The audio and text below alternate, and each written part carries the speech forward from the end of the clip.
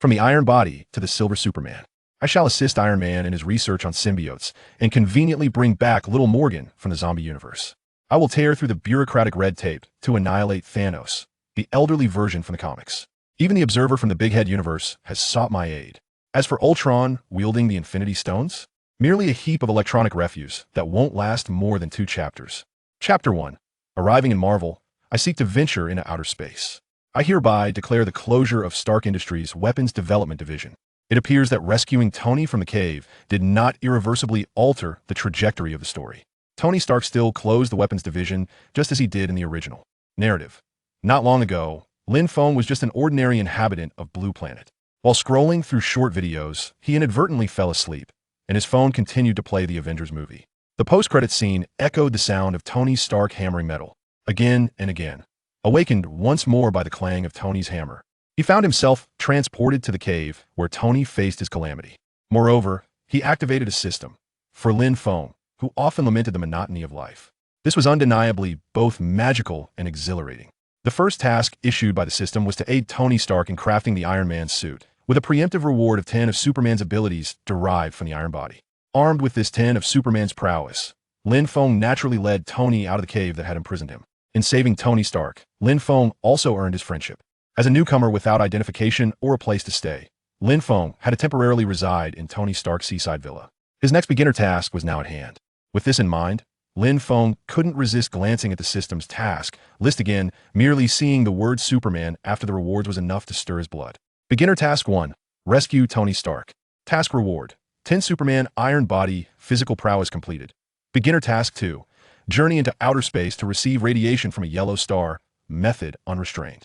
Task Reward. Complete abilities of Superman Iron Body. Note: upon completing both beginner tasks, the system will fully bind to the host. Please complete the beginner tasks within 1 month, or the system will automatically unbind. What a dream for countless men and boys. Super speed, super endurance, super strength. Not to mention the handsome and practical heat vision, freezing breath, and more. The abilities of Superman. Lin Feng marveled. Even the thought of it was exhilarating.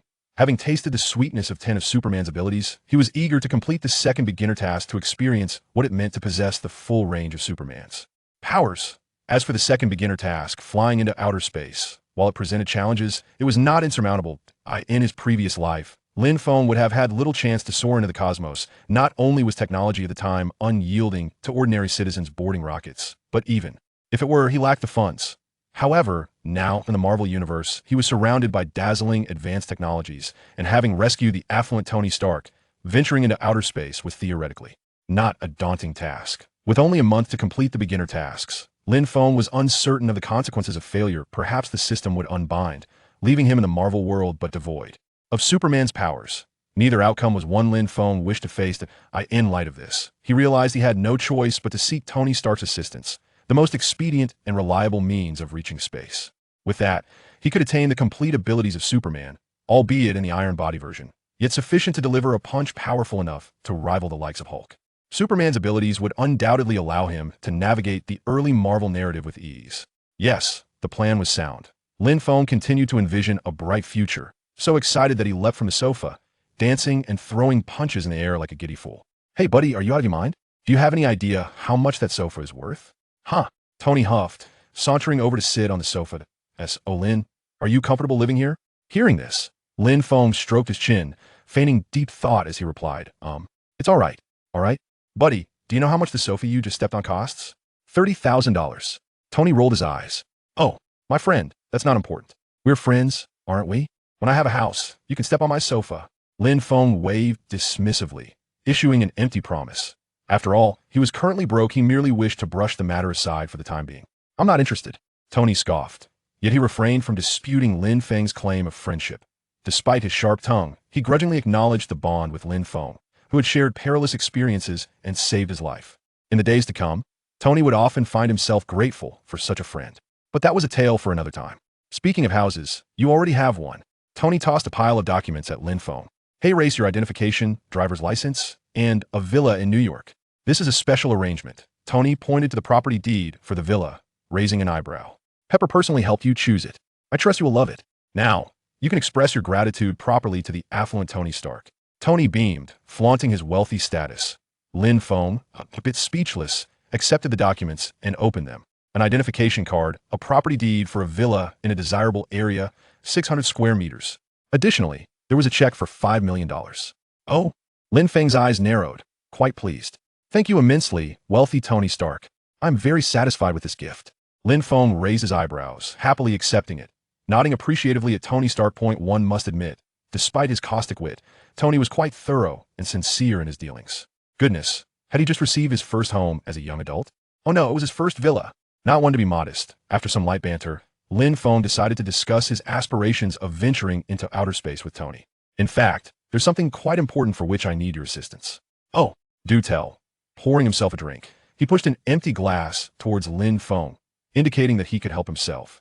Lin Feng declined the whiskey, as he was unaccustomed to its taste, gesturing upwards and continuing. Tony, I want to go to outer space. You know, the kind that flies beyond Earth's atmosphere. Not too far, just about the same distance as a satellite. Tony paused, momentarily frozen with his glass raised in midair. Outer space? The kind that leaves Earth. I can't be hearing this right. Indeed, Tony, the kind that departs from Earth. Lin Feng confirmed with a nod. Tony leaned forward, peering intently. Buddy, are you out of your mind? Lin Feng found himself increasingly speechless at Tony's response. I'm serious, Tony. Seeing Lin Feng's earnestness, Tony stroked his chin. All right, you're serious. I'm curious as to why you suddenly wish to venture into outer space. Planning to sightsee? With Stark Industries' current capabilities, a journey into outer space was entirely feasible, and the cost would be a mere trifle for Tony, given that Stark owned commercial. Satellites.it is not mere sightseeing. Tony, I can only tell you that it pertains to my abilities that in order to successfully complete the novice task. Lin Feng resolved to share a half-truth with Tony Stark. Lin Feng was acutely aware that without a fitting rationale, Tony Stark would not readily acquiesce to what appeared to be a rather audacious request. My powers derive from the sun's radiation. Lin Feng continued that in the vacuum of space, unencumbered by the atmosphere, I can absorb radiation to its fullest extent, thereby significantly enhancing my abilities. Ah, you understand. At this juncture, Lin Feng made a fist and raised an eyebrow at Tony to in the cave. He had assumed a similar posture to punch a massive hole in the mountainside. The resulting debris had afforded Tony's armor precious time to recharge, leaving a lasting impression on him. All right, Lin, that is indeed a peculiar method of training. I have never heard of such a thing, Tony remarked, shaking his head while swirling his drink. He recalled Lin Feng's formidable punch, so extraordinary that even a world champion boxer would pale in comparison. Lin, I have actually been pondering a question. Tony shifted the conversation. I am somewhat curious if you were a mutant, considering what you did back then. Tony mimicked Lin Feng's earlier punch. That certainly does not resemble something an ordinary person could accomplish. In Tony's mind, only mutants seem to possess such extraordinary capabilities. I'm not a mutant, Tony, Lin Feng clarified. Indeed, his punch could easily evoke thoughts of mutants yet. To be precise, my powers stem from a hereditary lineage. Lin Feng gestured vaguely with his hands in the air as he explained that to be honest, I cannot articulate it very clearly, as I have only recently awakened to my abilities, and I'm quite perplexed myself. Lin Feng told a half-truth. Such ambiguous statements are the hardest to discern. In recent days, he had conducted an extensive investigation of the current world through the internet, confirming that it was indeed a purely Marvel universe. The humanity in this world had no knowledge of Superman. He could find no comics, videos, films, or discussions related to him. All right. Tony shrugged, seemingly accepting this explanation. So, you agree to take me to outer space? Lin Feng inquired. Oh, that is a simple task for me, my friend. Since you wish to go, I shall take you along, Tony replied casually, shrugging once more. After all, if he declined, people might label him as stingy. Upon hearing Tony's agreement, Lin Feng felt a wave of relief wash over him. He had known that Tony would likely not refuse that. In a week, Stark Industries will launch an artificial satellite you can accompany into space, Tony declared as he rose, patting Lin Feng on the shoulder. Now, you may go and check out your new residence. Well, my villa does not typically welcome men other than myself. Unless you're a woman, Tony said, half jokingly, half seriously, beginning to usher Lin Feng away. His villa had always been frequented by cover models for magazines. He was not exaggerating in the least. Go to the garage and pick a vehicle. Consider it a gift for me. After all, hailing a cab here is quite impractical. Before Lin Feng could respond, Tony continued. All right. Lin Feng nodded in agreement with Tony's arrangement. His objective had been achieved, and with a house of his own, he was eager to see what his first villa looked like. Lin Feng soon departed from Tony's villa, leaving in a rather mischievous manner by taking Tony's R8 sports car, that he recalled that this was Tony Stark's favorite car in the movies, at least for the time being. Well, Stark did say to choose freely. and he had no objections. Chapter 2. The Space First Class, preparing for takeoff bathed in the golden hues of the setting sun. Lin Feng sped towards the villa marked on the address in Tony's R8 sports car, eager to arrive before nightfall. Upon parking, he stepped towards his very first residence. Before him lay a quaint two-story villa, majestically positioned amidst a sprawling lawn, resembling a miniature estate. The minimalist architectural style was complemented by a modest fountain at the entrance, perpetually cascading crystal-clear water. What delighted Lin Feng the most was the generously sized swimming pool nestled in the backyard. A flicker of imagination sparked within him as he envisioned playful moments with his future partner in the water. A sense of excitement coursed through him as he pondered whom to choose as his beloved. The Marvel Universe was replete with stunning beauties. Hela? Perhaps not. The dark circles under her eyes were rather off-putting. Natasha? She certainly aligned more with Lin Feng's taste, yet he felt a stronger inclination towards Wanda, whose charm was irresistible. He wondered if he could withstand the allure of those two magnificent figures. As Lin Feng indulged in his daydreams, he thoroughly explored the villa, feeling immense satisfaction. The immaculate cleanliness was maintained by dedicated housekeeping staff, sparing Lin Feng the burden of chores. Opening the refrigerator, he discovered an array of exquisite ingredients, presumably arranged by Pei Bo, ensuring that dinner was well taken care of. He retrieved a steak and a bottle of beer. Having dabbled in simple culinary endeavors before his journey, preparing a steak was a trivial task for him, albeit his skills paled in comparison to a professional chef. The steak soon sizzled to perfection, cooked to a delectable medium, Lin Feng's preferred texture. Seated at the dining table, he savored his meal while contemplating the path that lay ahead. A sense of foreboding crept into his thoughts, for he understood that future dangers were on the horizon, and preparation was imperative. In the overarching narrative, the greatest adversary, the purple potato essence, was likely still traversing the cosmos in search of the Infinity Stones. Captain America lay entombed beneath ice, but he would soon be unearthed. Odin's simple-minded eldest son was probably nearing his exile to Earth, and the Hulk's arrival remained a blur, whether before or after Thor's descent to this world. Then there were Spider-Man, Strange, and others. As Lin Feng reflected, he savored a bite of steak, truly delicious. The affluence of his life was indeed splendid. The thought of Strange brought to mind the sagacious sorceress, Ancient One, whose knowledge seemed boundless. He pondered whether this traveler had caught her attention. Yet, Lin Feng felt little concern. Ancient One was not a bloodthirsty individual, and there was no reason for her to strike against him simply for being an outsider. After all, many extraterrestrial beings resided on Blue Star, and Ancient One had not shown any inclination to expel them.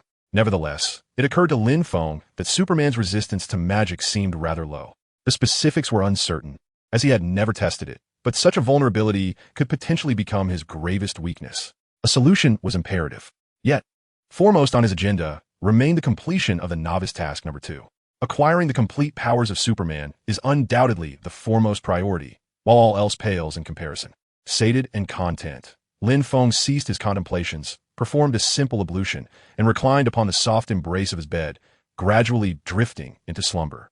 Time, akin to Lin Feng's eager anticipation, swiftly elapsed, and soon a week had passed. On that fateful morning, Lin Feng received a phone call. Upon glancing at the screen displaying Tony Stark's name, his brow arched, and a thought crossed his mind. Here it comes. As the call connected, Tony's voice resonated. Hey Lin, your journey to the stars is about to commence. Are you ready? Jarvis should have sent the address to your device. Hurry on over, buddy, or you might miss the last shuttle.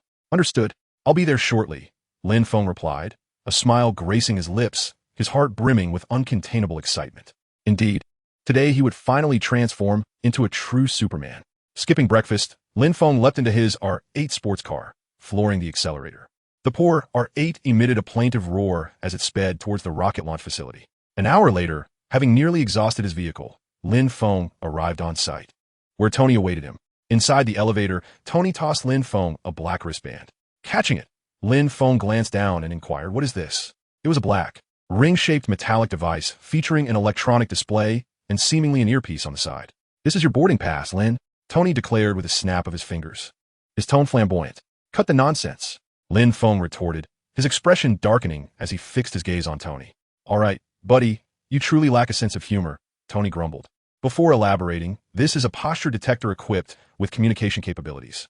It can monitor your bodily information in real time, and should any issues arise, you can contact Jarvis or reach me directly. In simple terms, it's a communication tool. Understanding, Lin Feng nodded and secured the wristband around his arm. Put on the earpiece. Jarvis will remind you of various protocols upon entering space. Now, you need a board, my friend. I am eager to see just how powerful you will become. Tony added with a wink. Tony's words amused Lin Feng. How powerful? One punch could render your iron armor obsolete. Is that powerful enough? You will be utterly astonished. Lin Feng asserted, his chin held high in a boastful manner. I'm not short-sighted. I simply prefer wearing sunglasses, Tony quipped, rolling his eyes before bursting into laughter.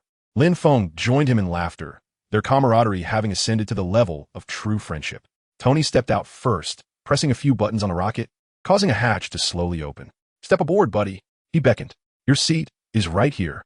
Should you encounter any issues, do not hesitate to contact Jarvis or me. Got it.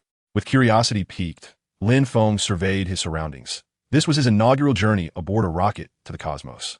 Some intrigue was only natural, as this vehicle had been hastily modified for a mission that had originally not intended to carry passengers. However, at Lin Feng's request, Tony made some last-minute modifications. It must be said that although Tony's words may not be particularly pleasant, his skills are truly remarkable. How should one articulate this? He is indeed worthy of the title cursed by knowledge. The personnel surrounding the rocket swiftly cleared the area, as the connection between the launch pad and the rocket's main body began to gradually sever. Everything was in place. The colossal rocket, carrying Lin Feng, was poised for ignition and ascent. In the rocket launch control room, Tony was meticulously reviewing various rocket data. He instructed Jarvis to connect and thoroughly investigate any potential hazards. Originally, Tony did not need to be present for this launch, but with Lin Feng accompanying him to space, he made a personal visit to ensure his safety. The staff, equally tense, were diligently monitoring the data, aware that a single error under the watchful eye of the boss could lead to dire consequences. He settled into the aircraft seat, fastening the safety harness, inhaling deeply, and quietly awaiting the rocket's ascent. The moment of transformation into a superhuman was drawing near, intertwining feelings of anxiety and anticipation, which excited Lin Feng's spirit. In this state of exhilaration, 10 minutes swiftly elapsed. Finally, the countdown for the rocket launch resonated through Lin Feng's earpiece. He gripped the armrest of his space seat tightly. To be honest, feeling no nervousness on his first rocket ride would have been quite unnatural. The countdown echoed in his ears. 10, 9, 8, 7. Lin Feng slowly swallowed. 3, 2, 1. Ignition, accompanied by a thunderous roar.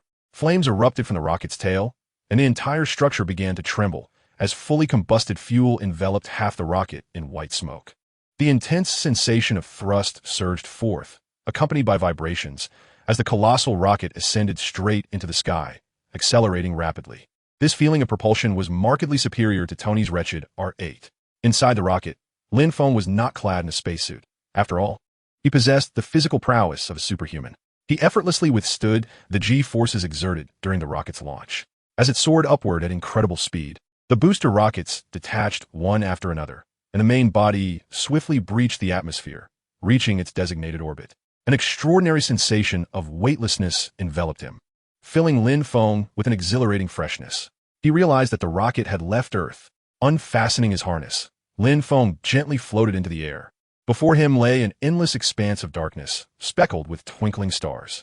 Not far away, a magnificent blue-white planet dominated much of his view. That was the Blue Planet, the very home of Lin Feng. Unlike any photograph, he was witnessing with his own eyes the mother planet that had nurtured countless lives for the first time. It was breathtaking. Lin Feng took out his phone, switched to camera mode, and aimed it at the window. Click.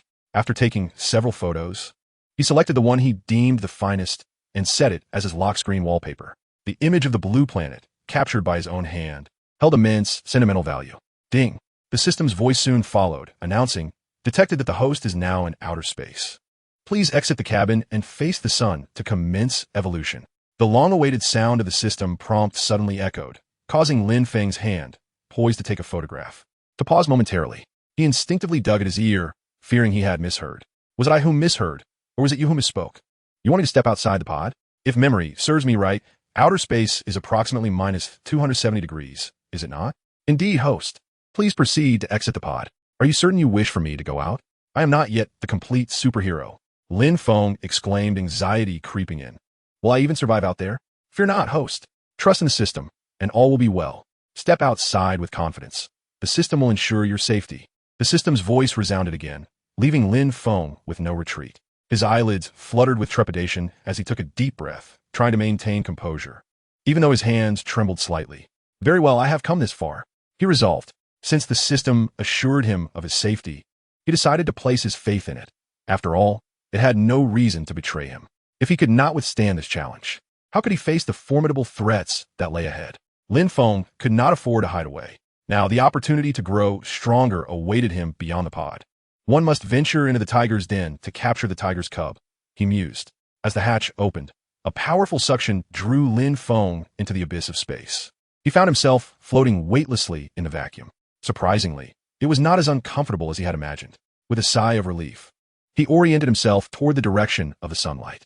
In the distance, a colossal yellow star radiated brilliant light. The sun, at last. He was face to face with this blazing yellow dwarf star in the vast cosmos. Sunlight enveloped Lin Feng, the blinding yellow rays prompting him to shut his eyes.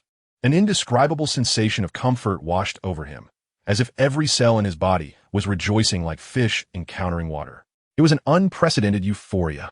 Lin Feng spread his arms wide, relishing the moment as he drifted serenely in outer space. Yet, while he reveled in this experience, Tony Stark, witnessing the scene from Earth, was utterly horrified. What the hell? He quickly retrieved an electronic screen from his pocket and pressed a button. Jarvis, Tony called out, immediately bombarding the AI with questions. Did Lin Feng truly choose such a unique method of demise by venturing into space?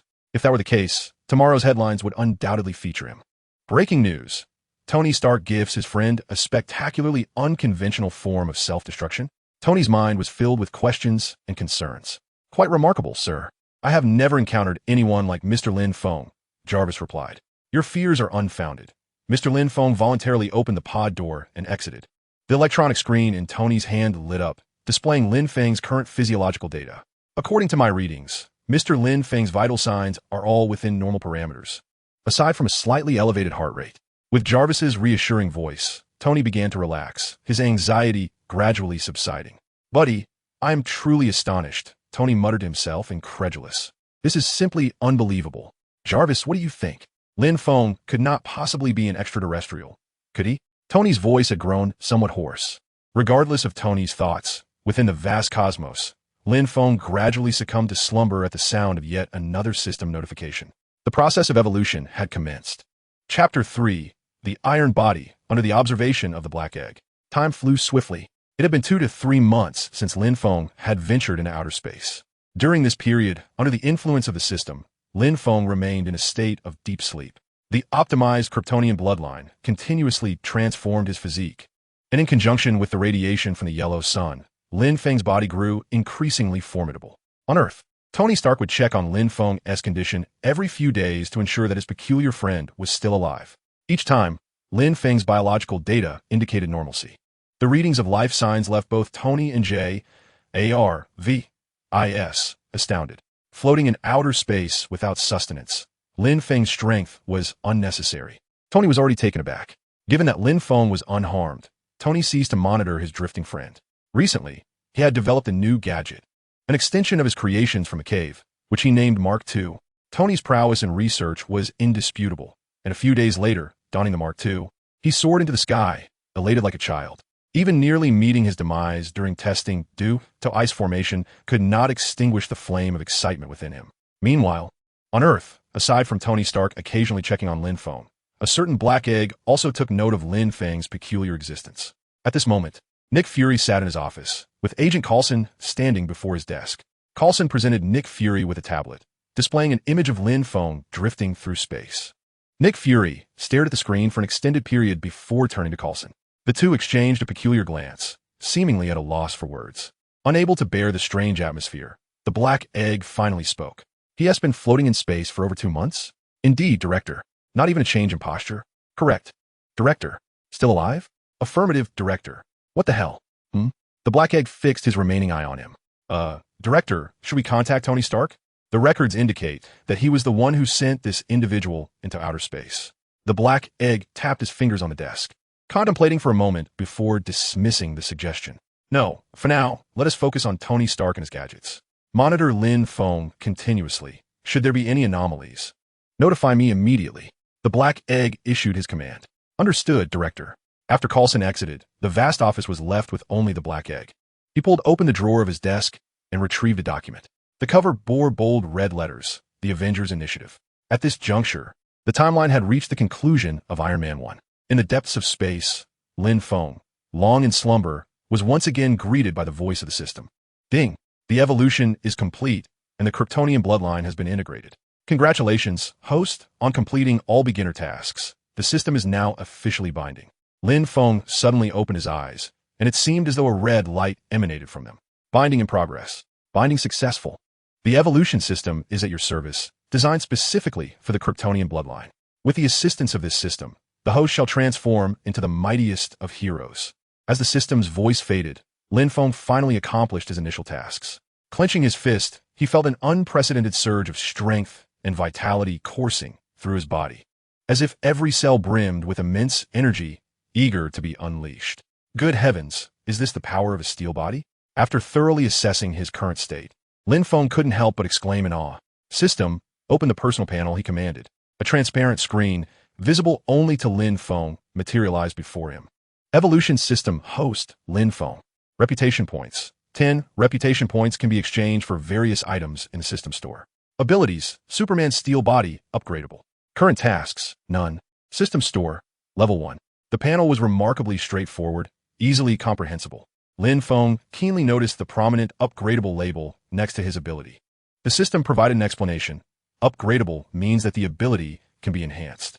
The host may utilize reputation points to upgrade the Superman steel body ability or exchange them for more potent Superman templates, such as the Silver Superman. The host could explore the system store, where the current exchange options were fully populated. Upon hearing this, Lin Feng accessed the system store and indeed observed a variety of Superman abilities available for exchange. The Silver Superman template was also present, but it required level 2 store access and 100 million reputation points.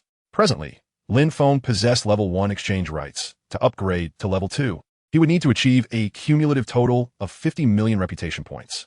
A level 3 store would necessitate 200 million reputation points. With level 1 privileges, the items available for exchange were merely trinkets from various universes, such as Superman's glasses, replicas of Aquaman's trident, and a discarded reactor from Tony Stark. Wait, Lin Feng noticed a pair of black briefs and was left utterly perplexed. What on earth is this? There was also Black Widow's original lingerie, available for just 10 reputation points. How absurd. Lin Feng couldn't help but comment, glancing at his reputation points. Remarkably, he had just enough to redeem an item. System, how does one acquire reputation points? Lin Feng inquired, feeling somewhat disheartened. The system promptly elucidated.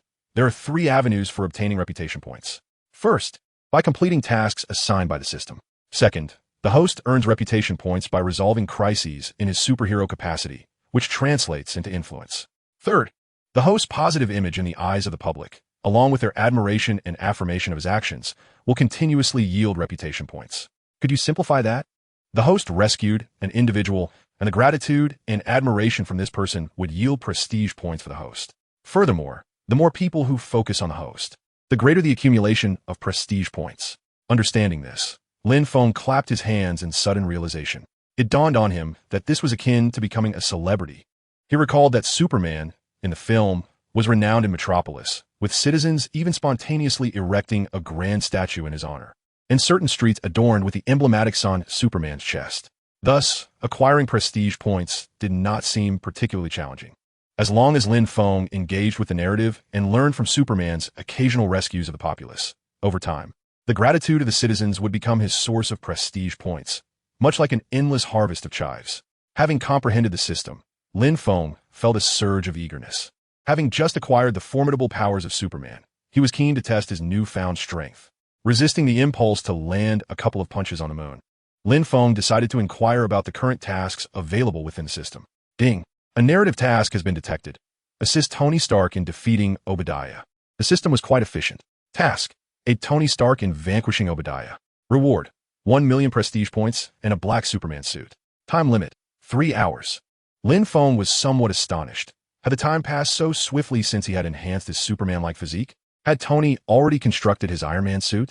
He nodded. 3 months held no significance for him, as he was currently unemployed. It was merely surprising that so much time had elapsed. With only 3 hours to complete the task, he resolved to prioritize the mission before anything else. Immediately, Lin Feng harnessed his newly acquired super eyesight. The once blue and white planet rapidly magnified within his gaze, his eyes scanning the Earth like a satellite. He had a general idea of where Tony's company was located, so it didn't take long to locate Tony in the midst of a friendly yet forceful exchange with Obadiah. With a swift motion, Lin Feng dove towards Tony's position, simultaneously activating his super hearing. "Is this all you've got?" Tony quipped, hurling taunts while searching for Obadiah's vulnerabilities. At that moment, Tony was clad in the modified Mark III suit, which had been battered and dented by Obadiah's relentless blows. Observing Tony's continued mockery of Obadiah, Lin Feng smirked. There he went again, with his sharp tongue. On the ground, Obadiah, maneuvering his mech, stepped forward and swung a massive hammer at Tony's chest, sending the Mark III flying and leaving Tony struggling to regain his footing. "I love this suit." Obadiah cackled as he charged forward to land another kick, reveling in the belief that he was the true authority of Stark Industries clad in armor. The Mark III, struck by Obadiah, sparked wildly before another kick sent Iron Man Tony soaring through the air. "Oh!" Lin Feng observed the spectacle mid-flight, wincing at the apparent pain Tony was enduring. Hovering precariously in midair, Tony Stark gasped for breath as the reactor in his chest flickered incessantly. "Sir, energy remaining at 7, Jarvis dutifully reminded him. A shell hurtled towards him, and with his energy reserves dwindling, Tony was unable to evade entirely, sustaining a hit to his right arm. The shell exploded on impact, sending him plummeting to the ground. Instantly, the visor's interior was illuminated with frantic red alerts. The impact system was offline, missiles were offline, and he suffered multiple soft tissue contusions. "Damn it. I felt that without your prompting." Tony grimaced through the pain radiating from various parts of his body. "Jarvis, if you have any viable solutions, present them at once. Otherwise, you might as well arrange a funeral for your boss." While cursing, Tony utilized what little energy remained to strike at Obadiah, buying himself some time. "Sir, perhaps Mr. Lin Feng could assist you." Jarvis suddenly interjected. "Lin? Isn't that kid floating in outer space?" Tony gasped. "Sir, look above." The display within Tony's helmet suddenly highlighted a fast-moving object descending from the sky. Confused, Tony glanced upward, prompting Obadiah to do the same. In the next moment, a humanoid figure plummeted from the heavens, crashing into the ground between the two combatants and creating a crater, enveloping the area in a cloud of dust. Chapter 4. I haven't even started, and you're already down? Sir, look above. The red alert on Tony's visor signaled the impending descent. With a resounding crash, the figure landed heavily between the two adversaries, shattering the asphalt and sending debris into the air. Amidst the swirling dust, a silhouette emerged, kneeling awkwardly on the ground. "Lin, is that you?" Tony Stark ventured cautiously. "Cough. Cough." "Hi, Tony." Lin Feng emerged unscathed, waving away the dust as he stepped out from the crater. He awkwardly greeted Tony Stark, slightly embarrassed. "It was my first flight, and I accelerated to rescue you. I intended to land with the dramatic flair of your armored suit, but alas, my landing was less than graceful." "What the?" Tony articulated each syllable deliberately. "Buddy, did you just fall from space?" No. Lin Feng quickly shook his head, denying the embarrassing notion. "To be precise, I flew down. It was just my first time flying, and I'm a bit inexperienced," he chuckled sheepishly in defense. Noticing Tony still staring at the crater he had created, Lin couldn't contain himself any longer. "Stop fixating on that crater. It was merely an accident. Trust me." "Oh, buddy, I hardly know what to say," Tony exclaimed, pointing at Lin Feng. "You are undoubtedly an alien." "No, I'm a human," Lin retorted. "Which human can fly?" Tony countered. Lin fell silent, contemplating. "I can explain." Before Lin could elaborate, Obadiah, witnessing the two engage in their seemingly casual conversation amidst the chaos, felt his temper flare. Buzz! A mechanical roar echoed as Obadiah raised his robotic arm, aiming it at Lin Feng. "Hey, you with the dark hair," Obadiah called out. Lin Feng turned his head in inquiry. "Are you speaking to me?" Obadiah lifted his visor and nodded. "I care not for your association with Tony Stark. You have 1 minute to vacate this place." As he spoke, the colossal mechanical arm emitted a sound of transformation, revealing a small missile launcher. "Surely, you wouldn't wish to sacrifice yourself for such a playboy." Obadiah refrained from immediately firing the missile, wary of the crater Lin Feng had created. His true target was Tony Stark, and he was reluctant to provoke an unknown force like Lin Feng. It would be best if Lin Feng departed. If not, Obadiah would test whether Lin Feng could withstand a rocket barrage. "Oh, I cannot acquiesce to that," Lin Feng declared, stroking his chin in feigned contemplation. "Tony has rewarded me with a villa." No sooner had the words left his mouth than a deafening explosion resounded. Obadiah's missile, trailing smoke, struck Lin Feng with precision. Acting swiftly, the cunning Obadiah fired without hesitation, unleashing a massive burst that transformed the scene into a spectacular display of chaos. Lin, Tony exclaimed with concern. Lin Feng lacked the Mark III armor. If anything were to happen to him, Tony feared he would be haunted by guilt for an eternity. "Oh, I'm perfectly fine, Tony." Lin Feng emerged slowly from the smoke. Truth be told, he was startled by the missile's impact, yet it felt more like a mere tickle. Its power was insufficient. A smile crept upon Lin Feng's lips. His iron body was indeed a blessing. As Lin Feng stood unscathed, both Tony and Obadiah stared in disbelief. Not only was his skin intact, but under the protection of the biological force field, even his clothing remained unblemished. "What manner of creature is this?" Obadiah exclaimed, torn between astonishment and fury. Boom, boom, boom. 3 missiles struck Lin Feng once more, yet they still failed to inflict even the slightest harm. "Are you merely tickling me?" Lin Feng scoffed, feeling a tinge of boredom. Under the prowess of his iron physique, Obadiah's assault appeared trivial and juvenile. It was no fault of Obadiah's. The abilities of a superhuman against him were utterly irrational. In the face of Lin Feng, Obadiah stood no chance. Lin Feng crouched slightly and spoke. "There's an old saying in my homeland. To receive without reciprocating is impolite." He then declared, "Now, allow me to return the favor." With that, Lin Feng accelerated instantaneously, delivering a punch to the unprepared Obadiah's chest. With a resounding crash, the massive mechanical figure was sent hurtling through the air. Lin Feng's strike produced a sonic boom, propelling Obadiah dozens of meters away, embedding him within the ruins. Poor Obadiah had barely the chance to utter another threat before meeting his demise. The might of a superhuman's fist was indeed terrifying. Lin Feng, nonchalantly dusting off his hand, remarked, "Is that all? How dull." Perhaps it will only be after the Mark 50 series that Lin Feng can endure for a few more seconds under the pressure. "Jarvis, did you see that?" Tony inquired, watching from the sidelines, utterly astonished by Lin Feng's punch, which transcended his comprehension. It was hardly something a mere human could deliver. "Just moments ago, mister." Lin Feng's strike surpassed the speed of sound, an unfathomable feat furthermore. "Obadiah is deceased, sir."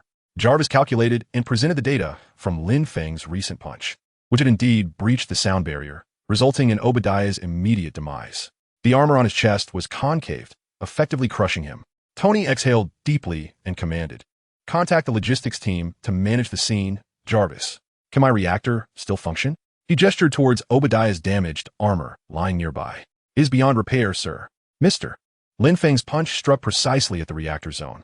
"Hey, Tony, what did you think of my punch?" Lin Feng asked, his enthusiasm tempered by the swift conclusion of the battle, as he approached Tony, who remained momentarily stunned.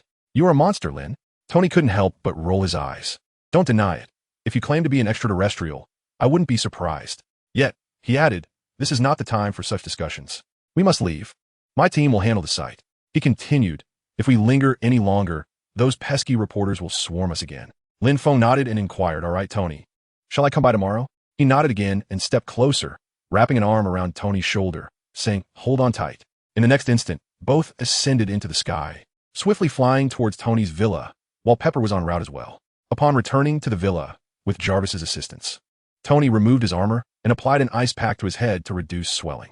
He poured himself a glass of whiskey and settled down opposite Lin Feng, who had turned on the television, which was broadcasting live coverage of the battle that had taken place in front of Stark Industries. "Hey, Tony, you are famous now," Lin Feng remarked, grinning and pointing at the screen. "I have always been well known." Tony Stark replied, rolling his eyes as he too glanced at the television. The events of the night had quickly captured the attention of reporters, though it had not escalated to the level of the original tale where Stark Industries' reactor was destroyed. The reporters, like cats spotting fish, eagerly reported the unfolding events, embellishing the details as they went. It was unclear which audacious individual had captured the footage, but the images were both clear and close-up. The rapid spread of information across the internet allowed this news to dominate various forums and video platforms. The television continuously replayed the entire incident. In the footage, Iron Man gradually found himself at a disadvantage, as the current Tony lacked combat experience and, compounded by the reactor's insufficient energy, struggled against Obadiah. Suddenly, the scene shifted, and Lin Feng's figure appeared on the screen, his peculiar landing style and supersonic punch eliciting gasps from a host. Countless onlookers erupted into fervent discussions. Some speculated that Lin Feng was a superhuman. Others suggested he might be an extraterrestrial, while a few even conjectured that he was a secret weapon of Stark Industries. However, the predominant theory was that Lin Feng was a mutant. Amidst this commotion, Tony couldn't help but chuckle, teasing Lin Feng with a playful remark. "Now you've become famous." The handsome youth, taken aback, felt a wave of embarrassment as his own visage was displayed so clearly on screen. He realized with dismay that he had forgotten to find something to cover his face. Nonetheless, it was not a grave concern. After all, one must make an appearance to gain renown, wouldn't they? Ding. Congratulations, host. You have completed the task and earned 1,000,000 reputation points, along with a black superhero suit. The system's voice chimed in, announcing the rewards. Lin Feng opened the system space to find a sleek black suit lying quietly within. Black superhero suit, crafted from special materials.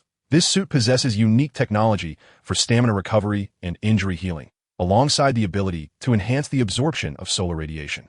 Upon witnessing the formidable suit, Lin Feng's spirits soared instantaneously. However, the rewards did not end there.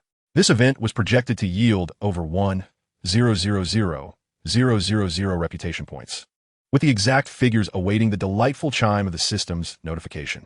Chapter 5, an inescapable cliché plot, and today it is my turn. Tony did not inquire deeply. He simply sought to understand Lin Feng's abilities and expressed a desire to conduct a power test at a later date. His curiosity piqued. As Tony had some concluding tasks to attend to, Lin Feng took his leave. At that moment, Lin Feng was joyfully soaring through the night sky, performing S-shaped and B-shaped maneuvers, reveling in his freedom. Humanity has always yearned to fly like birds. Yet the experience of sitting in an airplane is entirely distinct from that of flying oneself. It was a privilege that Lin Feng felt honored to possess. As he flew about, Lin Feng paid little mind to the possibility of being detected by radar. Tony's armor was discernible to radar, resembling a large metallic egg that could fly. In contrast, Lin Feng understood that radar typically only captured objects that reflected radar waves. Even if he were to be discovered, he wouldn't be concerned. Having transformed into a superhuman, why should he cower and live cautiously? Lin Feng felt that such an attitude was beyond him, especially at his youthful age of just over 20. His mindset resembled that of Tony Stark's first flight into the skies. As Lin Feng soared, he utilized his super hearing to cover the entire area around him. He recalled reading novels in his previous life, filled with plots of protagonists saving others, and felt an intense desire to be that hero himself. Now endowed with sufficient power, Lin Feng was eager to embrace the exhilarating experience of being a savior. Moreover, having just defeated Obadiah with a mere punch, which hardly even qualified as a warm-up, Lin Feng felt an inexplicable void. With the enhancement of his super hearing, a cacophony of sounds flooded into his ears like an unstoppable tide. Was that Tony teasing Pepper? How could such a scandalous affair reach his ears? The sound of gunfire echoed, seemingly emanating from the Hell's Kitchen area, truly a land of freedom. Goodness, was that domestic violence? Lin Feng, intrigued, continued to eavesdrop. Alas, it was a woman assaulting a man. How unfortunate for him, Lin Feng thought with a TSK. It was rather improper to meddle in others' private affairs. Yet he couldn't resist listening further. His first foray into becoming a human radio left him exhilarated, eagerly absorbing snippets of information. However, after an extensive period of listening, he found no one in need of his assistance. Just then, a piercing scream shattered the air. "Help me!" Lin Feng's body tensed. Halting mid-air, was this not the moment he had been waiting for?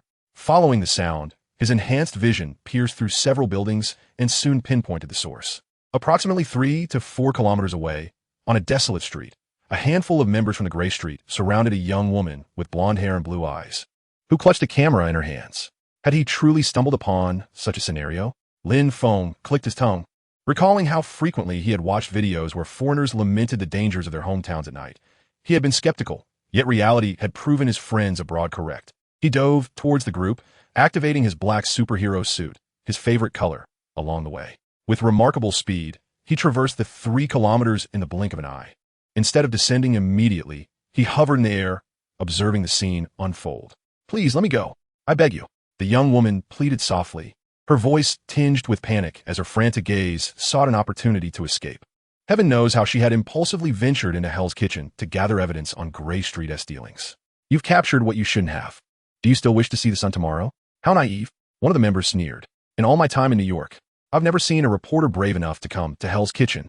Regrettably, my dear, the boss has decreed that you shall not see the dawn again." Yet fear not. Before we dispose of you, you will ascend to heaven in a different manner. Trust me. The Grey Street members laughed menacingly as they slowly advanced towards the young woman, relishing the torment they inflicted. Forced to retreat, she gritted her teeth and raised her camera as if it were a weapon. This gesture only elicited laughter from the Grey Street members, who viewed it as a mere desperate struggle. As the arrogant members closed in, the young woman felt the impending doom approaching. Suddenly, a voice rang out from above them. What is so amusing at this late hour? Don't forget to include me. Hearing this, the group looked up in confusion, their pupils dilating in shock. In midair, a man clad in a tight black suit floated gracefully, the prominent S-shaped emblem on his chest unmistakably drawing attention. As several gazes converged upon him, Lin Feng executed a Tony Stark-style landing, positioning himself protectively in front of the young woman. Remarkably, he managed not to damage the ground this time, greatly satisfying his vanity. Lin Feng felt a sense of contentment. Speak up. Is there a party going on this late? Count me in. Observing Lin Feng's descent, several members of the Grey Street gang appeared to mistake him for a mutant, their expressions betraying a hint of trepidation. Brother, mutants don't meddle in Hell's Kitchen. You'd best skedaddle. The leader of the gang brandished a handgun, aiming it at Lin Feng while issuing a menacing threat. I'm not a mutant. Lin Feng scoffed disdainfully at the thug's firearm, taunting him. Is that all you've got? A mere handgun? He even leaned forward, gesturing towards his own head. Come on, shoot here. Rockets are meant for scratching one's own itch. Who do you think you're insulting with that little fire stick? This is all you're doing. You'd better open your eyes in your next life. The gang leader retorted defiantly. Bang! The gunshot echoed as the bullet struck Lin Feng's forehead, only to transform into a metallic pellet that fell to the ground. The atmosphere fell into an eerie silence, punctuated solely by the sound of the bullet hitting the floor. Not bad shooting, Lin Feng remarked with a smirk. Bang! Bang! Bang! The defiant gang member fired several more shots, predictably achieving no effect. Damn it, you're a monster. The Grey Street members, sensing the tide turning, scattered in panic. But could they outrun Lin Feng? He charged forward, delivering a swift blow to each of them, sending them sprawling to the ground, unconscious. Pathetically weak, Lin Feng mused. Ordinary people stand no chance against a superhuman. He stepped closer, causing the young woman to instinctively retreat a couple of steps. Lin Feng halted, donning a smile to appear more amiable. Hello, miss. Are you all right? I'm fine. Thank you for saving me, sir. The young woman quickly responded, her small hand repeatedly patting her chest to alleviate her tension. She let out a long sigh, her mind still a whirlwind, and instinctively reached for her phone to snap a photo of Lin Feng. A young female journalist threatened by gang members. A dashing passerby coming to the rescue. This was the kind of news that captivated young girls. Perhaps she could add a little spice to it. Otherwise, it might lack the required sensationalism. If Lin Feng knew her thoughts, he would surely have teased her about her carefree work ethic. One moment she was on the brink of being sent to heaven, and the next she was lost in whimsical musings. After all, for Lin Feng, eating and sleeping were not merely about rest, but rather a form of indulgence. Oh wait, sir, the young woman called out to him. Is there something else? Could I possibly stay at your place for a night? She asked, her face flushing as she realized the awkwardness of her request. Lin Feng maintained a slight crouch, poised as if ready to take flight, tilting his head in confusion at the young woman, his posture somewhat peculiar. No, it's not what you're imagining. I captured evidence of their transaction, but I've been discovered. My current residence is undoubtedly no longer safe. So I thought as Lin Feng noticed the increasingly peculiar expression on the young woman's face. She pointed to the camera hanging from her neck and hurriedly explained. Lin Feng clicked his tongue, appearing somewhat speechless, suddenly feeling like a caretaker. It was a bit troublesome. However, Lin Feng reasoned that since they had crossed paths, he might as well lend a helping hand. It would be a pity for such a beautiful journalist to fall prey to the dangers of the alley. For the sake of her beauty, I shall acquiesce to your request. Very well, I agree to let you stay for one night. Under the young woman's hopeful gaze, Lin Feng consented, and then, with another gasp from her, he wrapped his arm around her slender waist and soared into the sky. As for why they didn't simply take a taxi, Lin Feng deemed it too slow, and besides, it wouldn't allow him the privilege of embracing a lovely lady. Chapter 6. The Sequence of Events and the Plans of the Dark Egg. The werewolf professor, Lupin, once stated that consuming chocolate can alleviate fear and tension. Yet, its truth remains uncertain. My name is Lin Feng, and what is yours? Lin Feng inquired, taking a moment to properly observe the young woman before him, unexpectedly realizing that she bore a striking resemblance to a character he had seen in an old movie. It seemed to be something like the Fantastic Four, the one named Susan, the Invisible Woman. However, The woman before him was even more captivating than the character from the film. "Ah, my name is Susan Carter, and I am a journalist." The young woman accepted the hot cocoa with a word of thanks, still reeling from the experience of flying through the air. Upon hearing Susan's name, Lin Feng was momentarily taken aback. Looking at her with curiosity, he asked, "You wouldn't happen to have a brother named Reed, would you?" The lighting had been too dim earlier for him to see clearly, and now Susan realized that the one who had saved her was a remarkably sunny young man. His muscles were soft yet robust, and his black eyes exuded a depth yet brightness. He appeared to be younger than her. "What are you staring at?" Lin Feng inquired, noticing how Susan was peering at him like a chick pecking at grains. I'm sorry." Caught in the act, Susan felt a bit embarrassed. "I was just curious. I've never seen anyone who can fly. Are you a mutant?" Faced with Susan's question, Lin Feng felt somewhat exasperated. "Why does everyone assume I must be a mutant? I'm not a mutant. Not only mutants possess superpowers. Then are you from the summer country?" Having sipped her hot cocoa, Susan had completely regained her composure, and Lin Feng's black hair and eyes evoked thoughts of that ancient and mysterious Eastern land. In her memory, only a few Eastern countries possessed such pure black hair and black eyes. "What is the matter? Is it not obvious?" Lin Feng playfully teased as he tousled his bangs, the black hair, black eyes, and yellow skin distinctly marking his identity. "Well," the beautiful lady was momentarily at a loss for words. Her savior was not particularly chatty. What was that term her friends had mentioned a few days ago? "Ah yes, straight man." This powerful Eastern man undoubtedly fit the description, Susan mused inwardly. Observing Susan rendered speechless by his teasing, Lin Feng chuckled softly. He poured himself a cup of steaming hot cocoa, confident that with his superhuman physique, he need not worry about gaining weight. He could indulge in whatever he desired. "But let us turn the spotlight on you, young reporter," he proposed, eager to unearth the intriguing details of her endeavors. "I am quite curious about what you have captured." "I'm not a mere young reporter," Susan retorted, rolling her eyes in playful annoyance at Lin Feng's jest. She then began to recount her tale. It turned out that she was a recent university graduate, inspired by her journalist parents, and aimed to secure a prominent position at CBB television. 3 months prior, Stark Industries had announced a ban on arms sales, igniting a storm of underground transactions. Susan, through her investigation, discovered that certain members of the Grey Street were preparing a substantial cache of Stark Industries weapons for sale, including devastating missiles. This revelation hinted at a significant news story. Eager to make her mark, Susan impulsively ventured to film the Grey Street members conducting their dealings without informing her station. However, she had overestimated her tracking abilities and underestimated their counter-surveillance skills. The members of Grey Street were not to be trifled with by a mere journalist. The denizens of Hell's Kitchen were taken aback by the audacity of this fearless reporter daring to gather what they deemed evidence, and they promptly issued orders for her immediate disposal. Yet, Susan seemed to possess an uncanny talent for evasion, slipping away like a fish out of water, eluding capture despite multiple attempts by the Grey Street members. In a fit of rage, the transaction party placed a bounty of $20,000 on her head. Thus began a frenzied hunt, with the local thugs eager to claim the reward. Cleverly, Susan managed to evade them for 3 days. But exhaustion from her constant flight eventually dulled her vigilance, leading to her encirclement by several gang members. Had Lin Feng not intervened today, Susan's life might very well have transformed into a mere $20,000 bounty. After hearing her account, Lin Feng regarded her with renewed admiration.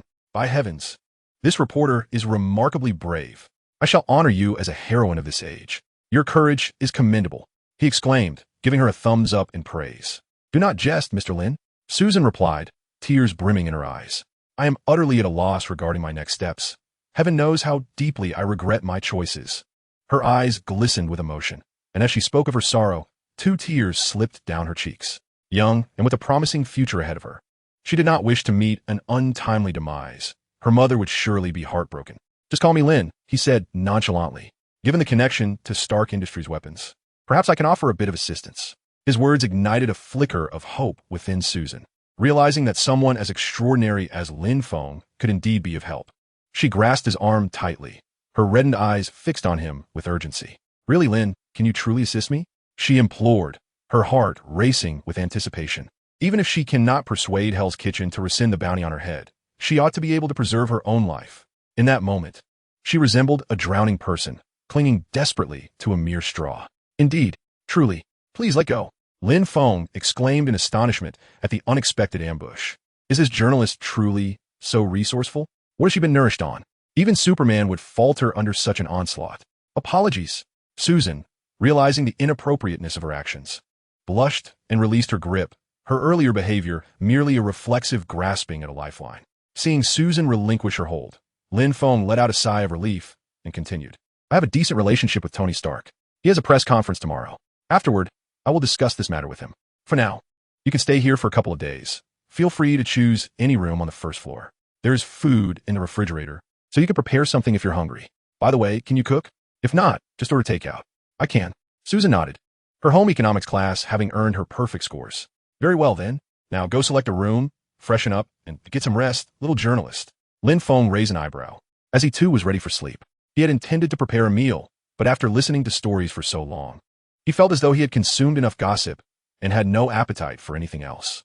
In the future, do refrain from capturing evidence of any shady street dealings. This is beyond your capacity to endure. After imparting his caution, Lin Feng issued a stern warning. In such a situation, he could rescue her the first time, perhaps the second, but with repeated recklessness, there would inevitably be moments he could not keep watch. A single lapse could lead to dire consequences. I understand, and I've told you, I'm not a little journalist. Susan retorted, just graduated, and yet, you still consider yourself not a little journalist? Lin Feng scoffed, teasing Susan until her cheeks flushed crimson. Such a typical guy. Susan huffed, stomping her foot before retreating to select a room. Lin Feng, unimpressed, began tidying up the cups on the table, finding the notion of a little journalist rather amusing. Lin, Susan called out. Lin Feng turned in response, seeing her head peek out from her chosen room. What now? Thank you, she exclaimed, and with that, she swiftly shut the door. Lin Feng shook his head, a smile gracing his lips. The first rescue, excluding that rascal Tony, felt rather gratifying. After tidying up and taking a shower, Lin Feng settled into bed, needing to rise early the next day for a momentous occasion. Meanwhile, Black Egg, sporting dark circles under his eyes, toiled away. Gazing at the reports and the video on the conference screen, his expression darkened further. Standing beside him was Coulson, also bearing two dark circles, silently watching the screen. On the screen, Lin Feng was depicted delivering a powerful punch that sent Obadiah flying. At least over 10 tons of force, perhaps even more, Coulson remarked. Even Captain America, whom I admire, does not possess such strength. And he can fly. I can see that, Coulson. Black Egg pointed to his own solitary eye. Lin Feng's emergence was entirely unforeseen for Black Egg. In recent days, the matters concerning Tony Stark have become quite overwhelming for him, and he has been unable to find an opportunity to converse with Stark. To complicate matters further, a certain Lin Feng has emerged, seemingly a friend of Stark's. One can only hope that this dark-haired youth will not prove too formidable, mused the Black Egg. Isn't there a press conference scheduled for tomorrow morning? He inquired of Coulson. According to our intercepted communications, Lin Feng has received a call from JARVIS and is likely to attend. Upon hearing this, the Black Egg nodded and instructed, tomorrow, take 2 individuals with you to engage with Lin Feng post-conference. Gauge his potential for inclusion in the plan. Additionally, elevate Lin Feng as confidentiality level. For now, that will suffice. Chapter 7. I am Iron Man declining the request from a young journalist to accompany him to the press conference. Lin Feng drove alone in his R8. He dared not fly recklessly in broad daylight. The throngs of people made it unlike the cover of night, where donning dark attire attracted little notice. Meanwhile, Pepper was meticulously applying concealer to Tony's facial injuries, ensuring that any trace of his wounds was completely obscured. On the television in the background, Rhodey was fabricating a story to explain the explosion from the previous night to a gathering of reporters. This is your alibi. Coulson handed Tony 2 sheets of paper. You were on your yacht the entire night, and here are the sworn statements from your 50 guests. The port has evidence confirming that you remained in Avalon without leaving. Tony took the papers, raising an eyebrow. Excellent, but I would prefer to be alone with Pepper on the island. He glanced at Pepper, who was still tending to his face, and winked. And what about Lin Feng? I mean, the dark-haired chap, he is your bodyguard. Quite reasonable, wouldn't you say? Are you jesting? Do you think the reporters will buy that? It sounds implausible. Tony exclaimed, bewildered. Not to worry. We have navigated such matters numerous times. Coulson replied with a confident smile. There are no better explanations available. Simply read the script I provided, and this will all pass quickly. You have 90 seconds. Very well, but I hope Lin doesn't take offense and strike me. Tony shrugged, uncertain if Lin Feng would be so petty. Coulson stepped away momentarily, and Pepper helped Tony don his outerwear, her efforts rendering his facial injuries completely invisible. Adjusting his collar, Tony strode purposefully toward the front hall. As he made his entrance, A flurry of cameras snapped at Tony Stark, yet he remained unfazed, accustomed to such spectacles. Approaching the podium, he adjusted the microphone, retrieved his notes, and delved directly into the matter. There have been speculations regarding my involvement in the incidents that transpired on the highway and rooftops before Tony could finish his statement. A discordant voice interrupted the proceedings, offering Stark Industries no semblance of respect. "I apologize, Mr. Stark." The blonde journalist seated in the front row assertively interrupted Tony's speech. "Do you truly believe we will accept that a bodyguard clad in an Iron Man suit appeared just in time?" Tony furrowed his brow and gazed at the journalist. Remaining silent, undeterred, the journalist pressed on. "And what about that punch, which must have had the force of several tons? How do you explain that he is not?" Tony waved his hand, cutting her off. "I understand your skepticism, but please refrain from questioning G's credibility and making outrageous accusations. As for Lin, he is my friend, and he is not, as you speculate, a mutant. However, I believe I owe you no explanation regarding my friends." Tony's demeanor was resolute. "As for your inquiries, I have nothing to disclose." He pointedly gestured at the journalist, indicating she should watch her words. Tony had always been a formidable presence. He was not intimidated by the prospect of journalists fabricating scandalous stories. Without evidence, they would find themselves quite limited. Stark Industries was no pushover. At that moment, Tony, as the captain of Stark Industries, radiated an aura that left the journalist momentarily speechless. She fell silent, and Tony adjusted the microphone, continuing to spin tales. Unbeknownst to him, Lin Feng was in the audience, sporting sunglasses and a broad smile as he observed the exchange between Tony Stark and the journalist from behind a throng of reporters. On stage, as Tony's rhetoric grew increasingly absurd, Rhodey could only approach helplessly and whisper, "Stick to the script, Tony." Okay, Tony replied, reluctantly picking up the script. "Regarding last night's events, the truth is." He paused, surveying the room, where everyone awaited his revelation, though it was likely to be yet another evasive statement. After glancing at the script again, Tony took a deep breath and uttered the word that exceeded everyone's expectations. "I am Iron Man." The uproar instantly filled the venue, with journalists gasping and crowding together, raising their microphones and shouting questions, their flashes incessantly blinking. The entire conference descended into chaos. What a monumental revelation. Tony Stark had admitted he was Iron Man. Some would undoubtedly find themselves in a predicament. With this declaration, the press conference reached its zenith. It was evident that today's headlines would be monumental. After witnessing this iconic moment, Lin Feng seized the opportunity to slip away amidst the tumult. There was little left of interest, and he intended to stroll outside, awaiting Tony Stark, as he needed to discuss matters regarding the young journalist with him. Meanwhile, Coulson, having searched the venue for quite some time, failed to locate Lin Feng right beneath his nose. With Tony's proclamation of "I am Iron Man," the entire scene erupted into disarray, disrupting Coulson's plans. Reluctantly, he had to report back to the Black Egg, receiving instructions to temporarily regroup, as he would personally meet with Tony later that evening. Thus, Coulson had no choice but to lead the retreat. However, what he did not anticipate was that all his actions had not escaped Lin Feng's keen observation. Even more absurd was the fact that he had brushed past Lin Feng several times without realizing his presence. The unremarkable black ring diminished the wearer's visibility, its effect surpassing even that of Superman's glasses. Once donned, even your father would fail to recognize you. Additional skill: complete invisibility for 10 minutes every 24 hours, a true form of invisibility, imperceptible to the naked eye, capable of evading heat sources and various detection devices.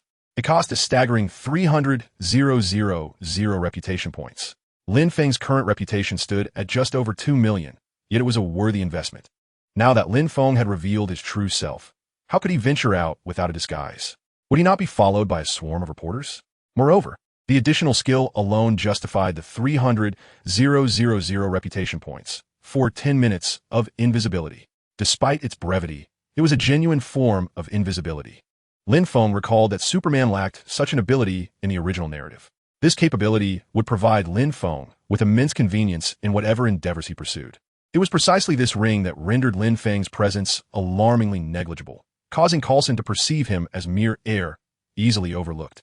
Were it not for the inability to stack skills, Lin Feng would have eagerly purchased 10 of these rings to adorn his fingers, allowing for a daily invisibility of 100 minutes. As the evening approached, Tony finally finished dealing with reporters and a group of industry magnates. Yet, no one had extracted any truly valuable information. Tony had honed the art of deflection to an instinctual level. What he did not wish to divulge was exceedingly difficult to pry from him. The only information the reporters gleaned was that Tony Stark was Iron Man, and that Lin Feng, a friend of Tony Stark, had single-handedly sent a massive mech flying. After bidding farewell to the last batch of reporters, upon hearing that Lin Feng sought him for a matter, Tony graciously invited him to dinner at his seaside villa. The two traveled together in a car towards Tony's coastal retreat. During the ride, Lin Feng presented the photos taken by the young reporter and briefly recounted the circumstances. Tony dismissed it as a minor issue, assuring Lin Feng that he would handle it. There was no need for him to don his armored suit for a mere stroll. He could simply send his subordinates to take care of it. Lin Feng nodded in agreement. The members of the gray market were inexhaustible, and this situation involved a considerable amount of gray and white transactions. Even if Lin Feng unleashed a heat ray, it would not eradicate all the vermin. In the adult world, one often opts for the path of minimal loss. Numerous rules govern this realm, and maintaining balance is crucial. The life of the young reporter was preserved amidst the casual conversation between the two influential figures. Chapter 8. The Arrival of the Black Egg, the Avengers Initiative. Having concluded their serious discussion, Tony could not resist his penchant for sarcasm. "Hey, Lin, do you know what those reporters are calling you now?" Tony smirked, winking at Lin Feng. Lin Feng could sense the mischief brewing. "They're calling you Superboy." Ha ha ha. It sounded like something a juvenile would be dubbed. So childish. Tony could hardly contain his laughter, playfully patting Lin Feng on the shoulder. "Hey, who are you allied with?" Tony feigned displeasure. At this moment, Lin Feng burst into laughter. "In truth, I would prefer them to call me Superman," Lin Feng remarked as he pondered the term Superboy at a loss for words. "Superman?" Tony meticulously read through the term.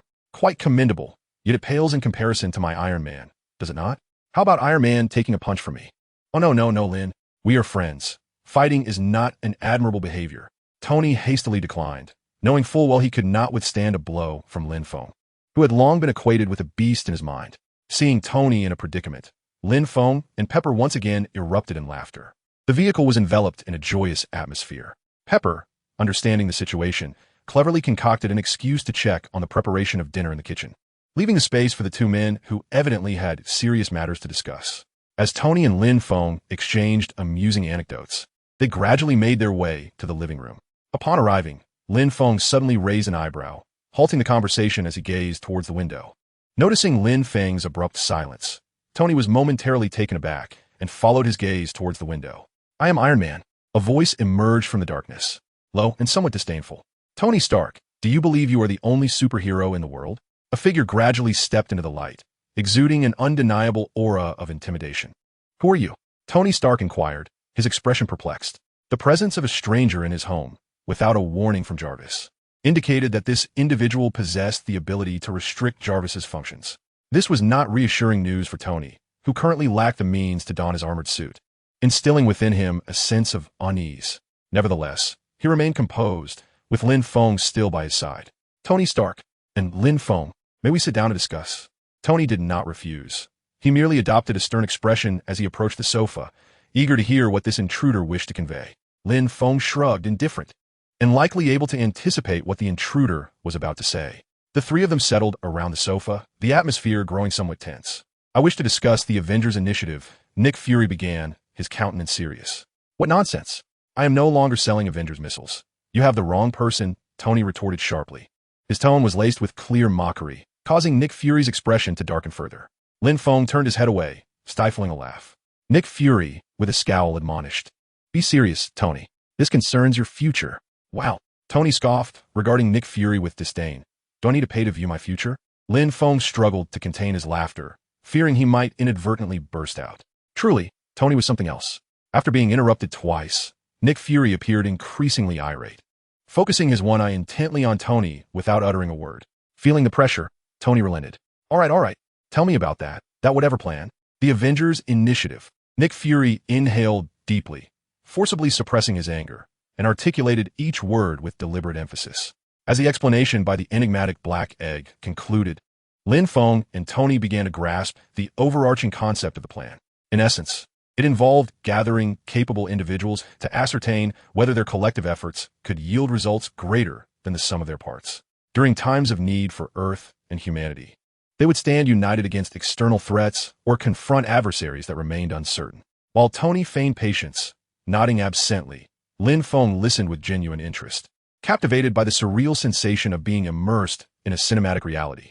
After a prolonged period, Black Egg finally finished his discourse, swallowing hard. Damn Tony Stark. He couldn't even pour himself a glass of water. Is that all? Tony Stark, nearly dozing off, inquired. I have a question.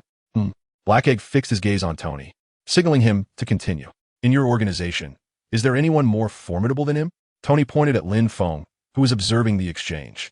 Black Egg was momentarily taken aback. Was there anyone stronger than Lin Feng? He pondered, considering those who could descend from outer space unscathed, with the strength to deliver punches exceeding several tons. Captain America wouldn't suffice, but did Captain Marvel count?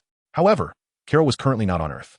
There were indeed others possessing remarkable superpowers. It was doubtful any could withstand a punch from Lin Feng. Noticing Black Egg's prolonged silence, Tony's patience began to wane. He waved dismissively. All right, I get it. To be frank, I have no interest in your Superboy organization. Tony shrugged, his expression one of disinterest. Neither Lin Feng nor I will be joining your little group, so please take your leave. Tony stood up, ushering him out. My friend and I are about to enjoy dinner, and I regret to inform you that your portion was not prepared. In the face of Tony Stark's unceremonious dismissal, Black Egg rose expressionlessly, not overly persistent, yet leaving behind a parting remark. We will meet again, and it shall not be long. He had no intention of convincing the hard-headed Tony during their first encounter. It was merely an introduction. Undoubtedly, Tony's character was a tough nut to crack. Only when he revealed a weakness might there be a chance to persuade this obstinate individual. Alternatively, perhaps when he found himself in a predicament, Black Egg possessed a keen understanding of human nature. Throughout the conversation, Lin Feng had not uttered a single word. However, during the exchange, he exhibited fleeting expressions of intrigue, which Black Egg astutely noted, believing there would be an opportunity to speak with Lin Feng privately at a later time. Seated in a lavishly outfitted SUV brimming with advanced technology, Black Egg retrieved a mobile device and dialed. Natasha. The vacation has been cut short. Natasha responded with confusion. Back at the villa, Lin Feng pinched the bridge of his nose. Somewhat exasperated, he addressed Tony. You didn't even ask me before you declined on my behalf? No way. Tony exclaimed in astonishment. Are you interested in that Superboy organization? Come on, grow up. I'll take you to a party one of these days to help you mature. Tony patted Lin Feng on the shoulder, teasingly. It is not so much an interest in his organization, but rather Lin Feng explained, forget it. Let's not concern ourselves with him. As for the party, he chuckled. When is it? Upon hearing about the party, Lin Feng's eyes sparkled with excitement, and he rubbed his hands together with glee. Having been single for a full 21 years, he had never attended a party, let alone one hosted by Tony Stark. Oh, my friend, it seems we share similar interests. Rest assured, it will be happening soon. Tony Stark winked at Lin Feng and continued. I plan to host a party in a couple of days to celebrate the birth of Iron Man. What do you think? With a meaningful expression, Tony added. I'll notify you when the time comes, young man. Do prepare some little umbrellas. Don't get me wrong, Tony. I simply wish to see what a party is like. Lin Feng admitted. To be honest, I've never really been to one. How tragic, Lin. Tony lamented. But enough of that. Let us go eat. After dealing with reporters all day, I need to replenish my energy. Chapter 9. After sending off the female reporter, another female agent arrived. Following a hearty meal, Lin Feng left the villa with satisfaction, leisurely flying home. It was then he recalled the fair-skinned, beautiful little reporter still at his house. He wondered if she had eaten. However, with so many ingredients in the fridge and her culinary skills, she should be fine. As Lin Feng flew, he instinctively engaged his super hearing. After a satisfying feast, it was time to indulge in some gossip. Today's gossip was as consistently outrageous as ever. The members of Hell's Kitchen were still making a ruckus. Do they throw parties every day? I'm too exhausted to comment, Lin Feng thought. It seemed that the previous domestic disturbance was beginning to replay, featuring the same scene of a woman striking a man. Today, that plump woman had even resorted to using weapons. The sounds of pots and pans clashing echoed painfully in Lin Feng's ears. As he opened the door, a figure rushed towards him, startling him. Little reporter Susan dashed forward, blocking the entrance, her face filled with hope as she gazed at Lin Feng. How'd it go, Lin? Lin Feng, speechless, replied, Could you please let me in first? Susan stepped aside, allowing Lin Feng to enter the villa. Seating himself on the sofa, Lin Feng noticed Susan disregard the conventional boundaries of gender as she sat beside him, her eyes brimming with anticipation and anxiety. Ahem. Oh dear, I think I'm a bit thirsty. Lin Feng feigned nonchalance, deliberately avoiding her eager gaze. Quickly, Susan rushed to the kitchen to fetch a glass of water, presenting it to Lin Feng with both hands. Drink, Lin. Lin Feng accepted the water with satisfaction, taking a sip, and then pretended to sigh dramatically. Oh dear. After a whole day of running around, my shoulders are a bit sore." As he spoke, he exaggeratedly pounded his shoulder, laden with suggestion. In the next instant, a pair of small hands climbed onto him, vigorously kneading his shoulders, but to Lin Feng, the pressure felt like mere ants crawling. After a while of silence from Lin Feng, Susan grew impatient. Deciding against the massage, she grabbed Lin Feng's shoulders and shook him back and forth with considerable force. "Lin, pray tell, what has transpired?" All right. No more shaking." Seeing the young reporter on the verge of tears, Lin Feng could not help but chuckle. He patted the small hand on his shoulder, turned around, and offered her a reassuring glance. "Rest assured, the matter is resolved. Tonight, Tony Stark will dispatch someone to handle it." "Really?" Young reporter Susan received the answer she had longed for. Overwhelmed with joy, she burst into tears and enveloped Lin Feng in a heartfelt embrace. Amidst her sobs, she exclaimed, "Thank you, Lin." This left Lin Feng feeling rather awkward. After a day's time, he once again experienced the grandeur of the young reporter. This time, being embraced fully, a refreshing scent akin to shower gel wafted towards him, causing his nose to itch. Coupled with the soft pressure against his chest, it almost elicited an immediate reaction. "Brother." Lin Feng silently urged himself to maintain composure. "I cannot allow myself to react at this moment." How embarrassing. After a while, as if her tears had finally subsided, Susan's sobs gradually diminished. Lin Feng seized the opportunity to gently pat her back and pull her away. My goodness, what a sight. Tears streaming down her face. And even snot. Lin Feng quickly grabbed a tissue box, offering her a couple of tissues. Indeed, one could hardly blame Susan for her emotional outburst. The sensation of having one's life constantly under threat was utterly dreadful. The tension that had gripped Susan for several days was akin to a taut string on the brink of snapping. With sincere eyes, Susan looked at Lin Feng and articulated, "I'm truly grateful to you, Lin. You shall forever be my friend." Overwhelmed by Susan's heartfelt words, Lin Feng scratched his head, feeling somewhat uneasy as he replied, "Next time, you may not have anyone to rescue you." He suspected that if he did not reach out to his parents soon, they might file a missing person report. "Thank you so much, Lin." Unlike the previous night, today Susan's face radiated with smiles and sincerity. She collapsed onto the bed, and Lin Feng let out a peculiar chuckle. The sensation of being appreciated was a unique and elevated form of spiritual nourishment, especially when it came from a lady, bringing him a joy he had never experienced before. Lin Feng wondered if the Clark from the movies ever felt such emotions. The following morning, just as dawn broke, young reporter Susan took her leave.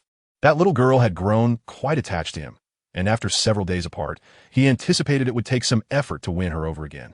Lin Feng indulged in a leisurely slumber, not awakening until noon. He realized he had been preoccupied with others' affairs lately and decided to spend the day at home, not venturing out. Instead, he resolved to engage in gaming for the entire day. Glancing at the time, he noted it was already midday, and feeling disinclined to prepare a meal for himself, Lin Feng pulled out his phone and ordered takeout. He couldn't help but lament the inconvenience of not having a certain delivery service. Ordering food required a call to the restaurant. Selecting a random pizza place, he set down his phone and immersed himself in the game. His exceptional reflexes rendered his gaming skills comparable to those of professional players, and no longer would teammates criticize his performance. Lin Feng was thoroughly absorbed in the game when the doorbell rang. Ding dong. "Hello, pizza delivery. Coming," Lin Feng responded, tossing aside the controller and rushing to the door. With a hint of skepticism in his heart, Lin Feng mused to himself, recalling how slow food deliveries had been when he watched 4 short videos. To his surprise, his own order arrived remarkably quickly. It seemed that not everything depicted in those videos could be trusted. With these thoughts swirling, Lin Feng opened the door. However, upon encountering the delivery person, his expression shifted to one of peculiarity. "Sir, that will be $12, a melodious voice chimed. "All right," Lin Feng replied, a smile playing at the corners of his mouth as he produced the $12 and accepted the pizza. Noticing that the delivery person had no intention of leaving, Lin Feng decided to play along. "Is there anything else?" He feigned curiosity. "Oh, sir, I'm terribly sorry, but may I use your restroom? You see, it's quite far from the city center," the delivery person explained, somewhat bashfully. "No problem. Feel free," Lin Feng nodded in agreement. After directing the delivery person to the restroom, he settled on the sofa, ignoring the pizza, and instead utilized his X-ray vision to gaze in the direction of the restroom. He did not believe for a moment that the person genuinely needed to use the facilities. Was it truly the illustrious Black Widow, Natasha, who had come to deliver his food? Surely, she must think him a fool. Indeed, upon opening the door, Lin Feng immediately recognized her. It appeared that the infamous Natasha had not yet given up on him. Leaning back with his legs crossed, he propped his chin on his hand in contemplation. Tony had clearly rejected Black Widow's advances. So what was her intention in sending Natasha to engage with him? Before Lin Feng could ponder further, a sudden exclamation came from the restroom. "Oh, sir, my car keys fell into the toilet. Could you assist me?" Lin Feng let out a cold chuckle. He had been watching Natasha intently with his X-ray vision. He witnessed her dismantling the ceiling and installing a small black box the size of a matchbox, then tossing a set of keys into the toilet. What a performance. As expected of a spy, she was meticulous, and Lin Feng admired that. Oblivious to the fact that every move she made was being scrutinized, Natasha maintained a stoic expression while speaking in a coy tone. Did she intend to test the young man? Lin Feng scoffed again, thinking, if she wished to act, then he would play along. "Here I come, little darling," he exclaimed, instantly adopting a playful demeanor as he headed toward the restroom. Upon opening the door, Natasha wore an expression of utter disarray. Clad in the delivery uniform, she appeared quite endearing. Lin Feng feigned concern, rushing forward to envelop her in a bear hug. "Oh, little darling, don't worry. It's just a set of car keys. If they're lost, I'll buy you a four-wheeled vehicle," he assured her, quickly pressing the toilet flush button. His toilet was of high quality. A mere key would be effortlessly whisked away. Caught off guard by the unexpected embrace, Natasha was enveloped in Lin Feng's masculine presence. Before she could react, her car keys were flushed away. In an instant, Natasha found herself bewildered, thinking, how could this be happening? This was not how the script was supposed to unfold.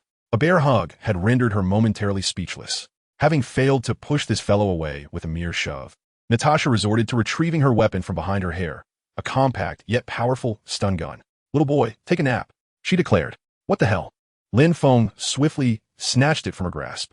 Natasha's pupils constricted. His speed was astonishing. With a crackle, Lin Feng pressed the button on the black box, and a surge of electricity crackled forth.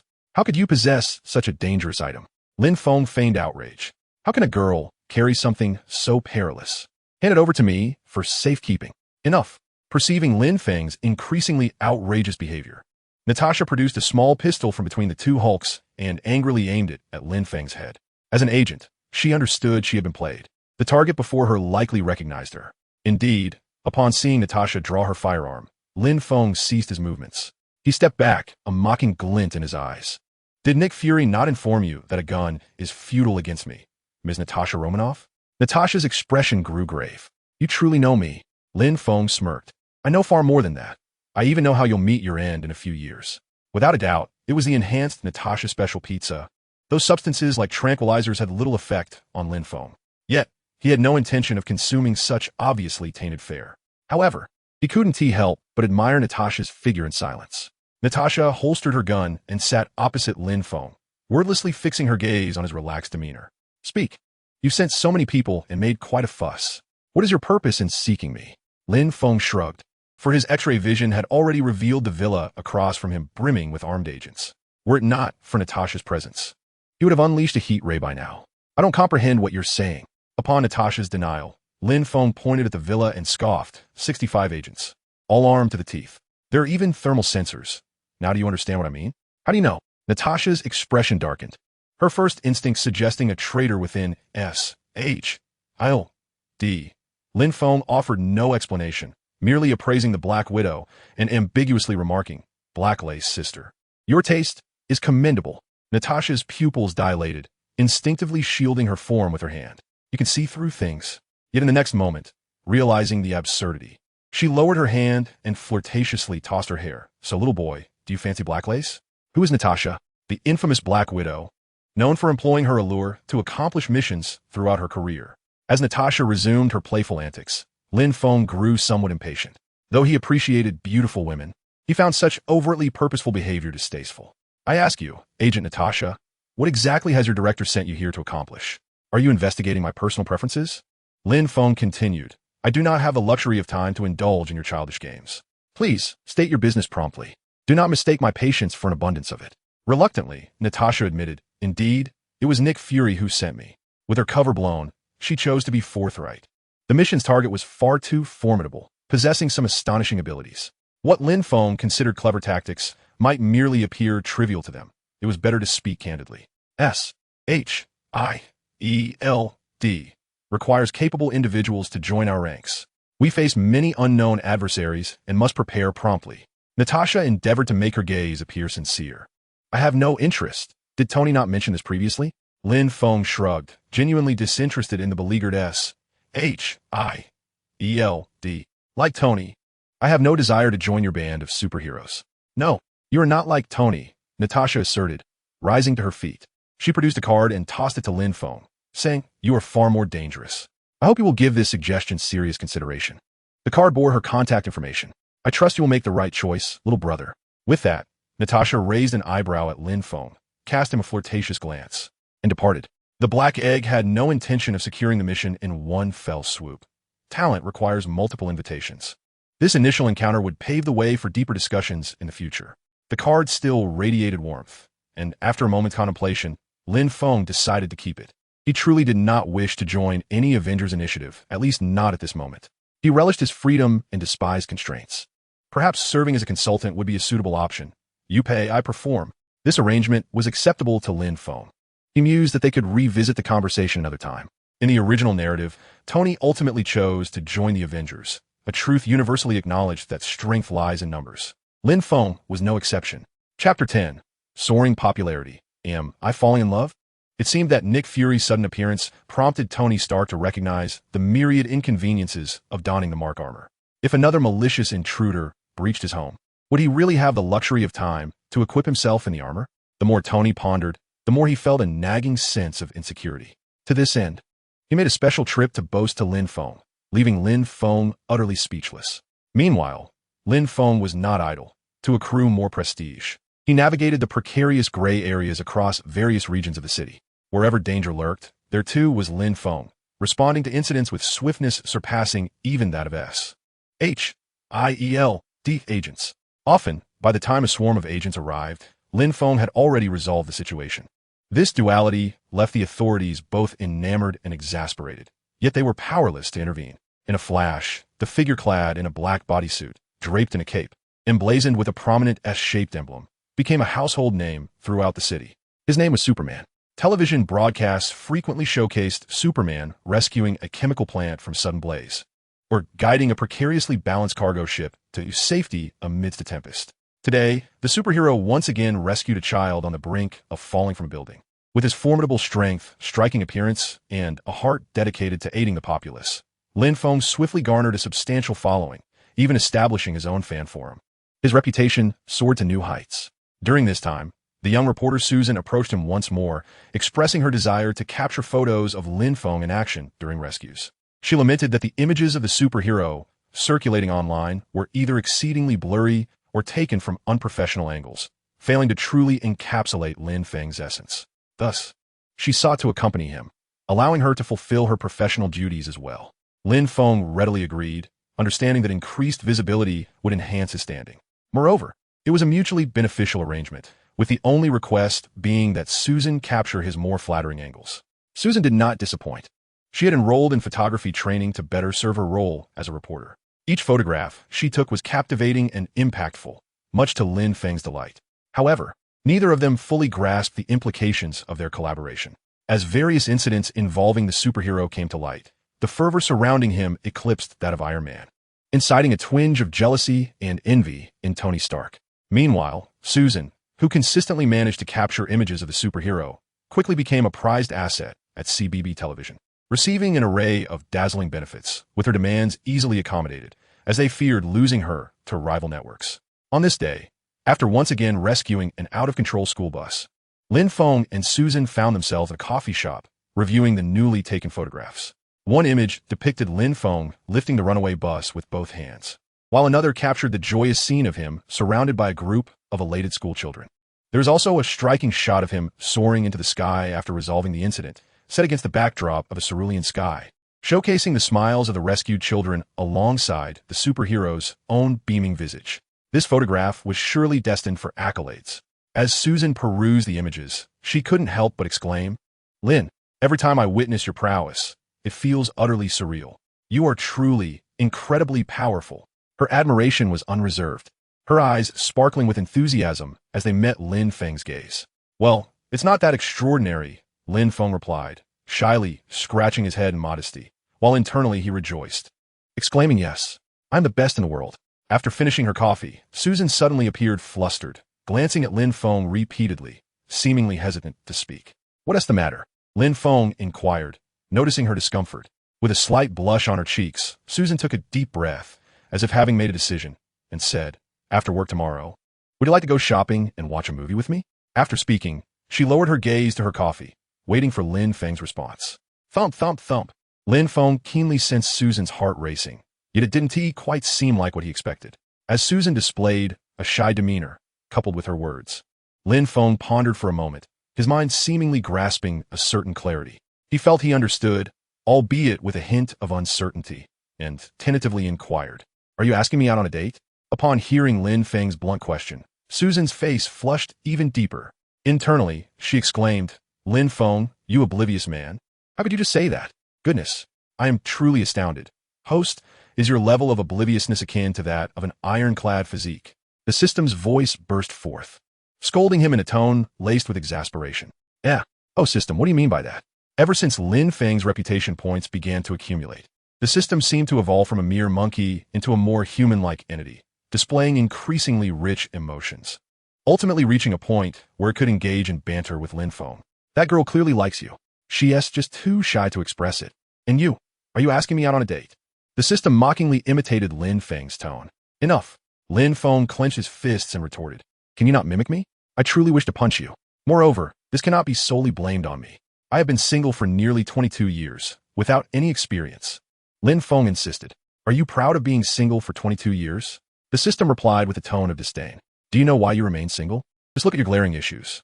All right, my fault. Is that enough?" Lin Feng sighed, realizing he had rarely won arguments against the system. "And dating?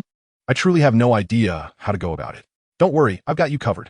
Here, take this." With a swift motion, the system thrust a book into Lin Feng's hands, the cover emblazoned with the words, "The Secret to Dating. A mere 100 reputation points. Thank you for your patronage." Lin Feng felt utterly defeated, muttering, "I didn't even want to exchange for this. Wasn't a gift. What a robber." As dusk settled, the streetlights gradually illuminated the surroundings, and pedestrians began to increase, bringing a lively atmosphere to the small cafe. Lin Feng emerged from the coffee shop, strolling leisurely towards home. The young journalist's appearance was undeniably stunning. Her slightly curled golden locks cascaded gracefully over her shoulders, her emerald green eyes reminiscent of crystal-clear lakes, and her porcelain skin bore not a single blemish, complemented by an exquisite figure. She possessed the perfect curves in all the right places, aligning perfectly with Lin Feng's aesthetic preferences. If one were to ask Lin Feng whether he liked her, he could only assert that the journalist's smile was captivating. Upon reflection, neither of them had ever been in a relationship, yet both were strikingly attractive. The boy was strong and handsome, while the girl was beautiful and vivacious. Their personalities meshed well, and it seemed improbable that they would not spark some chemistry. Unbeknownst to them, both had grown accustomed to selecting a cafe after their photo shoots, where they would sip coffee while admiring the pictures they had just taken. Neither realized that the boundary of friendship was beginning to blur. In this moment, the 21-year-old Lin Feng experienced an epiphany. It is often said that those who dwell in fortune are oblivious to it, and the one embroiled in a situation is often the last to see it clearly. From an external perspective, he and Susan resembled a couple. "Mom, I might finally be stepping out of singlehood."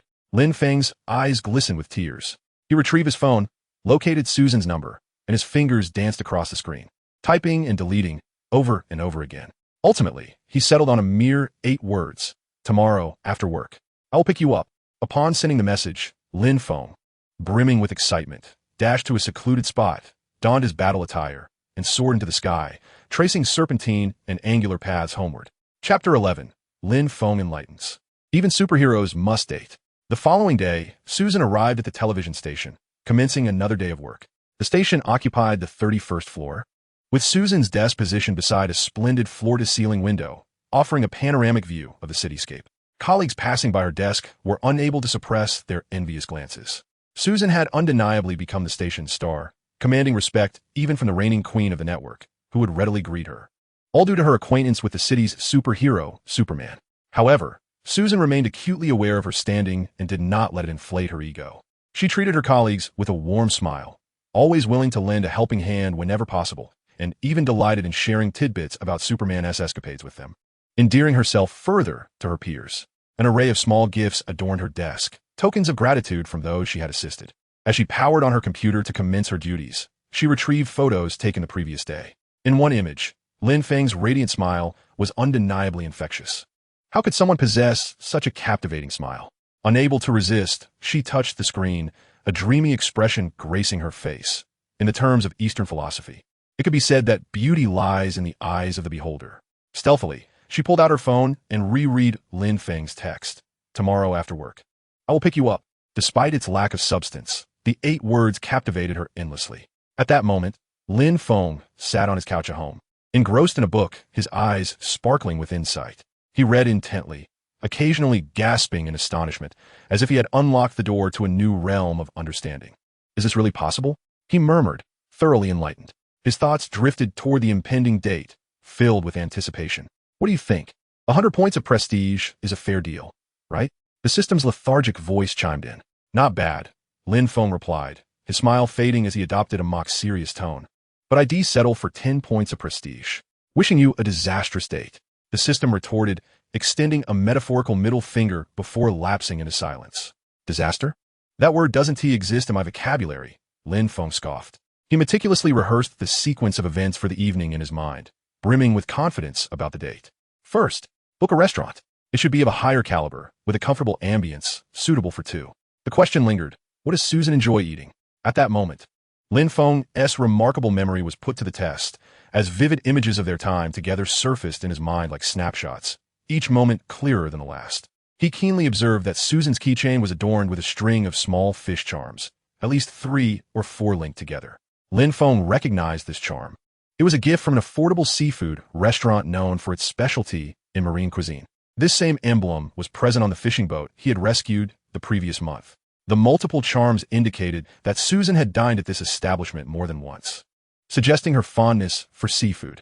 In that moment, Lin Feng felt as if he were channeling Conan. He took out his phone and began searching for renowned seafood restaurants, deliberately selecting those owned by Chinese proprietors. He wished to offer Susan an experience of how mysterious Eastern chefs prepared seafood. The myriad of seafood dishes he recalled was dazzling, each more delectable than the last. With the unique culinary skills of Eastern chefs, he believed Susan would have a delightful experience. Hello, I would like to make a reservation for 2, Lin Feng said as he dialed a restaurant's number. I'm sorry, sir, but we are fully booked. You may reserve a table for tomorrow, came the apologetic voice from the other end, speaking in warm Mandarin. Oh, not for now, then Lin Feng hung up, pondering the situation.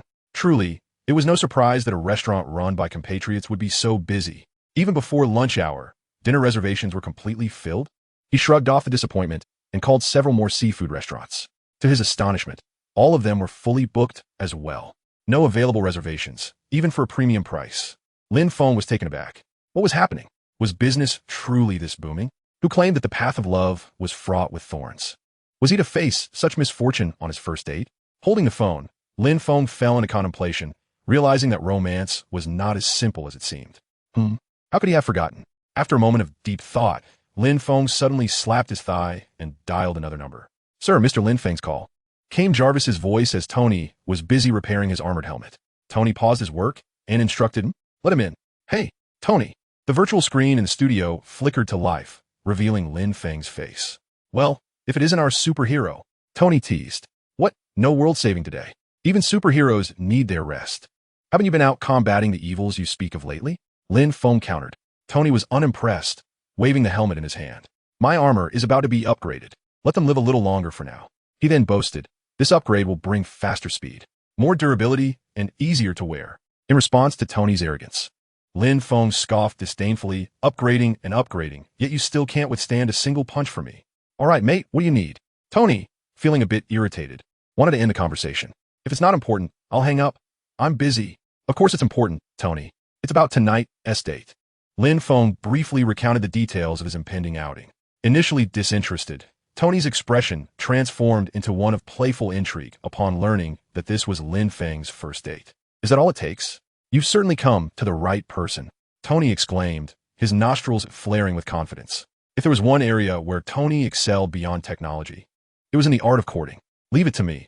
I shall orchestrate this splendid affair. With a snap of his fingers, he assured Lin Feng, I will ensure everything is arranged flawlessly. Tony, this is my first ever date. I place my trust in you, Lin Feng reiterated earnestly, wary of any potential mischief from Tony. Hey, Pepper, where are you? After hanging up, Tony clapped his hands and called upstairs. Our little superhero is in love. We need your assistance. Chapter 12. The first date with Tony's assistants. Ding dong. The crisp sound of a phone notification broke the silence. Susan sighed and glanced at the screen. Still not off work. Indeed, it was Lin Feng again. Susan had long lost count of how many messages he had sent. Yet, she felt no impatience. Only a faint amusement. As her workday was drawing to a close, she decided to brew a cup of coffee for a refreshing boost. The television station offered excellent perks. And her office area boasted 2 coffee machines and several mini-fridges filled with an assortment of snacks, all available for free consumption. After sitting for an extended period, her back began to feel uncomfortable. While preparing her coffee, Susan gently massaged her slender waist. In theory, running errands could count as exercise, but the persistent backache could only be attributed to that wretchedly hard office chair. She had reported the issue multiple times, yet the miserly station manager remained oblivious to the need for a replacement. Susan grumbled internally. Suddenly, thumping footsteps approached. Susan, a rather unsavory character, appeared before her, brandishing a large lumbar pillow like a ghost. John, what are you doing?" Susan exclaimed, startled and turning to him with irritation.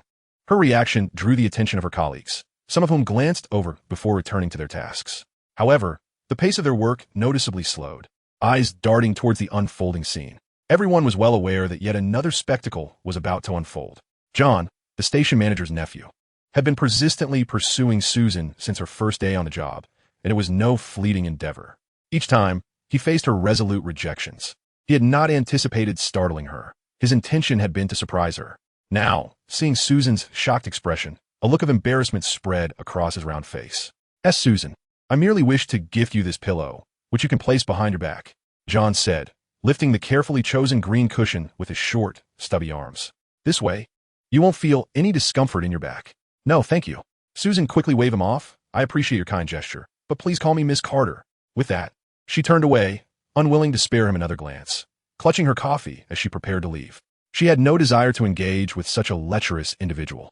She had heard from colleagues that there were at least 3 or 4 others in the station entangled with John. Susan had always kept a respectful distance from such types. "Susan," John raised his voice slightly, stepping forward to block Susan's path, nearly causing her to stumble into his embrace. "What on earth do you want?"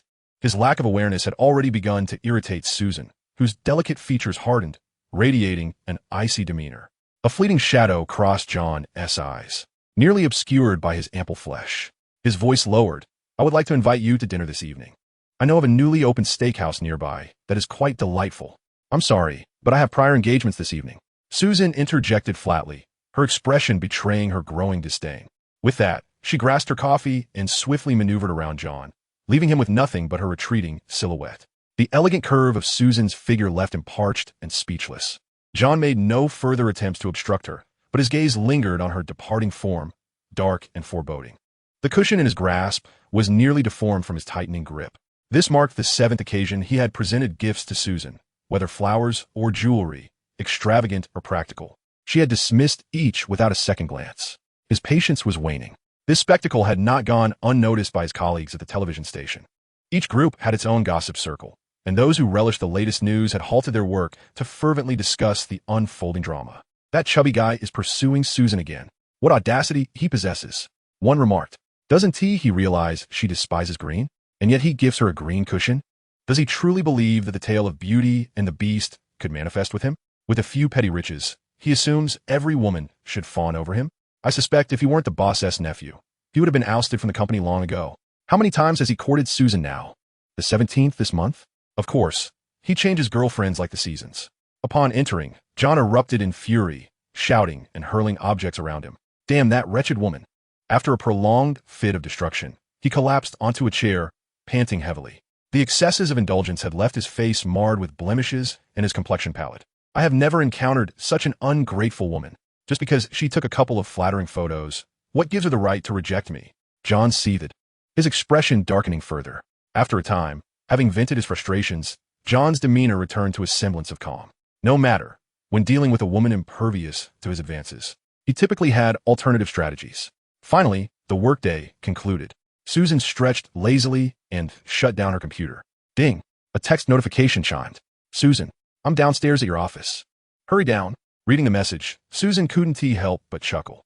5 o'clock, and the young man was eager, his timing impeccable. Why did he seem so restless today? Usually so composed? As she stepped out of the building, the bustling streets were filled with throngs of office workers seeking their evening meals. After exchanging pleasantries with a passing colleague, Susan exited, her beautiful eyes scanning the area for Lin Feng. "Hey, Susan," a familiar voice called from behind. Turning around, she found Lin Feng's large face nearly inches from her own. "Wow, what are you doing?" Susan instinctively took a couple steps back, her fair cheeks tinged with a shade of crimson as she playfully chided him. In the next moment, an extravagant bouquet of roses seemed to materialize from thin air in Lin Feng's hands, as if by magic. At that instant, Lin Feng embodied the essence of a gentleman, gracefully presenting the roses to the astonished Susan. "For you, the beautiful Miss Susan." "Oh my goodness, is this magic?" Susan exclaimed in delight as she accepted the roses, inhaling their fragrant aroma, which alleviated nearly half of her fatigue from a long day at work. "Lin, how did you know I adore roses?" "This is a secret." Lin Feng, feigning mystery, winked at Susan, then slightly bowed and extended his hand with an invitation. "Beautiful Miss Susan, may I have the honor of inviting you to dinner?" Susan's face flushed once more, and she feigned calmness as she reached for his hand. "Of course, my big boy." Lin Feng smiled gently, taking her delicate, fair hand, and they walked to the roadside where a Rolls-Royce awaited them, transport graciously arranged by Tony, with Happy as the driver. Initially reluctant, Happy's demeanor shifted entirely upon realizing he was to chauffeur a superhero. Not everyone has the opportunity to serve Superman, and Happy, who harbored a fascination with Superman's immense power, was a member of the Superman Forum. Lin Feng attentively opened the car door for Susan, and they settled into the luxurious vehicle. The elegant car glided away, heading towards a seafood restaurant. "Oh, did you see that?" Susan got into that luxury car.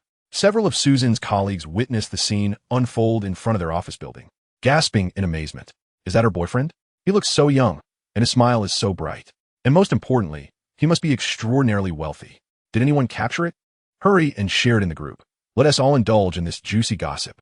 A colleague, eager to share the news, quickly sent the photo to their chat group, igniting a flurry of excitement. The chat erupted with envy and intrigue. "He can't possibly own that car. He looks too young to afford a Rolls-Royce." One envious peer remarked. "Come on, he can't be just a rich kid, can he?" Another retorted, unable to contain their irritation. "What do you all do for a living? Don't you ever do your homework? That license plate looks familiar, doesn't it?" "I know. It's from Stark Industries." Someone exclaimed. "Goodness. Anyone with such privileges must be a shareholder. Or perhaps her boyfriend is Tony Stark's illegitimate son. Am I the only one laughing? I can't wait to see John's reaction when he finds out about this." Chapter 13. Okay. Let go of Lin Feng. Allow me to take over. Regardless of the speculations of the onlookers, the young couple officially commenced their romantic evening. Happy? Upon entering the car, Susan recognized the driver and expressed her surprise. "Mr. Lin." Happy greeted Lin Feng with excitement, feeling somewhat embarrassed. Not only was he a member of the Superman Forum, but he was also a veteran figure within it. Happy had often fantasized about possessing Superman's abilities, believing that Mr. Stark would never be harmed. "Oh, Tony Stark's loyal driver and bodyguard. What brings him here?" Susan turned her head in confusion towards Lin Feng, who was seated beside her. "Isn't Happy Tony Stark's driver?" As a journalist, she had some knowledge of the social circles surrounding celebrities. "Did you forget that I mentioned Tony Stark as my friend?" Lin Feng replied with a smile. "Is your relationship that close?" Susan was indeed somewhat surprised. She had assumed they were merely acquaintances, and was taken aback to learn that Tony had lent his personal driver to Lin Feng. "Isn't that inconsequential?" Lin Feng chuckled, shaking his head before turning to Happy. "Let's hit the road, Happy. I know you've had a long day at work. How about we grab a bite to eat first, and then go shopping?"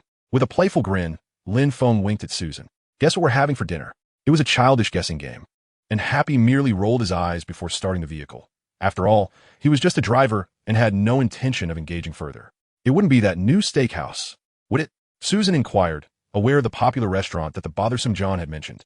It was a renowned establishment, famous for its owner's flamboyant salt-sprinkling technique, which had garnered a large following.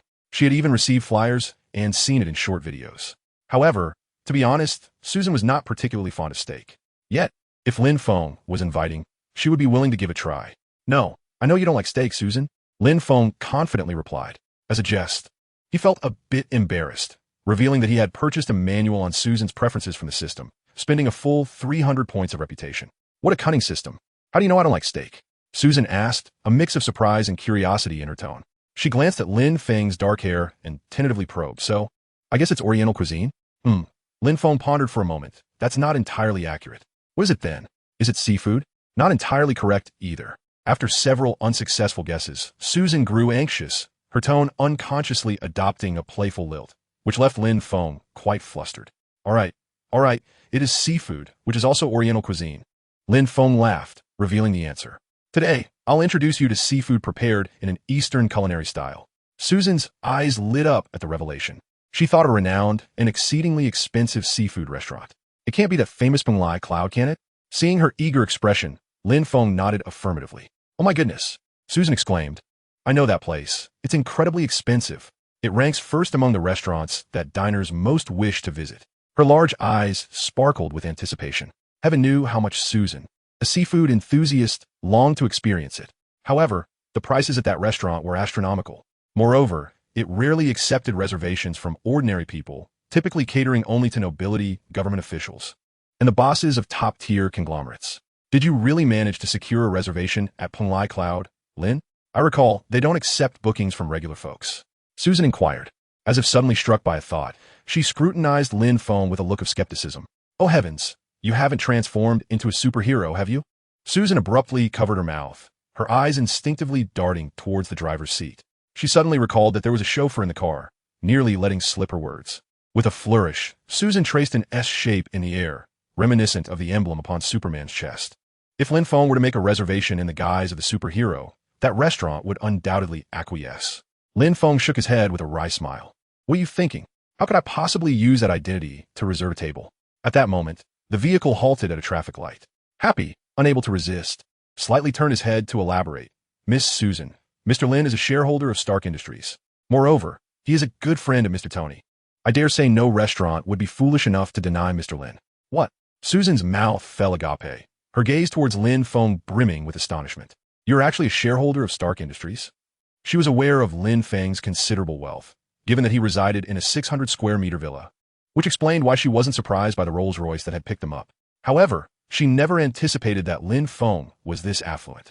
Stark Industries practically wore its wealth on its sleeve. Lin Feng nodded. He indeed possessed some shares of Stark Industries, gifted to him by Tony. Susan fell silent, feeling as though this young man was akin to a treasure chest, revealing new gems with each encounter. She began to anticipate the culinary delights that awaited them. Happy's driving was steady, and soon they arrived at the seafood restaurant. Amidst the restaurant's warm hospitality, Susan experienced, for the first time, the exquisite seafood cuisine from the East. The Eastern chefs, with their remarkable culinary skills, had elevated seafood preparation to an art form. By the end of the meal, Susan felt it was worth every penny. The array of dishes, coupled with the novel flavors she had never encountered before, offered her an entirely new perspective on gastronomy. Once they had eaten their fill, the evening had transformed into a night illuminated by vibrant lights. The two had spent a sum nearing 6 figures in dollars. Susan rated her dining experience a commendable 9 out of 10, fearing that a higher score might inflate Lin Feng's ego. As they sat in the car returning, Lin Feng shamelessly inched closer to Susan. She noticed his subtle maneuver and shot him a glance, yet made no move to reject his proximity. Selecting a few meticulously captured food photos, she uploaded them to her personal page. Yet, scarcely 2 minutes had passed before her phone began to buzz incessantly. Upon glancing at her device, she saw it was her close friend, Kay. Kay's messages came in rapid succession, like cannon fire. Susan, which restaurant did you visit? Oh my goodness. I heard they sent a luxury car to pick you up from work today. And I didn't believe that you Haven T caught the eye of some mysterious big boss, have you? Also, why wasn't I invited to such a delightful occasion? Kay's questions grew increasingly sensational, leaving Susan utterly speechless. What on earth are you talking about, Kay? Susan's slender fingers danced swiftly across the screen. It's a friend. A friend took me out to eat. Next time, if the opportunity arises, I shall invite you along. Is it your wealthy boss who came to pick you up in a Rolls-Royce? Kay seemed determined not to let Susan off the hook, continuing to pry. If you keep talking like that, I won't respond to you anymore. Susan's cheeks flushed slightly. Her audacious friend truly dared to say anything. It was indeed a very good friend who took me out. Please stop your wild speculations. Susan sent Kay a photograph taken during the meal with Lin Feng. In the image, Lin Feng was attentively peeling a crab leg for Susan, wearing a pair of thin-framed glasses, his striking features reminiscent of a young CEO from a novel. Instantly, Kay fell silent. After a while, a message finally came through. Oh my God, where did you find this handsome young man? Is he your boyfriend? Susan, upon seeing the message, shyly stole a glance at Lin Feng beside her. She undoubtedly harbored significant affection for this charming, sunny, yet somewhat reserved young man. Lin Feng resembled a protagonist from fairy tale, strong and self-assured. However, their relationship had yet to be defined, and Lin Feng had not confessed his feelings. So he could hardly be considered her boyfriend. Then you take a step back and let me. Susan typed a series of question marks. If you don't want him, why not let him come to me? Chapter 14, the night of defining the relationship. An unexpected turn of events arose. Lin Feng and Susan had alighted from the car in the city center. As it was still early, they decided to stroll around before indulging in some late-night snacks. In the world of youth, there is no such thing as resting early. Mr. Lin, please wait. Happy opened the car door, beckoning Lin Feng, who was about to leave. What is it, Happy? Lin Feng turned around, somewhat puzzled. The portly Happy suddenly appeared somewhat bashful, bending down to retrieve a poster and a pen from the passenger seat.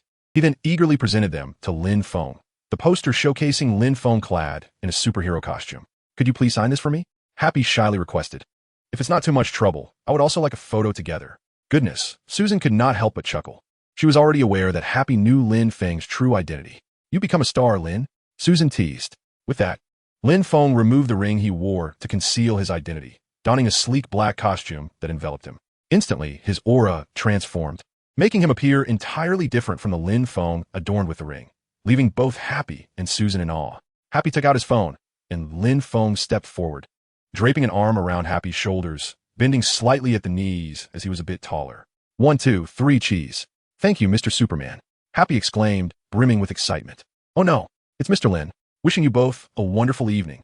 After receiving the autograph and photograph, an exhilarated Happy embraced Lin Feng before jumping into his car and speeding away with a flourish. Oh, Lin, even though this ISN team my first time seeing it. Without the costume, you don't evoke the image of Superman at all. Susan exclaimed, though we bear the same appearance. Why do I instinctively feel that you are not Superman? This shall remain a secret, Lin Feng replied with a mysterious smile, gently touching his ring. He then extended his hand and invited. So, the lovely Miss Susan, would you be interested in exploring this enchanting city by night with me? Susan remained silent, her cheeks flushed as she extended her small hand. Beneath the night sky, New York sparkled with lights, vehicles darted through the streets, and street performers stood in small groups, passionately showcasing their talents.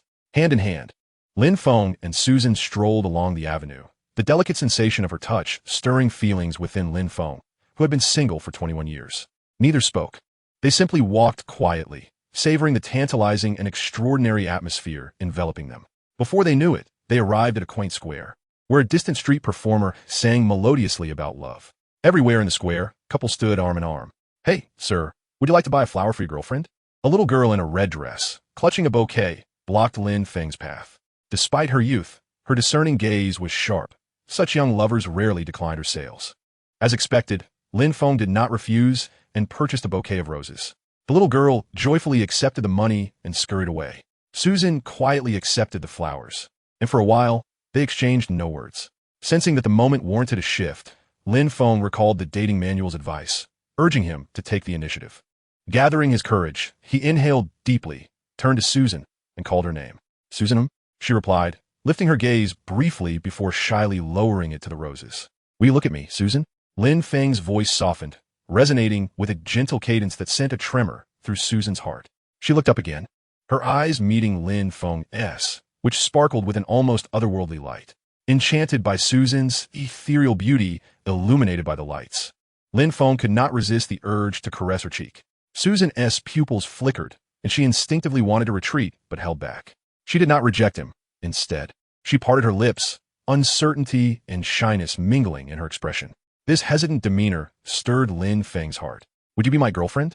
He asked, taking a deep breath and slowly articulating the words, his voice piercing through to Susan's heart with the precision of Cupid's arrow. Lin Feng's sudden confession left Susan flustered. She bowed her head in a hurry, obscuring her expression from his view. Memories of Lin Feng flooded her mind, and she was acutely aware of her feelings for this young man. Strong, confident, radiant, yet often adorably oblivious. Over the past few months, Lin Feng had carved an indelible mark upon her heart. Unsure of her own emotions, Susan felt her heartbeat quicken, her palms growing sweaty around the roses. With her silence, Lin Feng began to panic, recalling the dating manual's guidelines. What was he supposed to say at this juncture? Lin Feng's mind was in a state of chaotic disarray. Though she was close by, there was an element of danger lurking. Nevertheless, I would put my life on the line to protect you. His thoughts were jumbled, and Lin Feng instinctively recited a confession from the dating manual. I am the seasoning in your seafood. Without me, you lose all flavor. No, what I meant to say was, I am the sun in your winter, the popsicle in your summer, the umbrella in your rainy days. A soft chuckle escaped Susan, dispelling the tension that had enveloped them. She lifted her gaze to Lin Feng, her eyes twinkling with mirth, resembling crescent moons, with a subtle glow illuminating her expression. Were you saying, Lin? Susan inquired, bemused. No, Susan, I'm just, Lin Feng lamented, frustrated that his tongue betrayed him. All right, Susan murmured, her lips parting slightly, before she lowered her head again, feeling her cheeks flush with warmth. Upon hearing Susan's casual response of all right, Lin Feng froze momentarily. His mind raced to decipher the significance of those words, and in an instant, a river of joy surged through his heart. His breathing became heavier, uncontrollably so. Yes. Amidst Susan's exclamation, Lin Feng could not resist the impulse to embrace her. In that fleeting moment, two inexperienced youths succumbed to the enchantment of love. Suddenly, applause erupted, celebrating the newly confirmed couple. Lin Feng looked up, astonished to find a gathering of onlookers who had been drawn to his confession. Well done, young man. Congratulations to you both. The crowd generously offered their well wishes. The sounds of clapping and whistling blended into a jubilant symphony. Not far off, a street performer began to sing a celebratory tune. Confessions of love had become a customary affair in this romance-laden alley, which had almost transformed into a sacred site for declarations of affection. Passers-by cheered for every couple that succeeded in their heartfelt confessions. Kiss her, the crowd urged, their benevolent gazes fixed upon the young lovers. Lin Feng lowered his gaze to Susan, who was shyly nestled in his embrace. Her eyes shimmered with tenderness, silently fixed on him, her cheeks betraying a smile, as if awaiting his next move. Be brave, young man. The spectators encouraged Lin Feng to take action. The urgency of the crowd left him both amused and bewildered, as they seemed more eager than he was. Striving to calm himself, Lin Feng slowly leaned down toward Susan. As the distance between them diminished, the floral fragrance emanating from Susan enveloped him. Lin Feng's masculine essence subtly stirred something within her, prompting her to gently close her eyes, as if awaiting a sacred moment to unfold. In this intimate proximity, their heartbeats synchronized, racing in unison. Amidst the cheers of the crowd, only a mere millimeter separated their lips. However, in the next heartbeat, an unexpected disruption occurred. Chapter 15, A Sneak Attack. The Unforgiving Blast. Bang! The sound of an explosion reverberated through the air. The deafening roar of an explosion echoed from another block, accompanied by what seemed to be the feral growls of beasts. The onlookers immediately screamed and scattered like birds startled from their perch. Lin Feng, taken aback, turned his head toward the source of the explosion, his vision piercing through the chaos. A block away, two gray-green monsters were engaged in a fierce struggle in the street. Wherever they rampaged, vehicles lay wrecked and the ground crumbled, while the crowd fled in disarray. The Hulk and Abomination? Lin Feng's expression hardened. He recognized the two creatures that had marred his first kiss. Just a hair's breadth away, a surge of anger welled up within him. The two monstrosities had incapacitated an entire street, and the citizens caught in their wake were as fragile as bubbles, crushed beneath their feet. As he sprinted, the ground trembled beneath him. Lin Feng's countenance darkened, and with a sigh, he remarked to Susan, "It seems I must intervene." Susan gently patted Lin Feng's arm, her eyes sparkling with amusement, fully aware of the reason behind his fury. "Go on, my little superhero, do what you must." "All right," Lin Feng nodded. "Wait for me here." With those parting words, he swiftly dashed into a secluded corner. In the next moment, a whoosh echoed as he soared into the sky, racing toward the two behemoths. Susan scanned her surroundings and spotted a tall building perfect for photography. She pulled out a small camera from seemingly nowhere and hurried toward the structure, playfully sticking her tongue out in the direction Lin Feng had flown. "I want to be waiting here." On the street, the two titans continued their unrestrained brawl, while the panicked populace continued to flee in desperation. Suddenly, someone pointed skyward and shouted, "Superman! It's Superman! He's here!" The fleeing citizens looked up, and in the night sky, a figure approached at an astonishing speed. With a sudden halt, he landed atop the two monsters. It truly was Superman. "We're saved. Superman is here." Cheers erupted, reverberating through the streets, a testament to the deep-rooted image Lin Feng had crafted of the superhero. At least everyone recognized this champion who traversed the front lines of disaster. Wherever Superman appeared, calamity would be thwarted. He was like an umbrella of protection. Inside the armored vehicle, the American soldiers exhaled in relief upon witnessing Superman's arrival. With him present, they merely needed to maintain order at the scene, sparing themselves from unnecessary sacrifice. Such a titanic clash was beyond the capability of ordinary individuals to intervene. Only Superman possessed the strength to handle it. In midair, aboard an armed helicopter, a soldier cast a questioning glance at Commander Ross. "Sir," the soldier called out, "it's Superman. He has appeared." Commander Ross's expression turned grave as he decisively ordered, "Cease descent, hover." The helicopter hovered high above, observing the ground situation through its lens. On the ground, the Hulk and Abomination locked eyes, unleashing a simultaneous roar. The two monsters charged toward each other, causing the earth to tremble once more as the shattered ground continued to crack. The outcome remained undetermined. Only one of the colossal beings could emerge victorious. However, just before the two monsters collided once more, a searing red beam descended from the heavens, etching a straight line between them. The creatures, perplexed by the abrupt occurrence, halted their charge and gazed upwards. A roar erupted from Hulk, a demonstration of his fury, while Bruce, weary and preoccupied, paid no heed to any Superman-like figures, remaining oblivious to the identity of the newcomer. The Abomination, however, narrowed its pupils, a glimmer of excitement crossing its features as it twisted its neck, having recognized Superman. One Hulk was insufficient for a challenge. Now, with Superman's arrival, the odds seemed to tilt. The television had boasted of Superman's immense strength, but to the Abomination, he appeared merely as a flying grasshopper. It was curious whether this so-called Superman could withstand a single punch from it. Lin Feng hovered in the air, his expression stern as he surveyed the two behemoths. Animals should remain in their zoos, not wreak havoc on the streets. For the instigator of his interrupted kiss, Lin Feng held no niceties. "Superman." The Abomination seethed at the utterance, its large eyes fixated on Lin Feng. "Come down and fight." Lin Feng responded with a cold smirk, "As you wish." No sooner had the words left his lips than Lin Feng plummeted, his fist propelled with fury directly towards the Abomination's face.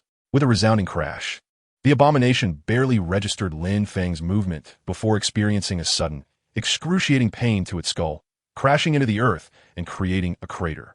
Shaking off the dizziness, the Abomination roared in anger and charged at Lin Feng. Its spiked arms swung towards him, but Lin Feng effortlessly evaded the attack, perceiving the brute's movements as if they were in slow motion. With another thunderous sound, Lin Feng delivered a powerful kick that generated a sonic boom, the force surpassing that of his previous punch. The Abomination was sent flying several dozen meters, crashing into the ground and struggling to rise. "Roar! It's Hulk!" Witnessing Lin Feng send its adversary soaring, Hulk was incensed. He launched a surprise attack, seizing Lin Feng's legs and executing a mighty swing that slammed him into the ground. With a resounding thud, the hard earth bore the imprint of a humanoid shape. As if still unsatisfied, Hulk stomped down again, deepening the crater. One stomp, then another, until Superman's form vanished from view, Lin Feng completely engulfed by the ground. The crowd, once jubilant, fell silent, their raised arms slowly descending, mouths agape at the spectacle. Finally, as if he had stomped enough, Hulk ceased his assault, panting and seemingly proud of his conquest. Yet in the next moment, amidst all eyes, Superman erupted from a pit, delivering a punch that struck Hulk's chin, propelling him skyward. Lin Feng, his face ablaze with fury, soared from the crater, accelerating to catch up with the ascending Hulk. His fists unleashed a relentless barrage upon Hulk's head, the force sending Hulk's teeth flying, as he faced an onslaught of punches with no means of defense. He did not slay the Hulk, for Bruce is, after all, a member of the future Avengers. The absence of the Hulk could have unforeseen consequences. Otherwise, had this wretched creature dared to ambush him, Lin Feng would have long since unleashed a searing ray upon him. As Superman sent the Hulk flying, the citizens erupted in cheers once again, for Superman's might exceeded their wildest imaginations. At that moment, the Abomination regained consciousness and charged towards Lin Feng once more. Its sharp claws sliced through the air, aimed directly at Lin Feng's face. Unaware of its impending doom, Lin Feng coldly snorted, evading the Abomination's strike. In a fluid motion, he delivered an uppercut reminiscent of the one he had just used against the Hulk. Yet, the Abomination was not graced with the same fortune as the Hulk. Lin Feng had no intention of showing mercy. The Abomination was propelled skyward by the force of his punch, and Lin Feng swiftly ascended after it. "Are you prepared?" he asked without forethought, delivering another punch that surpassed the speed of sound. The Abomination, struggling to halt its descent, ascended at an even faster pace. With each punch Lin Feng threw, The abomination soared higher into the sky. Within mere seconds, amidst the cheers of the citizens, the figures of man and beast vanished into the heavens. Chapter 16. One-way ticket to outer space. My cat can do a backflip. At this moment, the abomination had lost count of how many blows Lin Feng had struck it with. It continued to rise under the relentless assault, the buildings below reduced to mere specks, smaller than ants. The thinning oxygen clouded its mind, rendering it increasingly dazed. Observing the abomination's diminishing responsiveness, Lin Feng ceased his punches. Grasping the abomination by its heel, he propelled himself towards the cosmos. The creature that wreaked havoc upon the city would find its final resting place in the cold expanse of space. The Hulk might spare its life, but the abomination's mind was steeped in malevolence. Those misguided souls in the United States believed they could control everything, yet they repeatedly made fools of themselves. The abomination was not something they could manage indefinitely. It had to perish. Lin Feng's speed was astounding, and soon he had breached the atmosphere while still holding the abomination. The intense friction generated a scorching heat that reddened the abomination's skin, igniting it in flames. The searing temperature and pain momentarily jolted the abomination back to awareness. No, it despaired, gazing down at earth, desperately struggling to grasp Lin Feng, who held it aloft. Yet, all efforts were in vain. Gradually, the sensation of burning began to cool, but simultaneously, it felt an increasing chill enveloping its body. A sense of weightlessness, intertwined with suffocation, surged through the abomination's mind. The terminus was reached, outer space. Lin Feng released the abomination, which immediately began to drift aimlessly in the void. It clutched at its throat, struggling to breathe. The sensation of asphyxiation dulled its vision once more. A terrifying maw gaped wide, yet no sound emerged. The abomination's eyes brimmed with fear, hatred, and fury.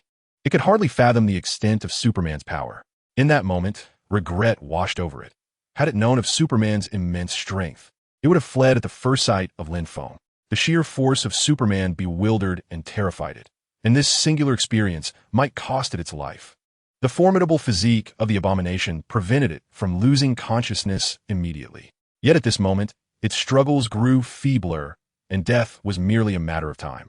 Before long, as the abomination seemed to have drawn its last breath, Lin Feng's eyes began to gleam with a crimson light. A searing ray shot forth, piercing through the abomination's chest. How many novels and films had Lin Feng consumed? The act of delivering a final blow was a fundamental principle. He charged forward, delivering one last punch to the abomination. Thus, the mangled body of the creature commenced its protracted drift through the cosmos. With the abomination vanquished, Lin Feng's fury subsided considerably, and his spirits lifted significantly.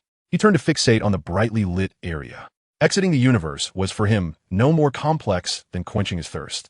Despite the abomination's robust form, it was no match for a being like Superman. While Lin Feng could endure in the cosmos, the abomination could not. This was fortuitous, as it spared Lin Feng the need for any cleanup. The next time he encountered the Hulk, it would likely be when Odin's foolish son was up to no good. Lin Feng had no intention of deliberately altering the original narrative. He was acutely aware of the terrifying implications of the butterfly effect. A steel physique could easily contend with the abominable Hulk. As for Odin's simple-minded offspring, it posed no significant challenge. Yet if an entity like Odin or Ancient One were involved, Lin Feng's chances of victory would diminish drastically. With a mere portal, the bald mage could confine himself to a mirrored realm, leaving Lin Feng perplexed about how to escape. Those two monsters had already been dealt with. Floating in midair, Lin Feng proclaimed the conclusion of this unforeseen calamity. After casting a final remark, amidst the cheers of the crowd, he soared skyward once more. The damaged streets and injured populace would be attended to by professional personnel.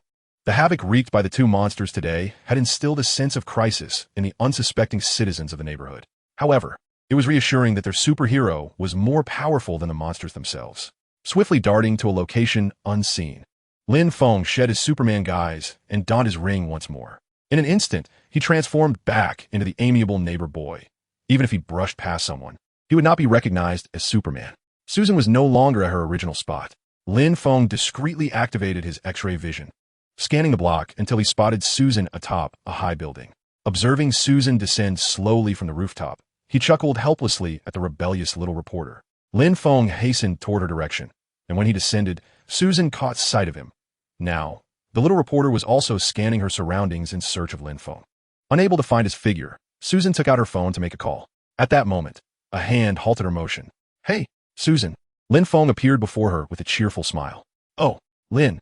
Upon seeing him, Susan couldn't help but feel a tinge of jealousy, leaping into his embrace.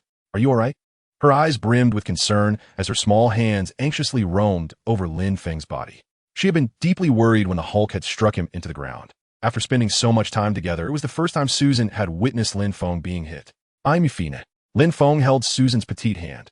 His gaze filled with mirth as he looked into her eyes. "Susan," he called gently. Susan lifted her delicate head. "I have a cat at home that can do backflips. Would you like to see it?" "Oh, Lin Feng, you have a cat?" As soon as the words left her lips, Susan suddenly realized something, her cheeks flushing a bright red. "How ridiculous! There is no cat that could do backflips," she exclaimed playfully. "I've stayed at your place before. How could I not know you have a cat? Do you think I don't read the Dongfang forum?" Lin Feng, unperturbed, chuckled heartily. "Well then, would you care to see this super cat that can do backflips? What is so special about that?" "I've seen it many times already," Susan replied, her eyes sparkling with laughter, refusing to be lured in. All right, actually it's Tony." Lin Feng countered with another teasing remark. "Tony said he has prepared a surprise for our first date. Don't you want to check it out?" Susan merely looked at Lin Feng with a smile, remaining silent and encouraging him to continue. "It's a surprise for our first date, a symbol of our beginning," Lin Feng emphasized, his voice laden with persuasion. Observing Lin Feng's earnest and anxious demeanor, Susan decided not to tease him any longer and nodded gently. "All right, I'll go take a look."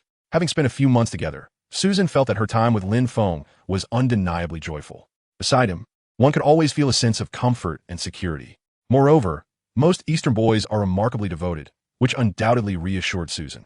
After all, over the course of several months, their relationship had evolved to resemble that of a couple, even if they had yet to formally acknowledge it.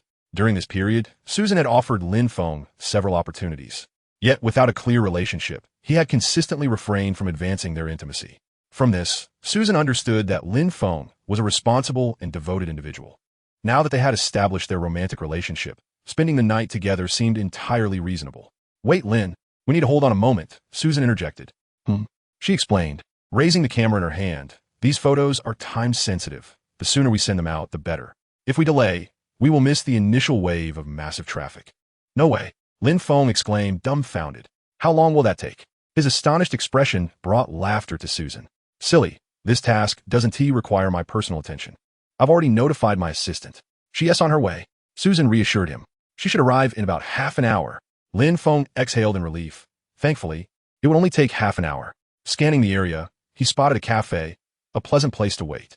"Susan, while we wait, shall we grab a cup of coffee?" Chapter 17. Tony's Call, Be Cautious. The two sat idly in the cafe, awaiting the arrival of the assistant to collect the news materials for the evening. The cafe was deserted, with only Susan and Lin Feng present. Following the recent calamity, the nearby streets were nearly devoid of pedestrians. Everyone was on edge, huddled at home with their doors locked tight. Only the wailing of ambulances and police sirens broke the silence. The television was broadcasting urgent news reports. Susan was engaged in a conversation with her close friend via her phone regarding the events of the evening. Meanwhile, Lin Feng stared vacantly out the window. A notification pinged, prompting Lin Feng to retrieve his phone from his pocket.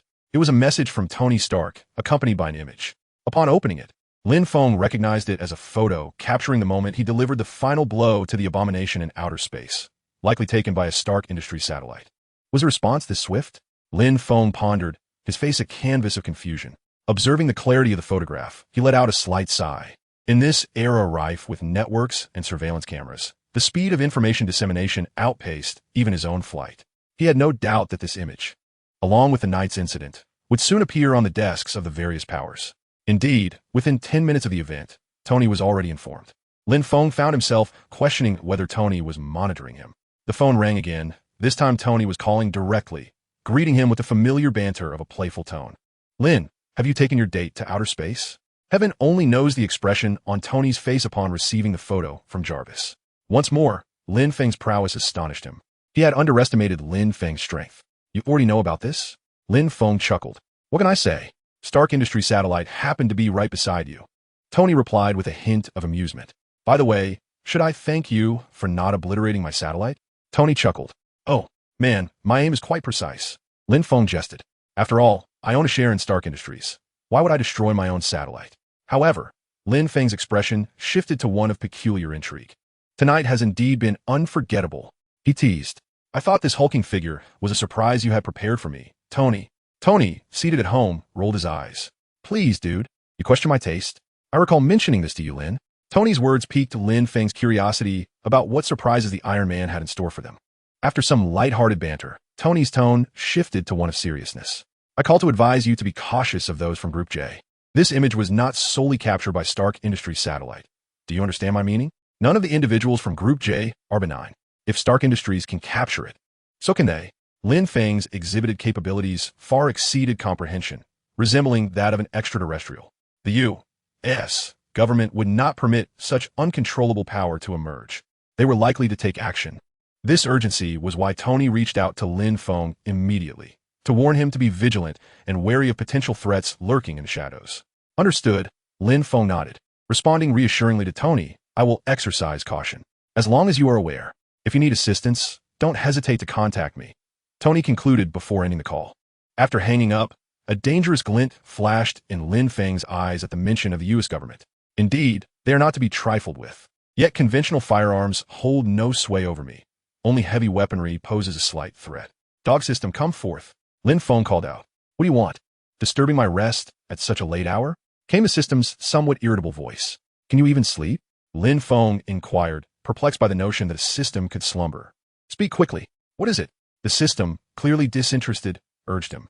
Am I capable of withstanding a nuclear explosion? Lin Feng asked, uncertain whether the indestructible body in the original work could endure such a force as it seemed to be left unaddressed. If I can withstand it, then the threats from U.S. government would diminish significantly. If you wish to discuss this, then I am no longer tired. The system's tone rose in excitement. With your superhuman physique, the system elongated its words, providing the answer Lin Feng had eagerly anticipated. You cannot withstand it. Am I unable to bear your enthusiasm? Lin Feng retorted, his expression darkening. You are a dog of the system. Ahem, dear host, do not be impatient. It is quite simple to withstand a nuclear blast. Simply spend reputation points to upgrade to a Silver Superman, the system proclaimed. The Silver Superman possesses extraordinary growth potential, even in its initial phase.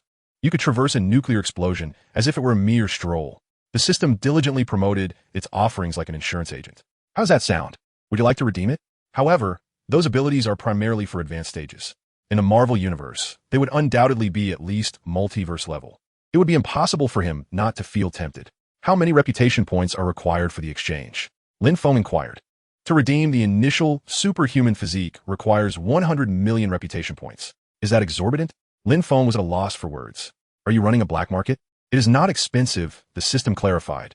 The exchange for individual initial abilities of the Silver Superman is 10 million reputation points. For instance, initial super hearing costs 10 million reputation points, and it lacks growth attributes. How many abilities does Superman possess? I shall not enumerate them for you. Do you still think it's expensive? After earnestly explaining, the system added mockingly, abilities aren't costly. You are simply poor. Curse you, Lin Feng thought, feeling a surge of frustration. Taking a deep breath, he resolved not to stoop to the level of the dog system. The more irritated he became, the happier it seemed. How many reputation points do I currently possess? You presently hold 7 million reputation points. The system displayed a record of reputation point sources. Additionally, the enthusiasm contributed by your fan base has also been converted into reputation points. Nearly 10 million? Lin Feng pondered, considering it quite satisfactory. If this trend continued, he could amass 100 million reputation points by the time the Avengers, Age of Ultron storyline unfolded. Why haven't I gained reputation points from defeating the Abomination tonight? Lin Feng perused the reputation point records, discovering no increase for the day. Could it be that you, dog system, have cheated me? Dear host, you have just finished. The forum and news buzz have yet to spread. The system could not help but roll its eyes in exasperation. All right, Lin Feng sighed, choosing to remain silent. Chapter 18, Another Unsettled Night. Before even entering the door, the two discovered the surprise prepared by Tony Stark. Crimson roses adorned every corner of the Lin Feng villa, creating a breathtaking spectacle. Bathed in colorful lights, they resembled a vast, red ocean, eliciting an exclamation of awe from Susan. What a grand display, Lin Feng marveled, recognizing the lavishness befitting a wealthy patron like Tony Stark. Thousands of roses had been arranged, and the cost was unimaginable. Even Lin Feng, typically indifferent to flowers, was deeply impressed, let alone the impact it had on a young woman like Susan. observing her joyfully frolicking amidst the floral sea like a child. Lin Feng couldn't help but feel grateful. "Thank you, Professor Tony, for your assistance." "Hey, Susan," Lin Feng called out, waving with a broad smile. "What is it, Lin?" Susan approached, her eyes sparkling with happiness. "Do you like it?" "Absolutely. I adore it. Thank your affluent friend, Lin," Susan replied, playfully using the term she had learned from him. "Let us take a picture together." She pulled Lin Feng towards a heart-shaped wreath made of roses. As she retrieved her phone and switched to the front camera, she realized it could only capture half of Lin Feng's head. "Lin, you're too tall." Susan pouted. "Could you crouch down a bit?" Lin Feng obliged, taking her phone and slightly bending his knees. He wrapped his right arm around Susan's waist, drawing them closer together. Through the lens, it appeared as though Susan was cradled in his embrace. After capturing the moment, Lin Feng reluctantly released the blushing Susan. "Susan, I have a gift for you," he announced. He then extended his right hand, performing a slight flourish. In the next moment, a delicate necklace appeared in his palm. The silver chain held a transparent gemstone that shimmered enchantingly. Upon closer inspection, it revealed a very faint grass-green hue, with an ethereal glow appearing to dance within. Though not from a high-end brand, it bore the hallmark of a bespoke creation. "Wow," Susan gasped, unable to contain her astonishment. This necklace was perhaps the most exquisite piece she had ever encountered, even more captivating than those seen in luxury boutiques with her friends. "For you, my girlfriend." Lin Feng gazed into Susan's eyes, speaking softly. No girl can resist jewelry, and Susan had a fair understanding of its value. The nearly transparent gemstone, reflecting light so beautifully, was undoubtedly quite costly. "Isn't it a bit too extravagant?"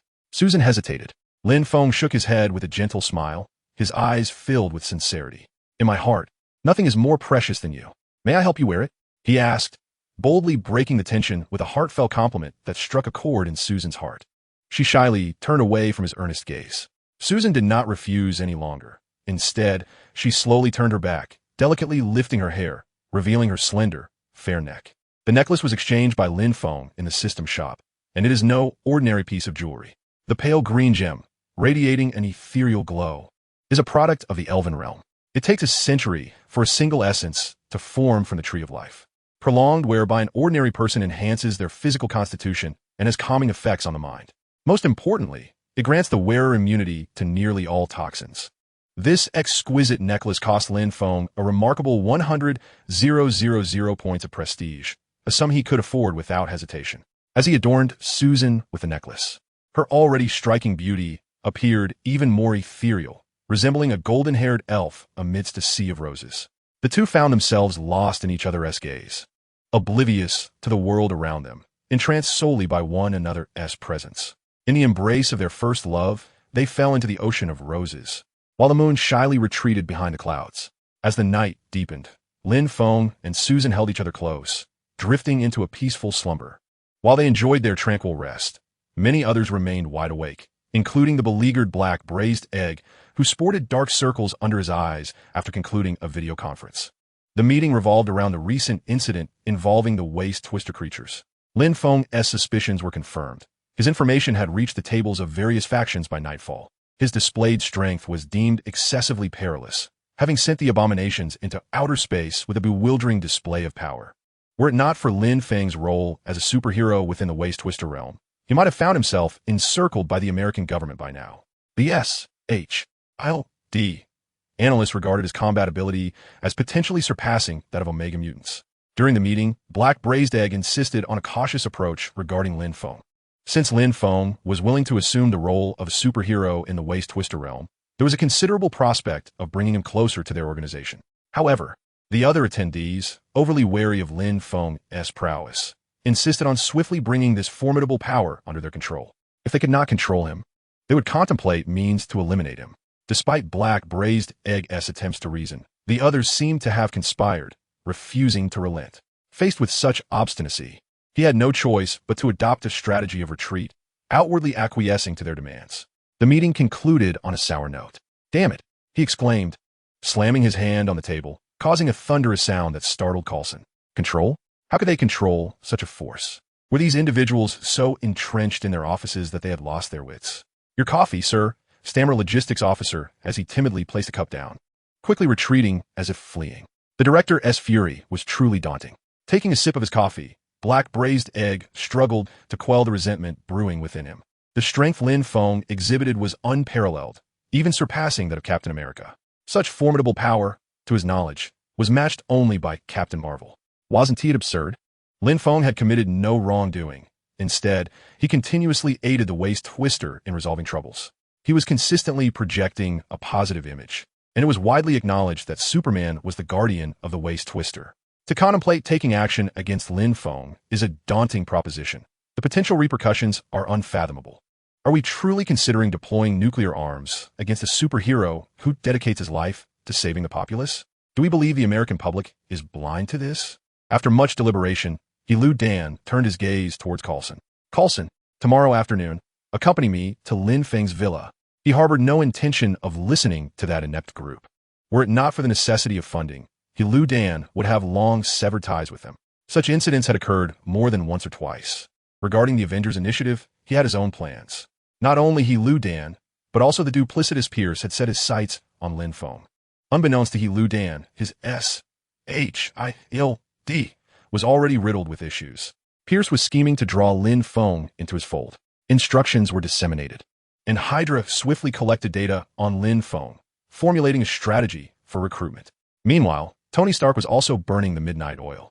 After concluding a call with Lin Feng, he began analyzing the data pertaining to him. The previous intention to test Lin Feng's physical metrics had yet to find an opportune moment. The disparity in capabilities represented by these two was not trivial. Sir, the data repository for Mr. Lin Feng has been established. Shall I upload it to the data center? Jarvis inquired. Store it on my personal server and ensure no one else has access, Tony instructed. Multiple factions were occupied with their endeavors. Clearly, it was yet another restless night. Chapter 19. The Ancient One visits. The future needs you. The following morning, Susan rose early, limping her way to the office. She had no choice. She needed to follow up on the events of the previous night, leaving Lin Feng to languish in bed alone. A workaholic, Lin Feng exclaimed, astonished that she wouldn't take a day off to rest at home. After idling in bed for a while, Lin Feng got up to tidy the room filled with roses.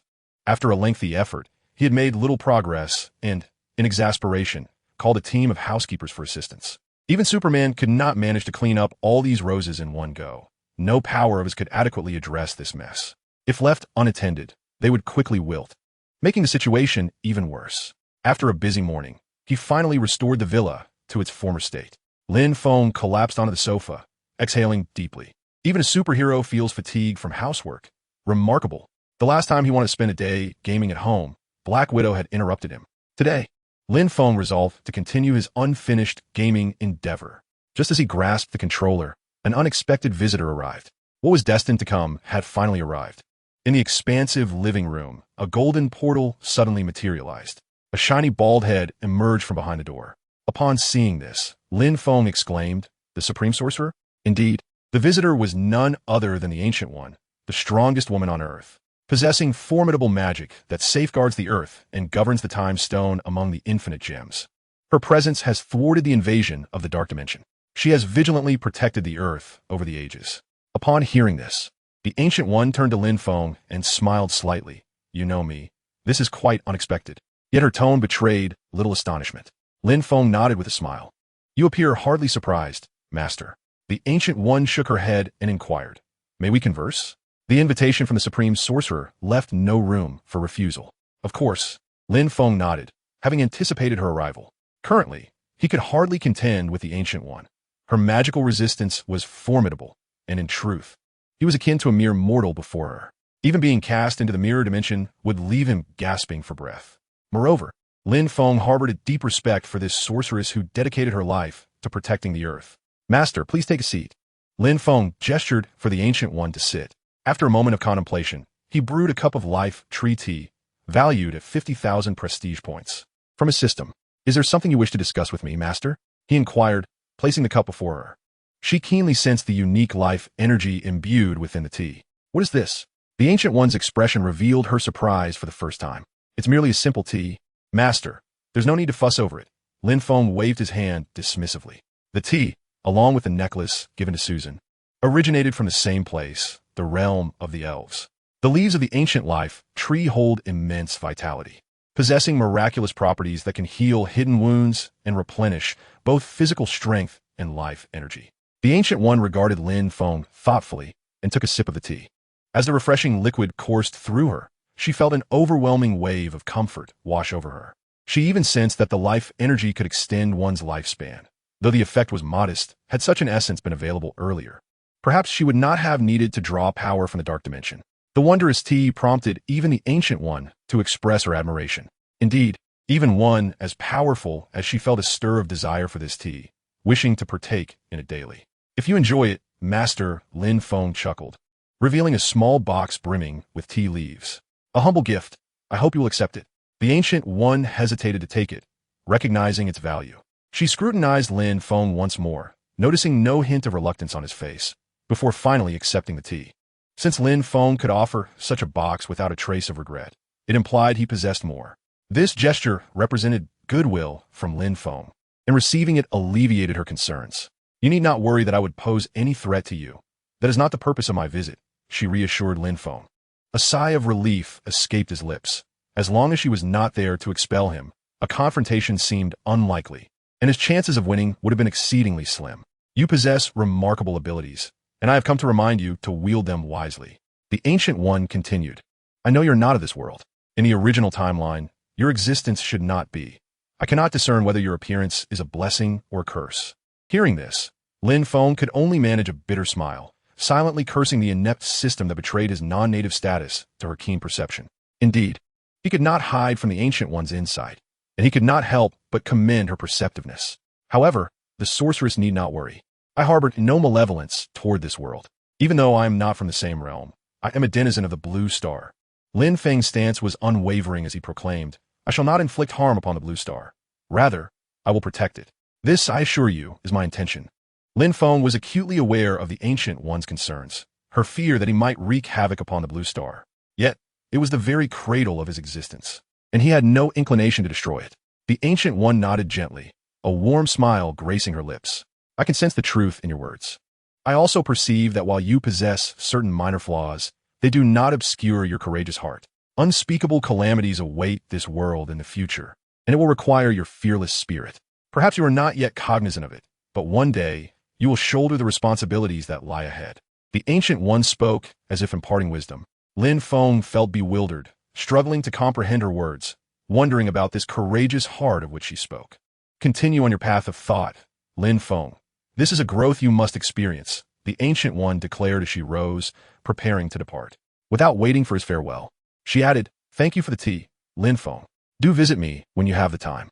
With that, she opened a portal and stepped through. Wait, master. Lin Feng called out. Can I learn magic? He inquired, eager to know if he could acquire such skills. The prospect of wielding magic, akin to superhuman abilities, would greatly benefit him, especially with the convenience of portals. Magic is indeed possible, the Ancient One replied with a smile, but not at this moment. Before Lin Feng could bask in the joy of potentially becoming her apprentice, she doused his enthusiasm with cold water. When that day arrives, I shall seek you out once more. I cannot linger any longer. You have other guests awaiting you. With that, she vanished into the portal. Once again, Lin Feng found himself perplexed by her cryptic words. What did she mean by that day? What day? He could hardly fathom the Ancient One's purpose in coming to him only to speak in riddles. However, he considered it a stroke of good fortune that he could indeed learn magic. As for her mention of other guests, who could they be? Lin Feng mused, recognizing the truth in her words. The sorceress had spoken in a manner that left him bewildered. However, it was not long before he understood. The doorbell chimed, and with a peculiar expression, Lin Feng approached the door. There stood Black Egg, accompanied by Natasha and Coulson, ready to engage him. Chapter 20. Bidding farewell to the Supreme Sorceress, welcoming the Egg Organization. Observing the peculiar trio outside the door, Lin Feng let out a sigh and eventually permitted them to enter his abode. However, he refrained from offering them tea. The leaves of the Tree of Life were far too precious for such company. Instead, he merely fetched a bottle of mineral water and tossed it to Natasha. Indeed, only Natasha received this privilege, a perk reserved for the fair sex. Upon receiving the water, Natasha shot Lin Feng an accusatory glance, as if to blame him for their previous encounter. As they settled in, Black Egg fixed his solitary gaze on Lin Feng. The atmosphere grew tense.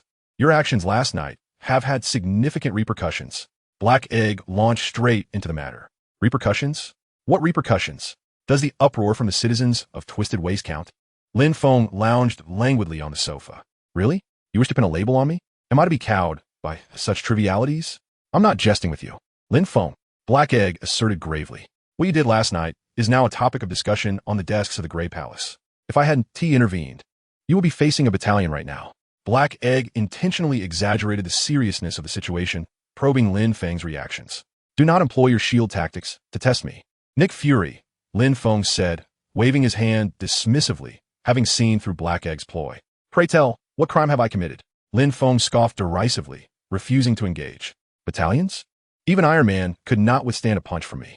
If you're not afraid of death, let them come. Lin Feng retorted defiantly, his demeanor resolute. Seeing Lin Feng unyielding, Black Egg remained unperturbed. Lin Feng, we are here to assist you. Black Egg shifted his approach, continuing to persuade. Joining the Avengers initiative would provide some assurance to certain individuals.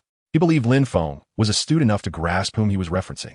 Lin Feng snorted dismissively, countering, why should I grant them that assurance? This is not a child's game. You require sustenance, Lin Feng. This is a mutually beneficial arrangement. You offer them security, and they will provide you with the life you desire.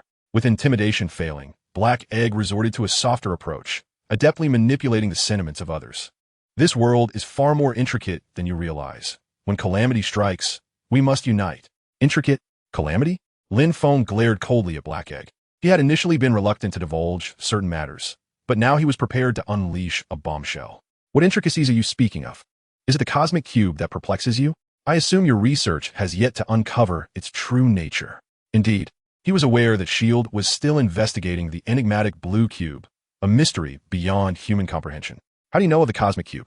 Black Egg's pupils dilated as a wave of crisis and confusion washed over him. The existence of the cosmic cube was classified information. How could Lin Feng possibly be aware of such matters? How do I know? The calamity stems from your reckless experimentation. Lin Feng replied, amusement gleaming in his eyes. Some matters are beyond the Earth's capacity to safeguard. Acquiring them invariably leads to catastrophe. We often find ourselves creating our own troubles, perpetually adopting a hindsight perspective. The existence of the Kree should have awakened you by now. There are individuals who relish showing off their prowess, believing that everything lies within their meticulous control. Lin Feng uttered several statements, each laden with an overwhelming amount of information. The Black Egg stared intently at Lin Feng, speechless, utterly baffled by the extent of his knowledge, which exceeded all his expectations.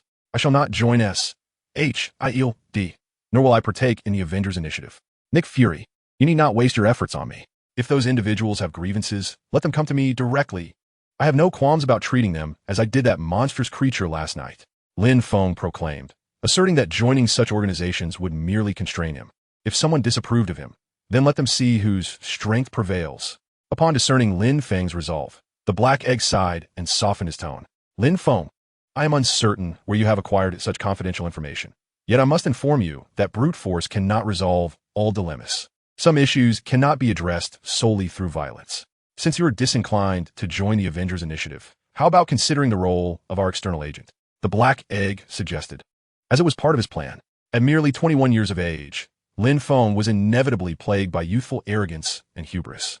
Coupled with his formidable abilities, he was naturally resistant to control. Lin Feng's approach to resolving issues was straightforward, to let his fists dictate the outcome. However, in the adult world, resolving matters through sheer force often constitutes a rather desperate measure. It is improbable to compel a capable young man, and the Black Egg was acutely aware of this, thus preparing two alternative proposals. Lin Feng understood that while strength may prevail in tumultuous times, rigidity in today's society can lead to downfall. He was young and impetuous, yet his moral compass remained intact. After a moment of contemplation, Lin Feng provided his response. I refuse to be beholden to anyone, Director Fury.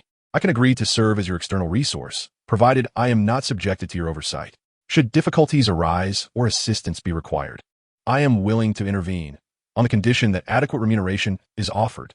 Lin Feng proposed a collaborative arrangement that allowed him to operate independently of S.H.I.E.L.D., thus circumventing numerous complications. The Black Egg pondered for considerable time before ultimately sighing. Lin Feng's complexity far surpassed his initial assumptions. From the moment he entered, Lin Feng had seized the initiative, and his understanding of the world was beyond the Black Egg's expectations.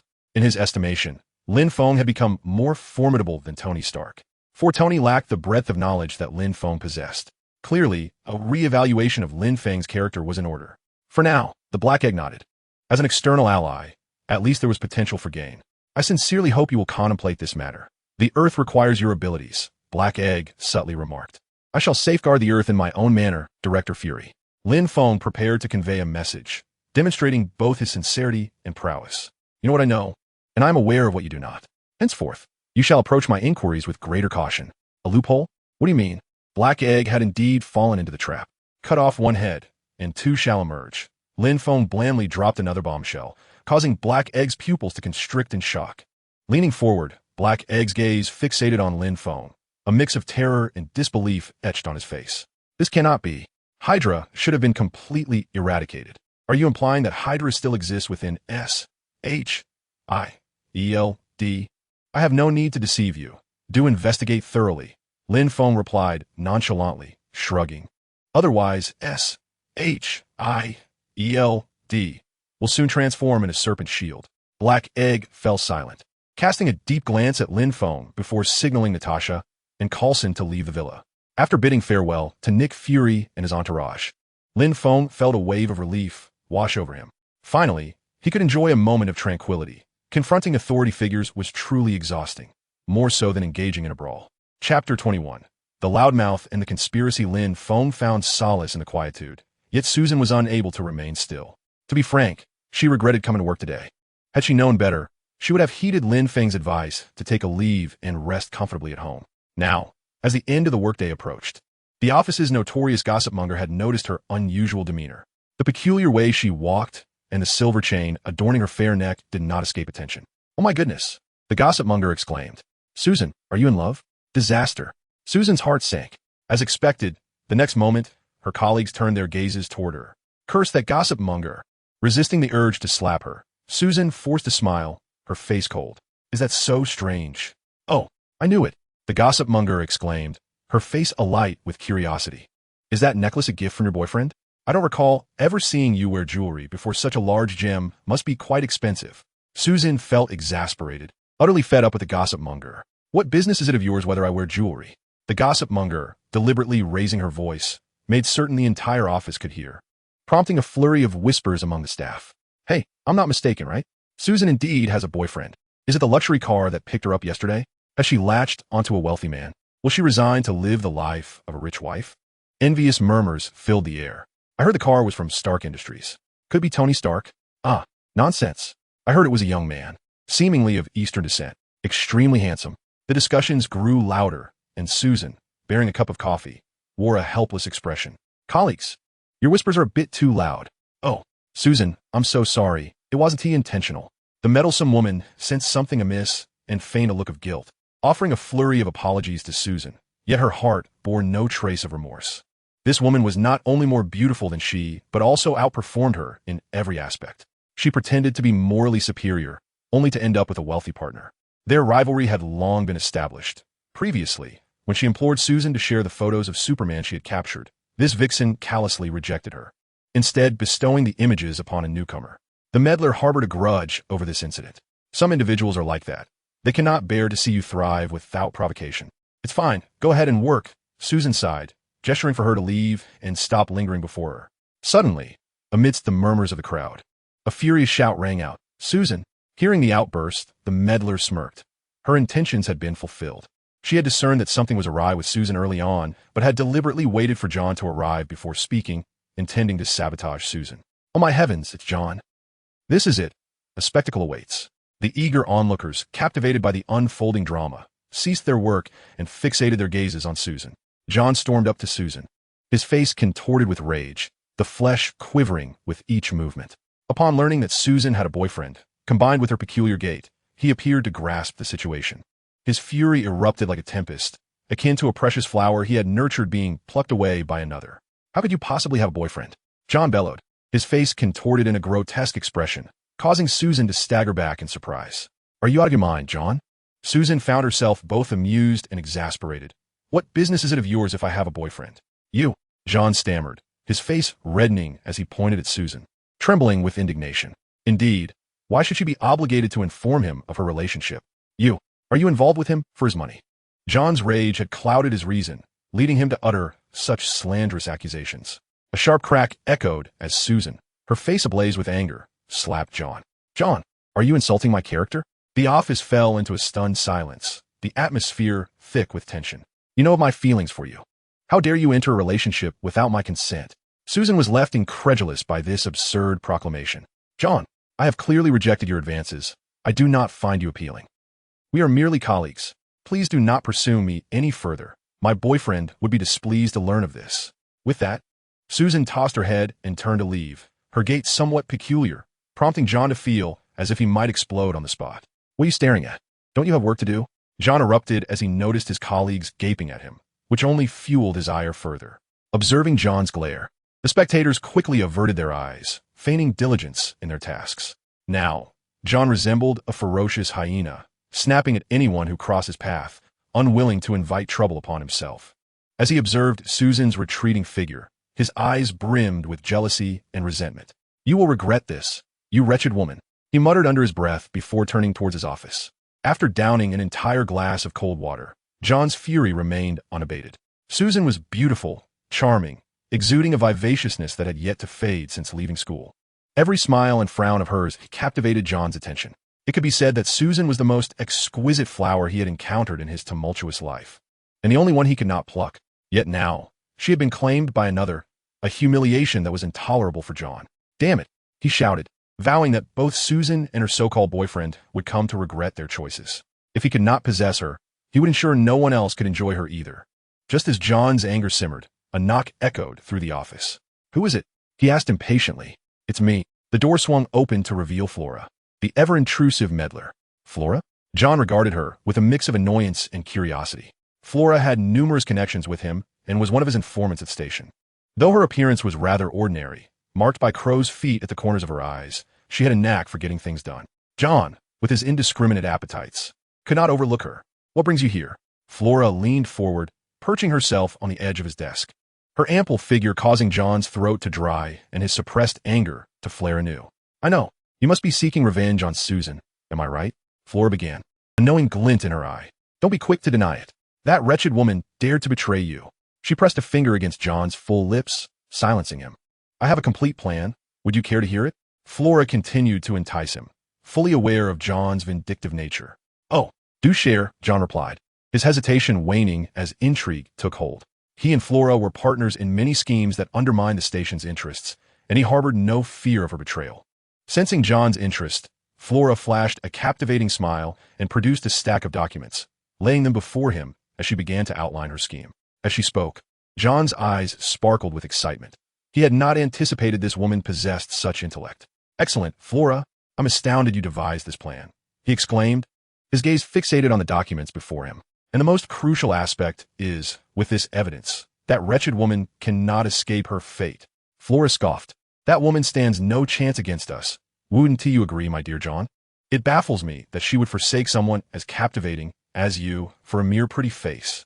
Flora unflinchingly cradled John's foul foot, knowing that by appeasing him, she could obtain the benefits she desired. This tactic had proven effective time and again. Otherwise, with her abilities, how could she possibly infiltrate the BBC? Indeed, you are correct. John chuckled contentedly. Noticing Flora's silent gaze, he understood her implication well. Without sustenance, a horse cannot run. Thus, I shall communicate with the higher-ups, and the task of filming the superhero will henceforth be entrusted to you. For now, help me quell my frustrations. With that, John seized Flora's head and pressed it downwards. A flicker of distaste crossed Flora's eyes, yet she did not resist. Their covert plan to deal with Susan was quietly set in motion amidst their conspiracy. Chapter 22. Dear friend, you have succumbed to palladium poisoning. After enjoying a rare few days of leisure, Lin Feng once again found himself watching a live broadcast of Tony Stark on television. As he witnessed the hearing regarding the surrender of the Iron Man suit, Lin Feng realized that the narrative of Iron Man 2 was unfolding. This meant that, at this juncture, Tony must have already been afflicted by palladium poisoning, possibly even more severely than depicted in the original storyline. Tony's indomitable spirit ensured he would not allow Lin Feng to bask in the public's attention alone. His frequent appearances in the suit only exacerbated the palladium toxicity. After contemplating for a moment, Lin Feng rose, preparing to head to Stark's villa. As flying during the day would attract too much attention, he opted to drive. Upon arriving at Tony's villa, he encountered Pepper Potts. Hey, Pepper, is Tony home? Lin Feng inquired as he approached the villa. What's wrong? Did Tony upset you? Noticing Pepper's frosty demeanor, Lin Feng discerned her evident anger. Indeed, you have no idea what that scoundrel has done. Finding a sympathetic ear, Pepper vented her frustrations. He donated all our modern art collection without consulting me. Not a single piece remains. He donated everything. To whom? The Boy Scouts of America? Pepper exclaimed indignantly. Do you understand, Lin Feng? I spent 10 whole years curating these items. He didn't even inform me before giving them all away. In her fury, Pepper stomped her foot. Lin Feng awkwardly rubbed his nose, feeling a bit embarrassed. I won't discuss this any further, Lin Feng. I must confront him and get to the bottom of this. With that, Pepper turned astride towards the villa.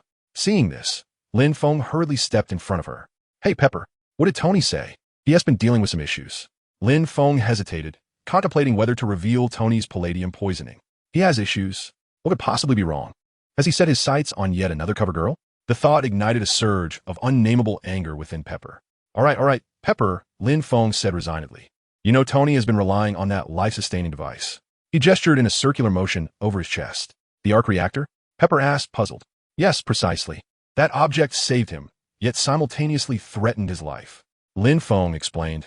The core of the reactor is composed of palladium, and Tony has now succumbed to palladium poisoning. I believe he has yet to find solution. If he fails to discover a new element to replace palladium, his life may soon be on a countdown. Hence, his mood and spirit might not be in the best state. Oh my God! Upon hearing Lin Feng's explanation, Pepper Potts displayed a look of astonishment and concern. He never mentioned anything to me. At this moment, Pepper felt flustered. The anger she had previously felt evaporated upon learning that Tony's life was in jeopardy. No, I must go in and see him. Hey, wait, Pepper. Lin Feng called out to her once more. I am here to address Tony's palladium poisoning. Allow me to handle this, all right? Do you have a way to cure him? Pepper gazed at Lin Feng, her eyes brimming with hope and anticipation. Indeed, Miss Potts, but I will need a small favor from you. Lin Feng smiled. Could you prepare a kettle of hot water and 2 cups for me? Is it really that simple? Yes, just prepare it for me, and I'll go speak with Tony first. All right, fine. I'm counting on you, Mr. Lin Feng. Pepper, albeit with some skepticism, headed upstairs to prepare the hot water, aware that she could not be of much help in this regard. With good intentions, but limited capacity. She could only trust Lin Feng, who asserted he had a solution. Once Pepper departed, Lin Feng made his way toward the underground workshop, activating his super hearing to ascertain Tony's current condition. How much of this disgusting concoction must I drink in a day? Tony Stark grimaced as he lifted a cup of chlorophyll juice. The palladium poisoning rendered him dizzy and fatigued. After downing nearly half the cup, Tony retrieved a metallic device the size of a matchbox to measure the palladium levels. He pressed his finger onto the instrument. Blood toxin level, 43, sir. As anticipated by Lin Feng, Tony's blood toxin levels were nearly half again higher than in the original narrative due to his frequent use of the suit. Prolonged usage of the suit has exacerbated your condition, sir. Tony Stark, somewhat irritable, tapped the table before being informed by J.R.S. that the energy had been depleted. After replacing the reactor core, Tony gazed at the black spider pattern on his chest with a sense of helplessness. Sir, J.A.R.V. Ice suddenly alerted. Mr. Lin Feng has arrived. Lin? What did he possibly want? J.A.R.V.I.S. quickly set down the t-shirt and took a sip of the chlorophyll juice. At that moment, Lin Feng walked in, immediately noticing Tony drinking the chlorophyll juice. Hey, Tony, how does it taste? Lin Feng couldn't resist teasing, for the flavor of chlorophyll juice could hardly be described as delightful. What is this? Your new recipe beverage, Tony? Indeed. It's green, it's healthy. I recommend you try a cup too, buddy. In banter, Tony was not to be outdone. What brings you here, buddy? Tony retorted. Here to sample my new recipe drink? Oh no, Tony, I have come to seek your company for tea. Lin Feng waved his hand, realizing that he could not contend with the dog system, nor could he stand against Tony. Tea? I hardly have time for that, Tony replied, shaking his head. The bitter taste did not appeal to him. Much like chlorophyll, he only consumed it to alleviate his palladium poisoning. Do not say such things, my friend. Trust me, the tea I offer is not something just anyone can partake in. Lin Feng stepped forward, unabashedly draping an arm around Tony's shoulder and leading him upstairs. It is far more effective than chlorophyll. You will come to enjoy it, he insisted, gesturing toward the arc reactor embedded in Tony's chest. You know, Tony, looking at Lin Feng with a raised brow, pointed at his own arc reactor, inquiring with uncertainty. Of course I know, Tony. Lin Feng sighed, adding palladium poisoning. That much I can deduce. At a loss for words, Tony allowed Lin Feng to guide him to the sofa in the living room. Here is the hot water you requested. Lin Feng. Pepper entered, carrying a tray and placing the hot water and cups on the table. Oh, Pepper, you're here too? Tony remarked, raising an eyebrow as he observed her. Why did Pepper seem to be in a rather peculiar mood today? He turned to Lin Feng. Surely she isn't. Indeed. I understand now, Tony. Pepper settled onto the sofa. Oh, good heavens. Tony exclaimed, slapping his palm against his face in distress. Are you trying to let the entire world know that I am surviving on chlorophyll? You cannot blame Lin Feng for this, Tony. Pepper's beautiful eyes fixed intently on him. A mixture of anger, grievance, and most prominently, concern. Why did you not tell me? Seeing Pepper's fury, Tony felt cornered. Pepper, it's not that I didn't want to tell you. I have been searching for a way to handle this. Trust me, I can resolve it. Moreover, even if I told you, it would be of little consequence. At this, Pepper's face fell, filled with disappointment. Damn it. Tony cursed himself internally. Realizing his misstep, he quickly attempted to clarify. That's not what I meant, Pepper. Do you think I'm useless? Pepper's eyes brimmed with tears. I resign. I want to resign. Tony, you never care about others' feelings. You even donated my 10 years of hard work. I have had enough. No. Tony felt a surge of panic. I did not say you were useless. That was not my intention. Pepper, please listen to me. Then what do you mean? You didn't even tell me about your palladium poisoning. Pepper's grievances grew, and tears began to flow. I meant to say, Tony's mind raced, devising a way to soothe Pepper's hurt. I want you to be the chief executive officer. Chapter 23. The Fury of Pepper, the Truth Revealed. I mean it. Tony took a deep breath. I want you to be the CEO. Upon hearing this, Pepper paused her tears, staring at Tony in disbelief. Have you been drinking? Effective immediately. Wow. After a moment of realization, Pepper's sobbing intensified as Tony's appointment felt to her like a prelude to a farewell. The weight of her sorrow compelled her to weep even louder. Tony inhaled sharply, uncertain of how to respond, his hands suspended in the air, contemplating whether to embrace Pepper, yet feeling it inappropriate. Frustration welled within him as he cast an indignant glance at Lin Feng, the silent architect of this turmoil. Lin Feng, having indulged in gossip for quite some time, had even taken a moment to steep the leaves of the Tree of Life.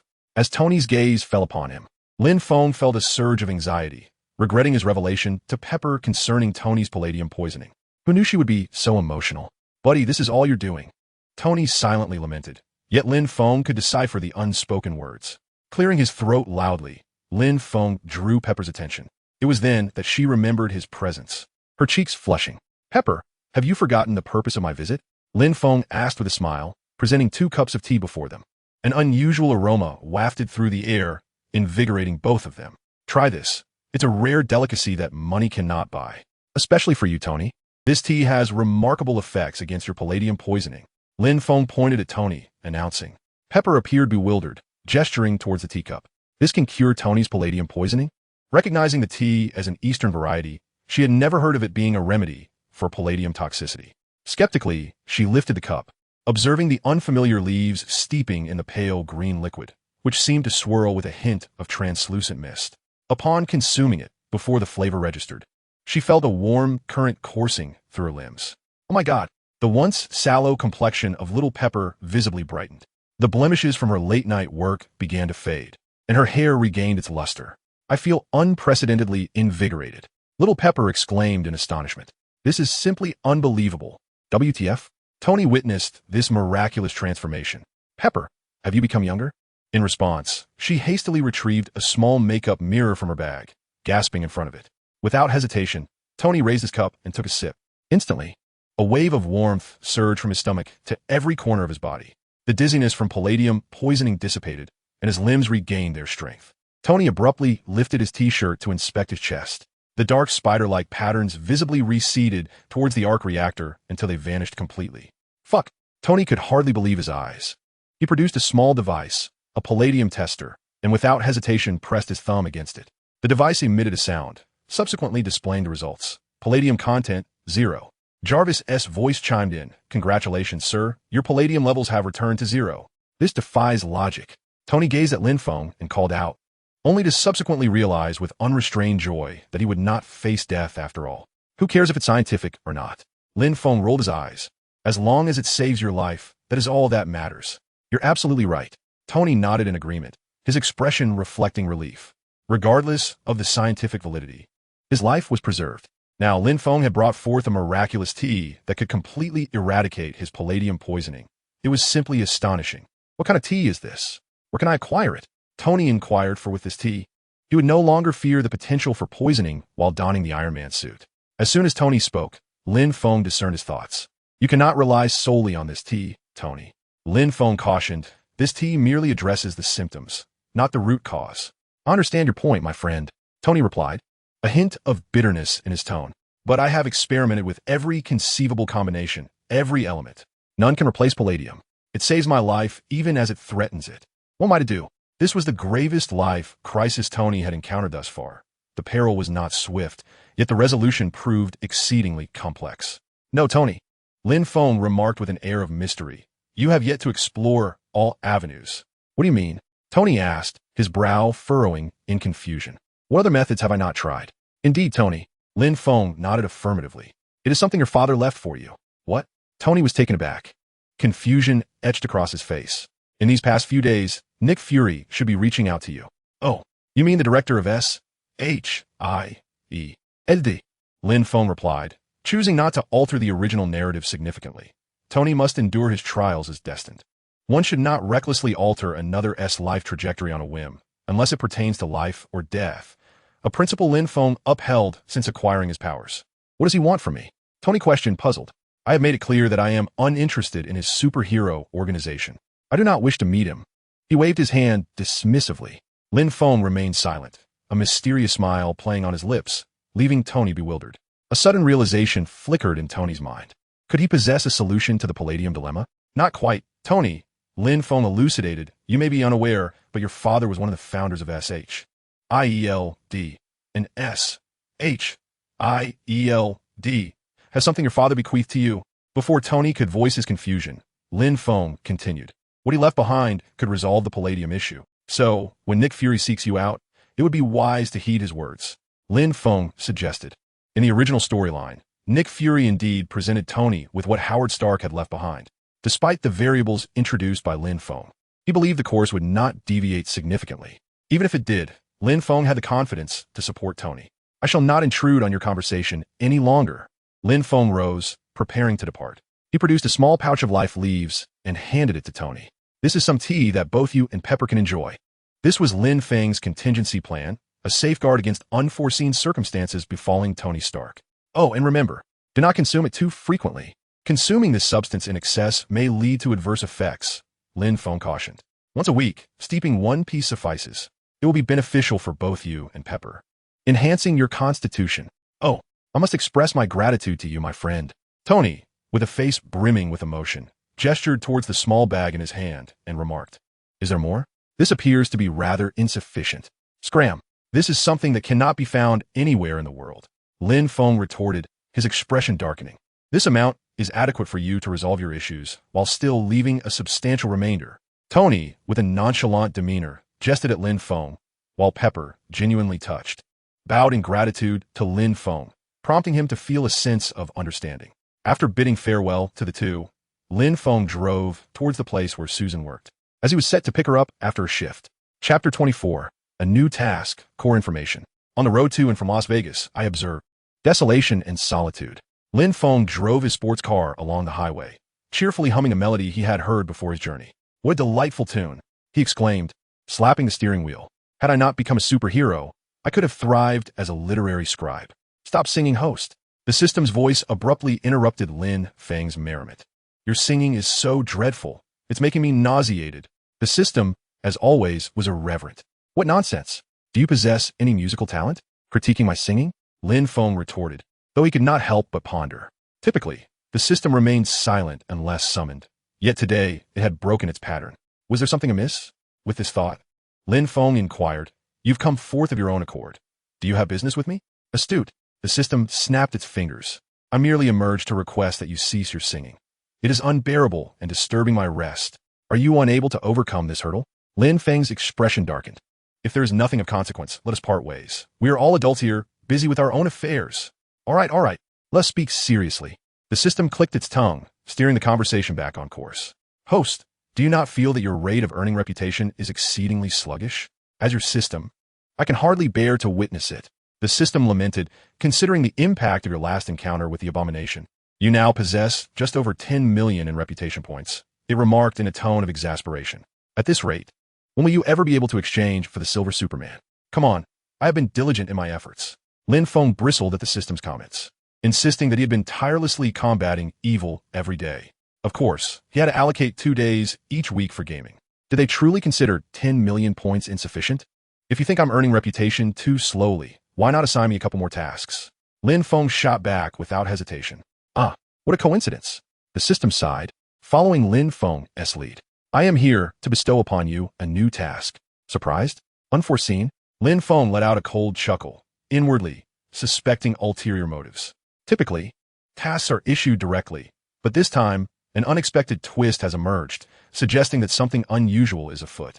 There exists a hint of reluctant interest. Let us delve deeper. What does it mean to have a slight interest? The system responded with discontent. Allow me to elaborate. This time, the rewards for the task are exceedingly generous. Just how generous? Lin Feng scoffed, dismissing the system's claim. Currently, the highest prestige point offered by the system stands at a staggering 1 million.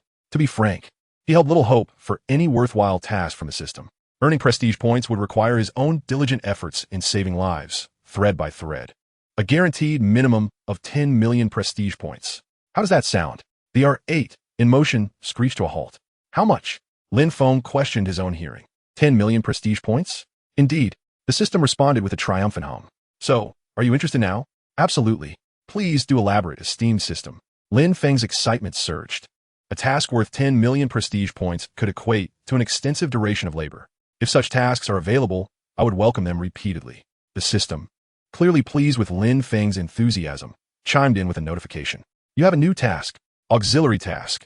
Save the blue planet in the DC parallel universe. Prevent the merging of the mother boxes and defeat the Wasteland Wolf and the corrupted Superman under mind control. The task is derived from the film universe of Justice League. Task duration, 10 days. Task countdown, 3 hours. Task reward 1, 10 million prestige points. Task reward 2, additional prestige points based on the host performance rating. After reviewing the task, Lin Feng found himself utterly perplexed. He scrutinized the brief message again. It was as if he could comprehend it, yet simultaneously could not. System, what is happening? Lin Feng queried, bewildered.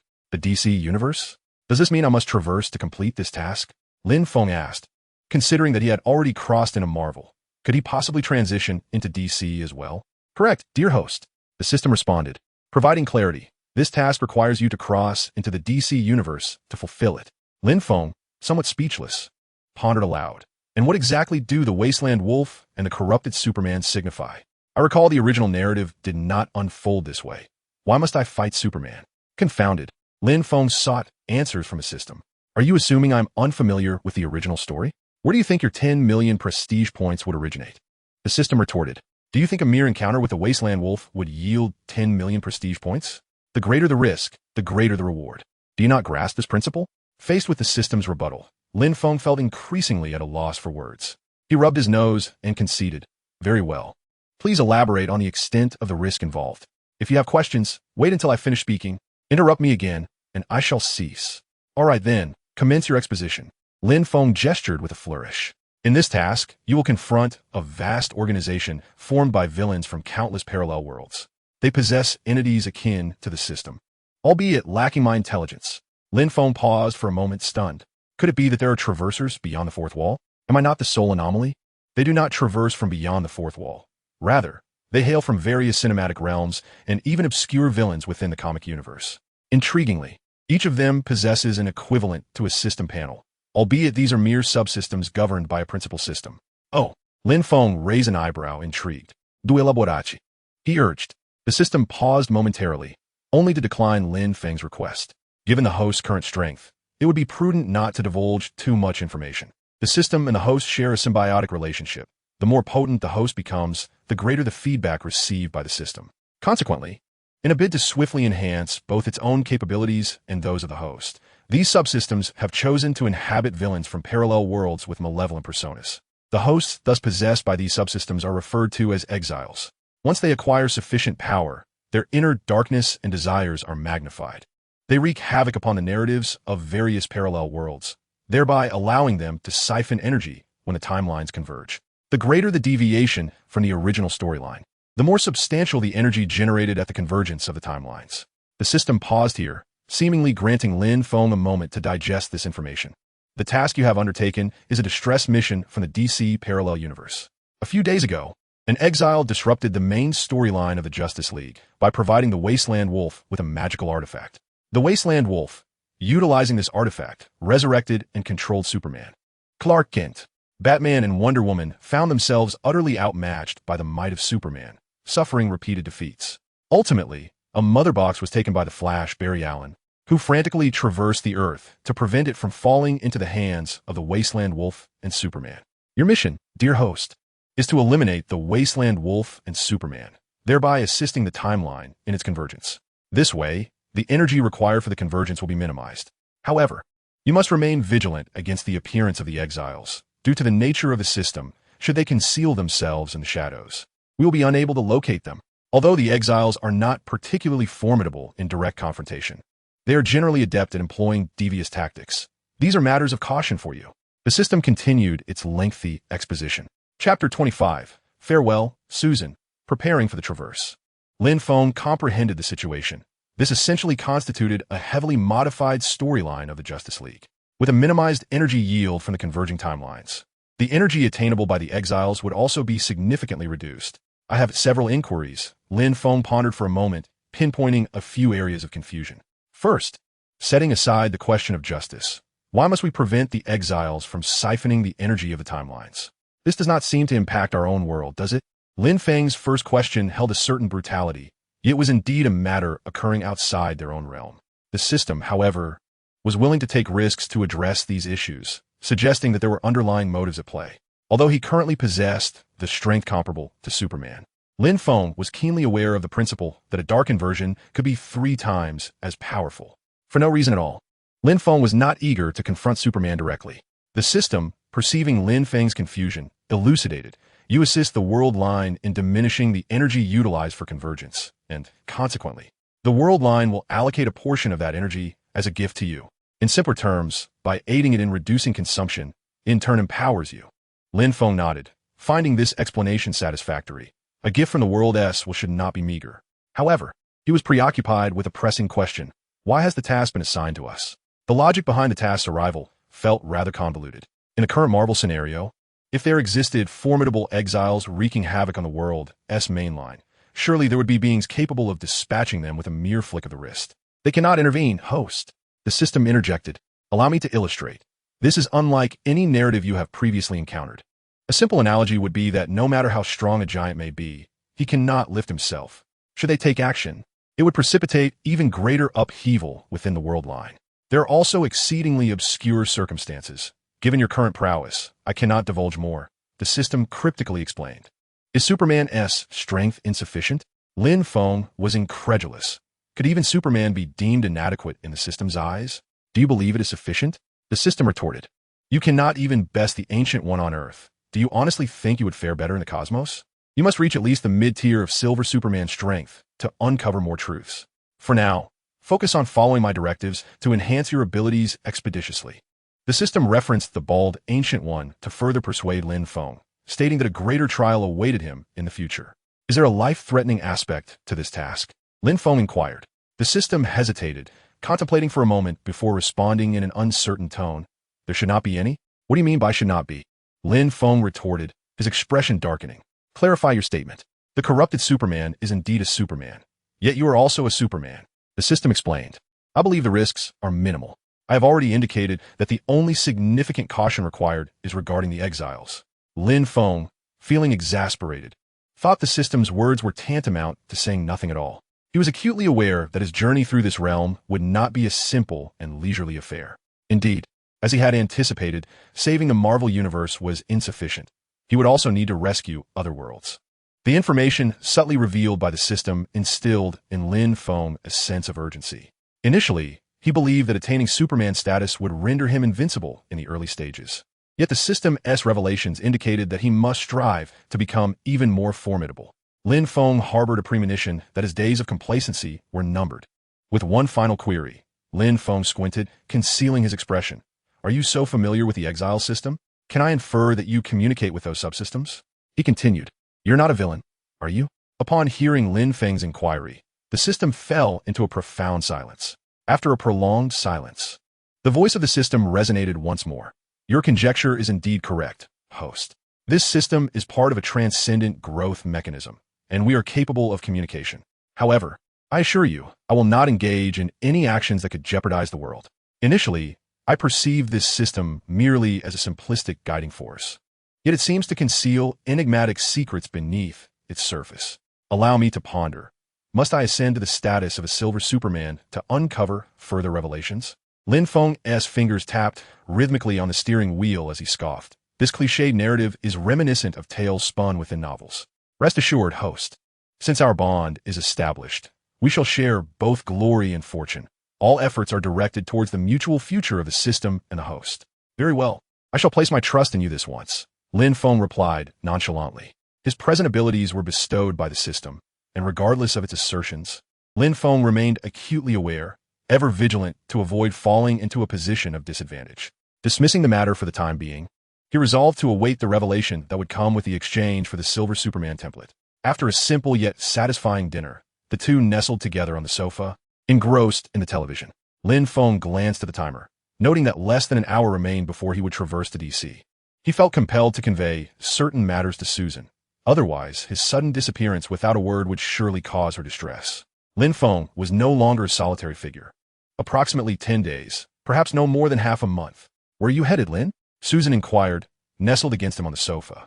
Upon hearing he would be gone for such an extended duration, she lifted her small head, a look of confusion adorning her features.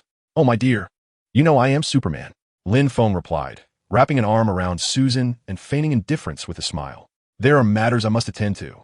It is merely 10 days. It will pass swiftly. Observing the worry etched on Susan's delicate face, he offered her reassurance. Here, take this contact information, Lin Feng said, handing Susan a card inscribed with Tony Stark's contact details. I may be unreachable in the coming days. Should you require assistance, do not hesitate to call Iron Man. He had already conferred with Tony, ensuring he would keep an eye on Susan during Lin Feng's absence. This was a prudent measure. I understand, Lin, Susan nodded, accepting the card. After a moment's hesitation, she inquired, will you be in danger? What are you thinking, my dear? Of course, there is no danger, Lin Feng responded confidently, thumping his solid chest. When this world could possibly threaten Superman, he would never admit to any peril, as it would only sow unnecessary worry. I will bring you a gift, he promised. Susan, her face still marred by concern, nodded and cautioned, then please be careful while you are out there. Hearing her words of concern, Lin Feng smiled and nodded in acknowledgement.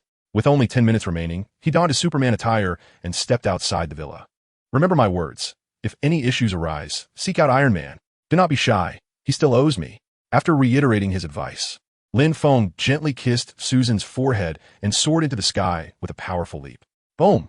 As the sound of a sonic boom reverberated, Lin Feng swiftly vanished from Susan's sight. Watching him depart, Susan lingered in place for a long while, her gaze filled with concern. Although Lin Feng had assured her that this journey posed no danger, Susan, being an astute woman, understood better. Who is Superman? The being capable of lifting cargo ships and sending monsters into outer space. Surely, even Superman would face risks in matters that required him days to resolve. It was evident that Susan recognized Lin Feng's reassurances were meant to alleviate her worries. She could not hinder him from confronting danger. To do so would strip him of his superhero identity. Gently clutching the pendant Lin Feng had gifted her, Susan silently offered her blessings for his safety. Chapter 26. Traversing the DC Universe, Batman faces peril. High above, the system remarked with a hint of exasperation. I must say, host, there's no need to fly so high. You could traverse the ground as well. Lin Feng scoffed. What do you know, you wretched system? My elevation serves to shield Susan from concern. The less she knows, the happier she remains. After this explanation, Lin Feng couldn't resist a jibe. It's clear you're a singleton, incapable of grasping such nuances. Be gone, the system retorted, its tone darkening. Prepare for your traversal. I shall send you to engage with the great Superman. With a hum, a crimson portal materialized before Lin Feng. It was a gateway connecting the Marvel and DC universes. Taking a deep breath, he stepped through. The passage was brief, and Lin Feng swiftly traversed it. On the other side lay the blue planet of the DC universe. However, at the precise moment Lin Feng entered the portal, the supreme sorceress, Ancient One, who had been in meditation on Earth, abruptly opened her eyes. She sensed Lin Feng's presence had vanished entirely from the cosmos. In confusion, she retrieved the time stone, peering into the future to seek Lin Feng. The system's portal had directly transported Lin Feng above the territory of a certain DC character in broad daylight. The system's voice echoed once more. Mission initiated. Countdown. 10 days. Please complete the task within the time frame. With that, the portal gradually faded away. Time was of the essence, and Lin Feng hesitated not. He had devised a plan of action prior to his journey and immediately employed his super hearing to encompass the entirety of the United States, gathering information. In an instant, a multitude of sounds surged into Lin Feng's mind like a tidal wave. He held his breath and focused, meticulously discerning through the cacophony. His intention was to locate Batman and his allies to ascertain the current situation. According to the system's intel, Batman, Wonder Woman, and Aquaman were likely assembled together. Indeed, as Lin Feng anticipated, within mere moments, he pinpointed the voices he sought. Found it. Lin Feng's eyes widened as he caught the conversation between Diana and Victor. With a thunderous boom, he propelled himself towards the source of the sound at breakneck speed. In a tranquil, private hospital, within a patient room, Bruce Wayne lay on the hospital bed, his breath faint.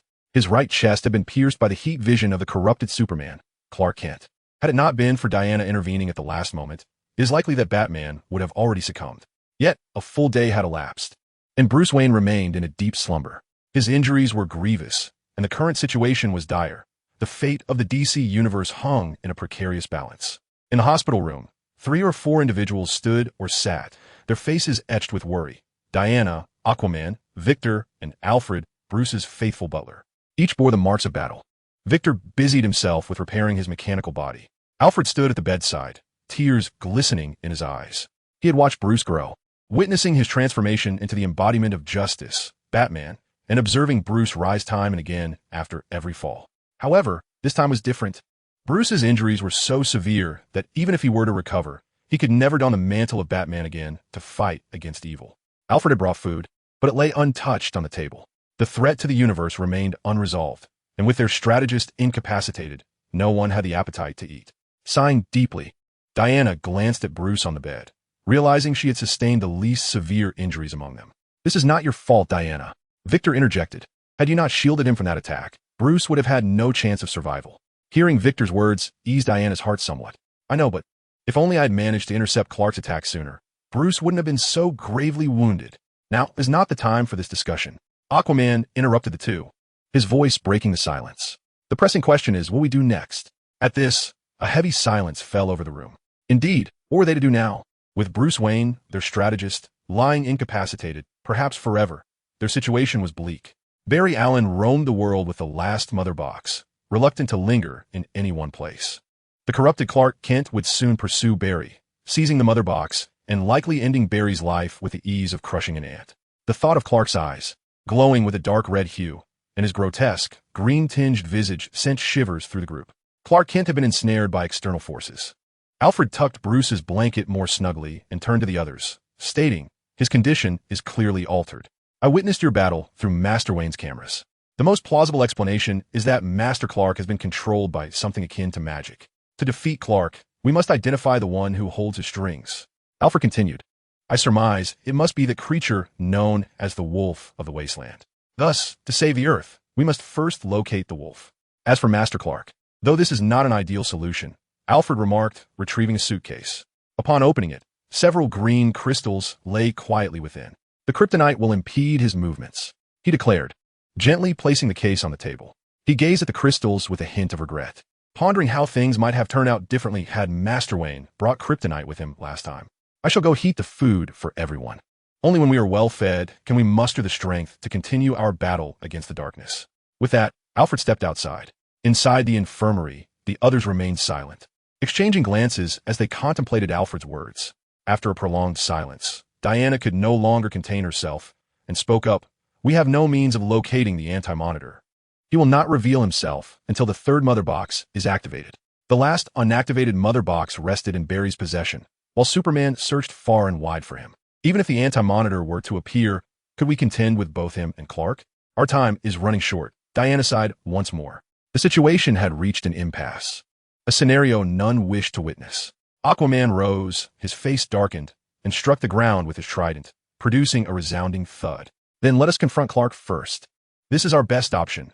We must deal with our most formidable foe. If the mother box falls into Clark's hands, the consequences would be dire." Diana nodded in agreement, saying, "With the kryptonite, we can attempt it. If we can sway the controlled Clark to our side, our chances of victory will increase. Victor, can you pinpoint Barry Allen's location? Diana inquired of Victor. His mechanical eye glowed red. Yes, Mr. Bruce has placed a tracker on him. I can monitor Barry Allen's whereabouts at all times. The pressing question is, once we find him, who will confront Clark? Victor's expression was grave. Together, they lacked the strength to take down Superman. A feasible plan must be devised to have any hope of subduing him. This was nearly their final hope, and they had to tread carefully. Diana spoke first. I shall do it. I will distract Clark. As the least injured and arguably the strongest among them, she felt this heavy responsibility rightfully belonged to her, confident that she could hold Superman at bay for a brief moment. Victor, you are tasked with fashioning the kryptonite into a weapon. Seize the opportunity to strike Clark. Victor silently nodded in agreement. I will assist you in restraining Clark. Aquaman Arthur interjected, his left arm bearing a wound inflicted by heat vision, oozing a dark crimson essence that rendered it difficult to heal. The corrupted Clark's heat vision seemed to have mutated, making wounds inflicted by him nearly impossible to mend. Stay back and protect Bruce, Arthur, Diana said, glancing at Aquaman's injured arm and shaking her head. I can handle it. Let me go. Arthur insisted, striking the ground forcefully with his trident, asserting his readiness. Diana observed Arthur fall into silence, unwilling to allow him, weakened as he was, to continue the battle. The stakes were too perilous, and a single misstep could cost Arthur his life. As the group exchanged glances of concern, an unfamiliar voice suddenly resonated from within the room. None of you are capable. Allow me to take charge. Chapter 27. None of you are capable. Allow me to take charge. The strange voice abruptly interrupted their conversation. Who is it? The group's pupils dilated in unison, turning towards the source of the sound. To their astonishment, a strange man had appeared by Bruce's bedside, holding an object, while the bandages that once adorned Bruce lay scattered around him. The group had been completely oblivious to his presence, and an unsettling sense of danger enveloped them. Get away from Bruce. Without a moment's hesitation, Aquaman seized his trident and hurled it forward. A resounding thud echoed as the man, without even lifting his head, reached out with his right hand and effortlessly caught the oncoming trident, absorbing its tremendous force with ease. A wave of dread washed over the group as they realized the gravity of the situation. The stranger had disassembled Bruce's bandages. He was intent on harming him. Victor's artillery system was ill-suited for combat within the confines of the room, as it would undoubtedly endanger Bruce's life. With Arthur's left arm injured and the trident neutralized, only Diana remained to act. In the next instant, Diana propelled herself forward, channeling her strength into a powerful punch. Bang! Lin Feng reluctantly set aside his task and intercepted Diana's punch with his left hand, the force of their collision sending the remnants of Bruce's bandages flying. What are you doing to Bruce? Diana demanded. Lin Feng raised a small green vial in his hand, assuring her, I am healing Bruce. Trust me, I mean no harm. He then gestured towards Bruce's wound. If you doubt me, take a look. The group scrutinized Lin Feng with skepticism, cautiously approaching the bedside to examine Bruce's injury. What unfolded before their eyes surpassed their understanding.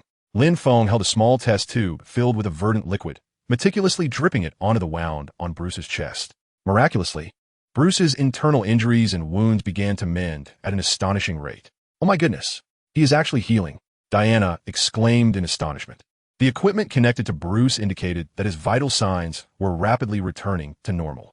Wounds that even divine herbs could not heal were, in an instant, significantly mending, leaving the group in awe and realizing that the newcomer was at the very least not their adversary.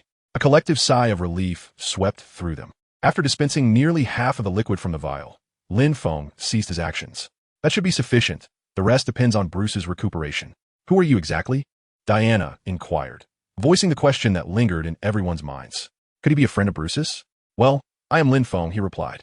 Lin Feng gently covered Bruce with a blanket, a smile gracing his lips as he addressed the others. I am here to assist you. Assist us? Aquaman scoffed derisively. We do not require your help. Do not presume that because you withstood my strike, you are formidable. Injured, I am yet only half my usual strength. Moreover, you have no inkling of the troubles we currently face. Arthur's irritation was palpable. He resented Lin Feng's nonchalant demeanor in the wake of his attack, which he believed had not been delivered at full force. Do not speak in such a manner, Arthur, Diana interjected. He has indeed been of assistance. Her words carried weight, as she acknowledged that Lin Feng had saved Bruce. Thank you for rescuing Bruce, Diana expressed sincerely, her gaze fixed on Lin Feng. However, we cannot allow innocent lives to be endangered. You do not comprehend the challenges ahead of us. Diana elucidated that while the man before them seemed capable of evading their senses, it did not equate to having the means to contend with Clark. Having faced Clark, Diana was acutely aware of his terrifying prowess. Yet, Lin Feng shook his head, smiling as he replied, "Since I am here, it signifies that I am aware of what you are confronting. If I am not mistaken, Superman knows you are here. His current absence is due to his primary objective of locating the last mother box. I believe you have no alternatives. I understand Clark's strength, but I am confident in my ability to confront him. Understanding may elude you, so let me demonstrate." With that, Lin Feng slowly levitated into the air. In the next moment, he was enveloped in a black battle suit. The pure black bodysuit was complemented by a black cape, emblazoned with a large S-shaped symbol, representing hope, identical in design to Superman's attire, save for the color. While Clark donned red and blue, Lin Feng's was entirely black. The others stared, awestruck at Lin Feng hovering above them. They recognized the attire all too well. "WTF?" Aquaman questioned, doubting his own eyes.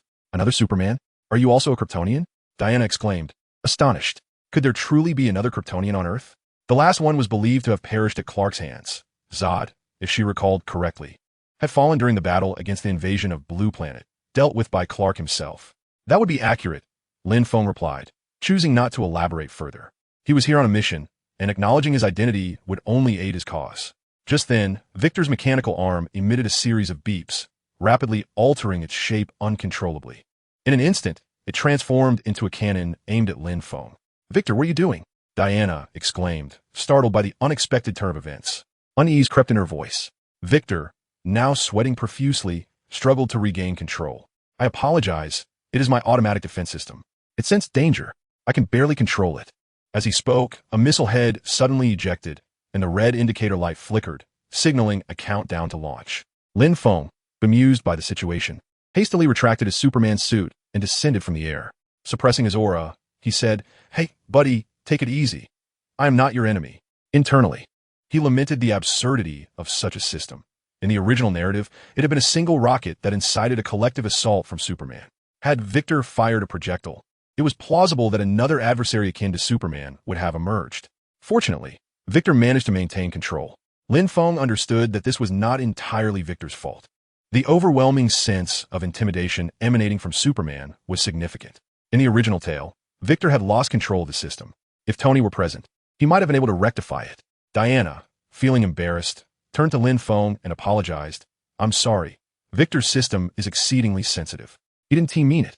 Lin Feng nodded, nonchalantly replying, "I understand. Rest assured, I won't take offense. Now, you must believe I can assist you." The group exchanged glances before collectively nodding, their spirits visibly lifted. Lin Feng's arrival had ushered in a glimmer of hope. Regardless of his origins, he had demonstrated through his actions that he was at least not an enemy.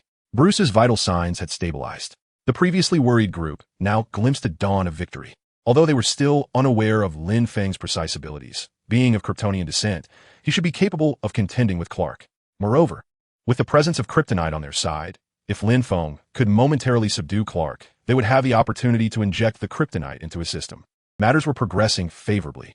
Observing the nods of agreement from the others, Lin Feng smiled indifferently. His mission was to defeat the Wasteland Wolf and Superman, thereby saving the DC Blue Planet. He could certainly act independently, directly seeking out Barry to seize the Mother Box and lure out the Wasteland Wolf. His interactions with the DC superheroes and the effort to rescue Batman were merely due to a stipulation in the mission. The specific rewards would depend on the host's evaluation of the event. This mirrored a hidden quest in a game.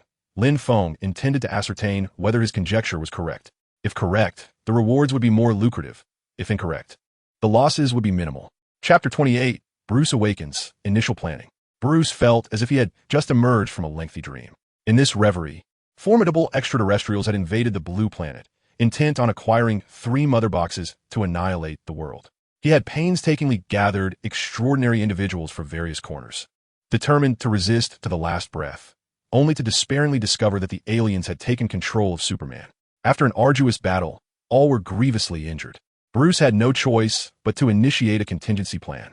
He instructed Barry Allen to escape with the last mother box, urging him to flee incessantly across the globe, thereby temporarily eluding Superman's pursuit.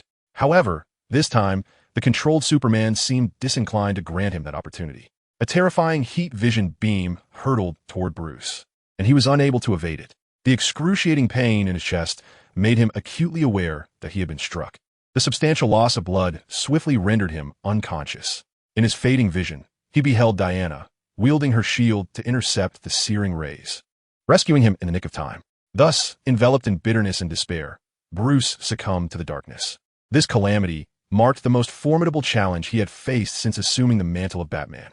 His adversary was a powerful extraterrestrial race, having seized control of the soul, being capable of standing against them on Earth. Bruce was at a loss for how to confront this battle. The flicker of victory dimmed as Clark fell under their dominion. How to subdue the formidable Superman? How to combat the aliens? How to save the Blue Planet? These daunting questions seemed to recede from his grasp.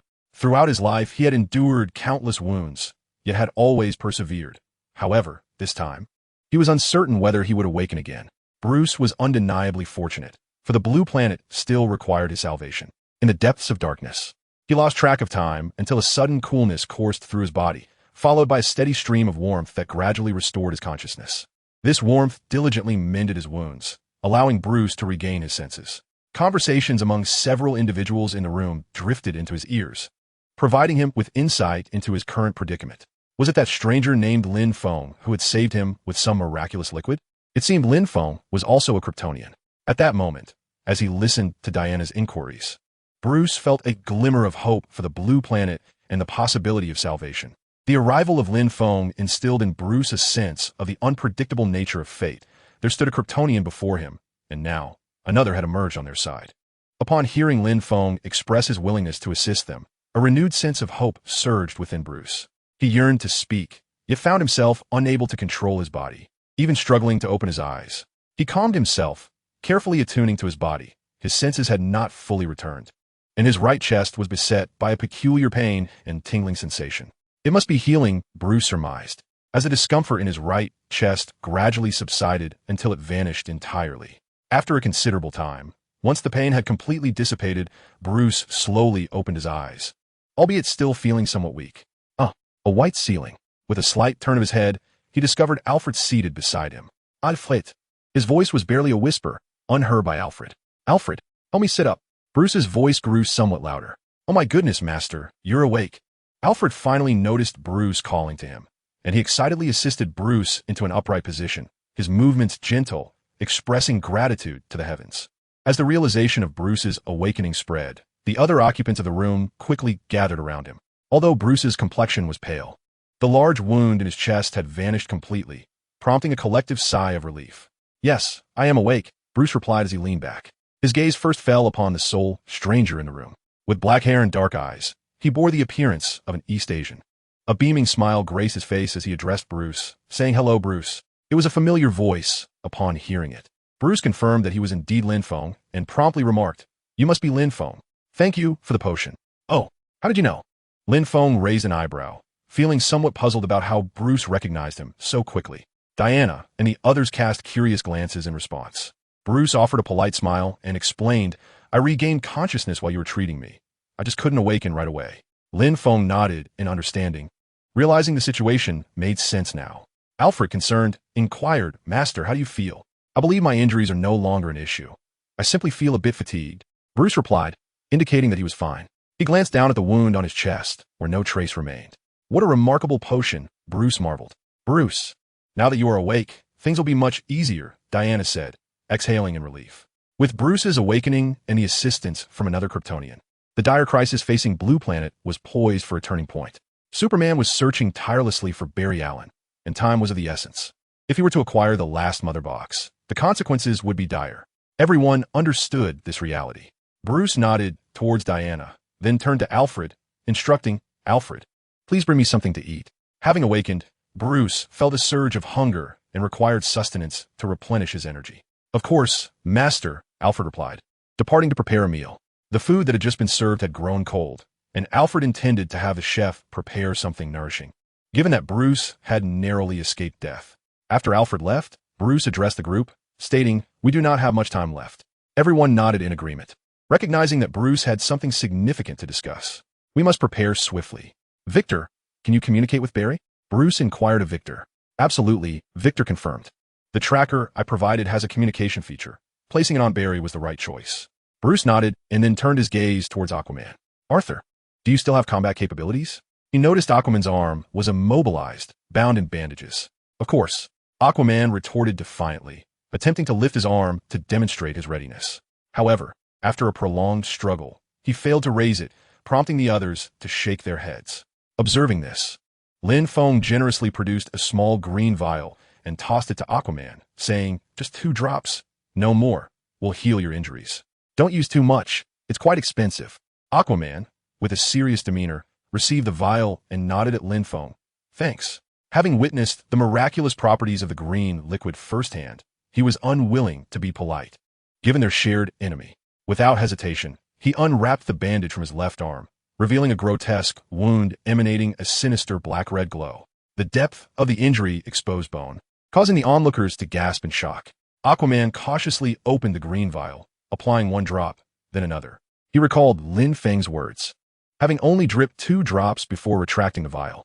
Under the gazes of several onlookers, the verdant liquid hissed upon contact with the wound, and the dark crimson light gradually dissipated as if banished, revealing the flesh beneath. When the ominous glow had entirely vanished, the wound slowly began to close, healing gradually under the lingering effects of the green liquid. In no time, the injury had completely vanished. Although they had witnessed this phenomenon just once before, the miraculous sight still left the onlookers in awe. Observing the disappearance of the wound, Aquaman rotated his left arm a couple of times, a glint of brilliance flashing in his eyes. It was healed. Truly remarkable. Bruce also turned his gaze toward Lin Feng, expressing his gratitude once more. Aquaman was an indispensable asset to the team, and everyone recognized the value of Lin Feng's willingness to produce such a precious remedy for treatment. At that moment, they all acknowledged Lin Feng as an ally. Their confidence in defeating the Wasteland Wolf and saving Blue Star greatly boosted. Chapter 29, Barry's Predicament. Pre-battle discussion. The group gathered together to enjoy a meal. Previously, due to the dire circumstances and Bruce's uncertain fate, they had scarcely eaten. Now that a new hope had emerged, they felt a pang of hunger and wasted no time in feasting. Lin Feng also produced 2 bottles of wine brewed from the leaves of the Tree of Life to share among them. This elixir could swiftly restore their energy and stamina. A rare treasure indeed, each bottle valued at 10,000 prestige points. The group had grown accustomed to Lin Feng's remarkable offerings, having already seen the extraordinary green liquid before.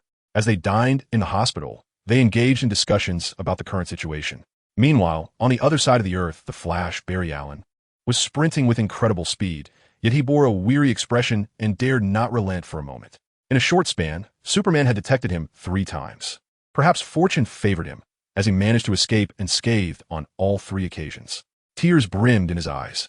The timid Barry felt no courage to confront the fearsome Superman alone. Clutching a box, he prayed fervently for Batman's support to arrive swiftly. He was uncertain how much longer he could endure. His eyelids had been fighting each other for quite some time. Undoubtedly, Barry was fortunate. After evading Superman's pursuit, he found refuge in a basement where he discovered several thick lead plates. He covered himself entirely with the lead, gasping heavily, relishing the hard-won respite. He knew that Superman's X-ray vision could not penetrate lead. Finally catching his breath, he retrieved the tracker Batman had given him and pressed the button. The green communication light illuminated.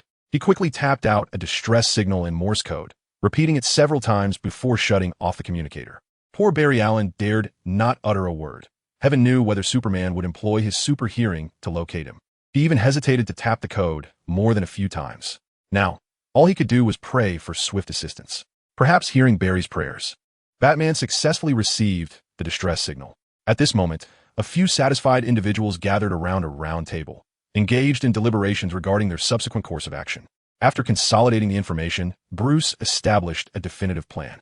First and foremost, their objective was to acquire the final mother box. With Lin Feng's involvement, I believe we can safeguard it. Bruce, his expression grave, continued, simultaneously we must utilize kryptonite weaponry to subdue Clark. We should strive to avoid killing him. I intend to craft a pair of handcuffs to temporarily restrain him. Without Clark's combat prowess and the mother box, I believe the Wasteland Wolf will not remain idle. If he desires the mother box, he must come to us. We shall set a trap and await the Wasteland Wolf's arrival. What do you think? Is there any issue? Upon finishing, Bruce surveyed the group. The others nodded in agreement, indicating no objections. This plan had been carefully deliberated, and any necessary adjustments could be made as circumstances dictated. Finally, Bruce turned his gaze to Lin Feng, the sole external ally in this endeavor and the most formidable among them. Regardless of his Superman-like abilities, the burden of confronting Superman rested on his shoulders. I have no objections, Lin Feng responded, understanding Bruce's intent without further elaboration, merely nodding in affirmation. Observing this, Bruce pondered for a moment. Very well, Victor, you and I shall proceed to manufacture the kryptonite weaponry. Once the weapons are ready, we shall set forth to rescue Barry. Lin Feng, Diana, and Arthur, you should rest for a while to regain your strength. It will take approximately an hour to create the kryptonite weaponry. The others nodded in agreement, and Bruce accompanied Victor to the basement. The spacious room now felt somewhat empty, with only the three remaining. They were at a loss for words, enveloped in silence. After a while, Diana decided to lighten the atmosphere, knowing they would soon engage in battle together. She took the initiative to speak. Lin Feng turned to her. Yes? Are you truly from Krypton? I mean, why have I never seen you before? Lin Feng smiled slightly. To be precise, I do indeed possess Kryptonian blood. As for combat prowess, you need not worry. I possess all the abilities that Clark has. Oh, that is not what I meant. I never doubted your strength. Diana clarified. I simply thought Clark was the last Kryptonian. If Clark awakens and discovers that there is another of his kind, he would surely be elated. Lin Feng tilted his head and replied, if I am not mistaken, Clark is indeed the last Kryptonian in this universe. However, in another dimension, he has a cousin named Kara Zor-El. In that realm, she is referred to as Supergirl. Supergirl? Aquaman's interest piqued. He leaned in. Is she beautiful? Lin Feng feigned a tactical retreat. Why do you care if she is beautiful? Don't you have Mara? Goodness. You are truly Aquaman, not that other Aquaman. Arthur and Diana exchanged glances with Aquaman, the atmosphere becoming somewhat awkward. Driven by curiosity, she inquired about his prowess. Is she formidable? Indeed. However, her capabilities may not rival those of Clark. Lin Feng interjected with a nod. Moreover, she possesses remarkable beauty. As for myself, I hail from a more distant universe, one that cannot even be classified as a parallel universe in relation to yours. Lin Feng continued, in my realm, I am likely the sole bearer of Kryptonian blood. It appears that within the Marvel universe, there are indeed no Kryptonians, making Lin Feng a unique entity. You must feel quite lonely, Diana remarked, her gaze filled with sympathy, causing Lin Feng to feel a slight discomfort. I wouldn't exactly call it loneliness. I have friends, Lin Feng replied awkwardly, scratching his head. But how did you arrive in our universe? Arthur, intrigued, leaned in. This is quite a complex explanation, Lin Feng sighed. Taking a breath, I cannot elucidate it fully, as my presence here is rather peculiar. There are numerous factors involved. He shook his head, unwilling to elaborate further. Revealing his connection to the system was not an option. After all, Lin Feng essentially belonged to the audience beyond the fourth wall, a character not present within the narrative. After pondering, Lin Feng offered an analogy. If I were to explain, it would be akin to your planet, Blue Star, sensing danger and calling for my aid. Thus I arrived. Diana and Arthur nodded in understanding. Everyone harbors their own secrets, and probing too deeply can evoke discomfort and rudeness. Relieved by their silence, Lin Feng couldn't help but wonder if Kara existed in this universe. He found himself quite intrigued by this Supergirl, in every sense of the word. However, he recalled only having seen her in the television series, with no mention of her in the films, leaving him uncertain about future encounters. As the trio engaged in light banter, Bruce entered the room. Friends, it's time to get to work, he announced. The aircraft is ready, and Barry can't wait much longer. We must depart immediately. Chapter 30, Kryptonite Weaponry? Allow me to see.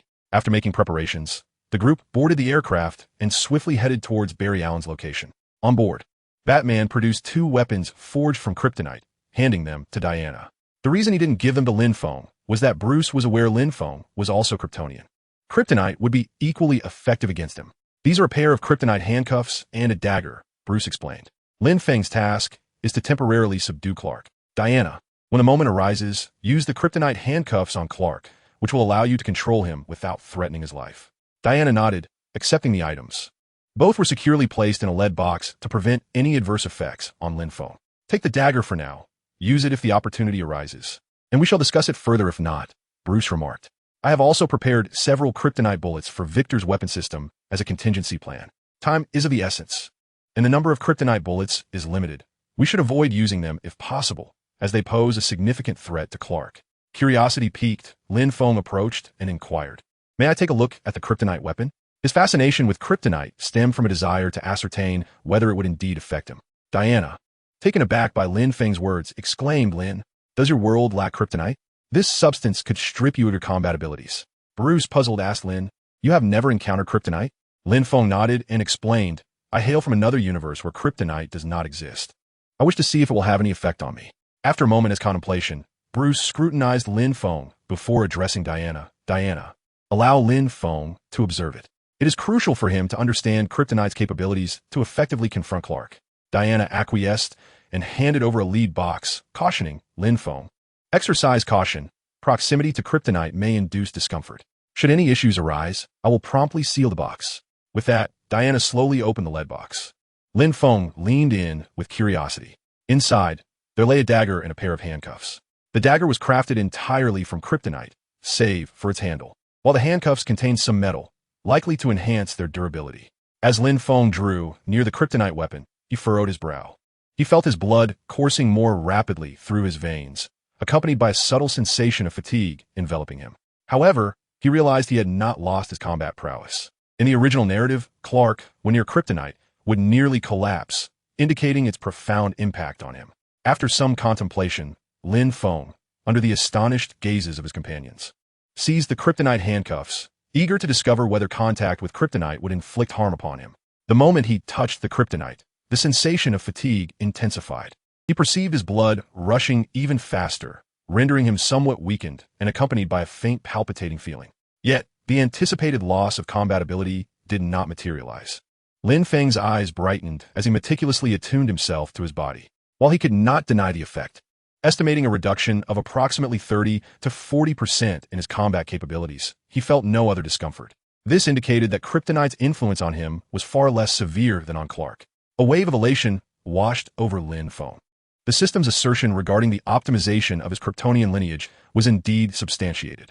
He exhaled deeply and remarked to his astonished companions, "It is not as grave as I imagined. It seems to only diminish a portion of my combat ability, causing some discomfort. Beyond that, I feel no other adverse effects." Bruce marveled, "Aren't you a Kryptonian?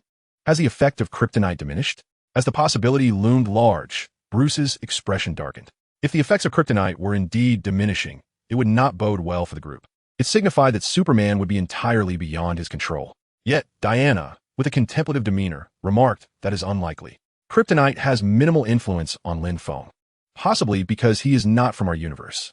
Bruce, perplexed, responded, "I was just about to inquire what Lin Feng meant by not being from our universe." Diana then reiterated Lin Feng's earlier words.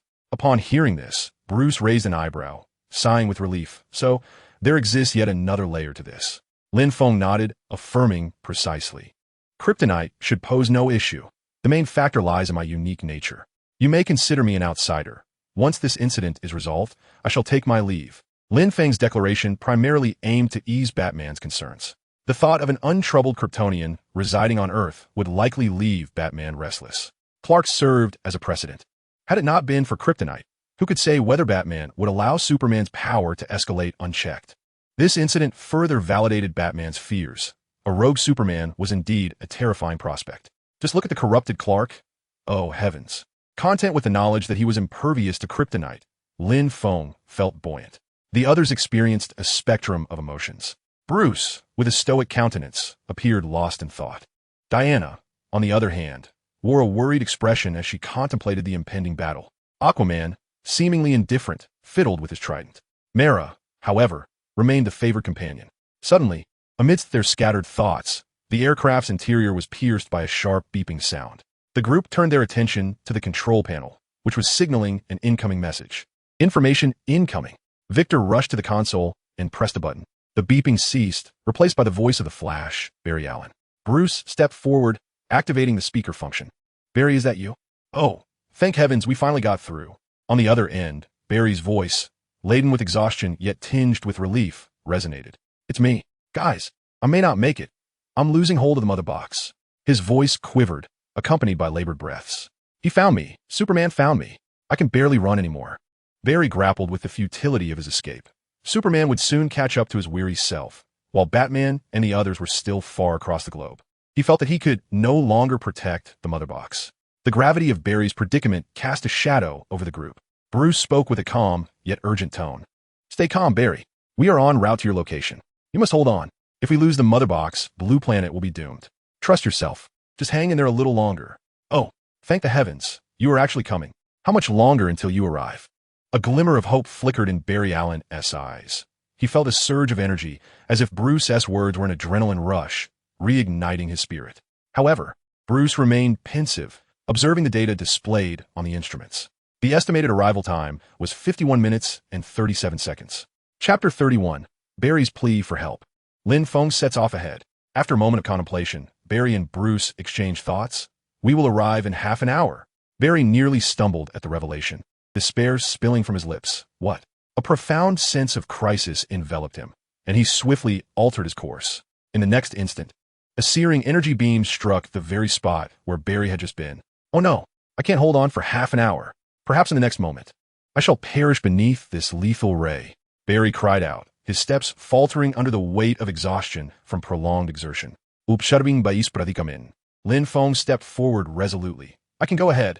As the others turned their attention to him, Lin Feng nodded and continued. My flight speed is considerable. I will take off first. Have Barry run toward my direction. I shall reach him as swiftly as possible. The others' expressions brightened at his words. Bruce, with unwavering determination, nodded decisively. Very well, Lin Feng, you go ahead. You must save Barry and the Mother Box. This is crucial for the fate of Blue Planet. With that, Bruce placed a reassuring hand on Lin Feng's shoulder, his eyes conveying both gravity and trust.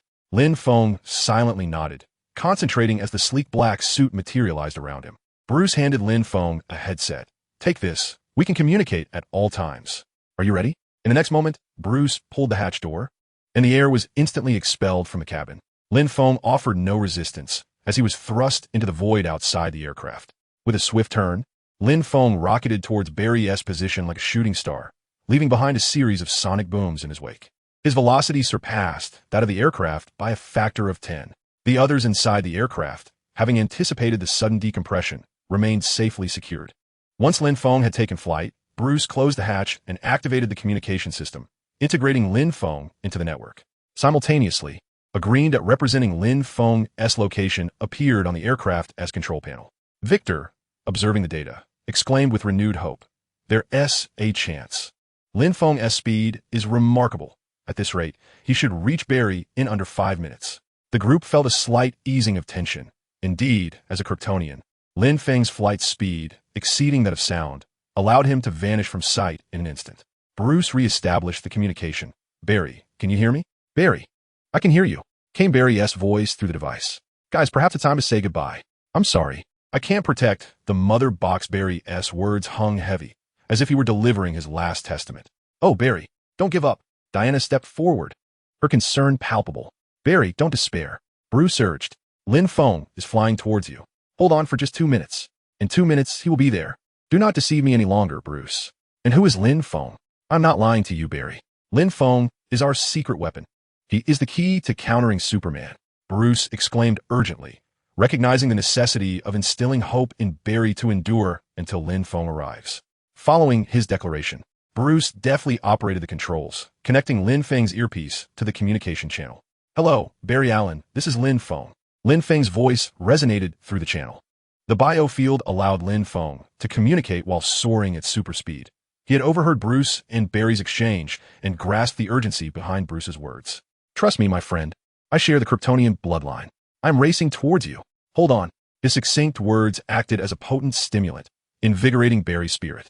"Oh my God, is this real?" Barry stammered in excitement, simultaneously unable to suppress his frustration. Why didn't we deploy such a secret weapon sooner? The others in the aircraft exchanged glances, wishing they could have utilized it earlier, but the secret weapon had only manifested today, leaving them powerless. "Barry, run towards the southeast. That is where Lin Feng is heading." Bruce instructed. "Understood, Commander. I will hold on for 2 minutes." Hope surged within Barry, revitalizing him as he summoned the last remnants of his potential, darting like lightning towards the southeast. As he disconnected the communication, the crew focused intently on the screen displaying coordinates, where 2 signals were rapidly converging. The data indicated that the 2 signals would overlap in just 2 minutes and 38 seconds. They fervently prayed for Barry to run faster and for Lin Feng to soar quicker. None wished to witness calamity descend upon them. Meanwhile, Lin Feng had pushed his flight speed to its zenith, drawing energy from the sun's radiant rays. However, the speedster Barry found himself in dire straits. The corrupted Clark, seemingly toying with him like a cat with a mouse, sporadically unleashed heat vision, altering Barry's trajectory. Time and again, Barry narrowly evaded.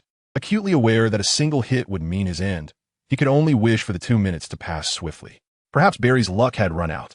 As Clark unleashed another beam of heat vision, Barry's evasive maneuver faltered by a mere fraction, resulting in a graze against his ankle.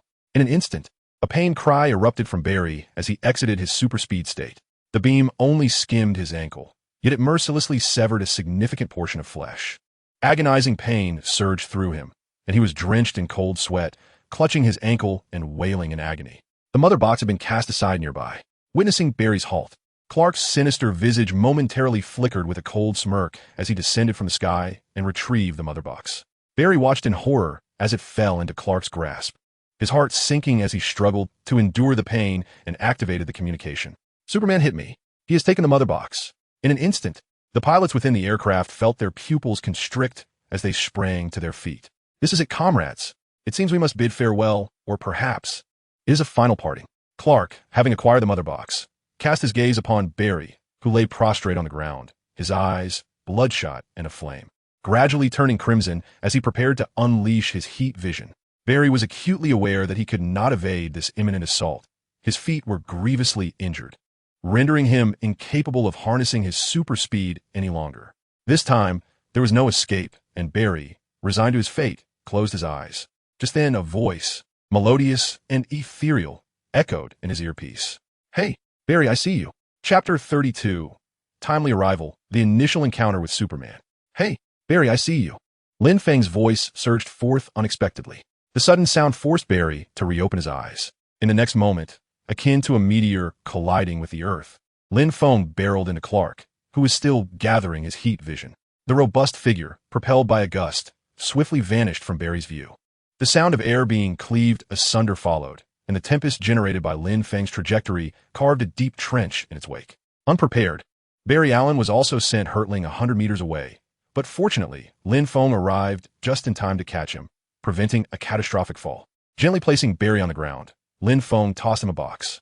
It was indeed the final mother box. At the moment he struck Clark, Lin Feng had deftly secured it. "Got it, Barry."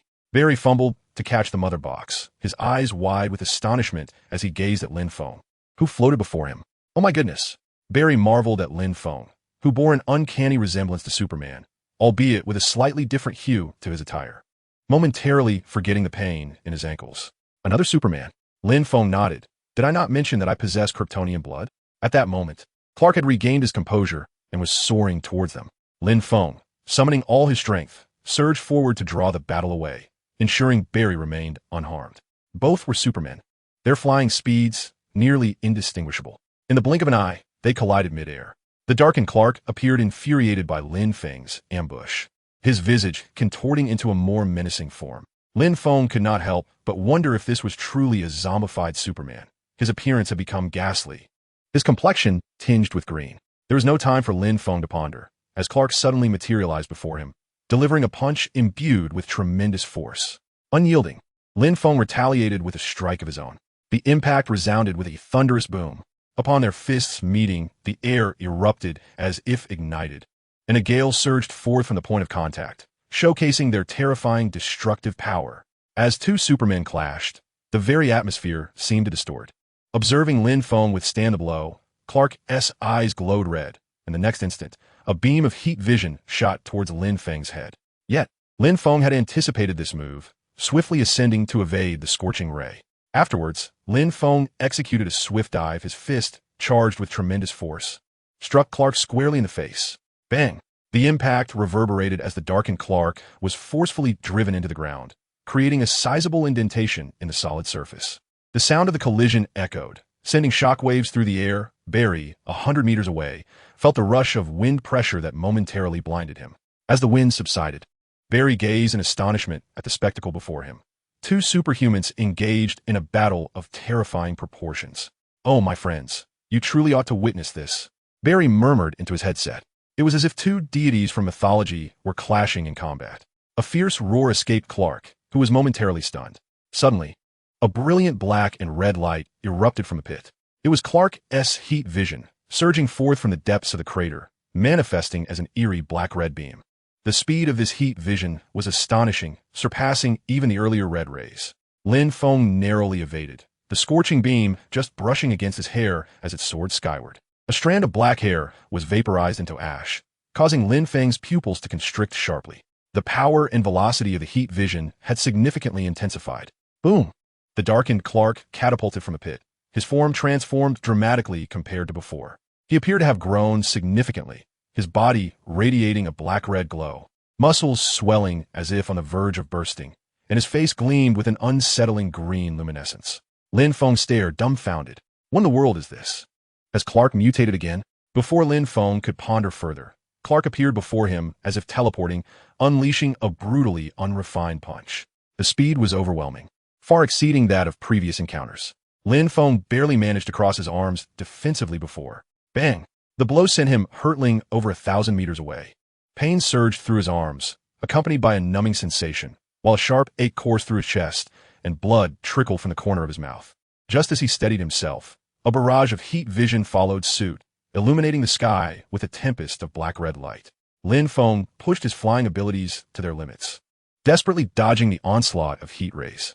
At this intensity, even a glancing hit would be catastrophic. Cold sweat streamed down his face as he internally screamed for the system. How had Clark transformed into such a formidable force? Was he now akin to Doomsday? The system responded, explaining, when Clark is darkened under control, he enters a state akin to fury, greatly enhancing his combat power for a limited time. This is the effect of the artifact I previously mentioned.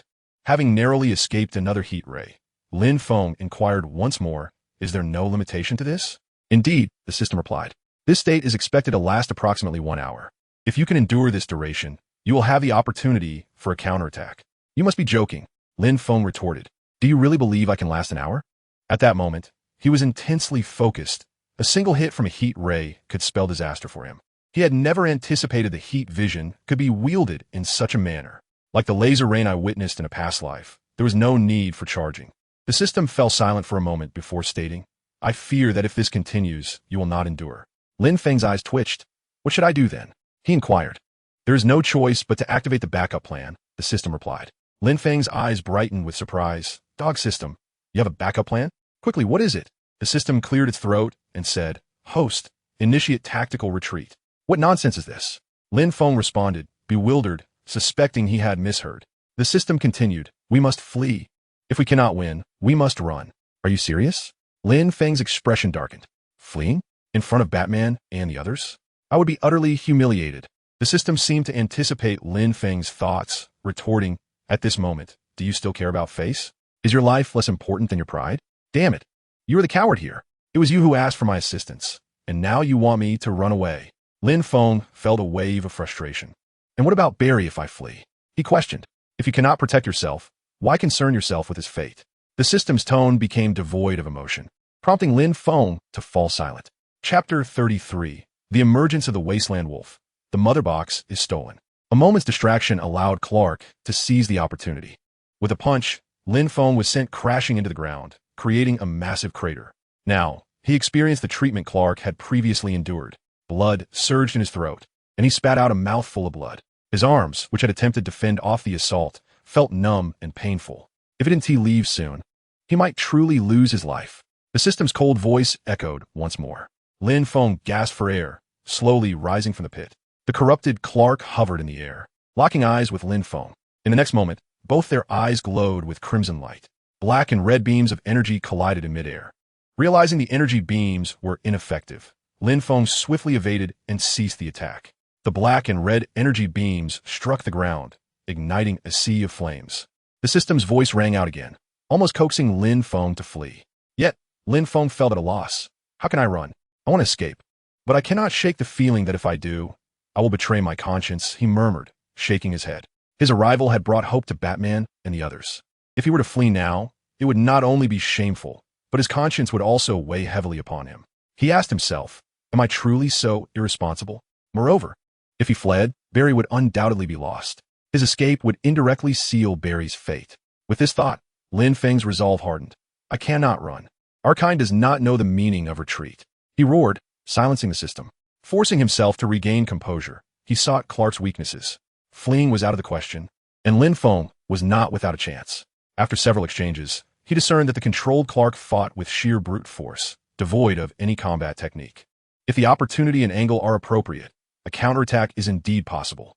Without a moment's hesitation, Lin Feng employed the strategy of delay. While maneuvering around Clark like a kite, he inquired through his earpiece about Batman's estimated arrival. With Diana armed with kryptonite weaponry, the moment the weapon arrived, Lin Feng could strike back. Less than 10 minutes. Bruce's voice echoed. 10 minutes of keeping Clark preoccupied was not an excessively long duration. It was daytime, with abundant sunlight. Lin Feng felt compelled to take a gamble. His instincts proved correct, yet not everyone was willing to join him in this wager. Unbeknownst to Barry, amidst the fierce clash between the two Supermen, a faint blue beam of light materialized behind him. Suddenly, he felt a searing pain in his chest. In an instant, Barry sensed all his strength being drained away, leaving only the throbbing agony. It was the anti-monitor.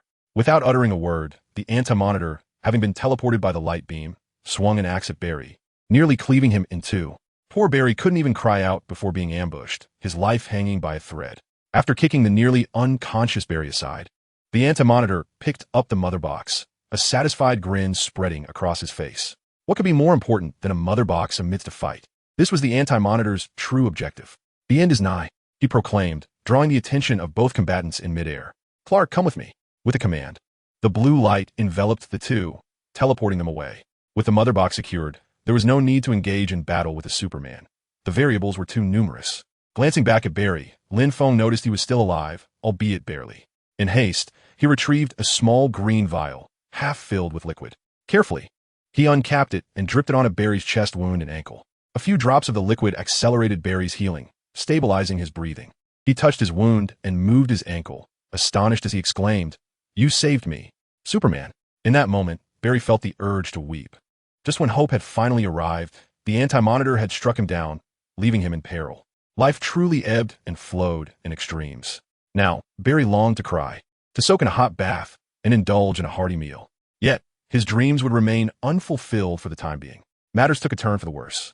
Lin Feng sat down heavily, taking a moment to rest. He gazed up at the sky, his expression grave as he stated, "Things have worsened. Barry, the mother box has been taken." This could be regarded as Lin Feng's first arduous battle since acquiring superhuman abilities. However, the outcome was far from satisfactory. The anti-monitor had indeed made off with the mother box, and Lin Feng had believed he could thwart it all. Reality, however, had delivered a harsh lesson.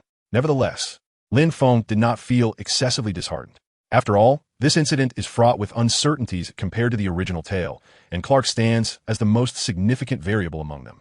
A low hum reverberated as a black aircraft gracefully descended before the two individuals.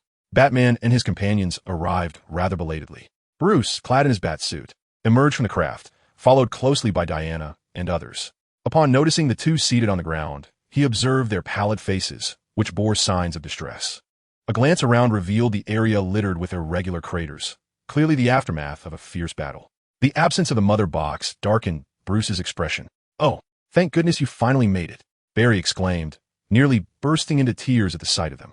Bruce nodded. "You've done well, Barry. Are you injured?" Barry leaped up. "I nearly perished. It was Lin Feng who healed me with a peculiar liquid. Oh no, a miraculous substance." Witnessing Barry's exuberance, Bruce chose to divert his attention towards Lin Feng, who appeared somewhat disheveled. His hair was tousled, his face bore a hint of pallor that was gradually fading, yet his suit was marred with numerous tears and scratches. Before Bruce could utter a word, Lin Feng spoke directly. "The situation has worsened, Bruce. Clark, once controlled, has become even more formidable, and they have seized the mother box." Upon hearing this, Bruce's countenance darkened further. His suspicions had been confirmed. Diana hurried over, her keen eyes quickly assessing Lin Feng's injuries. "Lin Feng, you are hurt." She relinquished her weapon and approached him to examine his wounds. Beneath his tattered suit lay gaping wounds emanating a blackish-red aura, grotesquely resistant to healing. With blood slowly seeping forth, the darkened and frenzied Clark's heat vision had rendered even Lin Feng, with his superhuman resilience, incapable of swift recovery. Lin Feng turned to Diana and offered a faint smile, nodding to reassure her, "Do not worry, I am fine." He then shifted his gaze back to Bruce, expressing, "I am truly sorry, Bruce, for failing to safeguard the mother box." Bruce remained calm, nodding in understanding. "It's not your fault, Lin Feng. We still have a chance. Let's board the aircraft and discuss the details." Bruce held no inclination to blame Lin Feng, It was already a feat to have rescued Barry from Clark's grasp. Upon hearing Bruce's words, Lin Feng shook his head, intending to tend to his wounds. The potency of Clark's dark heat vision seemed almost magical, severely hindering the healing process. Let Barry explain everything to you. He knows all the details. Lin Feng asserted, I must venture into outer space, without the atmosphere's interference. The intense solar radiation will expedite my healing. He elaborated, once I am recovered, I shall seek you out. Bruce, aware of the sun's influence on Superman, nodded in agreement. Very well, when you are ready, head to my base. Producing a card inscribed with the base's address from an unknown source, Bruce added, hurry, time is of the essence. Lin Feng took the card, nodded briefly at Bruce and the others, and swiftly ascended into the air, vanishing from their sight. Chapter 34. The Tardy Novice Gift Package. As Lin Feng flew away, the others exchanged glances, a vague sense of unease settling upon them, sensing something was amiss with Lin Feng's demeanor. Bruce turned to Diana and the others, saying, give him a little time. He then led the group aboard the aircraft, heading towards the base. On the aircraft, Bruce handed Barry a bottle of water, saying, Barry, please elaborate on the events. Barry nodded and recounted the unfolding events word by word. The perilous and unpredictable nature of the situation left the others with furrowed brows. After a lengthy pause, Barry, parched, concluded his narrative and gulped down the water. Bruce summarized. So, the Control Clark has become even more formidable. And during Lin Feng's confrontation with Clark, the Desolate Wolf appeared and seized the mother box? Barry nodded. That's about the gist of it. Bruce's expression grew grave. He had initially believed Lin Feng's arrival could counterbalance Clark.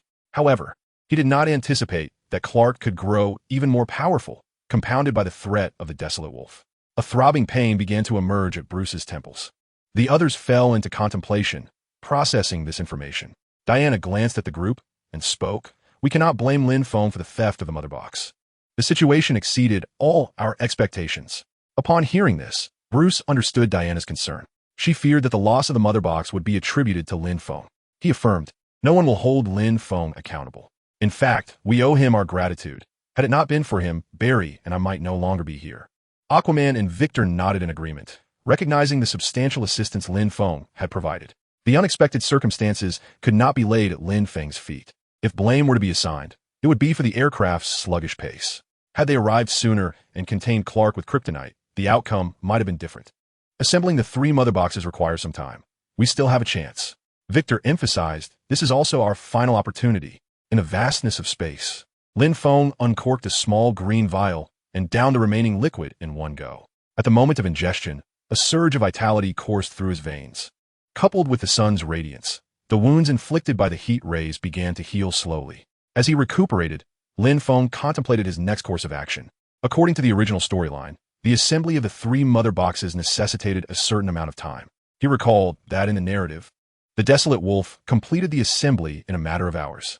Once the 3 mother boxes merged with Barry's assistance, Victor entered the interior of the mother box to separate them once more. This was the original plot, where Clark was an ally. Yet now, Clark was the adversary. The paramount threat that needed addressing was Superman Clark. He could only engage in a game of cat and mouse with Clark, who was now under the command of the Desolate Wolf. If Clark were to disregard his own well-being and directly eliminate Batman and his companions one by one, without a doubt, the mission would end in failure, ushering the world towards its doom. The crux of the matter lies in how to contend with a frenzied Clark. Lin Feng discerned that the Berserk Clark had a penchant for employing heat vision attacks and seldom resorted to physical combat. Thus, the question arose, how could he be restrained with kryptonite handcuffs? Dog system, Lin Feng exclaimed. System, what is it? Is there a temporary method to enhance my strength? Lin Feng inquired. Is there anything in the shop that I can afford, something that would allow me to gain power for a brief period? System, there is none. Such a vast shop, yet no temporary buffs? System, there is none that you can afford. Upon hearing this, Lin Feng's expression turned blank and helpless. Over 10 million points, yet he couldn't afford a temporary buff? Was he truly destined to endure Clark's relentless pursuit once more? All right, enough jesting. The system's voice chimed again, amused by Lin Feng's exasperated demeanor. There are buffs available, but I have a far superior solution. The previous choice you were given, to flee or to remain, was to assess your character and sense of responsibility. In essence, it was to confirm whether your worldview is aligned correctly. This was a test of your character. Passing it would unlock a beginner's gift package bound to the system. Lin Feng was momentarily taken aback. his expression shifting to one of incredulity. A beginner's gift package? I knew I was missing something. How could I be bound to a system without a beginner's package? Shouldn't that be standard? He felt both speechless and indignant. Are you really this childish? The system retorted, hey, this isn't my fault. It's just that I couldn't find an opportunity to assess your character and sense of responsibility. When you made your choice, the system could gauge your true thoughts and attitudes. This instinctive selection reveals the correctness of a person's worldview. You must have realized, had the wasteland wolf not appeared, within 3 minutes you would have been pierced by Clark's enchanted heat vision. Lin Feng nodded. Indeed, he had sustained numerous injuries from Clark's heat vision, the pain excruciating, yet he had remained silent. The system continued, do not underestimate this seemingly trivial test. If you had failed, not only would you have missed out on the beginner's gift package, but the system would also have unbound itself shortly thereafter. At these words, a cold sweat broke out on Lin Feng. He had not anticipated that such a minor choice could yield such drastically different outcomes. Fortunately, he had passed the test. Otherwise, if the system were to unbind, to whom could he turn for solace? Very well, the beginner's gift package is a special one tailored for Superman. It has been dispatched to the system warehouse. Do check it out, the system announced. Inside, you will find exactly what you need at this moment. Upon hearing this, Lin Feng eagerly opened the system warehouse, where he beheld a shimmering package radiating golden light. Upon opening, the container revealed 4 gemstones of matching hues, alongside 2 silver bracelets with smooth surfaces and peculiar patterns. Lastly, there lay a card that shimmered with a silvery glow. Lin Feng meticulously examined the attributes of these items. Special red kryptonite. This stone significantly enhances the abilities of a superhero for a brief duration of 4 hours. Special platinum kryptonite. This allows an ordinary individual to temporarily possess all the powers of a superhero for 2 hours. Superhero bracelets. Crafted from a unique metallic material. These can be embedded with various ability stones, channeling their power to the wearer. At this juncture, Lin Feng's eyes sparkled with excitement. Such treasures, each item, be it the bracelets or the 2 types of kryptonite, seemed perfectly suited to him. Truly, this was a superhero gift package filled exclusively with items pertaining to superheroes. However, upon gazing at the last shimmering silver card, Lin Feng fell silent, only to be overcome with a fit of joyous tremors. Silver Superman Experience Card. As the name suggests, it grants the user a taste of the formidable powers of the Silver Superman for a duration of 4 hours. Just the sight of the card's name was enough to elate Lin Feng beyond measure. Had it not been for the absence of air and space, he might have laughed aloud. What a stroke of fortune. The Silver Superman, suddenly transforming a mere birdshot into a cannon, a tricycle into a luxurious car. Lin Feng couldn't help but echo a sentiment akin to that of Barry, musing on the dramatic ups and downs of life. The next time he encountered Clark, he would surely deliver 10 blows. In the comics, the Silver Superman frequently exhibited an array of astonishing superpowers. Lin Feng's card would only allow him to experience the fundamental abilities of the Silver Superman, such as super speed and extraordinary strength. Yet, this alone would suffice to vanquish a rampaging Clark. The 2 types of kryptonite required no further elaboration. The platinum kryptonite could be donned by Susan, activated in moments of peril, thus ensuring Lin Feng's peace of mind regarding her safety. As for the bracelets, their purpose was evident from their description.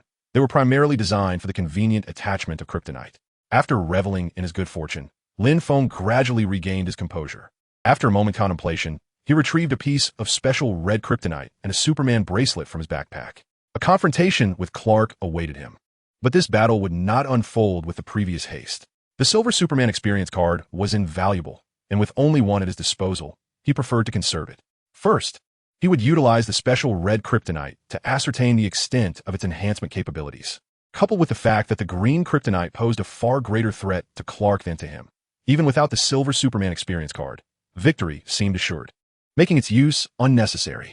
Chapter 35. Pre-battle discussions. Everyone takes action. The Superman bracelet, gleaming in silver white, was approximately 3 to 4 centimeters in width, adorned with numerous straight and intersecting lines. The hue of the lines was faint, exuding a technological allure. Lin Feng cautiously brought the special red kryptonite close to the Superman bracelet. In an instant, the surface of the bracelet began to ripple as if flowing like water, gradually forming an oval-shaped indentation. Lin Feng gently placed the kryptonite into the recess, where it was instantly and firmly ensnared. The intricate patterns on the wristband swiftly transformed into a radiant crimson hue. After a couple of seconds, the brilliance gradually faded, leaving the designs in a subtle dark red shade. This remarkable wristband resembled Tony's nanotechnology from the cinematic universe of Avengers, Infinity War, capable of morphing at will. Lin Feng expressed his admiration for this extraordinary device. Simultaneously, he received a mental prompt detailing the wristband's usage, which inquired whether he wished to employ a special red kryptonite. Opting not to use it just yet, he effortlessly adjusted the wristband's color to black, one of its functionalities. Lin Feng had a penchant for black and showed little interest in silver. The black wristband, complemented by dark red kryptonite and faint dark red patterns, presented a visually appealing effect. Notably, the moment he donned the wristband, Lin Feng discerned a marked acceleration in his absorption of solar radiation. He was pleasantly astonished to discover that the wristband could enhance his capacity to absorb radiation from yellow stars, an unexpected delight. As Lin Feng examined the wristband, he noticed that multiple wounds on his body had already healed, leaving no trace of injury. He had expended 10,000 reputation points to repair his black Superman suit. With renewed vigor, Lin Feng soared back towards Blue Star, swiftly arriving at Bruce's base following the provided coordinates. At that moment, the others were gathered in the dining hall, partaking in dinner, though their expressions were far from cheerful. Lin Feng descended gently, drawing their attention. He greeted Bruce and the others with a faint smile. "Hey folks, is there enough for me?" He chuckled, settling beside Diana. Being next to a beautiful woman was certainly preferable to being flanked by several muscle-bound men. Yet, food served a purpose beyond mere sustenance. Alfred approached, presenting a plate before Lin Feng. "Master Lin Feng, your dinner." "Thank you, Alfred." Lin Feng replied with a grateful nod. Diana inquired, "Has your injury healed?" Observing Lin Feng's seemingly untroubled demeanor, she couldn't help but ask. Lin Feng nodded in affirmation. "It's nothing serious now. How are things progressing? Have you located the Wasteland Wolf?" Unlike the Wasteland Wolf, the mother box could be sensed once activated. Bruce shook his head, while Victor remarked, "I can feel the mother box, but I cannot discern its location." "Well," Lin Feng mused, "I might have an inkling of their whereabouts." Upon uttering this, the others paused their dining utensils, fixated on Lin Feng, eager for him to elaborate. The abandoned nuclear power plant in the northern Bear Country. Noticing their intense gazes, Lin Feng casually mentioned the location. Batman and the others exchanged glances. At this moment, Lin Feng was not one to jest. Diana, familiar with the site, confirmed the nuclear power plant where the accident occurred 30 years ago. Lin Feng nodded. Barry interjected, unable to restrain himself. "That place is off limits. Even for soldiers, the intense radiation could cause a foot to sprout from your neck." "You are absolutely correct, Barry." Lin Feng nodded and remarked. "But now the radiation has dissipated. The Wasteland Wolf has gathered the radiation to establish his stronghold." "Bruce, do you not possess a satellite?" A mere glance will reveal the truth. Upon hearing Lin Feng's words, Bruce rose abruptly, disregarding his meal. The others exchanged glances and followed suit. What is the point of dining at a time like this? The blue planet is on the brink of destruction. If we do not thwart the forces of unity, this meal may well be our last supper. Bruce led the group to a workshop where he began to operate a myriad of instruments. Shortly, the screen illuminated, displaying a cascade of data, which quickly pinpointed the nuclear power station in the northern Bear Country. The group could see via satellite that the structure of the power station had indeed altered. "It's here," Diana exclaimed. "Was he constructing?" Aquaman inquired, puzzled. The satellite imagery revealed an enormous barrier enveloping the entire nuclear facility. It appeared to be a protective layer safeguarding the forces of unity within. Bruce's expression turned grave. "This is the barrier generated by the merging of the mother boxes. The best course of action is to launch an assault from above." Diana turned to Bruce and asked, "How do we separate the mother boxes?" "Explosives cannot sever the mother boxes. They would merely provide energy to enhance them. Indeed, the mother boxes can absorb and transform energy, making it impractical to rely on conventional explosives to separate them." At that moment, Victor, in his mechanical form, stepped forward and solemnly declared, "I will do it." As soon as he spoke, the others turned their attention to Victor. He nodded and explained in a low voice, "I will enter the mother box and merge with them. By weakening their connection, we can disassemble them." Diana shook her head. "That is not a sound strategy. You would be facing the forces of unity alone, and we cannot foresee what may occur inside. Do you possess a better plan?" Victor responded calmly, gazing at Diana. She fixed her serious gaze upon him and insisted, "The power of 3 mother boxes is capable of annihilating the world. The moment you show even the slightest vulnerability, they will invade your mind and destroy you." Victor, somewhat indifferent, replied, "As long as I can enter, I will buy us time." "You will perish, Victor. If we do not act, we all shall die. Did you not wish for me to utilize my powers?" Now is the time to employ them. I have lost everything. I fear nothing. Victor stated. Although the current narrative diverges from the original, Victor's father has indeed passed away. Having lost his last remaining family member, Victor has been suppressing his emotions. He now seeks an outlet, a chance for vengeance. Diana fell silent, uncertain of what to say next. Very well. If that is the case, shall we prepare to attack the wasteland wolf space? Barry suggested. Aquaman stepped forward in agreement. Indeed, we shall descend into hell and wage war against the devil and his legions. Barry felt a lingering worry. The wasteland wolf, having vanquished thousands of superheroes across the countless planets he had destroyed, must have amassed a formidable record, right? Assuming he had triumphed each time, what were our chances? It mattered not how many demons he had faced in the depths of hell. Bruce interrupted Barry, his gaze imbued with resolute faith. He has never faced us, the united front of us. Upon hearing Bruce's unwavering words, the others fell silent, exchanging glances before nodding in agreement. All right, I have one final question, Barry asked, a hint of dread lacing his voice. Will we have to confront Clark? Once an idol to him, Clark had now morphed into a nightmare. In Barry's mind, no one on Blue Planet had the audacity to challenge the Man of Steel, especially now that Clark had grown even more formidable. After Barry posed his question, the group's eyes instinctively turned to Lin Feng, who had remained silent until now. The implication was clear. Within this team, only Lin Feng could face Clark directly. Lin Feng nodded and spoke. It's manageable. I will hold Clark at bay. Diana, hand Barry the kryptonite weapon. While I contain Clark, Barry, you will put the kryptonite handcuffs on him. An admirable plan, yet Barry couldn't shake his unease. The thought of being called upon to place handcuffs on Clark filled him with uncontrollable trepidation. Me? Oh, buddy, no. Don't worry. It's merely a matter of using your speed to slip the cuffs on him. It's quite simple. Lin Feng reassured him, giving Barry a pat on the shoulder. Besides, I'll be there to distract Clark. You can do this, can't you? Trust in yourself. You are a superhero. Lin Feng's words elevated Barry's spirits, leaving him almost dazed as he murmured to himself. I'm a superhero. I am a superhero. It was no wonder Barry felt a thrill deep inside at being acknowledged as a superhero by one so powerful. Observing Lin Feng's effective persuasion, Diana shook her head with a smile. Lin Feng was right. With him holding Clark at bay, Barry would be able to place the cuffs on him. It was the simplest and least risky plan for Barry. Handing the lead box to Barry, Diana smiled and said, We're counting on you, superhero. Barry felt utterly lost in his own excitement. Bruce, witnessing this exchange, couldn't he help but chuckle. At least the atmosphere was light before the battle, wasn't it? All right, it's time to set out.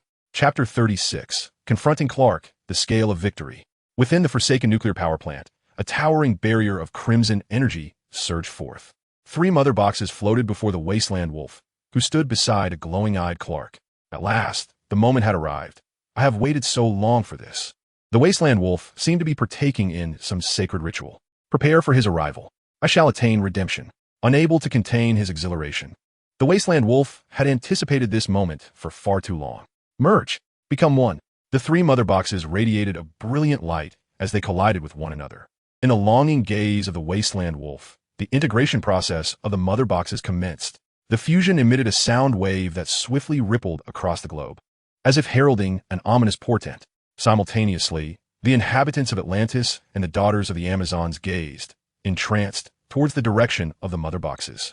A feeling of trepidation, accompanied by an air of despair, surged forth. Within a nuclear power plant, the parademons descended in droves. They knelt reverently before the mother boxes, awaiting the arrival of Darkseid. Just as the demons bowed, a resounding boom echoed, a cannon shot followed by a second, and a third.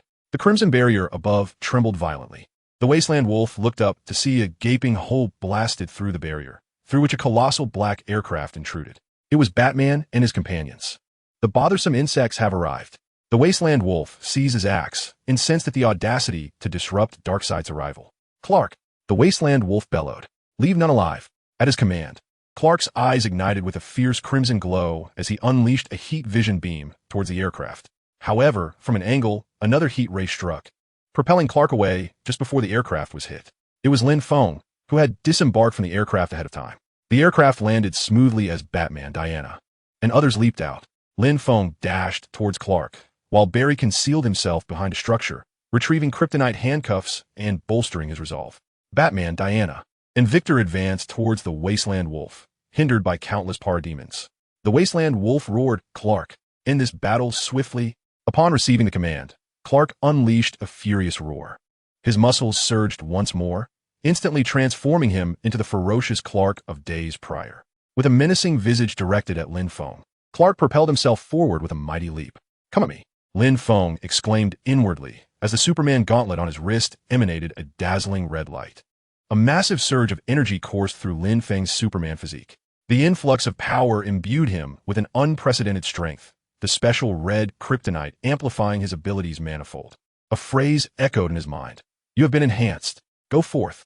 As he faced Clark, Lin Feng launched a punch. The Clark who had easily dominated Lin Feng during the day was sent flying by this blow, crashing into a nearby structure. Immediately after, a thick, almost tangible heat ray struck Clark, propelling him through the building and out of the nuclear power plant. "Seize the moment. Take your life." Lin Feng leaped through the breach, pursuing Clark. Barry, wide-eyed at the enormous gaping hole, was taken aback. "What is happening?" Lin Feng has grown stronger too. Shaking off his astonishment, Barry vanished from his spot, sprinting after Lin Feng. He had not forgotten his mission, to assist Lin Feng and place the kryptonite handcuffs on Clark. Clark, propelled through the air, let out a furious roar as he steadied himself aloft. Although Lin Feng's heat ray had not inflicted fatal harm, it was accompanied by excruciating pain. Enraged, Clark unleashed a dark crimson heat ray in an instant. Unfazed, Lin Feng retaliated with a red heat ray of his own. The two beams collided midair, reminiscent of a scene from Daylight. However, unlike before, Lin Feng's heat ray showed no signs of retreat. The immense energy bestowed by the red kryptonite seemed inexhaustible, continuously surging into Lin Feng's being. A violent explosion erupted at the point of contact, generating a fierce whirlwind. Realizing the heat ray was ineffective, Clark charged once more at Lin Feng, swinging a mighty fist. With a resounding thud, Clark was once again sent flying, crashing to the ground. Bereft of self-awareness, he appeared to have lost his combat experience as well. Seizing the opportunity, Lin Feng swiftly followed, maneuvering behind Clark and encircling him with his arms beneath his armpits, executing a hold to restrain him. "Barry, now's your chance," Lin Feng shouted. Clark's immense power made it difficult for Lin Feng to maintain control for long. Time was fleeting. Hearing Lin Feng's call, Barry remained unervingly calm and cautious. With electric energy crackling around him, everything slowed to a standstill as if time itself had paused. While running, Barry retrieved kryptonite handcuffs from the lead box and charged towards Clark. In a terrifying moment, Clark slowly turned his head, his eyes igniting with dark crimson light. Locking onto Barry. In the face of Barry's terror, Lin Feng acted swiftly, delivering a headbutt to the back of Clark's skull, causing his head to drop and severing the heat ray. Barry dashed to Clark's front, unable to muster the courage to gaze upon Clark's grotesque visage. The kryptonite handcuffs snapped into place around Clark's wrists, and without halting his momentum, Barry crashed into Clark, propelling both him and Lin Feng away before retreating at super speed. A furious roar erupted from Clark as he knelt down, his arms bulging with green veins, his body shaking uncontrollably. The kryptonite handcuffs had taken effect. Clark, stripped of his combat ability, knelt in agony, shouting in torment. Lin Feng sighed in relief, turning to Barry. "Well done, Barry." The process had unfolded smoothly, devoid of any unforeseen incidents. Having learned from the failures of the day, Lin Feng was vigilant, keenly aware of any potential surprises that might strike him unawares. "Wait here for Victor's signal. I will confront the Wasteland Wolf." Lin Feng instructed Barry once more. Victor required an immense amount of electricity to access the mother box, and this necessitated Barry's near-light-speed sprint to assist him. Meanwhile, within the nuclear power plant, Bruce navigated through the demons, vanquishing them effortlessly. Although the demons posed little challenge to Batman, their sheer numbers proved somewhat troublesome for Bruce. Victor stood before the mother box, his hands weaving multiple strands of dark energy in an attempt to penetrate its depths. Meanwhile, Diana and Aquaman were engaged in a fierce battle against the despot of the Wasteland, but their situation was dire. The Wasteland despot proved too formidable for the duo. With a single swing of his axe, Aquaman was hurled across the ground, unable to rise for a considerable time. Aquaman, rendered speechless, reflected on how, since the Wasteland despot's arrival on Earth, he had been consistently on the receiving end of punishment. As the Wasteland despot raised his axe again, preparing to strike Diana, Lin Feng surged forward, delivering a kick that surpassed the speed of sound, embedding the Wasteland despot into the wall. Helping Diana to her feet, Lin Feng called out, "Victor, Barry is ready. How are you faring?"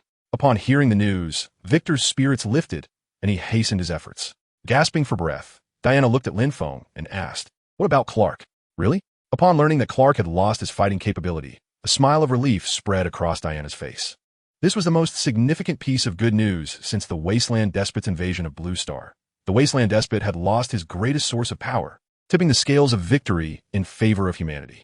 Chapter 37. The Beating of the Wasteland Despot. Darkseid emerges. The Wasteland Despot, panting heavily, fell from the wall. Upon seeing Lin Feng in his Superman attire, the Despot initially dismissed this newly appeared Kryptonian, considering he still had Clark as his ultimate weapon. However, after witnessing their departure, an uneasy feeling began to stir within him. "Clark," the Wasteland Despot bellowed, "where have you gone?" After calling out twice without a response, his expression darkened. After a moment of hesitation, the Wasteland Despot produced a black box, an artifact that allowed him to control Clark, a gift from a mysterious ally who collaborated with his master. Darkseid. The black box remained unscathed, its dark aura still pulsating, indicating that control over Clark had not been relinquished. The Wasteland Despot was confounded. Why was Clark not appearing? Observing the Despot's frantic cries, Lin Feng glided closer. As the Despot beheld Lin Feng in his black Superman suit, his expression soured further. "Another Kryptonian." Lin Feng crossed his arms and scoffed. "Cease your shouting. Clark has returned to his normal self. He is no longer under your control. This is impossible." The Wasteland Despot retorted, glancing again at the unblemished black box in his hand. "Oh." Lin Feng tilted his head with a smirk. "You don't believe me? Then why is Clark absent?" The Wasteland Despot found himself at a loss for words. He understood that the Kryptonian before him was likely telling the truth. "Damn Kryptonian." The Despot cursed, his grotesque face darkening as he recalled the cloaked figure who had given him the black box. "I knew he was untrustworthy." In a fit of rage, the Wasteland Despot hurled the black box to the ground and crushed it beneath his foot. "Since Clark has lost control, what purpose does this object serve?" Kutta. The box shattered, and a wisp of black smoke wafted away in the breeze. In an instant, a chill swept through the air, as if something had been released. Lin Feng gazed at the crushed box, a flicker of realization crossing his eyes, igniting a glimmer of speculation within him. Could this indeed be the artifact the system spoke of, capable of controlling Clark? Sure enough, the next moment, Barry's voice echoed in the earpiece. "Hey guys, it seems Clark has returned to normal." At that moment, Lin Feng's expression was nothing short of extraordinary. "Barry, it's Lin Feng," he called out through the earpiece. "Remove the kryptonite handcuffs from him. Right now? Shouldn't we confirm it again?" Barry hesitated, noticing the dark crimson light in Clark's eyes dissipating. Yet, he remained reluctant to remove the handcuffs, fearful that Clark might retaliate with a punch. Clearly, Barry had developed a psychological aversion to Clark. Detecting Barry's uncertainty, Lin Feng couldn't help but chuckle. "Don't worry, Barry. I've already confirmed that the device controlling Clark has been destroyed." Lin Feng's words acted as a balm for Barry's anxiety. He let out a sigh of relief. "Thank goodness. I'll remove them right away." Hearing the exchange between Lin Feng and his teammate, the Wasteland Wolf initially felt perplexed, only to suddenly come to a realization. He had been deceived. Clark had merely been temporarily restrained, not truly out of control. And he had unwittingly destroyed the black box that controlled Clark. "Damn you!" he roared, raising his axe and charging at Lin Feng. For Darkseid, as the axe swung toward him, Lin Feng prepared to evade, but suddenly seemed to have an epiphany. He remained rooted in place, merely tilting his head. He wanted to replicate the storyline from the original work. He wondered if this would help stabilize the timeline. Bang! The Wasteland Wolf's battle axe struck Lin Feng's left shoulder. Lin Feng felt as though he had been hit by a child's wooden stick, completely unscathed, devoid of any pain. "Is that all?" he sneered, mimicking the original narrative, slightly tilting his head and exhaling a breath of frost toward the battle axe. The axe began to freeze at an observable rate. Bang! With a single punch, Lin Feng shattered the axe into fragments. The Wasteland Wolf stared incredulously at his hands, then at Lin Feng. In a panic, he attempted to throw a punch, only to be met with a swift kick from Lin Feng that sent him flying. The Wasteland Wolf, now on the ground, pounded the earth in frustration. Rising to his feet, he charged at Lin Feng once more. Lin Feng remained undaunted, ready to meet him head-on. The Wasteland Wolf's attacks posed no threat to him. As the Wasteland Wolf swiped a claw at Lin Feng, it appeared to him as if in slow motion, allowing him to easily evade. Seizing the opportunity, Lin Feng delivered a punch, sending the Wasteland Wolf hurtling through the air towards Diana. As the Wasteland Wolf soared in her direction, Diana shouted loudly. The two Guardian silver bracelets collided with tremendous force. Buzz! A sharp crack echoed through the air, and the Wasteland Wolf was once again sent flying, landing towards Aquaman. Observing the situation, Aquaman executed a sweeping motion. The trident in his hand struck the wasteland wolf fiercely at its midsection. Helpless, it was tossed about like a volleyball by a few individuals. Lin Feng faced the wasteland wolf head-on, delivering a powerful punch that propelled it skyward. Subsequently, he ascended rapidly, surpassing the wasteland wolf in midair and delivered another punch that sent it crashing to the ground. This sequence unfolded precisely as depicted in the original film. Before the wasteland wolf could rise, Lin Feng descended and unleashed another blow. His eyes glowed with a fierce red light as a beam of intense heat shot towards the wasteland wolf. It howled in agony as its armor disintegrated under the searing heat. The beam's scorching temperature severed one of the wasteland wolf's horns, eliciting another anguished cry. With the wasteland wolf vanquished, Victor connected to the Unity power. "Barry, I've linked to the Unity power," he shouted. "I require a significant electrical current to proceed." Victor's visage contorted with intensity. He could only maintain a brief connection to the Unity power and needed Barry's assistance to access the mother box. Now, outside, Barry, who was continually circling, received the message. He surged towards Victor, crackling with blue and white electricity. Clark flew behind him, providing support. The mother box was on the verge of merging. Without power, he could not enter. Barry continued to sprint, motivating himself fervently. Just as the mother box was about to fully merge, a circular blue portal materialized with a sound not far from it. Lin Feng, Diana, and Aquaman advanced, warily observing the portal. However, Lin Feng understood that Darkseid had indeed arrived. The portal gradually formed, revealing the scene within. As anticipated, several monstrous figures turned around, revealing Darkseid and his two subordinates. "Caution, host. It is the Exile." The system's voice suddenly interjected. Lin Feng's pupils contracted at the system's words. He noticed an individual beside Darkseid, a character absent from the original narrative, cloaked in a black robe that concealed their entire form. Their face was obscured, rendering their gender indiscernible. Lin Feng surmised that this was indeed the Exile referred to by the system. As Lin Feng's gaze fell upon them, the figure in black seemed to sense his scrutiny. Lin Feng activated his X-ray vision, yet found himself unable to penetrate the layers of the black robe, causing his heart to sink. The system had not exaggerated. His ability was utterly ineffective against the Exile's attire. Within the portal, Darkseid observed the unfolding scene with an impassive expression. Kryptonian, a woman wielding the power of ancient gods, and an Atlantean bearing a trident. This tableau evoked memories of a long-past battle in his mind. He waited patiently for the mother box to merge completely before stepping through the portal. Darkseid noted Victor's fervent attempts to halt the merging process, yet he remained utterly calm. He held no belief that the civilization of Blue Planet could thwart the fusion of the mother box. You see, it is clear that failure is imminent. Darkseid has been in pursuit of the anti-life equation for countless ages. He remains indifferent to the passing of a mere moment. "Barry," Victor shouted, drenched in cold sweat. "It's almost too late. The fusion is about to be completed." No sooner had the words left his lips than time seemed to come to a standstill. Everyone was nearly frozen in place. Lin Feng, with a mere thought, activated his super speed. In an instant, he realized that Barry had arrived. Turning his gaze, he indeed saw Barry racing from outside the nuclear power plant. Above him, the rejuvenated Superman, Clark, was providing him with protection. Noticing Lin Feng's glance, Clark met his eyes with a complex expression before nodding and continuing to follow Barry. In the original tale, Barry was struck by a kind of demon, nearly leading to the destruction of Blue Planet. However, with Superman's escort, Barry did not repeat that mistake. He successfully made contact with Victor, transferring the energy. In a flash, Barry entered the mother box. He was not deceived by the traps within and forcefully pulled apart the humanoid forms of the three mother boxes. All of this transpired in a heartbeat. Chapter 38. The first encounter with the exiled, proclaiming victory. Lin Feng. Victor shouted. Alone, he lacked the strength to sever their interconnected power. Having read the original story, Lin Feng understood his meaning. He darted forward, pushing against the two mother boxes with all his might.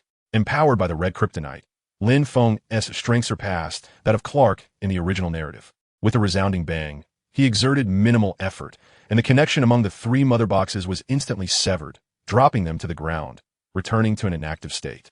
The wasteland wolf finally regained some composure, rising to his feet. He touched his head, bloodied and in pain, feeling a wave of dizziness. The armor on his upper body had been scorched away by heat vision, exposing his vulnerable form. Darkseid stood behind the portal, regarding him with cold indifference. The wasteland wolf felt utterly humiliated in front of his master, again experiencing disgrace. With a furious roar, He bellowed at Lin Feng and the others, filled with resentment. He had obliterated countless worlds, yet here he was, bested by a mere blue planet, all under Darkseid's watchful eye, in such a pitiful state. All he could do was unleash a helpless roar, venting his anger. The next moment his roar was abruptly cut off. The merciless Aquaman struck from behind, plunging his trident deep into the wasteland wolf. Blood poured from the trident, and excruciating pain coursed through the wasteland wolf's body. Respecting the original narrative, Lin Feng swiftly advanced, delivering a punch that sent the wasteland wolf hurtling toward the portal. Diana followed up with a leap and a downward slash, severing the wasteland wolf's grotesque head. In a flurry of coordinated strikes from the group, the wasteland wolf's body and head were sent tumbling into the portal, rolling several times. Darkseid then stepped on the still rolling head, applying tremendous force. The last remaining horn of the wasteland wolf was shattered underfoot, its eyes devoid of light, its breath extinguished. The battle against Darkseid on Blue Star concluded with a resounding victory for Blue Star. Lin Feng, Batman, Diana, and others approached the portal, exchanging resolute glances with Darkseid. The message was clear. Should you come, you shall remain here forever. Darkseid, panting and seething with rage, faced yet another defeat. The mother box lay in fragments, and the energy-drained portal began to close slowly. Unnoticed by anyone, a nearly imperceptible black line stealthily evaded the gaze of the crowd and slithered into Lin Feng's body. As the portal shut, Darkseid turned to the figure shrouded in black robes beside him. He suppressed his fury. Exile, is this what you call a lack of unforeseen circumstances? A sharp, piercing voice emerged from beneath the hood. Are you questioning me, Darkseid? Darkseid glared at the black cloak, choosing silence, aware of his need for the exile and unwilling to provoke them further. Rest assured, the exile's shrill voice echoed once more, that meddler will not fare well. With that, the exile gradually vanished, leaving Darkseid's wrath with no outlet. I have long foretold, Darkseid spoke in a low tone, that the wasteland wolf would falter. My lord, the mother box is now destroyed, Darkseid replied, casting a cold glance at him. The anti-life equation has been located. I shall acquire it at all costs, even by ancient means. As the portal closed, Lin Feng was greeted by the melodious sound of the system announcing rewards. Congratulations, host, for successfully completing the mission to save the DC world.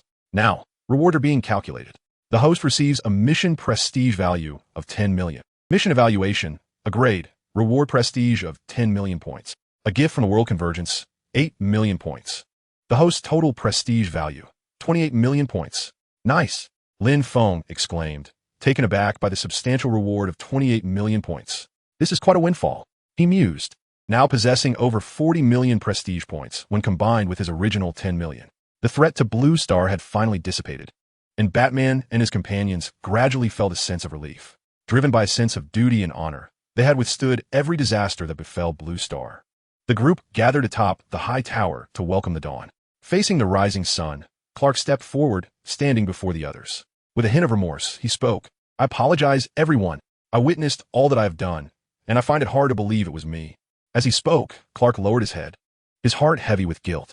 Although he had been controlled, the memories of all his actions lingered in his mind, filling him with shame. The others exchanged glances. Understanding without a word, no one blamed Clark. He had been under control, and all his actions were not of his own volition. Diana stepped forward and offered her reassurance. It is not your fault, Clark. We all understand that you were under control. This is not a reflection of your character. Clark looked up at Diana, her gaze imbued with sincerity, which alleviated his guilt somewhat. Bruce also approached, extending his hand, but hesitating mid-air. After a moment's pause, he gently patted Clark on the shoulder. Bruce, he recalled the moment he unleashed heat vision, nearly taking Bruce's life. Aquaman and Victor, unfamiliar with Clark, merely nodded in acknowledgement. Sensing that none of them bore him ill will, Clark's heart was a tumult of emotions. Yet, he had never encountered another of his kind. Noticing Clark's gaze, Lin Feng approached with a smile, extending his hand. Let us introduce ourselves. I am Lin Feng.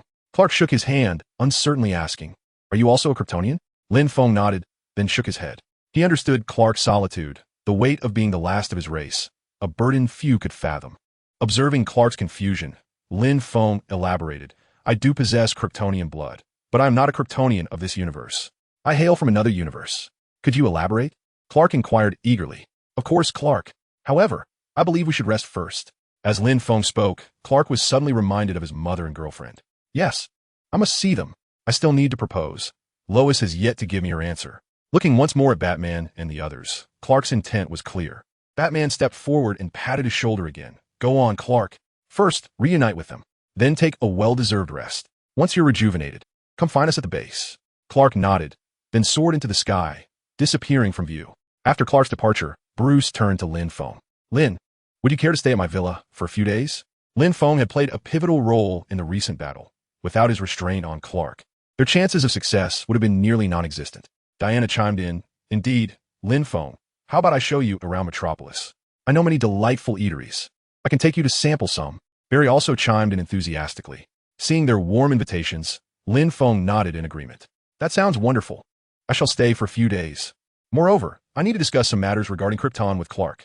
He resolved to enlighten Clark about the existence of other Kryptonians across countless universes, ensuring that Clark no longer felt like the sole survivor of his race. I appreciate your hospitality during my stay, Lin Feng expressed. In response, everyone smiled and nodded. Not at all a burden, Lin, Diana replied with a grin. He winced slightly. Having been struck by a demon-like weapon, the pain was beginning to set in. He would need Alfred to prepare some cold compresses for him. Chapter 39. Post-war invitation. After the aircraft had met its unfortunate fate, Clark extended an invitation. Fortunately, Bruce had contacted another helicopter. Following a lunch, Bruce arranged several rooms for everyone to rest. After 2 days of intense combat, even those with physiques far superior to the average would feel exhaustion.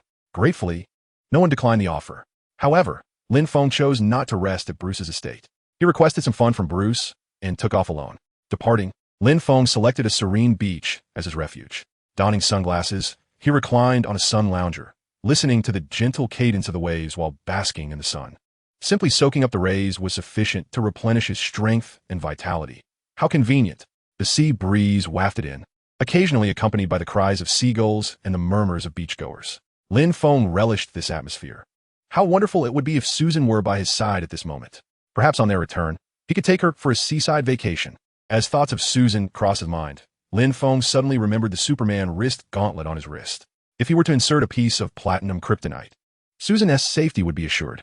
Moreover, he could modify the Gauntlet S design to match a Couple S style. Lin Feng was quite fond of this gauntlet. Bored from sunbathing, Lin Feng browsed the system store, curious if it offered any special kryptonite.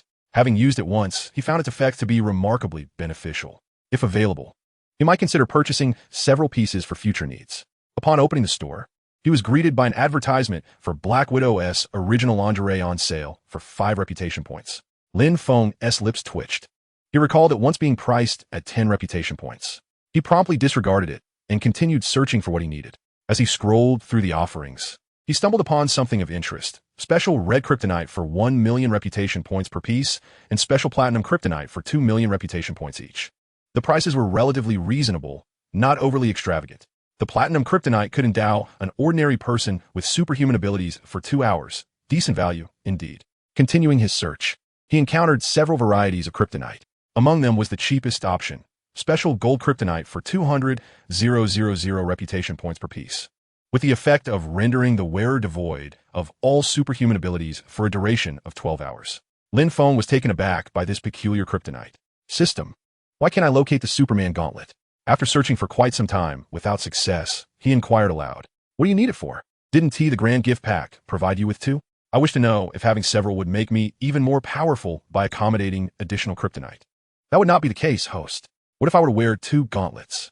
Left hand platinum kryptonite, right hand gold kryptonite. What would happen then? Lin Feng's curiosity surged. The gold kryptonite would eliminate all superhuman capabilities, while the platinum kryptonite would bestow such abilities upon an ordinary individual. What would occur if both were worn simultaneously? Once this curiosity took root, the urge to experiment became irresistible. The system, displaying a bewildered expression, suggested, why not give it a try? Hearing this, Lin Feng hesitated, contemplating the gold kryptonite in the store. His finger hovered indecisively, torn between the decision to purchase or refrain. Ultimately, I decided against making the purchase. Perhaps it is for the best, Lin Feng sighed. What if it explodes? That would be a tremendous waste. The thought of squandering millions of reputation points on mere curiosity felt utterly unjustifiable. Suddenly, the system interjected. The Superman wristband is available at the Level 2 shop for a price of 2 million reputation points. Why is a single wristband so exorbitantly priced? Lin Feng furrowed his brow, perplexed. Apart from its ability to accommodate gemstones, the primary function of the Superman wristband is to enhance the efficiency of absorbing solar radiation.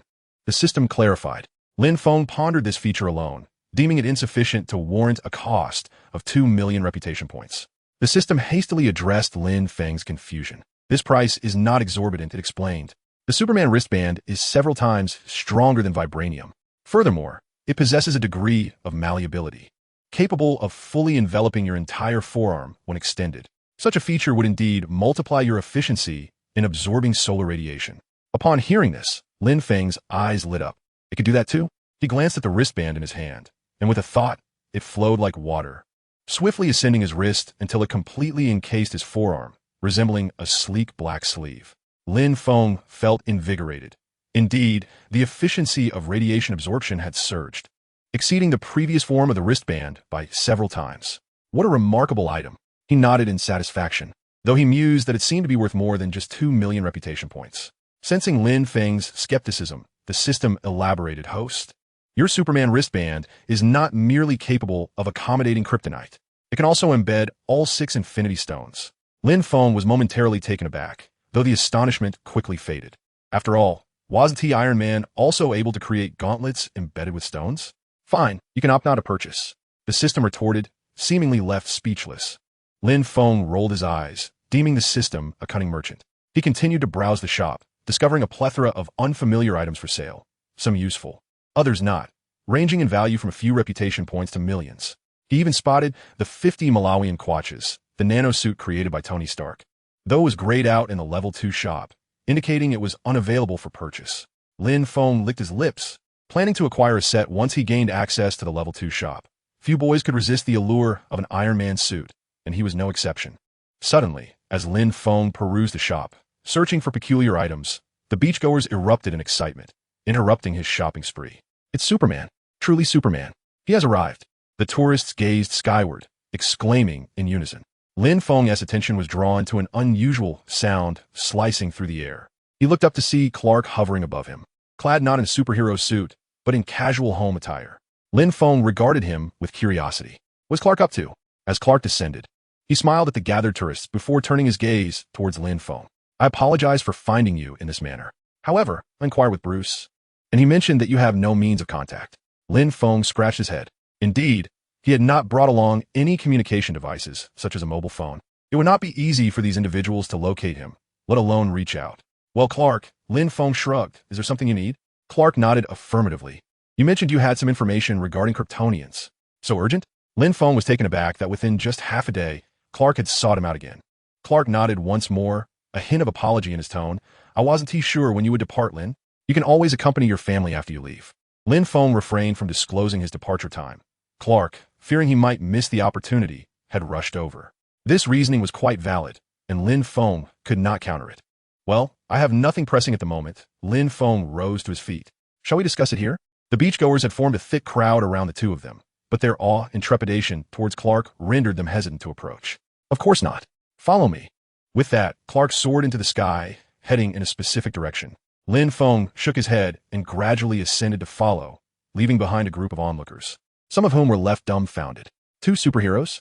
Chapter 40. Speculations regarding Kara on the return journey. Lin Feng did not anticipate that Clark would take him to the farm, the one that had been seized by the bank due to his mother's inability to repay the loan. Clark descended and opened the door, inviting Lin Feng inside. Upon entering, Lin Feng noticed that most of the furniture had been removed. Fortunately, there remained a table and a few chairs. Clark, somewhat sheepish, remarked, Bruce helped me with the paperwork. Please, have a seat. I'll get you a cup of coffee. He gestured towards the chairs. Lin Feng, unperturbed, plopped down and surveyed the place where Clark had spent his childhood. What about your mother?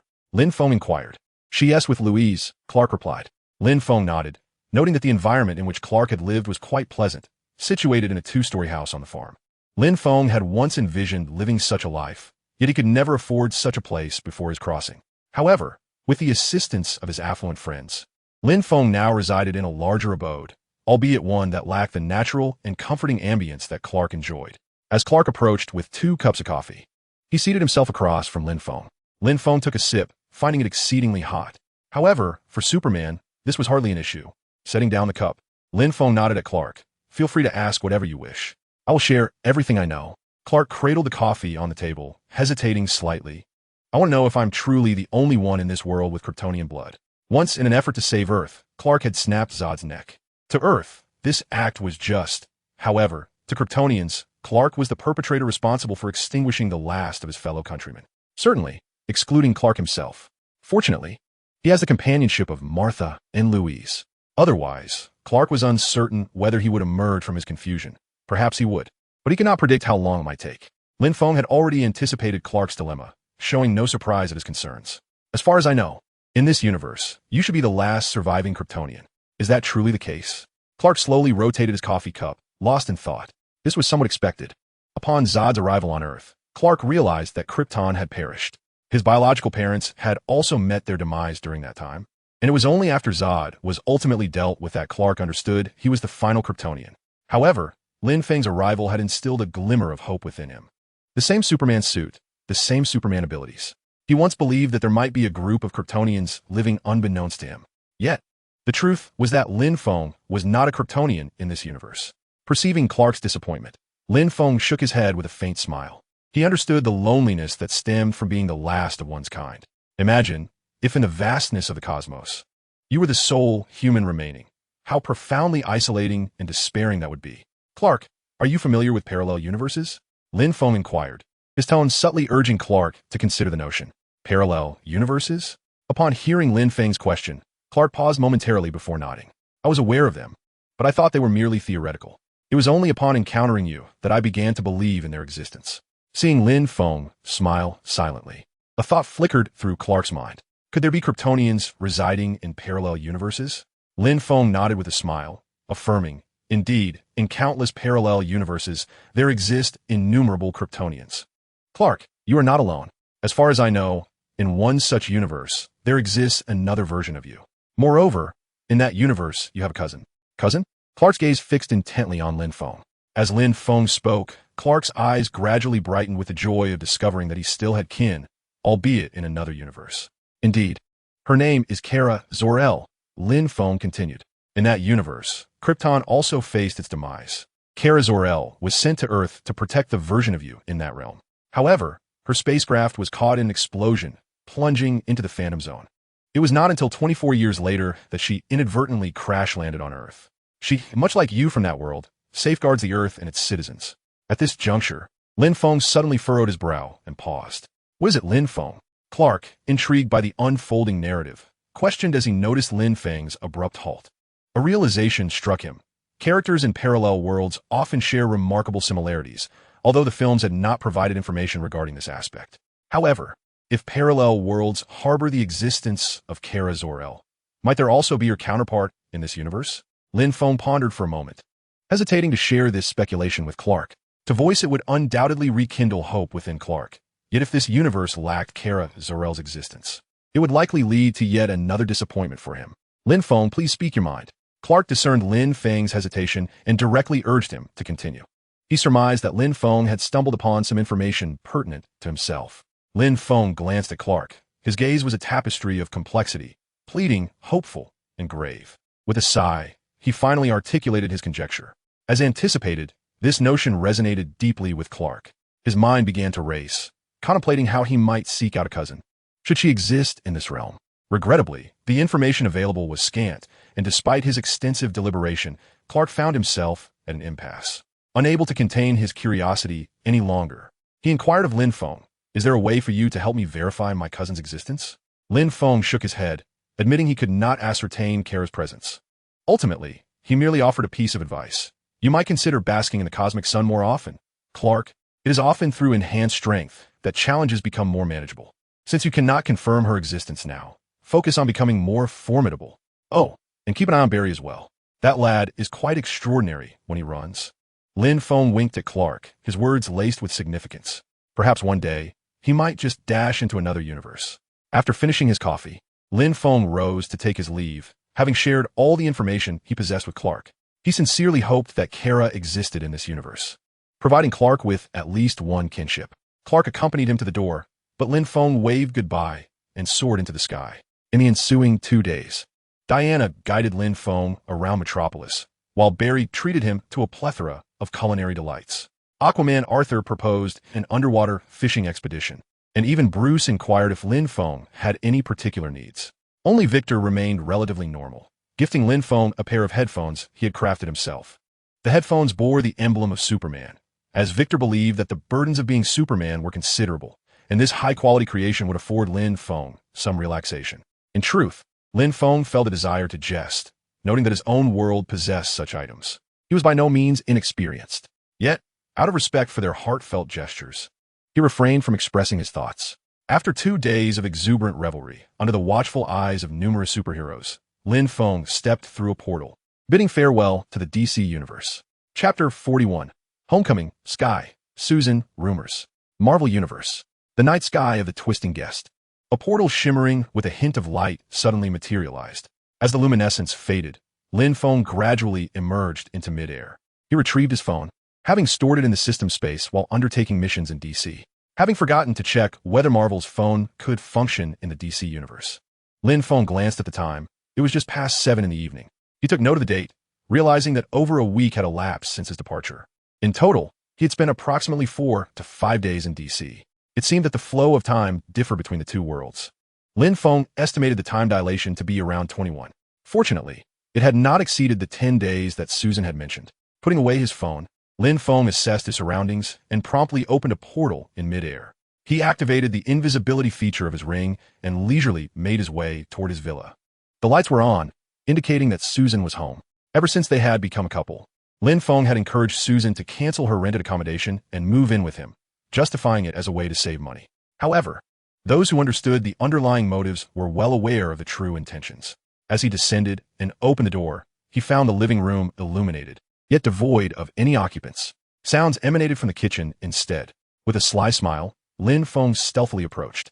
However, halfway there, he halted, his smile fading. A woman with black hair, unfamiliar to him, was cooking, her back turned. Clearly, she was not Susan, as their heights differed. Lin Feng felt a twinge of confusion. What was happening? A thief? It didn't seem likely. Who would break in just to cook? Just as Lin Feng was about to inquire, the woman spoke first. Susan, dinner's ready. She placed the prepared dish onto a plate and called up the stairs. Turning around with the plate in hand, she was momentarily taken aback upon seeing Lin Feng. They stood frozen in place, locking eyes. Sky? Lin Feng exclaimed, recognizing her face. You know me? Sky gasped, her gaze flickering. Indeed, the black-haired woman was Sky from Marvel, who, at this juncture, had yet to join S.H.O.D. Lin Feng recalled that she would only become part of the organization after the events of the first Avengers timeline. At this moment, Sky was still a rebellious spirit, at odds with S.H.I.E.L.D., and possessed exceptional hacking skills. However, the specifics of her presence in his home were of greater concern. Squinting his eyes, Lin Feng directly inquired, "What are you doing in my house?" Sky slowly placed the plate on the dining table, her mind racing as she concocted a lie, while a flicker of curiosity welled up within her. She and Lin Feng had scarcely any interaction. How did he know her name? Lin Feng maintained a calm demeanor as he observed her actions, awaiting an explanation. Fortunately, he was aware that she had not yet joined S.H.I.E.L.D. Otherwise, he might have suspected that the mischievous black egg was up to no good again. Before Sky could respond, footsteps echoed from the stairs. Susan emerged, calling out, "Lin." Lin Feng was suddenly enveloped in her embrace, yet he felt no joy. He keenly sensed the subtle undertones of grievance in Susan's voice. Alarmed, Lin Feng furrowed his brows. What was the matter? Had she been mistreated? Gently, he pushed Susan away from his embrace. Indeed, her eyes were tinged with red, reflecting a face full of sorrow, clearly having wept recently. In an instant, Lin Feng's expression turned cold. "Susan, what has happened? Who has wronged you?" Susan's tear-streaked eyes resembled those of a large rabbit. Her lips pursed as she gazed at Lin Feng like a wounded creature. "I was dismissed from the company." The words escaped her lips, laden with a sense of injustice. Lin Feng found himself at a loss. He had not anticipated such a revelation. What was there to weep about? With her connections to Super News, finding another station should be a breeze. Yet, something felt amiss. Lin Feng suddenly realized that Susan possessed an extensive reservoir of news about Superman. Nearly every headline across the stations was captured by her. To the public, she had become Superman's exclusive journalist. How could any station choose to dismiss her? There must be some underlying reason. Most likely, someone was targeting Susan, scheming against her. Otherwise, even if she had been let go, her reaction would be one of anger, not sorrow. The thought of Susan being bullied ignited a fierce flame within Lin Feng. He lowered his head and gently wiped away her tears. Guiding her to sit at the dining table, Lin Feng spoke again. Tell me, why did the station let you go? Cradled in Lin Feng's embrace, Susan felt her resolve crumble, her strength having long since vanished into the shadows. With a quivering voice, she began, they said I am. Before she could finish her sentence, Susan buried her face in Lin Feng's chest, sobbing uncontrollably. Lin Feng had never encountered such a scene before. He felt utterly flustered, his hands raised in confusion. Her tears extinguished the fire of indignation within him. Goodness, what immense grievance had this girl endured?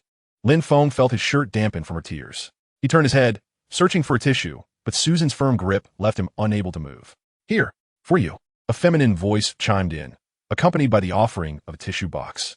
It was Sky, who had been momentarily overlooked by Lin Feng amidst his focus on the distressed Susan. Lin Feng glanced at Sky, accepted the tissues with a word of thanks, and pulled out two to gently dab at Susan's tears. Her snot bubbles had emerged, sticking to his shirt, leaving him both amused and exasperated. Realizing her own disheveled state, Susan's face flushed with embarrassment. I'm so sorry, she exclaimed, straightening up and allowing Lin Feng to continue wiping her tears. During this time, she could not help but stifle her sobs. Upon witnessing this, Sky let out a sigh. Lin Feng continued his actions, merely casting a glance at Sky and nodding in her direction. The reason for Susan's dismissal from the radio station stemmed from a rumor. On that day, a luxurious vehicle from Stark Industries had come to pick up Susan after work, and someone had captured this moment in a photograph, leading to the spread of gossip that Susan had become involved with Tony Stark. Sky succinctly elucidated the sequence of events. Upon hearing this, Lin Feng paused in his movements. It was I who went to fetch Susan. I am also a shareholder of Stark Industries. How could they possibly think otherwise? After speaking, Lin Feng gently addressed Susan. My dear, did you not explain the situation to them? I did, Susan replied amidst her tears. But they said you were the driver. They did not believe my explanation. They even claimed that I had an improper relationship with Superman. They said that I was always able to capture photographs of him because I climbed onto Superman's bed. With that, Susan burst into tears once more, sobbing even more intensely. She felt utterly wronged. Despite her diligent work and substantial contributions to the station's headlines, none of her colleagues believed her. She could not comprehend what she had done wrong. After listening to Susan's fragmented explanation, Lin Feng felt the anger that had recently dissipated surge back within him. How on earth did such a rumor emerge? Chapter 42. The Unfathomable Anger. Lin Feng encounters a problem. Sky unexpectedly produced a laptop from somewhere. The rumors alone were insufficient for the radio station to dismiss Susan. She opened the laptop, navigated to some files, and then presented them to Lin Feng. Take a look at this. Lin Feng, with a stern expression, turned his gaze to the screen. What he saw next caused his pupils to constrict. The rumors about Susan had indeed made their way onto major forums and gossip news. BBC Radio's Susan Carter suspected of spending a night with Tony Stark. Where did Susan Carter's Superman news come from? Reporter Susan Carter rises through the ranks using her body. Superman comments on Susan Carter. Playing both sides? Iron Man and Superman engage in a battle for her affections. Lin Feng glared at these headlines, his eyes ablaze with fury. Each title was more outrageous than the last. The most popular comment had nearly 10 million likes, and it was almost devoid of text, consisting entirely of images related to Susan. Photographs of Susan stepping into a luxurious car bearing Stark Industries license plates, strolling with Superman on the street, and even a photo of Susan kissing Superman were all included. Lin Feng immediately recognized that the kissing photo was a composite, yet this did not hinder the public speculation and doubt. The internet operates in this manner. Once an event brews, accompanied by photographic evidence, and bolstered by the endorsement of BBC Radio, few would bother to verify the authenticity of the images. Sky clicked the mouse and opened the Superman forum. Countless posts incessantly refresh, comments proliferate, and opinions are fervently expressed. Many await the emergence of a savior to elucidate matters. Simultaneously, numerous individuals ardently defend this icon. Lin Feng's countenance bears an unprecedented grimness. Susan shrinks her shoulders, sensing the surrounding air has grown noticeably colder. Someone is orchestrating these rumors from the shadows. Lin Feng's voice, somewhat hoarse, finally broke the silence. Sky nodded in agreement. You are indeed correct. She clicked the mouse again, revealing two photographs on the screen. According to my investigation, these two individuals are behind all. Who are they? Lin Feng inquired with a frigid tone, an inexplicable fury burning within him, making his eyes blaze as if they might emit flames. Susan had never witnessed Lin Feng so enraged. With trepidation, she tugged at his sleeve. But Lin Feng remained oblivious to her subtle gesture.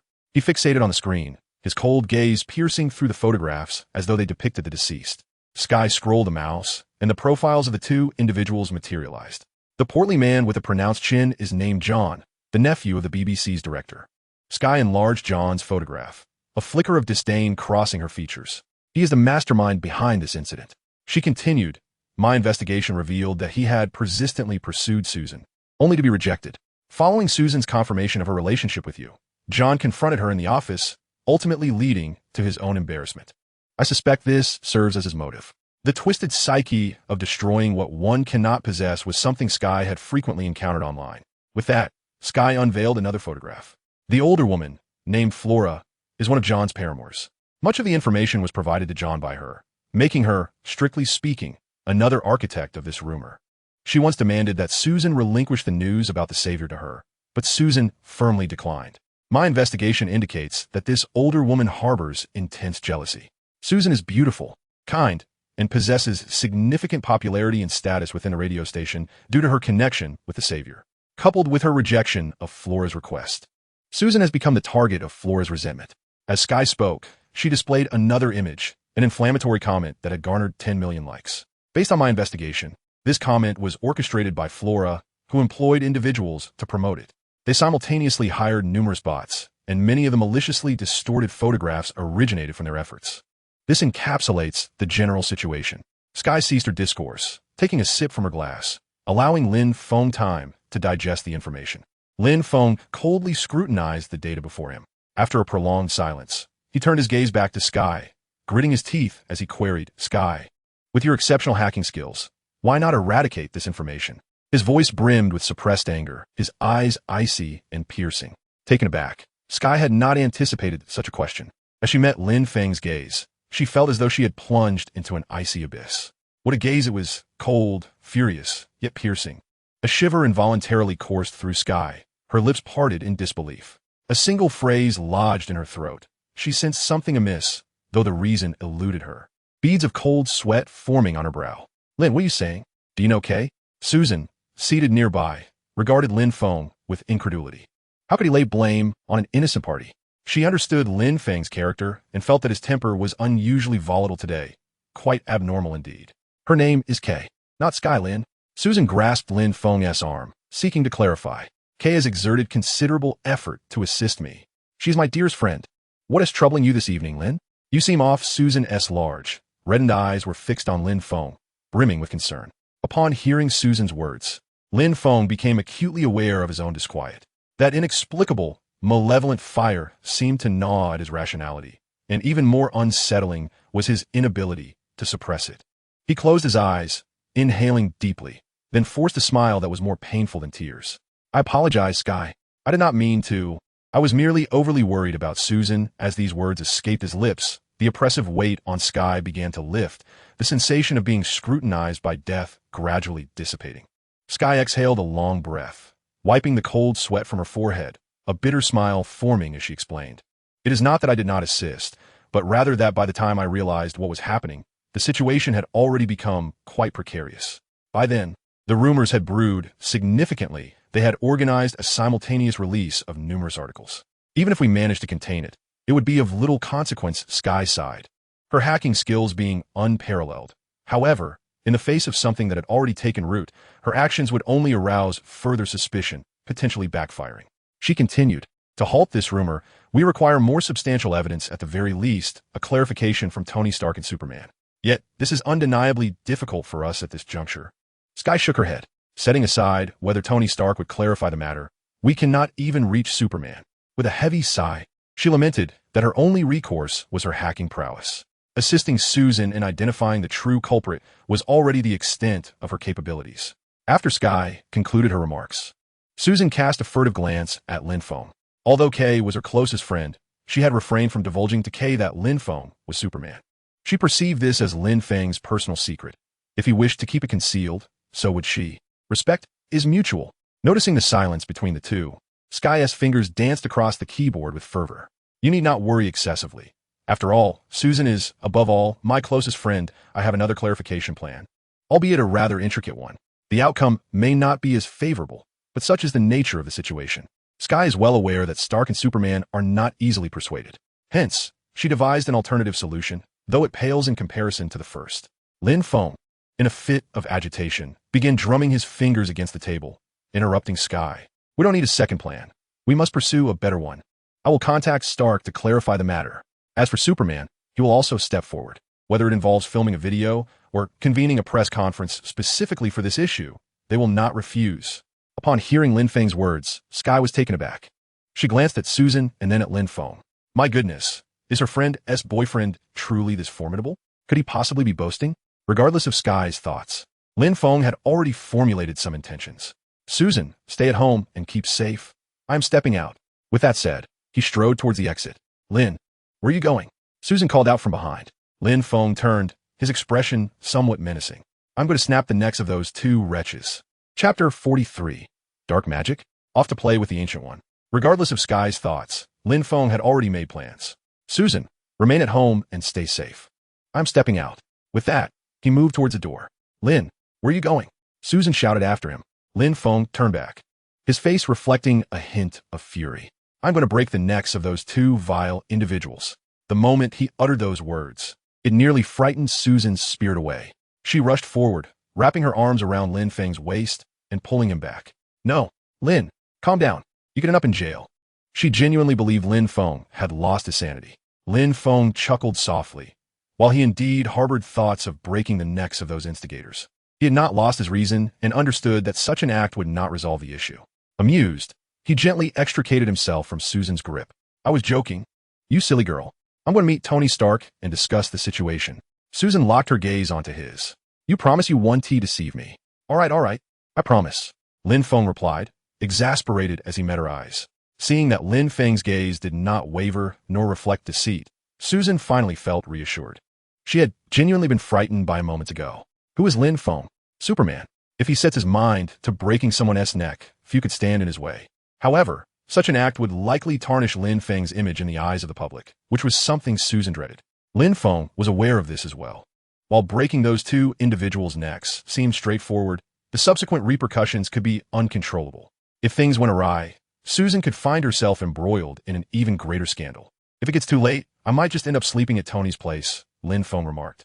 Do not worry about me. Susan nodded. Remember your promise. Do not act impulsively. Lin Feng smiled and nodded in agreement. After bidding farewell to Susan, Lin Feng hurried to a secluded corner, clad in a black battle suit. He soared into the sky, leaving behind several sonic booms. In no time, he ascended beyond the atmosphere, entering the vastness of outer space.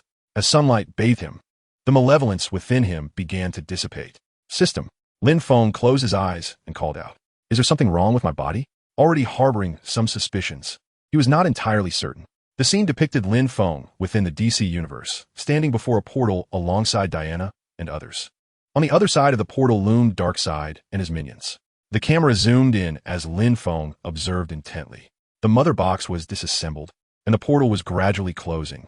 Yet, the individuals in the frame remained oblivious. A nearly imperceptible black thread crept from the portal's direction, silently attaching itself to Lin Feng. The video concluded at this juncture. Lin Feng's expression darkened, yet clarity settled within him. As he had suspected, someone had meddled with him. Is it the exile? Lin Feng murmured. At that moment, the system chimed in. Indeed, it is the exile. I had warned you to be cautious of the exile.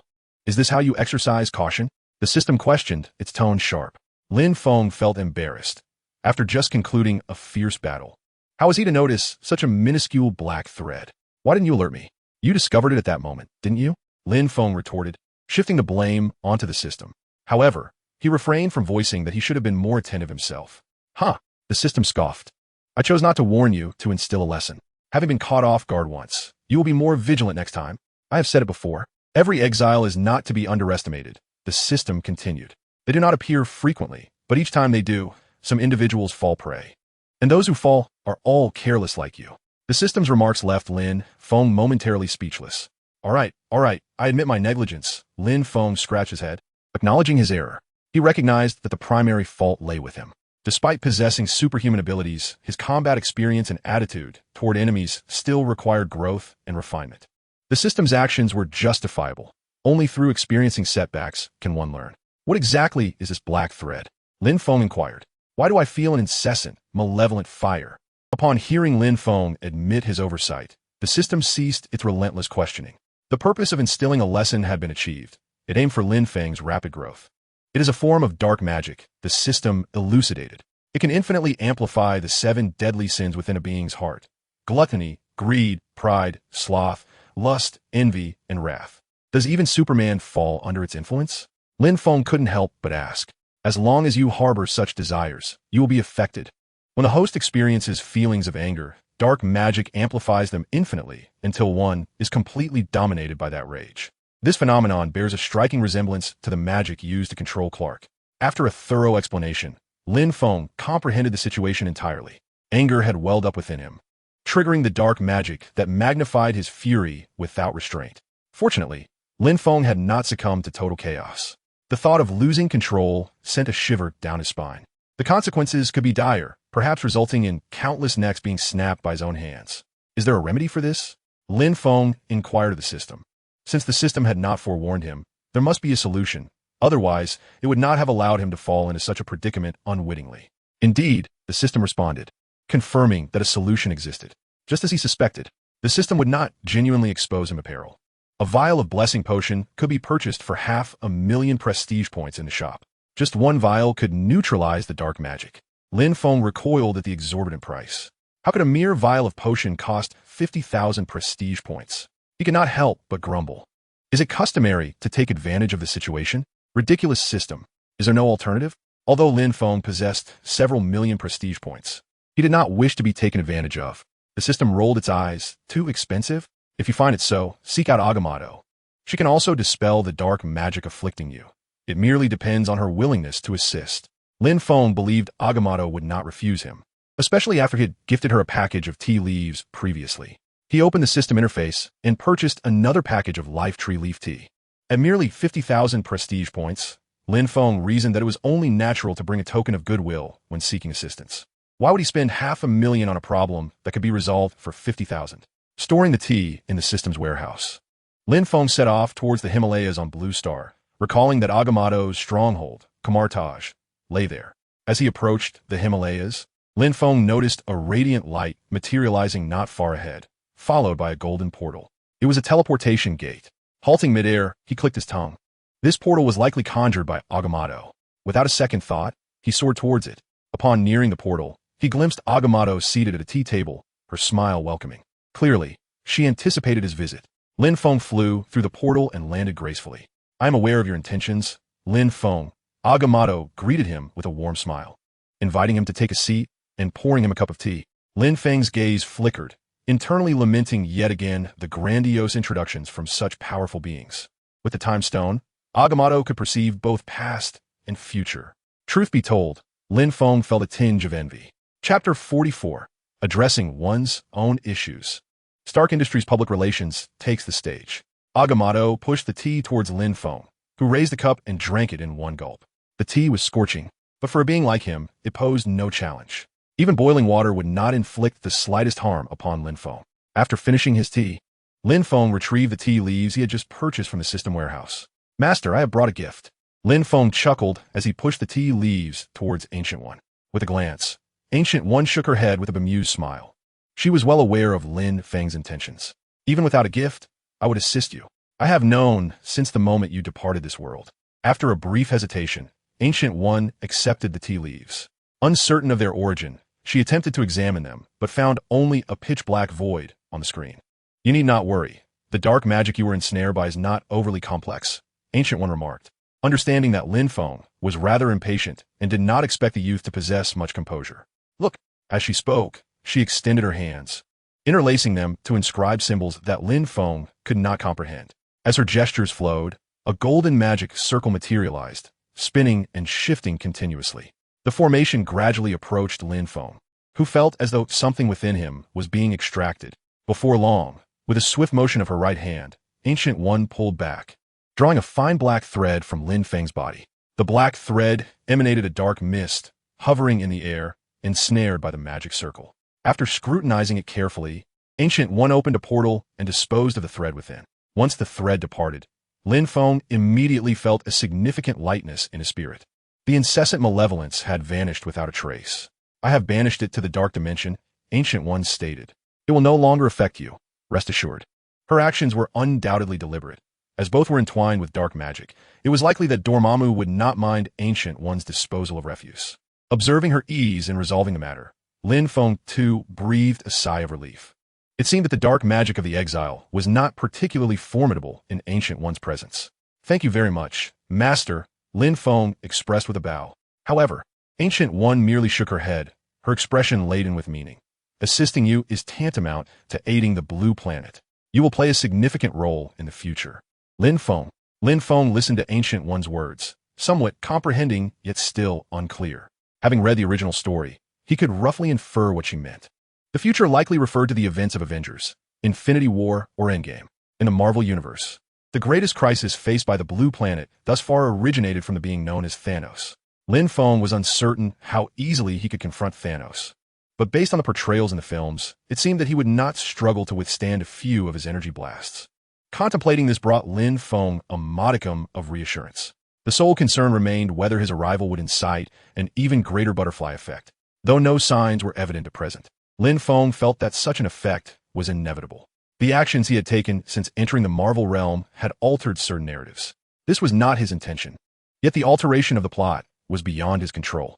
From the moment he appeared in the Marvel Universe, it was predestined that the storyline would inevitably change. Only with thorough preparation can one confront the unknown tempest unleashed by the butterfly effect. Bidding farewell to the Ancient One, Lin Feng soared toward Tony Stark's villa. Having resolved his own troublesome predicament, it was now time to address Susan's issues. Tony happened to be at his villa and welcomed Lin Feng's arrival. Lin Feng, eschewing any formalities, took a seat on the sofa and poured himself a generous glass of wine. He had informed Tony of his brief absence from DC, though he had not divulged his destination.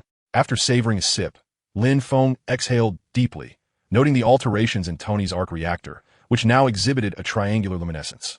You've managed to create it? Lin Feng exclaimed, pointing at the reactor on Tony's chest. Congratulations. With an expression of nonchalance, Tony replied, Of course I did. Who do you think I am? The genius inventor, Tony Stark. He continued, I have a fair idea of why you've come to see me. It's about Susan, isn't it? Lin Feng could not suppress an eye roll at the predictability of everyone's insights. Shaking his head in mild exasperation, he remarked, Susan is still at home, shedding tears. I'm aware, Tony interjected, a hint of hesitation clouding his expression. Stark Industries has already initiated public relations efforts. I should have addressed the situation immediately, but Lin, you might not be aware, I've been rather preoccupied lately. He gestured animatedly with his hands.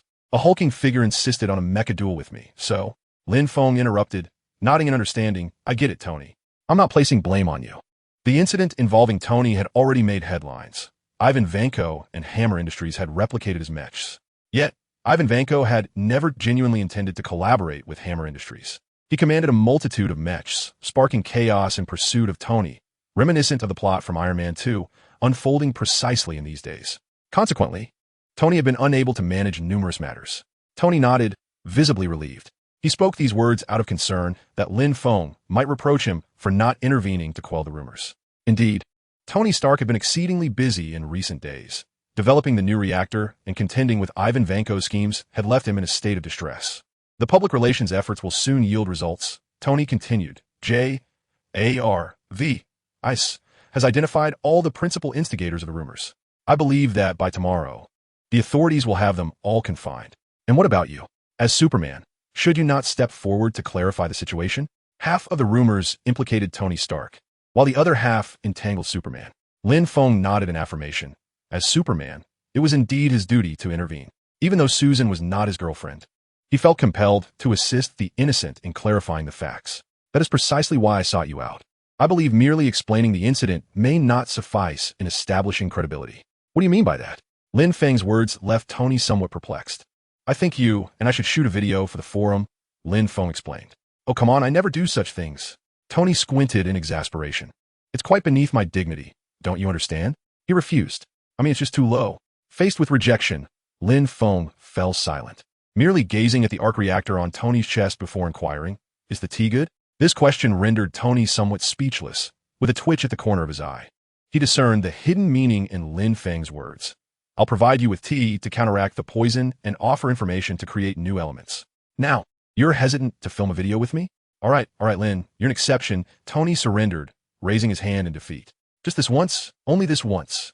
He raised a finger to emphasize his point. Lin Feng smiled with satisfaction. "No problem." The two joyfully devised the content for the video, with Jarvis assigned to handle the filming. The process lasted about an hour, as Tony continuously lamented about not looking handsome enough on camera, necessitating 2 retakes. By the time they wrapped up, it was already past midnight. Ever since acquiring his own villa, Lin Feng was somewhat reluctant to stay in someone else's home, finding it inexplicably strange. Furthermore, as long as the sun shone, Lin Feng could go days and nights without sleep and still feel invigorated. Time swiftly carried them into the next day.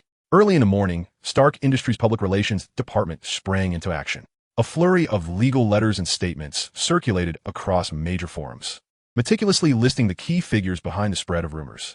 Even the identities and photos of these individuals were released, albeit with their identities obscured, alongside a declaration of accountability. This left the onlookers somewhat bewildered. Historically, even when Tony Stark faced scandalous headlines, he would disdainfully avoid explanations. It was rare for public relations to intervene, although the scale of this particular rumor was substantial. Some astute netizens had already begun to suspect that there was a deeper story beneath the surface. The central figure in the incident, Susan Carter, might possess a background unknown to them. Under the scrutiny of countless internet users, a few of the orchestrators who had accepted payment were swiftly apprehended, with footage of the arrests being released.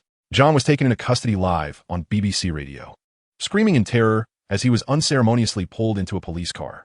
Flora was not spared either. Her expression was one of shock and disbelief. Throughout this entire rumor-mongering episode, neither of them had made a public appearance. Even when hiring a sailor, Flora had prudently instructed John to conduct transactions using cryptocurrency. Why were the police at their door so quickly? She could not fathom. John continued to shout about needing to make a phone call, desperately hoping his uncle would come to his rescue. However, unbeknownst to him, his uncle stood nearby, his face darkened, silently watching him being taken away. What he did not realize was that his uncle had already received word. Stark Industries had exerted immense pressure on the authorities regarding this matter. This was far beyond what a mere radio station boss could resolve. Chapter 45. The Final Verdict: Unveiling Identities. The rumors surrounding Susan emerged swiftly and faded just as quickly. Had it not been for the involvement of Iron Man and Superman, the curious onlookers would have remained oblivious to Susan's identity. Within a mere morning, several primary instigators were apprehended. Among them, the 2 masterminds, John and Flora, were detained, and no bail was permitted regardless of the cost. The remaining rumor-mongers were under investigation, awaiting the determination of their specific punishments. The rapidity of the arrests left the public astounded. Major rumor dissemination platforms and news headlines were also undergoing a purge. It was not until a particular video ascended to the forefront of various forums, swiftly being pinned and authenticated, that the matter found closure, quelling the incident. At that moment, inside Lin Feng's villa, Susan sat on the sofa, lost in thought. Sky, seated nearby, with headphones on, was engrossed in her laptop, occasionally updating Susan on her progress. Suddenly, Sky stumbled upon a pinned video and was taken aback. Removing her headphones, she switched to speaker mode. "Susan, look, Stark actually filmed a video to clarify things. Oh my goodness, does your little man possess such influence?" Sky, intrigued by the title and comments of the video, expressed her astonishment. The fact that Tony Stark would make a video to set the record straight piqued her interest in Lin Feng's identity. She pushed the laptop towards Susan and pressed the play button. They began to watch together. The footage was remarkably clear, with Tony Stark sitting centrally on the screen, dressed in casual attire and bearing a somewhat serious expression. He leaned forward slightly. "Jarvis, are we ready?" "We are ready, sir." "Excellent." Tony clapped his hands, signaling the commencement of the video. "Ahem, I suppose an introduction is unnecessary." Tony addressed the camera. "I assume no one is unfamiliar with my identity. Originally, I had no intention of recording this video, but to assist a friend of mine, I decided to proceed. Recently, there has been much speculation concerning Miss Susan Carter. Some individuals have lost their minds. Susan is the partner of my friend. Can you believe the audacity of suggesting she clings to me? Are you attempting to sow discord?" Tony inquired, his brow furrowed. "The absurdity of the situation aside, I trust that by the time this video is released, those rumor mongers will have been apprehended. Frankly, I do not care whether the rumors are true or false. Tony Stark's charisma was palpable, his tone laced with playful sarcasm. However, this incident is different. You seek the truth, do you not? Allow me to disclose it to you. The vehicle that indeed picked up Miss Susan Carter was one belonging to Stark Industries, and the driver was happy. This I acknowledge. What I wish to convey is that one of our young shareholders, experiencing his first love, was lacking in experience, and I arranged an evening outing for him. Is there any issue with that? I fail to comprehend how you all have so much free time that such matters could escalate into rampant rumors. Susan's boyfriend is a shareholder of Stark Industries, and he has free access to the company's vehicles, whether for picking up his girlfriend or for other purposes. This is the unvarnished truth. I caution those who lack discretion. Susan Carter is a member of the Stark Industries shareholder family. Speak with evidence before you make allegations. As for your shoddy fabricated images and so-called truths, they elicit nothing but laughter from me. They are utterly juvenile. Tony continuously elucidates the intricacies of the matter in the video, as the viewer count escalates dramatically. Regarding the final question, Miss Susan Carter and the rumor concerning Superman, Tony Stark suddenly bursts into laughter. The reality of this rumor may diverge somewhat from your imaginings. I dare say the truth is something you would never have anticipated. As he speaks, Tony rises from his chair and pivots the camera to the side. Miss Susan Carter's boyfriend is not only a shareholder of Stark Industries, he is also someone you are very, very familiar with. How to put it? Let him explain himself. Tony directs the camera toward Lin Feng. Come on, Lin, say hello. Lin Feng appears on screen, clad in a sleek black suit and adorned with a pair of thin frame glasses. He exudes an air of elegance and sophistication, reminiscent of a young CEO from a television drama. Some in the audience have already recognized him as the man mistakenly identified as a chauffeur in the rumors.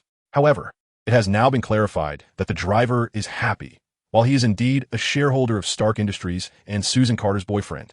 Lin Feng smiles at the camera and greets everyone, saying, "Hello. I never imagined I would appear before you in this manner."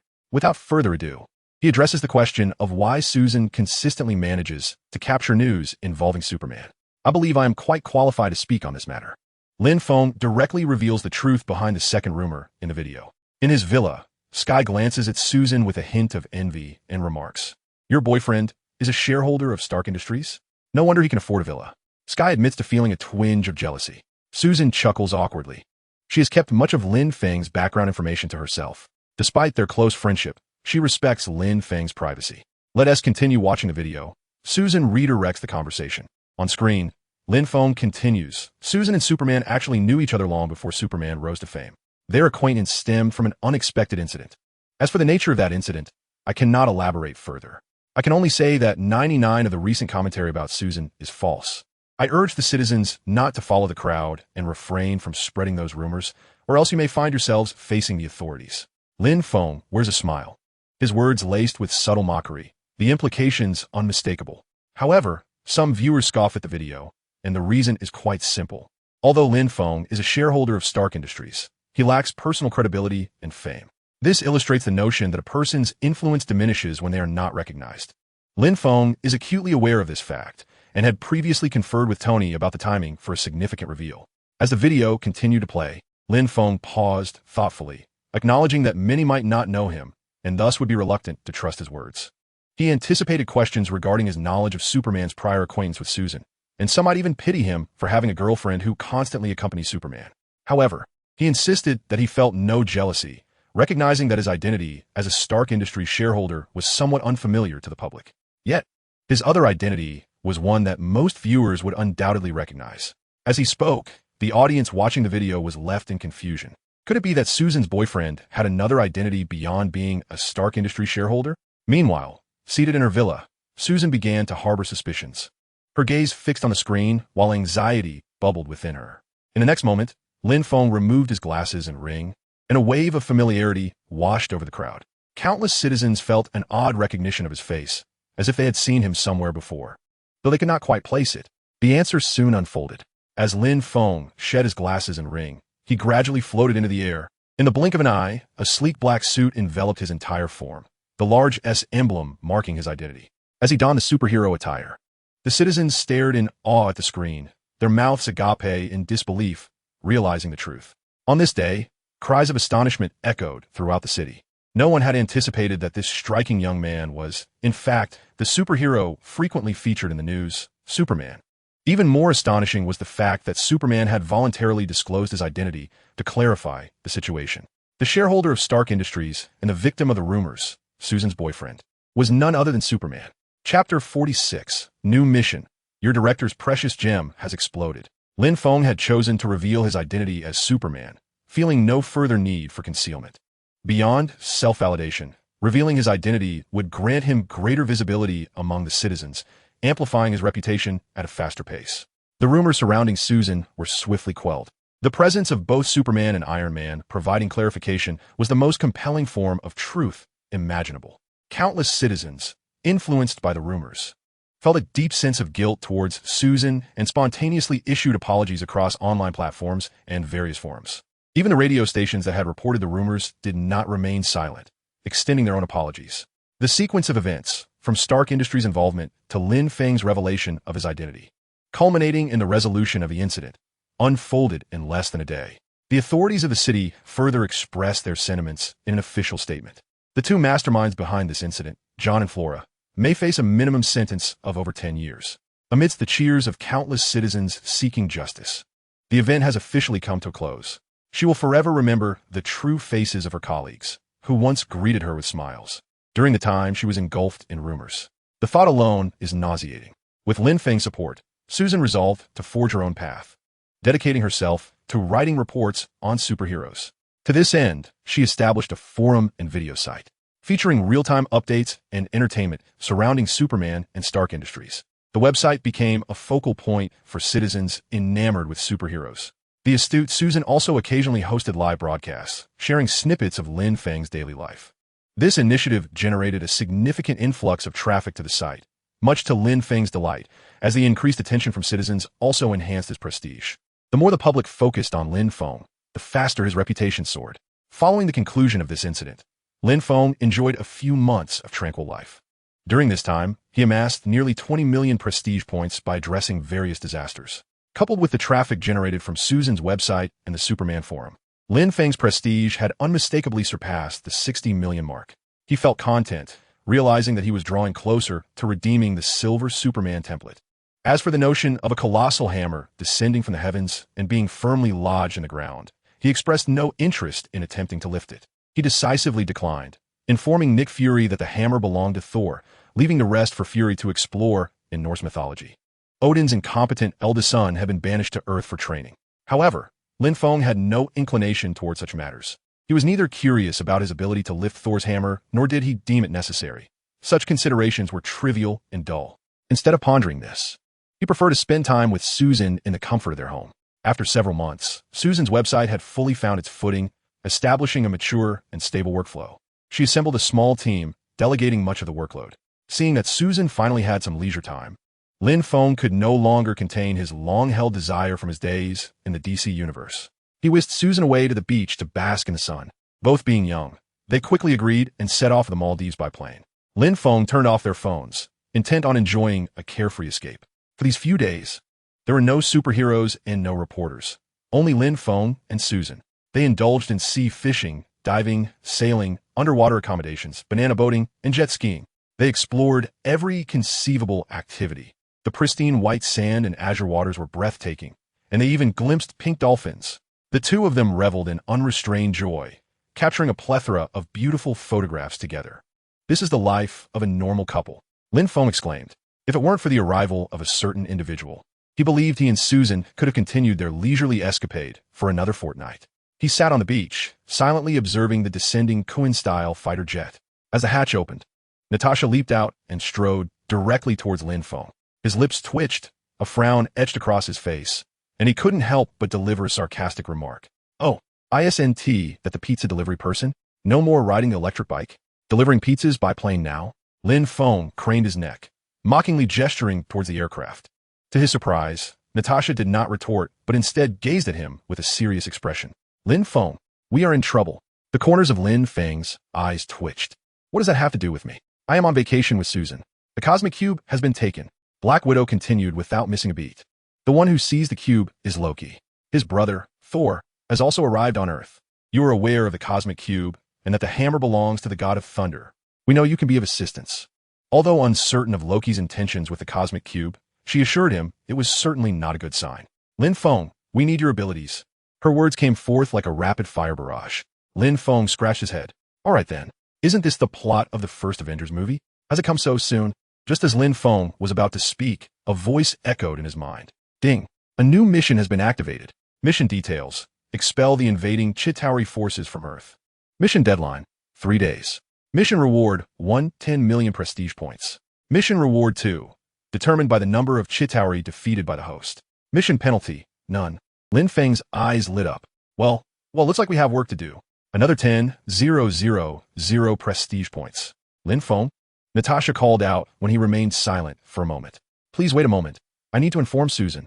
Upon hearing Lin Feng's agreement, Black Widow let out a sigh of relief. With Superman's assistance, things would be considerably easier. I will wait for you in the aircraft. She nodded, adding, hurry. We are short on time. Lin Feng nodded in response. Returning to the suite, he found Susan and briefly explained the situation. Susan had grown accustomed to Lin Feng resolving various disasters. She expressed her desire to accompany him and take some photos as before, but was unexpectedly met with Lin Feng's refusal. This situation was not as simple as rescuing from a fire or aiding a ship struggling in a storm. This time, involved armed Chitauri forces invading Earth. It was exceedingly dangerous for an ordinary person like Susan. Thus, he hoped she would remain in the Maldives temporarily, understanding and compassionate. Susan nodded in agreement. Although she possessed the Superman wristband given by Lin Feng, she was well aware of its value. If she were to sell it, it could fetch at least a 7-figure sum. She would never squander her wrist guards on such trivial matters. After bidding farewell to Susan, Lin Feng boarded the Quinjet. The aircraft ascended slowly, heading towards the location of the celestial mothership. Inside the jet, Natasha was relaying the currently known intelligence to Lin Feng, who listened with a disinterested air. What lingered most vividly in his memory was the commencement of the first Avengers film, which marked the beginning of the Purple Potato Essence's quest for the Infinity Stones. This was the point at which the Avengers gradually began to take shape. At that moment aboard the mothership, Tony Stark, Captain America, and Bruce were likely present, perhaps even engaged in a skirmish. Lin Feng pondered, utilizing his supervision and hearing. He glanced ahead in the direction of the Quinjet's flight. This glance, however, turned out to be quite alarming. His expression shifted to one of peculiarity. Natasha inquired, "What's wrong?" Interrupted mid-sentence, she scrutinized Lin Feng. "Does your director's mothership have a fireworks system?" Black Widow looked at him, bewildered. What kind of absurd question is that? How could a mothership possibly be equipped with a fireworks system? Lin Feng sighed, continuing, "If it doesn't, then the mothership must have exploded. Chapter 47. The invasion begins. Everyone arrives." Upon hearing this, Black Widow's expression changed drastically. She immediately ordered the pilot to return to base at maximum speed. Lin Feng sighed again and stated, "Open the hatch. I'll fly over first." He felt a sense of déjà vu, reminiscent of his prior jump from a plane in the DC universe. This damned familiarity. As the hatch of the Quinjet opened, Lin Feng leaped out, propelling himself towards the mothership with a speed several times that of the Quinjet, vanishing from Natasha's sight in an instant. At that moment aboard the mothership, a series of explosions erupted. Hawkeye had infiltrated the vessel, causing the primary engine to cease functioning. The mothership was visibly tilting at an alarming rate as a cadre of superheroes valiantly fought against the invaders. The Hulk was rampaging, wreaking havoc everywhere, while Thor had been backstabbed by Loki and was confined in a large metal box, thrown off the mothership. Captain America was engaged in combat with several controlled soldiers, and Tony Stark was playing the role of a hamster in a wheel, attempting to repair the engine. When Lin Feng arrived, the Hulk was diligently dismantling a fighter jet. The pilot had ejected just in time, and the Hulk was sent plummeting from the sky due to an explosion. Lin Feng paid him no mind. The Hulk's resilience would withstand such a fall. He swiftly flew towards the engine, dispatching soldiers engaged with Captain America with a punch each. He yanked down the control lever. The engine's RPM decreased, giving Tony the chance to emerge from below, freeing himself from the predicament of being a hamster in a wheel. A moment later would have meant disaster. As Iron Man ascended aboard the mothership, his visor retracted, revealing his face. "Lin, where have you been?" "Your phone was off." Tony gasped for breath. Lin Feng replied with a smile, "I went on vacation." To my astonishment, after just a few days, you clandestinely set off fireworks in the sky, behind my back. "This is hardly amusing, Lin." Tony shrugged. "Captain, allow me to introduce you to the most formidable human on Blue Star, Superman. Yes, you. No creature on this planet could withstand even a single punch from him. I'm not exaggerating. Even your elderly physique would likely falter under the force of his blow. Tony gestured towards Lin Feng while introducing him to Captain America, albeit in a rather unfriendly manner. Lin Feng nodded at Captain America, a subtle greeting. "Hello, Steve Rogers." Captain America completely ignored Tony. After spending a few hours together, he had formed a rough understanding of Tony's character. "Greetings, Captain." Following a brief exchange, the trio entered the mothership, only to find the situation dire. Loki had escaped, taking his scepter with him. Natasha had also arrived, tending to the recently revived Hawkeye. In the fierce battle, Nick Fury's airborne mothership had been left nearly defenseless. The ever-grumpy Black Egg hurled a plethora of blood-stained cards. Agent Coulson is dead. These cards were discovered in his jacket pocket. Captain America fell silent as he gazed upon the cards, which depicted various images of himself. Coulson had been an ardent fan, and these cards were a testament to his long-standing admiration. He hadn't even had the chance to request an autograph from you. At this juncture, Black Egg noticed Lin Feng and nodded in his direction, but there was no time for a proper greeting. Lin Feng understood Black Egg's intentions. He aimed to use these cards to unify the group and fulfill his Avengers initiative. The outcome was precisely as he anticipated. After a brief discussion, Tony turned and walked away. Black Egg recognized that Tony was intrigued. He glanced back at Lin Feng, and the meaning was clear. With Egg's gaze upon him, Lin Feng raised his hands in a gesture of surrender. "Don't look at me. I have no intention of joining any Avengers alliance. You should be well aware of my capabilities. I've informed you before. The Tesseract is not something you can safeguard. It will only bring calamity upon you." Lin Feng and Black Egg exchanged unwavering stares. After a moment of silence, Black Egg sighed. "We need to consolidate our powers. The combined strength of the Avengers is insufficient to confront him. He will require assistance." Black Egg cast a glance at the contemplative Captain America. At the very least, they're in need of support. Their awkward conversation concluded. Lin Feng led Captain America to find Tony. "I know where he is," Lin Feng declared. Tony raised an eyebrow. "You do?" Lin Feng nodded. "Loki requires energy to activate the Tesseract. He plans to lead an extraterrestrial race to invade Blue Star. For this endeavor, he seeks flowers in a grand procession. He wishes to stand atop the pinnacle and have his name resound through the heavens. Then, what do you think he will be?" After speaking, Lin Feng gestured towards Tony's reactor, prompting his attention. Tony's expression shifted, and realization dawned upon him. With a curse on his lips, he hurried off to repair his marked suit. Once the information was confirmed, a few individuals made the necessary preparations and directly hijacked a Quinjet, embarking towards Stark Tower without informing the Black Egg. However, apart from Lin Feng, the others were unaware that this was all within his expectations. The group swiftly made their way towards Loki's location, while Lin Feng and Tony had already arrived at Stark Tower ahead of them. Captain America and the others were still lagging behind, enjoying a leisurely ride, their pace so slow that even a dog would shake its head in disapproval. At that moment, Loki's spatial device was nearing completion. He stood atop Stark Tower, silently observing Lin Feng and Tony as they approached. Exchanging a glance, Tony and Lin Feng descended in unison. Tony landed on the disassembly platform, with a sound of clanking echoed as Jarvis controlled the mechanical arm to assist him in removing his armor. Lin Feng, on the other hand, proceeded into the building, leading Loki inside as well. Loki wore an air of confidence, declaring, "Tell me, are you here to applaud my humanity?" Lin Feng responded with a cold laugh. "I'm afraid we are here to threaten you." Tony turned, wearing an expression of confusion. "Hey, why did you steal my line?" Loki, wielding his scepter, pointed at Lin Feng. "And who might you be?" Lin Feng smirked. "The illustrious god of mischief does not know who I am. It seems you didn't do your homework before arriving on Earth." At this, Loki's expression darkened. "You know me?" "Indeed, Loki, god of mischief, Odin's adopted son. Am I correct?" Lin Feng raised an eyebrow, revealing Loki's identity. Loki's gaze flickered. He did not expect to encounter someone on Earth who recognized him. Yet this was inconsequential, as the Tesseract would soon open a portal, bringing forth the Chitauri army, and everything would be under his control. "Even if you know me, it changes nothing," Loki proclaimed. "The Chitauri are gathering, and it is already too late."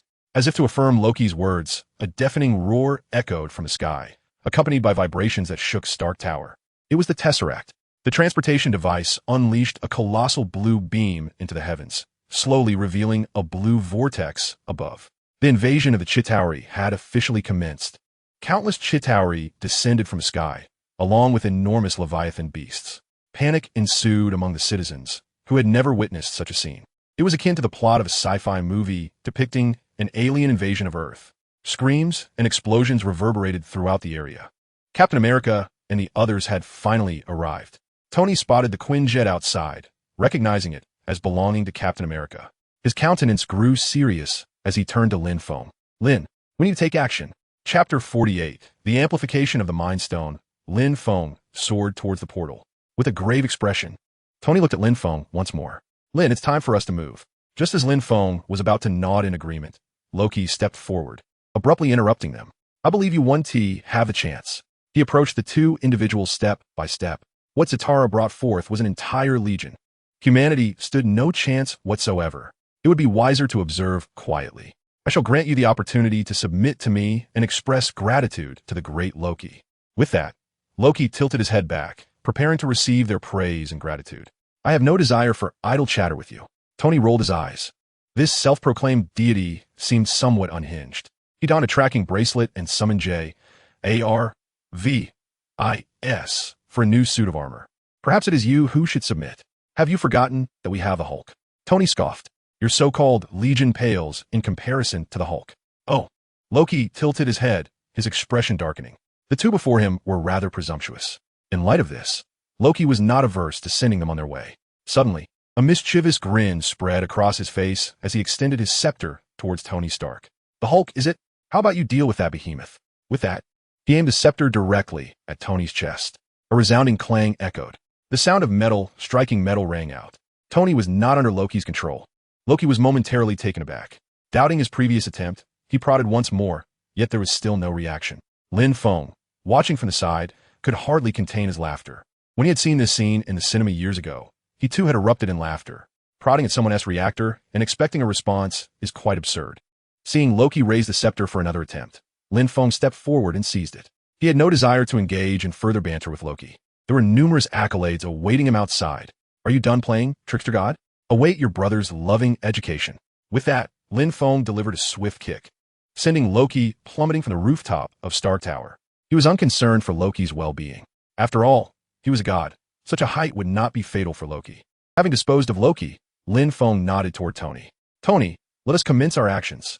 Once suited up, Tony soared into the sky, analyzing the data of the Chitauri Legion. Meanwhile, Lin Feng stood still, contemplating the scepter in his hand. If memory served him right, the head of the scepter was embedded with one of the Infinity Stones. The Mind Stone. System. Can the scepter be stored in the system space? Lin Feng inquired. Once the scepter was in his possession, it would rightfully belong to him. Consider it a token of Loki's misdeeds. However, the system's response was negative. The Infinity Stones could not be stored in the system space. Undeterred by the answer, Lin Feng proceeded to unscrew the stone from the head of the scepter. With a firm grip, he applied force, and the outer shell shattered, revealing the yellow Mind Stone. Since it could not be stored in the system space, he would embed it into the Superman wristband. The Mind Stone, now devoid of its vessel, emitted a faint glow. Lin Feng grasped it in his hand, feeling no discomfort. The Mind Stone slowly approached the Superman wristband, and the surface of the wristband began to ripple like flowing water. Boom! With a crisp sound, the gem was embedded into the wrist guard. In an instant, a yellow radiance radiated from the wrist guard, coursing through Lin Feng's body. He could not help but emit a soft hum, feeling a surge of energy erupting from his wrist, continuously washing over him.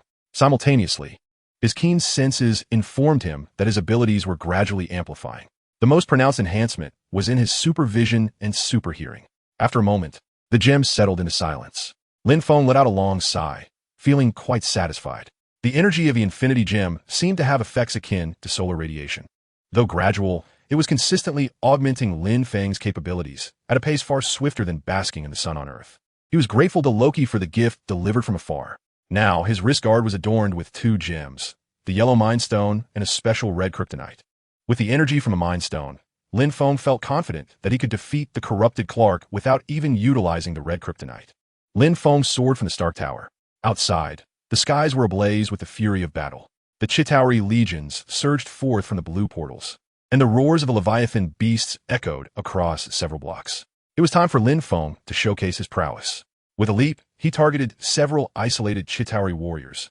Unleashing a red heat ray, the struck Chitauri fell without resistance, their forms disintegrating under the assault. The Chitauri forces retaliated fiercely, bombarding Lin Feng with blue energy blasts, all of which he adeptly evaded. Occasionally, a blast would strike him, yet he remained unfazed, his battle suit bearing no signs of damage.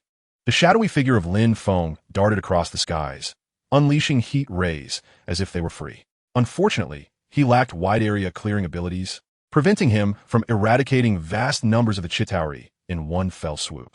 Thus, he resorted to a combination of punches and kicks, interspersed with heat rays. As numerous Chitauri fell before him, the Chitauri soon recognized this formidable blue-skinned adversary. Wave after wave of squads charged at Lin Feng with reckless abandon, alleviating some pressure off Iron Man and his companions. Yet, even Superman, after continuous combat, began to feel wearied and agitated.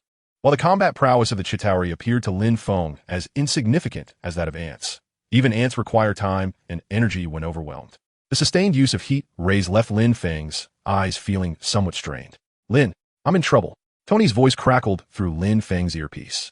Iron Man had encountered a Leviathan beast, struggling to breach its defenses with his laser weaponry. Lin Feng immediately comprehended the urgency of the message. Activating his supervision, he declared, "I see you, Tony." At that moment, Tony was seen dodging the Leviathan's onslaught. Lin Feng hastened towards him, his eyes glowing a fierce crimson. A beam of heat, more intense than before, shot forth. Unlike the ordinary Chitauri army, the Leviathan boasted an exceptionally thick exterior. It withstood the heat ray for a full 4 to 5 seconds before being pierced. With a mournful cry, it plummeted to the ground. "Thank you, Lin." Tony expressed his gratitude before swiftly descending to assist Captain America and his team. Captain America and Natasha lacked the ability to fly, relying solely on their extraordinary physiques to engage the minions on the ground. As for the colossal Leviathan, it was left to Iron Man and Lin Feng to handle. Lin Feng gazed up at the portal in the sky, from which several Leviathans emerged once more. A frown creased Lin Feng's brow. The heat ray could not immediately penetrate the Leviathan's armor, and prolonged use would deplete his stamina and energy.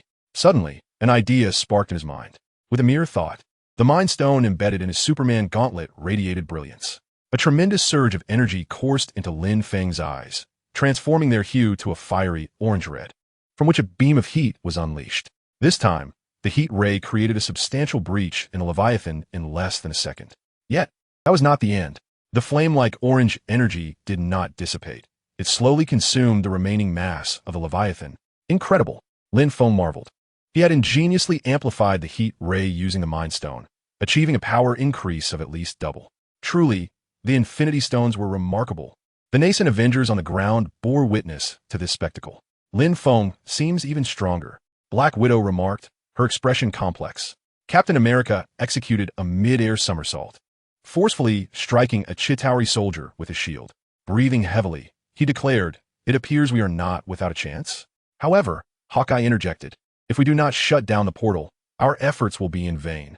He stood on the rooftop, his expression grave as he watched the relentless flow of Chitauri pouring through the portal. Several superheroes had already dispatched countless Chitauri, yet fatigue was evident on all faces. Unless the portal was closed, the Chitauri would continue to swarm like an endless tide.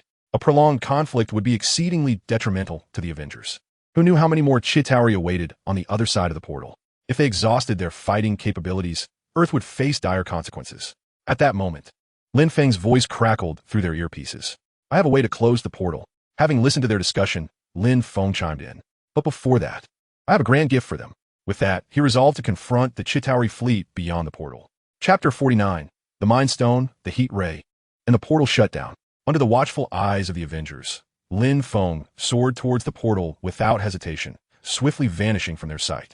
What did he mean by a grand gift? On the ground, Natasha gazed at Captain America in bewilderment. "How am I supposed to know? Aren't you all concerned for him? Beyond the portal lies the universe, does it not?" Steve felt that Natasha's inquiries had veered off course. In his eyes, Lin Feng's actions were nothing short of self-destruction. To his surprise, no one seemed worried. "No need for concern, Captain." Iron Man's voice resonated through the channel. "The cosmic environment poses no threat to Lin Feng. He often ventures into space to bask in the sun. Instead of worrying about him, let's first address these grotesque aliens on the ground. Has the blue planet evolved to this extent?" Once Lin Feng flew through the portal, his earpiece was severed, rendering him oblivious to the discussions concerning him. His gaze shifted forward into the vast cosmos, where countless Leviathans carried the Chitauri army towards the portal. Behind them loomed a colossal H-shaped spacecraft, the mothership of the Chitauri Legion. From within the mothership, more Leviathans continued to emerge. Given their numbers, Even a few days would not suffice for the Avengers to vanquish them. The Chitauri had also taken notice of Lin Feng, and, at the command of the mothership, the Leviathan beasts were directed towards him. Lin Feng had no intention of engaging them. He had no desire to battle the Chitauri in the cosmos. With such overwhelming numbers, when would he ever finish? His target was the mothership.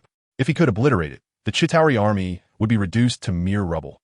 Lin Feng fixated on the massive mothership at the rear of the Legion. In the original narrative, Tony had relied on a nuclear bomb to destroy the mothership. However, due to Lin Feng's butterfly effect, the bomb had not been launched. Nevertheless, Lin Feng had his own means to annihilate the mothership. With a mere thought, he activated the Mind Stone. In an instant, the Mind Stone on his wrist radiated a brilliant yellow light, shining even brighter than before, more luminous than on the blue planet. Energy surged into Lin Feng's eyes, transforming their appearance to a radiant orange-red hue, surpassing even the brilliance of the surrounding stars. The approaching Chitauri army perceived Lin Feng as if he had become a sun. It wasn't until a sharp pain radiated from his eyes that Lin Feng relinquished his restraint. Unleashing a beam of heat, the orange-red ray erupted in the cosmos, augmented by the Mind Stone, achieving unprecedented strength, akin to concentrated sunlight, directly aimed at the Chitauri mothership. Terrifying energy radiated from the beam. Those Leviathans near its trajectory were reduced to ash without even being struck. Unsurprisingly, the heat ray collided with the mothership. The orange-red energy wreaked havoc upon the ship's structure, consuming it entirely before it even had the chance to explode. In an instant, the immense mothership was reduced to ashes, disappearing into the cosmos. What a terrifying augmentation of power.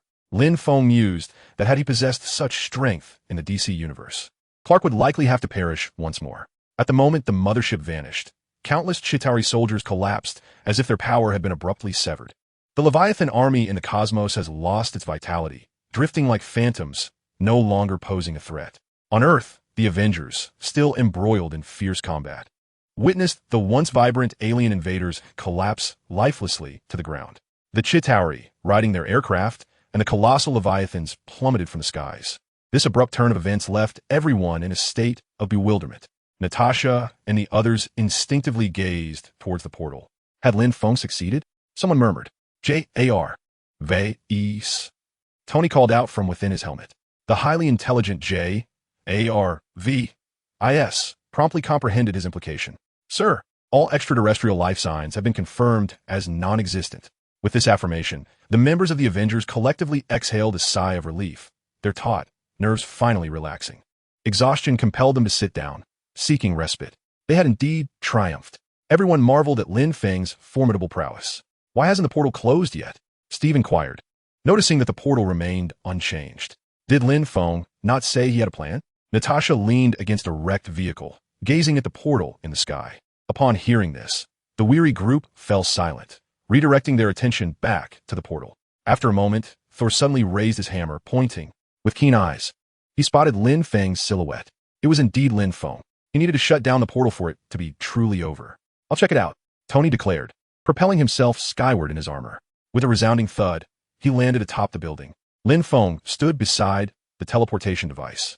However, what Tony failed to comprehend was that Lin Feng did not immediately deactivate the portal.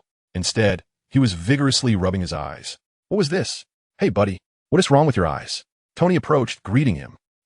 Lin Feng instinctively lifted his head upon hearing Tony's voice. What the hell? Tony stared in astonishment at Lin Feng's eyes, which resembled those afflicted with conjunctivitis. The sockets reddened, tears streaming uncontrollably. Did you get hit in the eye? Tony queried uncertainly, pondering if Lin Feng's vulnerability lay in his eyes. Lin Feng, too, felt discomfort in his eye sockets. It was his first time utilizing the Mind Stone, and he had failed to gauge the intensity. The energy transfer had been excessively potent, leaving his eyes still struggling to recover. Mifine, Lin Feng said, while continuing to rub his eyes. What about the Chitauri? Are they all dead? Tony nodded in response. Yes, they're sprawled on the ground, utterly motionless. How'd you manage that? Lin Feng blinked, his vision easing slightly. I blew up their mothership. I overused the heat ray. He pointed to his eyes. Just as he had surmised, after the Chitauri mothership vanished, all Chitauri forces went offline. Well, I'm not surprised. After all, you are a monster. Tony gestured toward the teleportation device, reminding him, now, shouldn't we devise a way to shut this thing down? Lin Feng nodded slightly and took a couple of steps forward. There is no need for concern. I possess the means to deactivate it. It is time to close this portal. Lin Feng raised his left hand, adorned with a wrist guard. The Mind Stone once again emanated its brilliance. The energy shield, impervious even to Iron Man's repulsor blasts, was as insubstantial as air in Lin Feng's grasp as he reached his hand through it. He seized the tesseract and pulled it forth. With a hum, the beam of energy, now deprived of its power source, shattered instantly. The portal slowly closed before the gazes of countless onlookers, signifying the defeat of the Chitauri and the cessation of the invasion. Chapter 50, Reasoning. The Space Stone is now mine. In the vast expanse of the cosmos, the Sanctuary 2 spacecraft glided forward. Within the vessel, upon a throne, sat a massive titan with purple skin and a chin adorned with vertical stripes, none other than Thanos, a progeny exiled by the eternal race. Before him stood his daughter, the green-skinned Gamora, the half-organic, half-cybernetic Nebula, and his loyal hound, Cull Obsidian. Before them, on the screen, a blue-skinned human clad in a black battle suit emblazoned with a large floated before the Chitauri mothership. His eyes glowed a vibrant orange-red, emanating a tangible beam of light that obliterated every Leviathan in its path. The Chitauri mothership, under the onslaught of the rays, lasted less than a second before disintegrating into dust, vanishing without a trace. "My great master," Cull Obsidian proclaimed, bowing respectfully with a hand over his left chest. "It is this human who has caused the failure of our plan. He covets the Mind Stone. He shall pay with his life to quell the master's wrath." As Thanos' devoted servant, he dutifully licked the boots of his master. "Father," Nebula turned, kneeling on one knee and lowering her head, equally reverent. She was eager to prove herself before Thanos, to demonstrate that she was his most capable daughter, stronger than Gamora. Thanos regarded Nebula and Cull Obsidian with an impassive expression, silence stretching between them. "My daughter, I have other plans for you. The Mind Stone shall remain on Earth." With those words, Thanos dismissed the two, redirecting his gaze to the screen once more. It appeared that yet another formidable presence had emerged on the blue planet. The Sorcerer Supreme, Ancient One, the All-Father Odin. This was the primary reason he had not ventured to the Nine Realms himself. These ancient beings were not to be trifled with. Thanos had long anticipated Loki's failure. That adopted son of Odin was merely capable of employing laughable tricks. The Chitauri's assault was merely a pawn in his game. Thanos had never harbored the slightest hope for their child's play plans. He had his own agenda, and, as per the current developments, aside from the emergence of that powerful human, few variables had arisen. He resolved to acquire the other stones first. As for Earth, he would make a personal visit when the time was ripe. Meanwhile, on the blue planet, SHIELD and the U.S. government were engaged in damage control. Major radio stations are reporting on the remnants of destruction at the scene. Discussions surrounding the Avengers and Superman have reached a fever pitch. The arrival of extraterrestrials has left countless citizens in a state of disbelief. While authoritative media criticize the devastation wrought by the Avengers, citizens express their gratitude to these heroes. Two vastly different narratives echo across the globe. Meanwhile, the central figures of this news, the Avengers, including Lin Feng, are leisurely resting within Stark Tower. Before the expansive window, Thor stands before Lin Feng, disheveled and visibly agitated. "You, dark-haired boy, I shall reiterate." He grips Mjolnir, his expression darkening. "The Space Stone belongs to Asgard. You have no right to claim it as your own.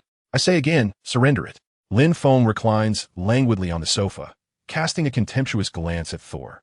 On his wrist lie 3 gleaming stones, the yellow Mind Stone, the blue Space Stone, and the red Special Kryptonite. After extracting the Tesseract, he crushed it to procure the Space Stone, which he then embedded into his wristband. Much like the Mind Stone, its energy gradually enhances Lin Feng's abilities. There is no way he would relinquish it to Thor. "Do you expect me to hand over what is practically in my grasp? You claim it belongs to Asgard. Do you have proof?" Thor's grip on Mjolnir tightens, veins bulging on his hand as he contemplates delivering a harsh lesson to this insolent dark-haired youth. This marks the second time Thor has demanded the Space Stone from Lin Feng. The first ended with Lin Feng kicking him out of the tower so swiftly that Thor barely registered it. Though he loathes to admit it, Thor cannot best Lin Feng. Unfazed by the thoughts of Odin's foolish eldest son, Lin Feng is prepared to deliver another kick if necessary. Hey! As tensions escalate between the two, Iron Man, Tony Stark, steps in to safeguard his beloved Stark Tower. "Calm down, gentlemen. After that recent battle, aren't you both exhausted? Allow me to offer a fair perspective." Tony continues, gesturing towards Thor. "Lin Feng is undoubtedly more powerful. I believe that is beyond dispute." The moment he utters this, Thor's gaze turns icy. He senses that this Iron Man is up to no good. Oh, come on, don't look at me like that. Tony remains unperturbed, surveying the room.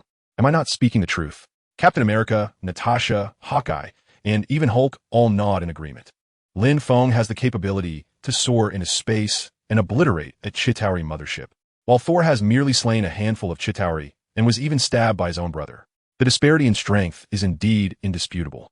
The collective response of the group brings Tony immense satisfaction. He turns to Thor, palms open. You see, everyone shares this sentiment. Now, let's clarify this catastrophe. It was brought about by your brother, the Prince of Asgard. Countless lives have been lost because of your brother. And even the coordinates of Blue Star may have been exposed. Is that not so? He is an adopted son. Thor's face flushed as he feebly protested. No sooner had he spoken than he regretted it, instinctively glancing aside.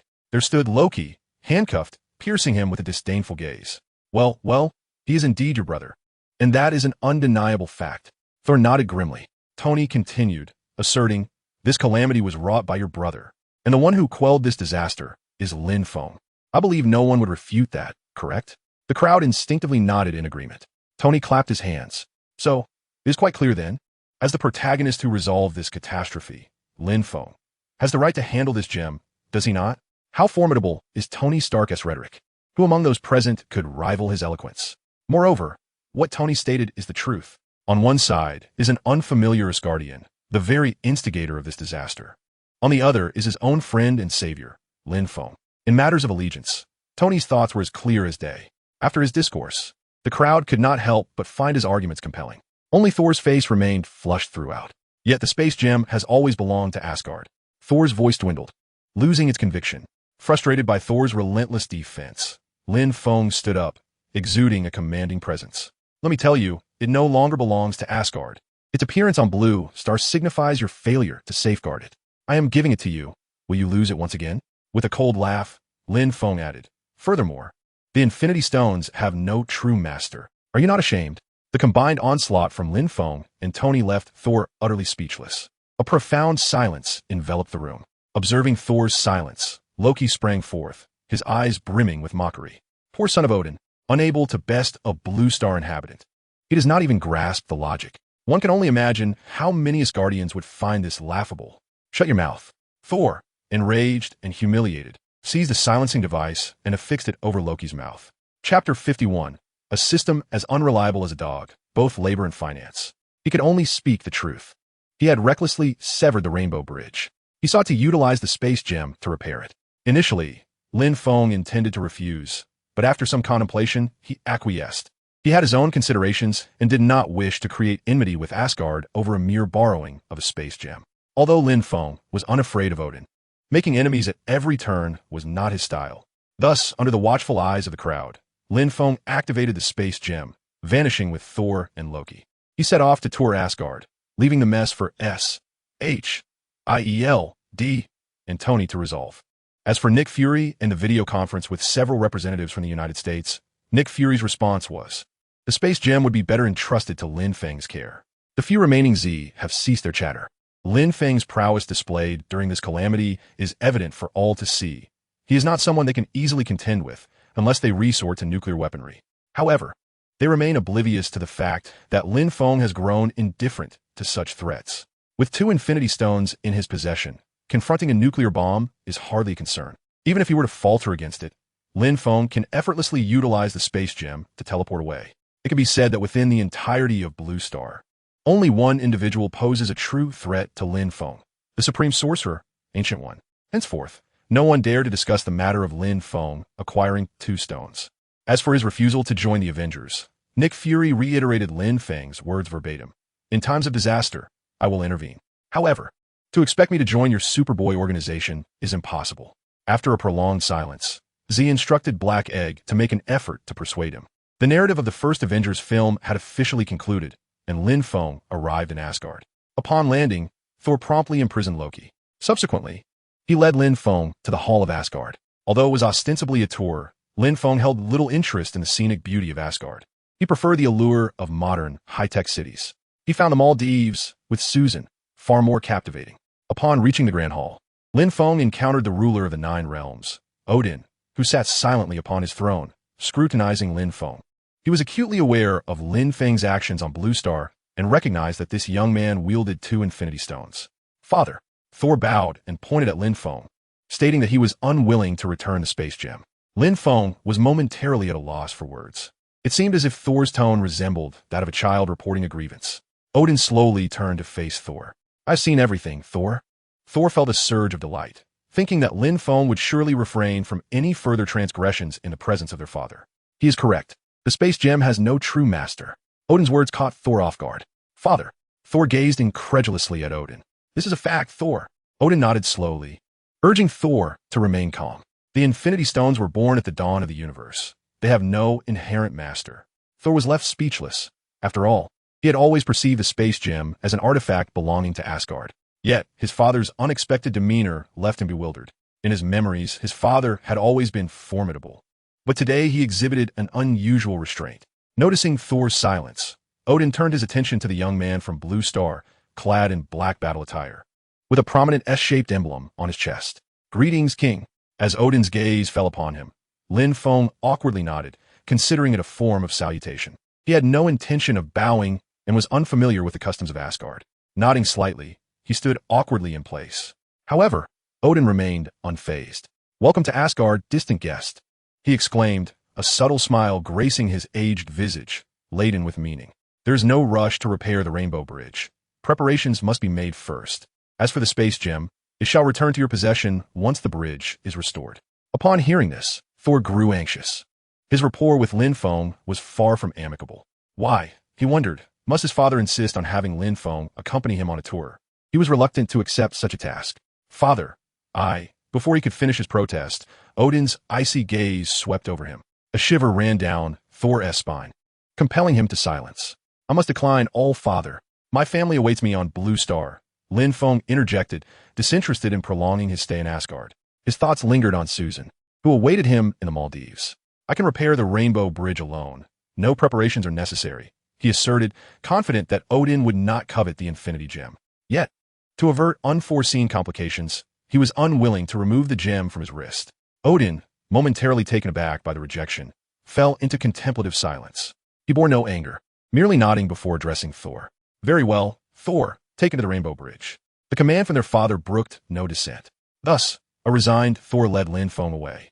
His expression one of frustration. He could not fathom why his father would not demand the return of the space gem, a treasure belonging to Asgard. In his eyes, no matter how formidable Lin Feng appeared, he could never rival Odin. Was there something about Lin Feng that instilled fear in their father? Thor's mind was awash with confusion. Unbeknownst to him, Odin indeed felt trepidation, but not towards Lin Feng himself. Rather, it was the potential future of enmity between them that haunted him.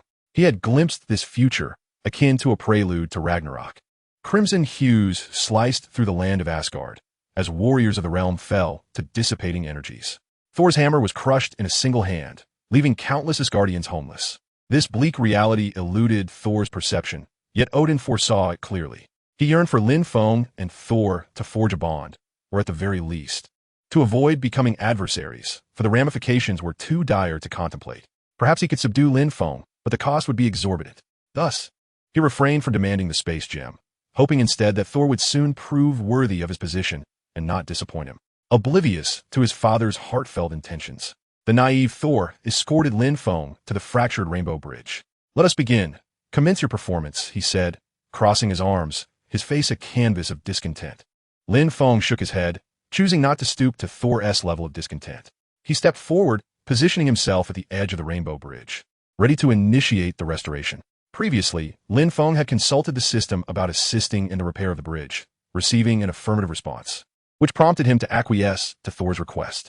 Otherwise, I would truly have to lend him the space gem. Lin Feng feared that if things went awry, the gem might be lost forever. "System, how shall I repair the Rainbow Bridge?" The system emerged, replying, "Host, guide the release of the space gem's energy. The rest is up to me." Lin Feng nodded, closing his eyes as he began to commune with the gem. The blue gem upon his Superman wrist slowly radiated light. As Lin Feng continued to channel its energy, the brilliance intensified, becoming almost blinding. In the next moment, azure energy surged forth like a torrent, flowing from the wrist to the Rainbow Bridge. The system harnessed this energy, evenly distributing it across the bridge. With the system's assistance, the Rainbow Bridge underwent continuous restoration. After a prolonged moment, a resonant hum echoed, and the bridge trembled. The damaged structure was fully mended, vast energy flooding into it. The Rainbow Bridge was reactivated. Observing this, Lin Feng swiftly severed the energy flow from the space gem. Restoration complete, host. You have earned 1 million reputation points. The system's voice followed closely. Lin Feng was taken aback. What is this? Why do I need reputation points? This was not mentioned before. He queried, perplexed, digging at his ears to confirm he had not misheard. What? Do you expect the system to work for free? Came the system's cold retort. Please, if it weren't for the space gem, repairing the Rainbow Bridge would cost a staggering 10 million reputation points. Now you've received a 90 discount, and you're displeased? The system's tone suggested Lin Feng was somehow profiting immensely. Left speechless, Lin Feng felt as if he had been duped by this troublesome system. Losing 1 million reputation points for nothing. Though not an exorbitant sum, it represented his hard-earned efforts. His mood soured instantaneously. While the bridge is fixed, Lin Feng stated. Turning to Thor. With a scowl, he activated the portal and departed without a moment's hesitation. He could not bear to remain in Asgard for another second. Thor looked on, bewildered, at the vanishing portal, filled with confusion. Why would Lin Feng be upset when the bridge was repaired? Chapter 52, Encountering Sky Again. What is this? Having resolved the issue with the Rainbow Bridge, Lin Feng promptly opened a portal to the Maldives. Susan was still awaiting his arrival. Upon their reunion, the two indulged in several days of carefree revelry in the Maldives. Under the radiant sun, Susan lounged on the beach, fiddling with her phone while basking in the sunlight. Lin Feng sat beside her, holding a bottle of sunscreen, applying it while reviewing the system's reward summary. Indeed, the rewards for thwarting the Chitauri invasion had been tallied. The task reward amounted to 10 million reputation points, while the interest and attention from the citizens contributed an additional 8 million reputation points. This, however, was not the entirety of the rewards. The notoriety surrounding the Chitauri invasion continued to swell. Once the matter was entirely resolved, Lin Feng would garner over 10 million more reputation points. Of course, this was merely a rough estimate, yet the system's predictions were generally quite accurate. Consequently, Lin Feng now possessed a staggering total of approximately 90 million reputation points.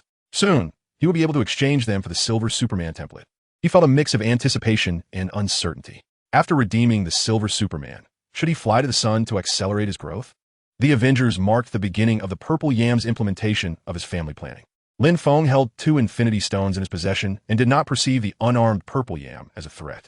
However, if the Purple Yam were to acquire the Power Stone, it would pose a significant challenge for Lin Feng, as the destructive capability of the Power Stone should not be underestimated. Lin Feng pondered whether to secure the Power Stone first or take a nap in the sun. Lin. Susan suddenly interjected, disrupting Lin Feng's thoughts. What is the matter, darling? Lin Feng inquired. And after so many days, I've had my fill of fun. Susan sat up and stretched lazily. Some activities she had even repeated 2 or 3 times, claiming her sister threatened to wreak havoc if she didn't return. Susan was somewhat perplexed. What could her just 7-year-old sister possibly want from her? Lin Feng shrugged it off, as he too had nearly exhausted his amusement, chuckling. Suit yourself? Do you want me to accompany you? Susan's cheeks flushed slightly. Perhaps not. I fear you might frighten them. Give me some time. I'll go and gauge the situation first. Lin Feng nodded with a smile. After tidying up, the two prepared to leave the villa. This villa was situated by the shallow sea, and each morning they awoke to the sight of the clear, azure ocean, which was quite uplifting. Lin Feng contemplated purchasing a villa here, as he was not lacking in funds. The dividends from Stark Industries alone would ensure a lifetime of comfort for both him and Susan, not to mention the substantial income from Susan's website. Once they finished organizing, they stood together. With a thought, the space stone on Lin Feng's wrist began to glow softly, and a blue circular portal appeared before them. This was far more convenient than any superflight.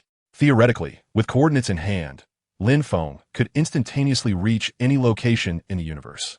After placing their luggage, Lin Feng handed the keys to the R8 to Susan. This car, once belonging to Tony Stark, was now registered under Lin Feng's name. He intended to purchase another car, leaving this one for Susan. If she didn't fancy it, he would buy her another. Before his journey through time, he had a passion for all sorts of flashy sports cars. Alas, his finances had not allowed him to indulge, not even in a refined model. Susan drove him to the city. As a female driver, her skills were commendable. After dropping Lin Feng off, Susan headed home, eager to see what mischief her sister had been up to. The thought of her mischievous younger sibling made Susan's head throb. Meanwhile, Lin Feng wandered around the luxury car dealership, having chosen to alight at the Lamborghini showroom. Upon entering, he found the space notably spacious, with display vehicles lined elegantly on either side. Inside, a short-haired female sales representative glanced at Lin Feng as she lounged on the sofa. After a brief observation, she turned her gaze to the intern salesperson beside her. "Kay, it's your turn. We have a customer." Kay nodded, not giving it much thought, and approached the figure engrossed in the cars. The short-haired salesperson smirked inwardly. Based on her earlier assessment of Lin Feng, it was evident this individual, dressed in cheap attire and lacking the trappings of success, was likely just another thrill-seeker wanting to experience the allure of luxury cars.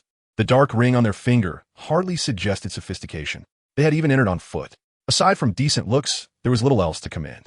The likelihood of them being a serious buyer was slim. With her keen insight, she knew Lin Feng was clearly not her target customer. This would merely serve as practice for the intern. Unbeknownst to Kay, she wasn't truly here to pursue a career in sales. Her presence was merely a guise, as she needed the identity of a salesperson for her investigation. To secure this position, she had even hacked into the recruitment site to replace the unfortunate candidate with herself. Approaching with a practiced smile, she greeted, "Good afternoon, sir. Welcome to Lamborghini. May I ask your name?" Upon hearing someone address him, Lin Feng turned around, his expression turning oddly perplexed. "Sky." Sky's eyes widened in surprise. "Lin Feng?" "Goodness," Lin Feng scratched his head. Who would have thought he'd run into Sky while car shopping? "What brings you here? Are you selling cars?" he asked, puzzled. Sky chuckled awkwardly, sort of. "I didn't expect to see you here. It's quite a coincidence." She had nearly completed her investigation and was planning to slip away the next day, only to stumble upon Lin Feng today. Lin Feng couldn't help but steal another glance at Sky. This little hacker had always used a pseudonym while befriending his girlfriend. He knew she would eventually join SHIELD, but he had no desire to involve himself in such matters. Isaaki Eiladi was too complicated. Presently, Sky was a thorn in their side, opposing SHIELD at every turn. He wondered if she had joined that organization. The rising tide. "How did you know my name?" Sky couldn't suppress her curiosity. It was their first meeting, and Lin Feng had called her by her true name. She had always wanted to ask, but never found the opportunity. Lin Feng glanced at her, a hint of amusement in his eyes, and replied, "What? Does Lamborghini salesperson also inquire about customers' private information? Do you even know how to converse?" Sky rolled her eyes in annoyance, feeling slightly irritated. "If you're unwilling to share, that's fine. But what are you doing here? Buying a car?" The moment the words left her mouth, she regretted it. Lin Feng was not lacking in funds. Of course, he was here to purchase a car. What else could he possibly be doing? As anticipated, Lin Feng remained silent, his gaze shifting to one of pity, as if he were looking at someone mentally challenged. Sky's face flushed with embarrassment, and she nervously fidgeted with her fingers, hastily changing the subject. "Are you interested in this car?" Lin Feng patted the Aventador in front of him and nodded. "Yes, please tell me more about this vehicle. I intend to purchase it." Sky glanced at the vehicle model, and suddenly her eyes sparkled with a thought. She envisioned a car that would be absolutely perfect for Lin Feng. "Are you considering purchasing this model?" "You're being rather verbose," he retorted. Ignoring Lin Feng's complaint, Sky tugged him towards the back hall, conversing as they walked. Come. I know of a car that is just right for you." Lin Feng allowed her to lead, curious about her intentions. Upon reaching the back hall, they encountered a Lamborghini shrouded in a car cover. Judging by its silhouette, it appeared to be an Aventador. Sky swiftly pulled off the cover, revealing a sleek Lamborghini supercar before Lin Feng's eyes, a black Aventador LP 700-4. Its striking appearance, adorned in glossy black paint, resembled a fierce black beast poised for action. Unlike the showroom vehicles outside, this Aventador was embellished with elements reminiscent of Superman. The sleek black body featured vibrant orange-red accents, exuding a futuristic aura. On the front hood, a large black emblem mirrored that on Lin Feng's battlesuit. Even the interior seats were meticulously embroidered with his insignia. Lin Feng's expression was captivating as he pointed at the car and inquired, "What is this?" Chapter 53, Supercars and Mischievous Children.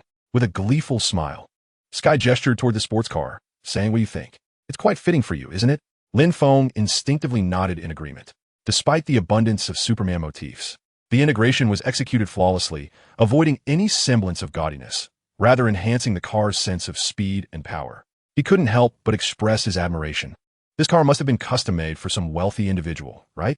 Such a paint job likely isn't available on the standard options list. A second-hand car would typically be found in a used car dealership rather than a direct sales outlet. It must have belonged to some affluent individual who had it customized or modified. Sky nodded in affirmation. You're absolutely correct. This car was originally a high-priced custom order from a wealthy heir. However, he only paid a deposit. Just days ago, before the car could even be delivered, some unfortunate events transpired in his family. Apparently, his ex-wife absconded with all the funds from his account. Now, he is busy liquidating assets to settle his debts. Upon hearing Sky's explanation, Lin Feng nodded, confirming his suspicions. As long as it wasn't a second-hand vehicle, he was satisfied. Stark's annual dividends had recently been deposited, and he had no interest in acquiring a pre-owned car. Let us proceed with the payment. Lin Feng generously produced his bank card, eager to make the purchase. All right, this way, sir, Sky replied cheerfully as she guided Lin Feng to the payment counter. The wealthy heir's father's bankruptcy was no trivial matter. Someone had paid a handsome sum for Sky to investigate the situation, though she withheld such details from Lin Feng. This vehicle was priced over 40 higher than the standard model due to its customized interior, exterior, and additional optional features, all tailored to the highest specifications. However, Lin Feng was unconcerned. Money was not an issue for him. With the card swipe, payment, and registration completed, they followed the necessary procedures. With a temporary license plate affixed to the vehicle, Sky informed that the official license would be dispatched to his villa the following day. Lin Feng did not dwell on this matter. He merely wished to drive the car away today. Within less than an hour, all the formalities were completed, and amidst the envious and regretful gazes of the short-haired salesperson, Lin Feng drove off. The performance of this LP 7004 far surpassed that of the previous R8. Lin Feng steered the car to a racetrack, paid the venue fee, eager to experience the allure of this magnificent beast. Pressing the accelerator to the floor, the engine erupted with a ferocious roar, propelling the vehicle forward like an arrow. It soared along the track like a streak of black lightning, hugging the ground. Thanks to his superhuman reflexes and vision, Lin Feng's control over the vehicle was more precise than that of professional drivers. There were a few other cars on the track, yet Lin Feng's black Lamborghini darted past them like a ghost, overtaking on their left side. What kind of madman is that? The other drivers, witnessing Lin Feng navigating corners with minimal braking, broke into a cold sweat. After several laps, Lin Feng finally felt satisfied. With a deft turn of the steering wheel, he executed a drift and exited the racetrack. He was thoroughly pleased with the car's performance. Its handling was commendable. If there were to be a single drawback, it would be the vehicle's excessively rigid chassis. Without his extraordinary physique, he feared that prolonged driving would soon lead to back pain. Having relished the thrill of speed, Lin Feng headed towards his villa. Although exhilarating, it did not match the electrifying sensation he experienced during his first flight. Upon returning home, darkness had already descended. After parking the vehicle, Lin Feng walked towards the villa. However, in the next moment, he spotted a golden-haired little girl crouched on the lawn, engrossed in some endeavor. He stepped back in confusion and glanced at the door plate in front of the villa. Indeed, it was his own residence. Where did this little girl come from? Had she wandered over from the neighboring house? Approaching her, Lin Feng intended to inquire. The golden-haired girl, wielding a small shovel, was diligently digging into the earth, seemingly searching for something. Hey there, little one, Lin Feng called out, bending down slightly to soften his voice, wary of startling her. The sudden sound caused the girl to freeze mid-action, her wide eyes fixed upon Lin Feng. After a moment of silence, he scratched his head, puzzled by her lack of response. He had never been adept at conversing with children before his time travel. Hello? The little girl scrutinized Lin Feng from head to toe, then back again before finally speaking. Are you a superhero? Her clear, innocent voice cut straight to the point.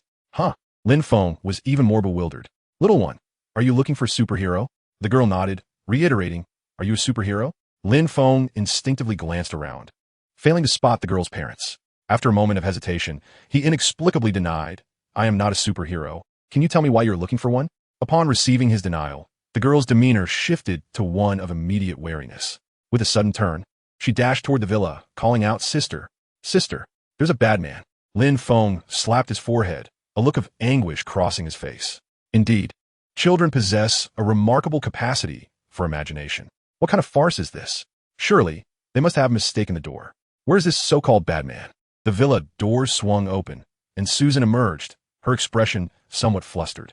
She swiftly scooped up the little girl, scanning the surroundings with vigilance. In the next moment, her gaze landed on Lin Feng, who stood frozen on the lawn, and she couldn't help but chuckle. Could it be that the bad man Elena spoke of was Lin Feng himself? Is that so? Susan pointed toward him. Yes. The little girl nodded vigorously, affirming her claim. Susan chuckled, shaking her head. He is not a bad man. With that, she approached Lin Feng, still cradling the little girl. The child clung to Susan's neck, her eyes warily fixed on Lin Feng. Lin Feng remained perplexed, opening his mouth to inquire, "What is happening here?" "This is Elena, my sister. She is 7 years old this year," Susan explained, bouncing the little girl in her arms. "Elena, greet your superhero brother. You always wanted to meet him. And here he is." "Sister is lying," Elena protested, refusing to let go of Susan's neck. "Your sister isn't lying. He truly is a superhero," Susan patiently clarified. "He is not. He admitted it himself. He is not a superhero," Elena insisted, feeling that her sister was trying to deceive her, thinking she was just a child who could be easily fooled by someone impersonating a superhero. But little did her sister know, that person had confessed. Susan shot Lin Feng a peculiar glance. He offered an awkward smile in return. "I had no idea she was your sister. I thought she was just some neighbor's child." Susan seemed speechless, likely able to imagine how embarrassed Lin Feng had just been. "Your sister truly isn't lying," she reassured Elena. "When has your sister ever deceived you?" Little Elena pondered for a moment before decisively exposing Susan's fib. The atmosphere suddenly became awkward. Susan's lips twitched, and she struggled to find her words. Lin Feng held back his laughter, as she was, after all, his girlfriend.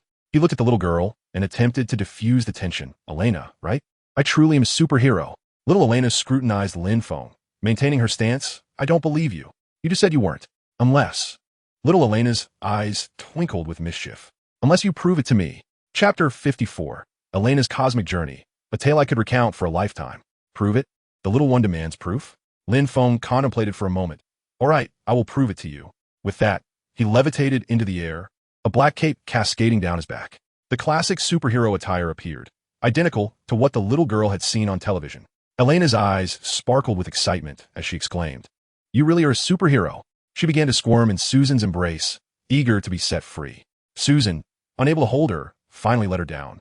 The little one dashed in front of Lin Feng, curiously and excitedly scrutinizing him. "Lin," Susan called out, "you play with her for a while. The meal isn't ready yet. I'll come and call you both for dinner." "Help, I really don't know how to communicate with children." Fortunately, the child's exuberance soon stabilized.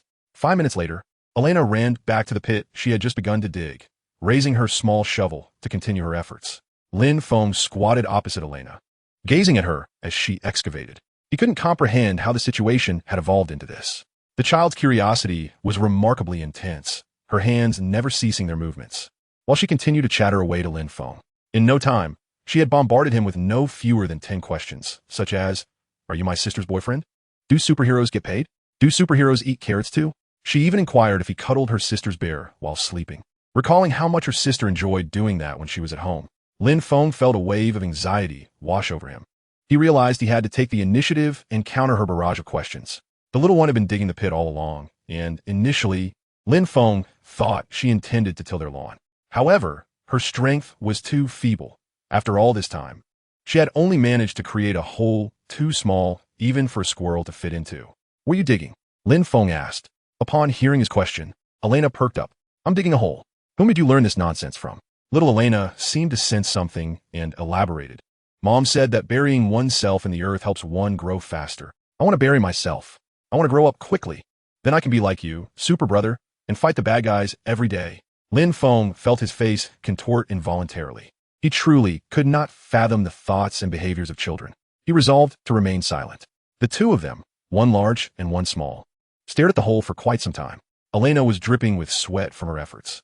After a while, she seemed to realize her progress was too slow and turned to Lin Feng with an expectant gaze. "Super brother, will you help me dig?" she asked, gesturing with her hands to illustrate a circle. "If it's super brother, you could dig a hole this big in no time, right?" Lin Feng twitched his mouth. "Digging a hole to bury you? Your sister would surely kill me." He took out a tissue to wipe the sweat from little Elena's brow, then attempted to divert her attention. "How about we stop digging, and I let you experience being a superhero?" Little Elena's face lit up with excitement and confusion. "Really? Can I be a superhero right now?" Just for a moment, Lin Feng extended his arms. "Come here, let me give you a hug." Without hesitation, Elena tossed aside her shovel, took a couple of steps forward, and wrapped her arms around Lin Feng's neck, saying, "Is this okay?" Lin Feng lifted her off the ground, nodding. "Hold on tightly to my neck and don't let go." Elena obediently clung around Lin Feng's neck with all her might, though her strength was pitifully small. "Are you ready?" Elena nodded vigorously. "Let's go." As soon as the words left her lips, Lin Feng soared into the sky, cradling little Elena in his arms. Excited screams of joy emanated from Elena as Lin Feng enveloped her in a biological force field to protect her from harm. Having never experienced such a spectacle, her little heart raced wildly. Her originally fair complexion flushed with exhilaration, and she shouted with glee. They hovered above the twisting guest, suspended in midair. Gazing down at the brilliantly lit scene below, little Elena felt no fear. Her large, sparkling eyes brimmed with excitement. How beautiful! She had seen such sights once while flying, but never with such clarity and freedom as now. She felt akin to a bird, soaring freely through the azure sky, even though it was night. Lin Feng couldn't help but chuckle at her sheer delight. Isn't it beautiful? Elena nodded vigorously in agreement. With a mischievous smile, Lin Feng said, "There's even more beauty to behold. Hold on tight to your brother." Hearing of even greater wonders, Elena tightened her grip around Lin Feng's neck, her eyes gleaming with anticipation. Lin Feng expanded the range of the biological force field, preparing to take the little one to see the wonders beyond the skies. In the next moment, he ascended rapidly, the speed increasing. Enveloped in the force field, Elena felt little discomfort, though the quick pace made her timidly shut her eyes. Before long, she sensed her body becoming lighter, as if floating. Slowly, she opened her eyes. The scene before her transformed into an expanse of darkness. Gazing upward, she beheld the twinkling stars of the universe reflected in her wide eyes. Turning around, she observed a massive blue-white star rotating gently beneath her. With mouth agape and eyes wide, she was awestruck by the spectacle before her. Her little hands, which were wrapped around Lin Feng's neck, began to tremble with excitement. Lin Feng took out his phone and switched to selfie mode. Click! He captured this beautiful moment. In the photo, the blue-white planet occupied a significant portion of the frame, while the upper right corner showcased the twinkling cosmos. At the center, Lin Feng, clad in a superhero suit, held a beaming Elena, her face alight with excitement. They circled the Earth for a while, their playful spirits soaring. In a fit of whimsy, they even waved at Tony's personal satellite, which was under the sole control of Tony Stark himself. Rumor had it he was working on a Hulkbuster armor. It remained uncertain if this was the prototype. However, the biological force field had a limited supply of air, and Lin Feng could not generate more. A brief jaunt would suffice. He didn't want to risk the child experiencing oxygen deprivation. Meanwhile, in front of Lin Feng's villa, Susan had prepared a meal and stood in the yard, searching for the two. Though they were missing, she felt no concern. She was well aware of Lin Feng's remarkable abilities. It is highly likely that Lin Feng took Elena on an outing. Indeed, moments later, Susan witnessed Lin Feng descending from the night sky, carrying Elena in his arms. As soon as Elena touched the ground, she took a couple of quick steps and hugged Susan's leg. "Sister, sister," Elena exclaimed, her face brimming with excitement, still exhilarated from the recent adventure. Susan beamed as she lifted her. "Where did you go that made you so happy?" "Up there." Elena pointed to the sky, bouncing with joy. "Superman brother took me flying so high." Susan chuckled. "How high was it?" Elena pondered for a moment. "Like a big blue ball. Super big." While saying this, she stretched out her hands, attempting to draw a large circle in the air. The enormous blue planet, which she had only seen in picture books, was an experience she had never before encountered. It is no exaggeration to say that this adventure would provide her ample fodder for boasting among her peers for a lifetime. She felt a sudden urge to glance at Lin Feng. "You didn't take her beyond Earth, did you?" Lin Feng chuckled awkwardly, but did not deny it. "We got a bit carried away." Upon hearing this, Susan playfully rolled her eyes at Lin Feng, though she bore no real grudge. "All right, it's time for dinner. You too, wash your hands." Chapter 55. Evolution approaches Tony's new toy. After dinner, Susan lulled Elena to sleep. Children should go to bed early to grow strong. Late nights are not for them. For the next 2 days, Elena stayed at Lin Feng's villa, enjoying her school holiday. This arrangement was, of course, made with Lin Feng's consent. Lin Feng delighted in playing with the little one for 2 joyful days. Elena watched Lin Feng save the day firsthand, utterly thrilled. Even took her deep-sea fishing. Both the big and little ones reveled in their fun, truly joyous. However, such blissful moments always seem to pass swiftly. On this day, in front of the villa, Elena bid farewell to Lin Feng, tears streaming down her cheeks. Susan waited in the car, not rushing them. "Superman brother, I will miss you." Elena sniffled. Lin Feng, bemused, wiped her nose. "Superman brother will miss you too. Next holiday, come again, and I will take you fishing in the sea," with Lin Feng's promise. The little one reluctantly climbed into the car, waving fervently at Lin Feng as they departed. The experiences of those 2 days were something most people would never encounter in a lifetime. Not to mention the deep-sea fishing. Who else could boast of taking selfies in outer space without a spacesuit? After bidding Elena farewell, Lin Feng plopped down on the sofa to rest. While playing with children is indeed joyful, it can also be exhausting, especially mentally. After a brief respite, Lin Feng took out his phone and opened Tony Stark's contact. This rascal had sent him a photo a couple of days ago, showcasing Lin Feng and Elena frolicking in the cosmos, teasing him about his new venture into cosmic tourism. Lin Feng could not be bothered to respond. However, this time he sought Tony's assistance for a particular matter. He dialed the number, and fortune smiled upon him. Tony was at his villa. Upon ending the call, Lin Feng swiftly made his way over. With the fervor surrounding the events of the Avengers' first assembly, his reputation had soared to nearly 100 million, tantalizingly close to exchanging for the Silver Superman. According to the system, to upgrade to Silver Superman, he was required to remain on the sun for 2 months, a stipulation that baffled him. Nevertheless, the system had decreed it, and he would comply. After all, upgrading to Iron Man had also necessitated a 3-month sojourn in outer space. However, before venturing to the sun, Lin Feng intended to enlist Tony's assistance in looking after Susan. Although she possessed the Superman wristbands he had provided, an additional layer of security was always prudent. "Playboy, what are you up to?" Lin Feng inquired as he entered Tony's workshop, observing him tinkering with a circular shield. "Hey buddy, check out my new toy," Tony exclaimed, raising the shield aloft. The shield was comparable in size to Captain America's vibranium shield, though adorned in the golden-red hues of Iron Man's armor, prominently featuring the iconic inverted triangle reactor logo at its center. Lin Feng, puzzled by Tony's creation, questioned, "Are you done being Iron Man? Planning to assume the mantle of Iron Captain to replace Steve?" To this, Tony rolled his eyes. "Why on earth would I replace that old popsicle? I acquired this metal from Nick Fury." He clarified, "This thing is arguably the hardest metal on the planet. I had to go through quite an ordeal to procure a limited quantity." Tony had taken note of the immense kinetic energy diffusion when Thor's hammer struck Captain America's shield. Following an analysis by Jarvis, it became evident that Captain America's shield possessed unparalleled kinetic absorption capabilities, which piqued Tony's curiosity. Upon discovering that the shield was forged for vibranium, the technology enthusiast sought out the elusive metal. After much negotiation, he managed to purchase a small supply, initially hoping to acquire more for potential use in the next generation of armor. However, the SHIELD stockpile of vibranium was scant. It took Jarvis considerable time to uncover leads on vibranium sources, and now Tony was utilizing satellites to scour the globe for vibranium deposits. This particular batch of vibranium had been repurposed into the shield before him. After conducting rudimentary tests, Tony found that vibranium was significantly sturdier than his Iron Man suit. He secured the shield onto a rack. "Come on, Lin, give it a punch and see," Tony challenged.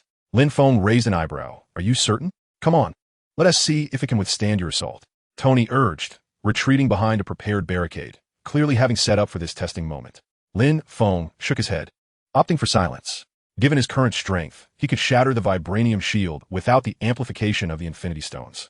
Under the dual influence of the Infinity Stones and solar radiation, Lin Feng had grown considerably more powerful since his transformation into Superman. He stepped forward and delivered a decisive punch to the vibranium shield. Bang! The circular sound waves emanated from the shield, dispersing the immense force outward, scattering nearby tables and chairs. An imprint of a fist appeared on the shield, slightly indented, yet it remained unbroken. "Ha ha!" Tony exclaimed exuberantly, leaping forward. "What do you think, Lin? Isn't it remarkably resilient?" In Tony's eyes, although the shield bore a fist mark, it had undoubtedly withstood Lin Feng's blow. Did this imply that he could craft a suit of armor to rival Superman? Observing Tony's exuberance, Lin Feng merely smirked, retrieving the shield from its stand. With both hands, he exerted force. A jarring metallic sound echoed as he bent the vibranium shield in half. "You might not realize it, but I barely exerted a third of my strength with that punch." Tony silently regarded the bent vibranium shield lying on the ground, shaking his head with a wry smile. "Goodness, I underestimated your power. Is there anything on Blue Star that you cannot penetrate?" Lin Feng raised an eyebrow. "Probably not. However, vibranium indeed possesses remarkable hardness, and judging by its ability to absorb and disperse kinetic energy, it is exceptionally proficient. So, do you intend to use this to create a suit?" Lin Feng inquired. "That is indeed my intention," Tony nodded. "Yet, due to certain constraints, I plan to only replace the primary areas with vibranium. Nevertheless, we shall see how it performs in actual trials." Having said that, Tony set the vibranium shield aside instructing JARVIS to record the data from earlier. Now let us discuss your purpose for visiting. Lin Feng seldom sought him out without cause. After all, this fellow usually spent his days cooped up with his girlfriend. With the conversation turning serious, Lin Feng spoke up.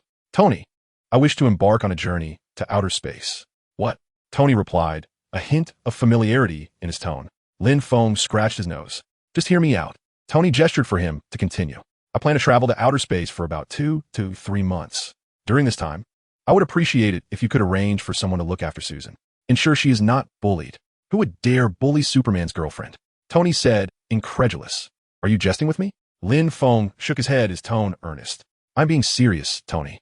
The SHIELD is more intricate than you might imagine. Lin Feng's words carried an implication, causing Tony's gaze to flicker. Are you suggesting that the threat emanates from SHIELD? Is it Nick Fury? Do you believe that because you have not joined the Avengers, he might act unfavorably towards you? Lin Feng shook his head, clarifying, I have never worried about that. Nick Fury is not that foolish. While the threat does indeed come from SHIELD, it is not Nick Fury. The incompetence of that black egg has left me perplexed. I feel as though I should just tell him that Hydra is urinating on his head. Even now, there are still numerous Hydra agents roaming within SHIELD. It seems that not joining SHIELD was indeed the right choice. Chapter 56, An Audience with Old Man Sunday.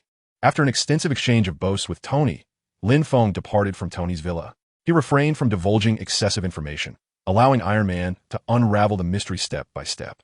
For even our esteemed Iron Man requires his own journey of growth. As Lin Feng initially surmised, nefarious individuals cannot be entirely eradicated. He could easily target all the Hydra operatives and send them to meet their maker, yet he chose not to do so, believing in the importance of granting others the opportunity to develop alongside him. For every Hydra that falls, a Medusa rises anew. Only by fostering his own growth can he confront these calamities head-on. Upon returning home, Lin Feng spent his days counting his prestige points. The template of the Silver Superman had tantalized him for quite some time. Just envision the frost breath powerful enough to extinguish the sun, coupled with the strength to move the entire solar system, or even the galaxy. Who could resist such a temptation? As he approached the monumental threshold of 100 million prestige points, Lin Feng's days were filled with both anticipation and anxiety. The prestige points continued to grow steadily. About a week later, Lin Feng sat in his villa, sipping afternoon tea. The system's notification finally chimed in his ear, announcing that his prestige points had successfully surpassed the 100 million mark. He could now redeem the Silver Superman template for an upgrade. Lin Feng, who had long awaited this moment, found his emotions surprisingly serene, perhaps due to the surreal nature of his anticipation. He set down his teacup and exhaled deeply, preparing to seek out the remaining Infinity Stones after completing this evolution. Currently, he possessed 2 Infinity Stones, the Mind Stone and the Space Stone. The Reality Stone was likely in Asgard, where Lin Feng recalled it manifesting in a fluid state. The Time Stone was still in the possession of the Ancient One, the Supreme Sorceress. Her successor, Strange, was presumably still practicing as a surgeon. This posed a dilemma, as the Ancient One would undoubtedly be reluctant to part with the Time Stone. As for the Power Stone, Lin Feng remembered it being located on a desolate planet known as Morag, where it lay encased within the orb. That foolish Star-Lord would not retrieve it for another 2 years. The Soul Stone presented a more complex challenge, requiring the sacrifice of a loved one to obtain it. This method elicited a scoff from Lin Feng. Sacrifice? How could one even contemplate such a thing? In the original narrative, Thanos had sacrificed Gamora to acquire the Soul Stone. To obtain it, Lin Feng would likely have to push Susan down, a deed he could never commit. Presently, the most accessible stones appeared to be the Power Stone and the Reality Stone, and Lin Feng resolved to pursue these first, leaving the Soul Stone for another time. In any case, he would not afford Thanos the opportunity to snap his fingers. With his thoughts thus concluded, Lin Feng turned his gaze towards Susan. Intending to inform her before he sought out the sun, Susan was engrossed in her laptop, maintaining her video for him. Susan, Lin Feng called softly. What is it? Upon hearing Lin Feng call her, she merely responded with a nonchalant HM, without lifting her head. It seemed I would need to venture out again. Where to? Into the city? Susan still did not look up. And could you please bring me a bottle of body wash? The brand I usually use is nearly finished. Lin Feng shook his head with a smile. That is not my intention. At this moment, Susan raised her head, a hint of confusion in her eyes. Where are you going? Is it the same as last time? She recalled that Lin Feng had made a similar statement during his previous week-long absence. Lin Feng nodded yes, but this time I will be away longer, approximately 2 months. Susan was taken aback. This time, for so long? Fear not, there is no danger this time. Lin Feng reassured her. I merely need to ascend to the sun for evolution. There should be no peril involved, although I cannot elaborate to Susan. Susan nodded, understanding that Lin Feng had his own matters to attend to, and she could not impede his progress. Just like last time, she reminded him to exercise caution in all things. After a tender exchange with Susan, Lin Feng wasted no time and prepared to begin his evolution. Before leaving, he purchased another piece of platinum kryptonite for Susan, bringing her total to 2 pieces, sufficient to counter most threats from Earth, serving as a double layer of assurance. Clad in his black battle attire, Lin Feng soared from the Earth. The yellow dwarf star before him radiated a brilliant light. With a thought, a blue portal materialized, positioned about 1 million kilometers from the sun. Stepping through the portal, Lin Feng was instantly enveloped in blinding heat. Squinting, he beheld the massive star, which had existed for over 4 billion years, rotating slowly.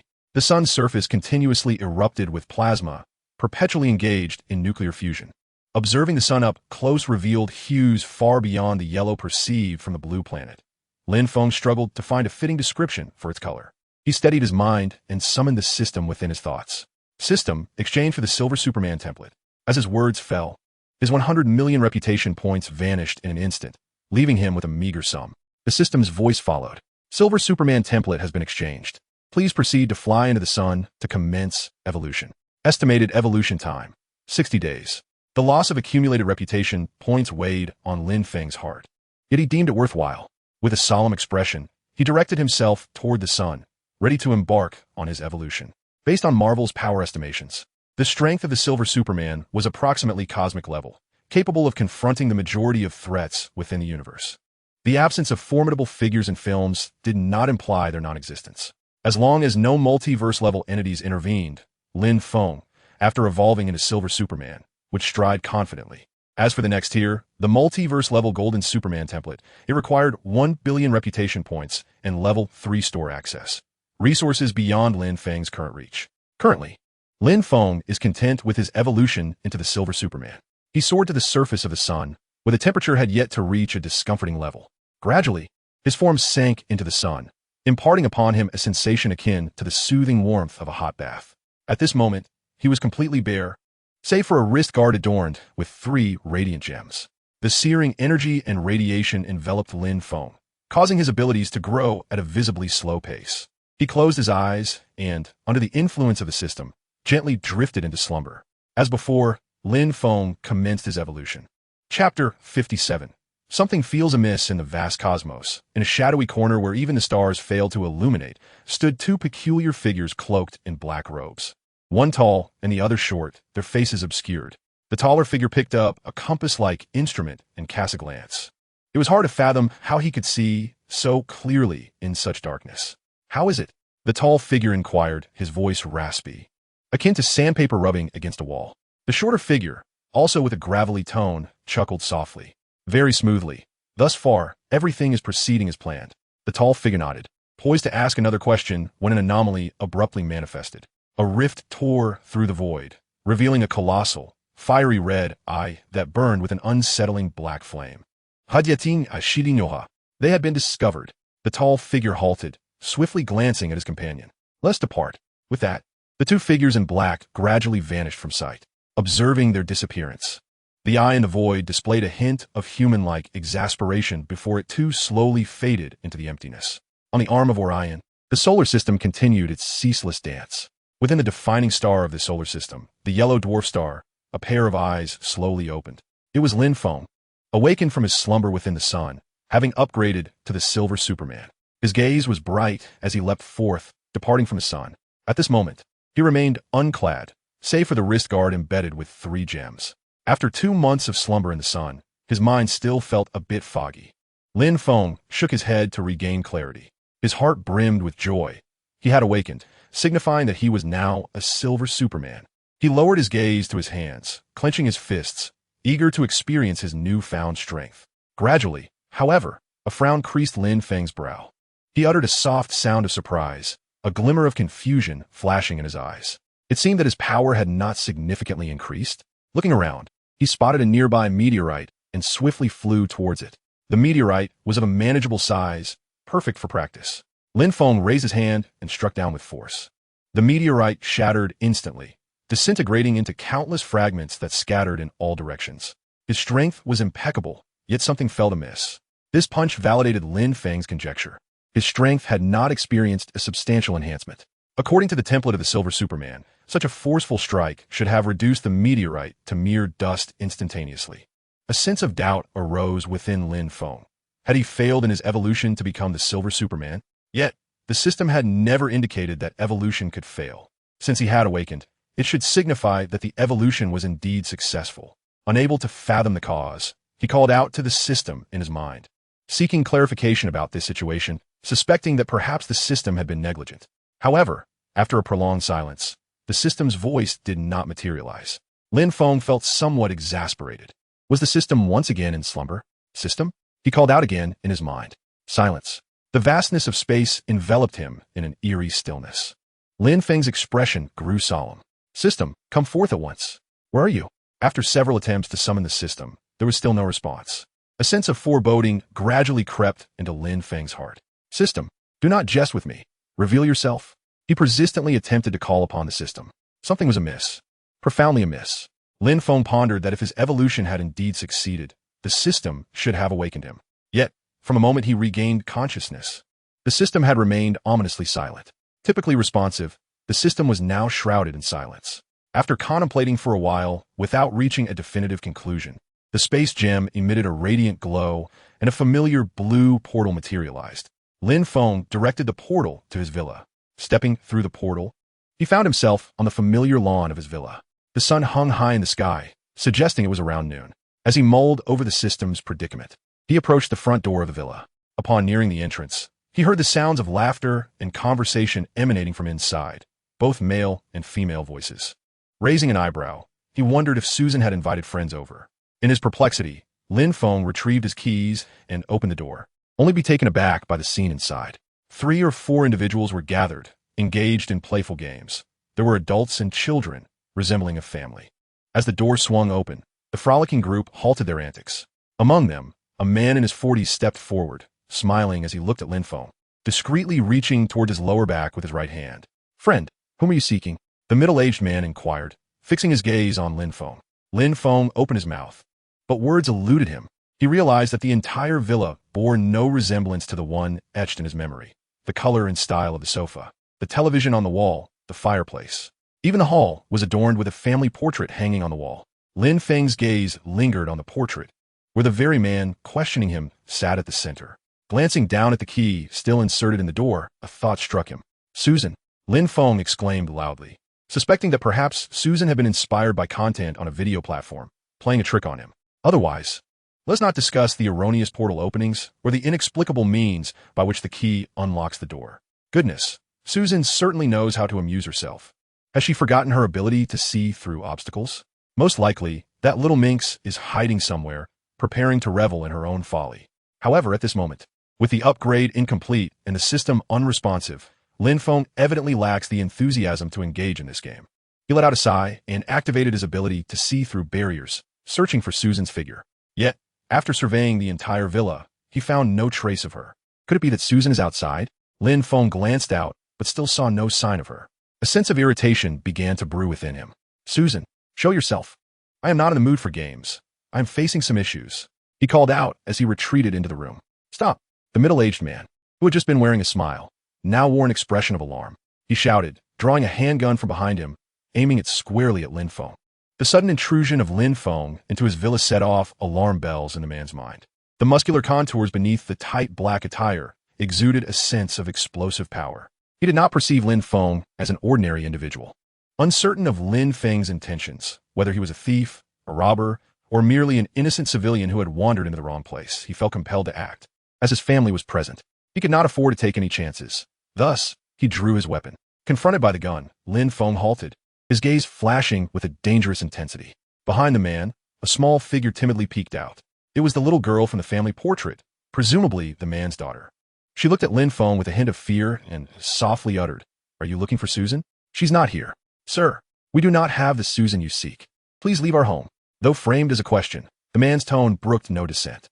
He squinted, fixating intently on Lin Feng, ready to pull the trigger at the slightest hint of aggression. Chapter 58. The bewildered Lin Feng and the puzzled Gu Yi. Lin Feng stood motionless, his expression impassive as he regarded the gun-wielding man. A bead of cold sweat trickled down the man's cheek. Lin Feng's gaze resembled that of a fierce beast, evoking an involuntary sense of dread within him. He was not afraid of bullets. For reasons unknown, this thought took root in the man's mind, and his finger instinctively tightened on the trigger. Suddenly, a strange sound reverberated from above, accompanied by a subtle shift in the air, interrupting their standoff. In that instant, Lin Feng felt an uncanny familiarity with the sound. His heart stirred as he turned to exit the villa, directing his gaze towards the source of the noise. Instantly, his pupils constricted. A colossal blue portal appeared above the villa. More precisely, it hovered over Stark Tower. The familiar portal, the recognizable scene. Under the influence of his enhanced vision, the distant sight was magnified, drawing the distant imagery close to Lin Feng's perception. Within the portal, the well-known Chitauri army descended en masse, riding upon their flying vehicles. The scene left Lin Feng utterly bewildered, birthing absurd conjectures in his mind. This is impossible. With a resounding boom, he soared into the sky, heading directly towards Stark Tower, leaving a middle-aged family in stunned silence. The young daughter tugged at her father's sleeve. "Daddy, is he a monster?" The father stood there, momentarily dazed. "Perhaps." After a brief pause, he shook his head and stepped out of the villa, gazing up at the sky, curious about what the intruder might see. Yet, in the next instant, his expression grew grave. "Lily, gather your things. We must head to the basement," he commanded decisively. Arriving at the scene, Lin Feng landed atop a towering edifice. Before him lay an unimaginable sight. A blue beam of light shot skyward from Stark Tower, culminating in a portal. Through this portal, countless Chitauri soldiers descended, unleashing chaos upon the earth. Tony Stark, Captain America, Black Widow, Hawkeye, and even the Hulk plunged into battle, striving to thwart the invaders. Captain America leaped into a vehicle, directing the evacuation of the populace. Iron Man relentlessly targeted the Chitauri forces from the air. Bruce, transformed into the Hulk, felled the Leviathan with a single punch. Each familiar tableau confirmed Lin Feng's suspicions. This was indeed the battlefield from the first Avengers film. A surge of conflicting emotions washed over Lin Feng, his thoughts spiraling into disarray. What on earth was happening? His eyes instinctively searched for his own reflection in the chaos, but he found none. A heaviness settled in his heart. He had participated in the events of the first Avengers, yet there was no trace of him on this battlefield. Lin Feng's expression darkened, resembling coal in its intensity. He realized he had likely arrived in a parallel universe as a mere onlooker. Though difficult to accept, the spectacle before him was undeniable. After a moment of contemplation, Lin Feng suddenly recalled another method to verify his situation. He extended his hand, slicing through the air. A translucent personal panel materialized before him. Thankfully, the personal panel still existed, indicating that the system had not been uninstalled. However, it flickered with erratic waves and lines, reminiscent of an old television with poor reception. The panel could be summoned, yet the system remained unresponsive. What could possibly be amiss? Countless hypotheses raced through Lin Feng's mind, none presenting any inconsistencies. However, upon awakening, the system had fallen silent. Lin Feng's brain raced, calculating numerous potential outcomes, ultimately arriving at the most probable conclusion. All of this was likely connected to the exile. During the 2 months of Lin Feng's evolutionary slumber, events had transpired beyond his awareness, resulting in the system's disappearance or perhaps its dormancy. Regardless of the outcome, it was not favorable news for Lin Feng. Floating in the air, he cast his gaze and once again witnessed a scene that should not have appeared in the first Avengers film. A rooftop not far away. The Hulk, who should have been on the battlefield, stood conversing with the Ancient One. Observing the expressionless Hulk as he gradually approached, he landed between the two. The Ancient One, not merely a sorceress in the Marvel Universe, was also a sagacious sage. Lin Feng thought that perhaps he might obtain some assistance from her.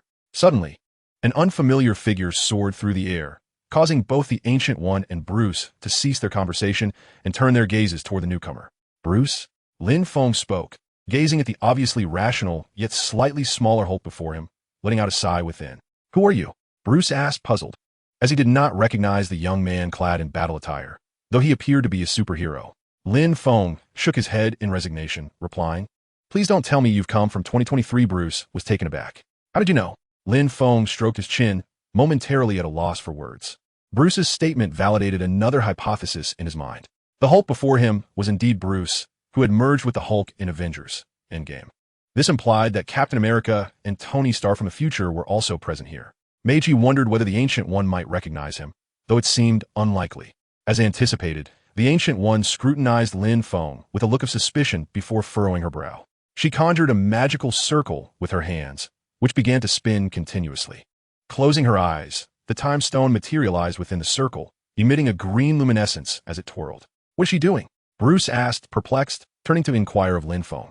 "She's likely viewing the future or perhaps the past," Lin Feng replied. After a moment, the Ancient One opened her eyes. Her gaze directed at Lin Feng, now heavy with gravity. "You should not be here," the Ancient One slowly articulated. "Neither the future nor the past contains your presence. In fact, you do not exist in this universe at all." She had found no trace of Lin Feng in countless futures and pasts. This evidence strongly suggested that Lin Feng hailed from a parallel universe. However, it was curious that even if Lin Feng came from a different parallel universe, he should not have evaded the future perceived by the Time Stone.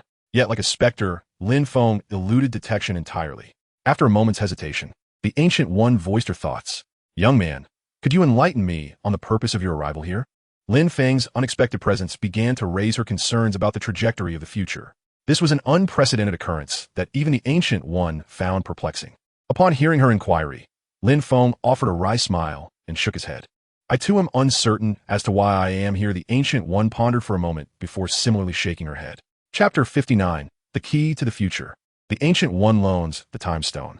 "You do not even belong to any universe here." The Ancient One's words were laden with implication. Although she could not discern Lin Feng's origin, she sensed that he did not belong to any of the parallel universes. This response undoubtedly left Lin Feng somewhat disheartened. Just then, Gu Yi's gaze fell upon Lin Feng's wrist, where two gemstones, one yellow and one blue, caught her attention.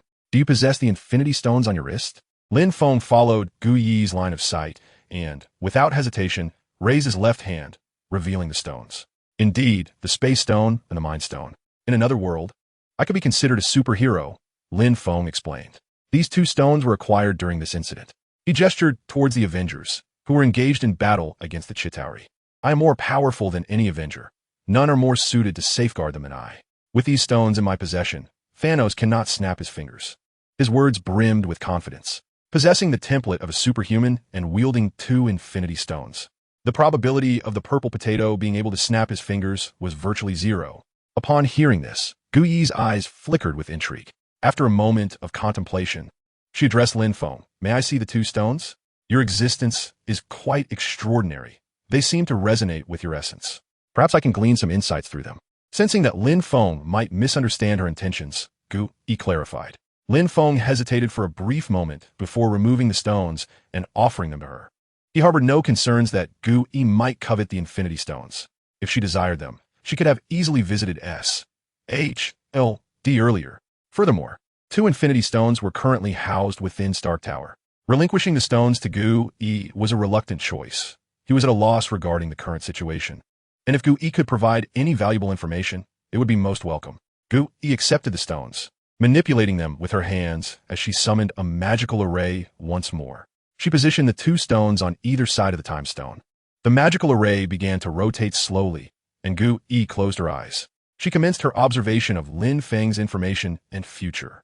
As time passed, the array spun faster, and the three stones grew increasingly luminous.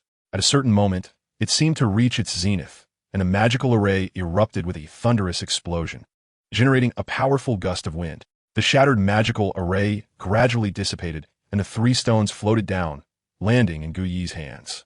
Gu Yi opened her eyes, regarding Lin Feng with an expression that was somewhat peculiar. Lin Feng, feeling anxious, stepped forward and asked, "What did you see, master?" Gu Yi smiled, nodding before shaking her head. Seemingly attuned to Lin Feng's anxiety and confusion, she offered him a reassuring glance. The vision was somewhat hazy, yet was not entirely devoid of merit. "Do not worry, Lin Feng." Her words eased the tension that had gripped Lin Feng's heart. By calling his name, Gu Yi confirmed that she had indeed seen information pertaining to him. "However, before that, you may need to journey into the future with this individual," Gu Yi said with a smile, gesturing towards Bruce Banner. "There, you will find the answers you seek." "Into the future?" Lin Feng furrowed his brow and, after a moment of contemplation, inquired, "How should I proceed?" Bruce and his companions possessed the ability to traverse time.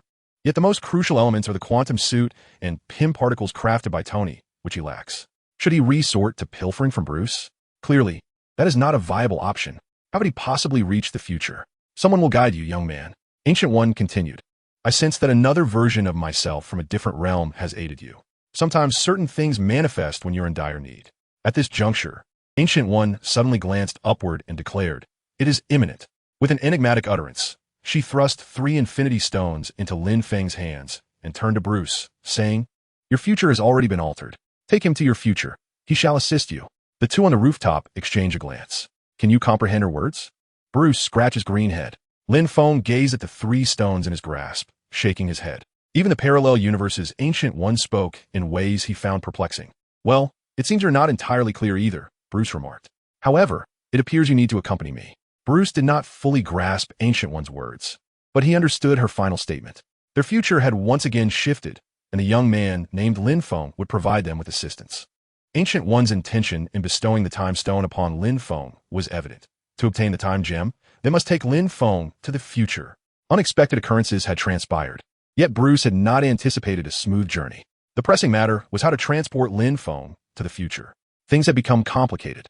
"I shall inquire with Tony regarding any spare suits or Pym particles," Bruce proposed. If none were available, he resolved to relinquish his own quantum suit to Lin Feng. For the power of the 3 infinity stones in Lin Feng's possession surpassed his own. Lin Feng nodded in agreement. "I will accompany you." With that, the two shared a glance, ready to embark on their journey. However, at that moment, Lin Feng suddenly heard a fragmented voice echoing in his mind. The host. The disjointed voice resonated. Lin Feng halted abruptly, his eyes gleaming with recognition. Familiar voice. "Is it you, Dog System?" "Future." The voice faltered, akin to a radio signal plagued by interference, interspersed with crackling sounds. "System? I cannot decipher what you are saying." Lin Feng frowned, anxiously querying. "Future Bruce. Hollow Mind Time Stone. 3 stones enhance flight. Assist me." Lin Feng called out several times, but received no response. Nevertheless, he perceived that the system seemed intent on conveying some crucial information. "What is the matter?" Bruce inquired, noticing Lin Feng's sudden stillness. Lin Feng waved his hand forcefully, prompting Bruce to fall silent. He discerned that Lin Feng was deep in thought, realizing he had intruded upon his contemplation. The transmission of effective information was limited and sporadic, lacking coherence. However, as a Superman, his memory is remarkably exceptional. The system's intermittent words were continuously arranged and filled by him. According to the literal meaning, the system should also venture into the future. Moreover, it seemed to have mentioned Bruce's name. What connection does the future have with Bruce? It appeared to have also referenced the Mind Stone and the Space Stone, and perhaps even the Time Stone. And what of flight? To enhance? To amplify? Flight? Does it imply utilizing the Infinity Stones to augment one's flying capabilities? Within the information, there were also the phrases, "I help." Various potential arrangements emerged continuously. With the ongoing filling and organizing, Lin Feng deduced a general meaning. The key to the future lies with Bruce. Lin Feng must utilize 3 infinity stones to amplify his flight ability, and the system should assist him. Chapter 60. Chasing the Speed of Light with the Hulk. After a moment of silence, Lin Feng calculated several more arrangement results. However, after filtering, none surpassed the probability of the first result. With no other options, the answer lay within the battleground of Avengers 4 in the future. Lin Feng had to give it a try. "Bruce, let's go." Lin Feng turned and proclaimed, deftly securing the 3 infinity stones within Superman's gauntlet. He decided to follow Bruce's suggestion to first locate Tony and inquire if there were any spare quantum suits, that is, time travel suits. If there were, it would be splendid. Lin Feng could venture into the future with minimal risk. If not, he would have to resort to the method provided by the system. Nevertheless, Lin Feng did not harbor high hopes for the spare suits. He recalled Ant-Man Scott mentioning that the supply of Pym particles was only sufficient for a round trip for all of them. The two descended the staircase, making their way directly to the rendezvous point agreed upon with Bruce. However, when they found Tony, it was already too late. Tony and Steve had donned their quantum suits and activated the navigator, vanishing from sight, leaving a bewildered Ant-Man standing there, still clutching the scepter adorned with the Mind Stone. Lin Feng witnessed this scene firsthand and knew their chances were lost. "Hey!" Bruce Banner rushed over, having also witnessed Tony and Steve's disappearance. "Scott, where did they go?" Bruce inquired. Scott opened his mouth, looking at the approaching Bruce, his face a canvas of frustration and disbelief. Tony failed. The Space Stone is lost. Then they went to 1970. They VE lost their minds. Scott vented, turning in circles, recounting the ordeal as if it were bitter water. Calm down, Scott. Bruce extended his large hand in a gesture of comfort. Scott ceased his outburst, suddenly fixating on Bruce. Did you obtain a time stone? Upon hearing this, Bruce awkwardly scratched his head. I suppose I did. As he spoke, Bruce slightly turned his body, revealing Lin Feng following behind him. What do you mean you suppose you did? Scott stared blankly at Bruce, only to then notice the unfamiliar figure clad in black armor behind him. Who is this? Scott was increasingly bewildered. Why had Bruce brought a stranger along? I am Lin Feng. Lin Feng stepped forward. Hello, I'm Scott. Ant-Man greeted awkwardly. Lin Feng nodded and then turned his gaze towards Bruce. Having exchanged pleasantries, he had no time to converse with Ant-Man. It appeared that the spare uniform was unavailable. Bruce let out a sigh. Indeed, we can only attempt the method you proposed. On their way, Lin Feng had briefed Bruce on a rough, alternative plan. Although Bruce deemed it utterly absurd, they agreed that even the slightest possibility warranted a try. After all, what could be more ludicrous than traveling back in time, right? With their consensus reached, they wasted no more time. Lin Feng positioned himself behind Bruce, grasping him under the armpits. His massive frame was beyond Lin Feng's ability to lift. Thus he resorted to this method. Wait, guys, what are you about to do? Can someone explain? Scott, observing their peculiar arrangement, was utterly confused. He felt as if these superheroes were privy to all knowledge except for him. No sooner had Bruce spoken than Lin Feng yanked him upwards into the sky. Left behind was Scott, mouth agape, clutching his staff. It wasn't until the duo vanished into the heavens that Scott regained his senses. He glanced at the sky, his mouth opening and closing in disbelief. You all have gone mad, Scott muttered, lowering his head to activate the time-space navigator, disappearing from his spot. In the sky, Lin Feng expanded his biofield 3 to 4 times its usual size, fully enveloping Bruce's massive body. He propelled Bruce into the vastness of space. The atmospheric resistance on Blue Planet was too great for Lin Feng to reach his theoretical maximum speed. He needed to harness the power of 3 Infinity Stones to amplify his flight capability. Lin Feng's speed was astonishing. In mere moments, they burst through the atmosphere. Can you really fly this fast?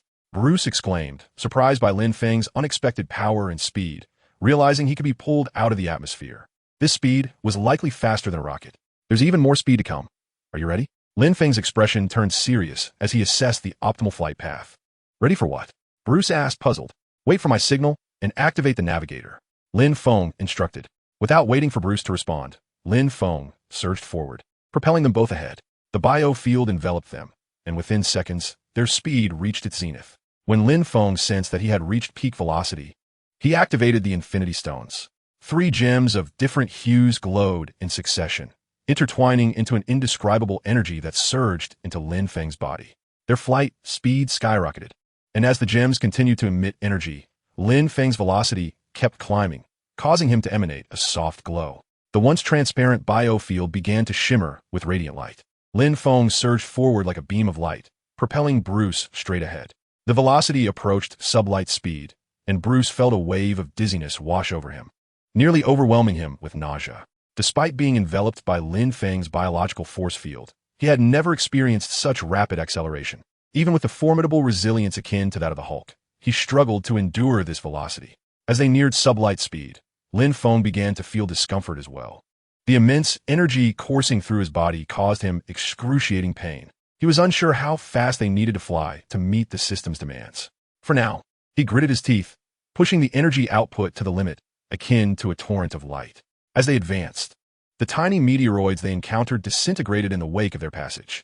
Lin Feng's speed continued to escalate, surpassing sublight velocity and inching ever closer to the speed of light. The energy from the Infinity Stones caused his body to exhibit signs of degradation.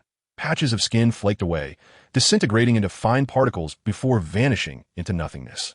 At this moment, Lin Feng's physique was only as resilient as steel. Under the dual strain of the Infinity Stones and such high velocity, he could not sustain this for long. Beneath him, Bruce was faring little better, exerting every ounce of willpower to maintain consciousness. He pressed one hand against the time-space transponder, awaiting Lin Feng's signal. Soon, the energy output reached the maximum threshold Lin Feng could endure. At that instant, he felt time slow to a crawl. A sensation burgeoned within him. He was on the verge of surpassing the speed of light. Now host. The system's voice resonated clearly in his mind, invigorating him with purpose. The moment had arrived. Bruce! Lin Feng shouted. Bruce, nearly succumbing to slumber, instinctively activated the time-space transponder upon hearing Lin Feng's voice.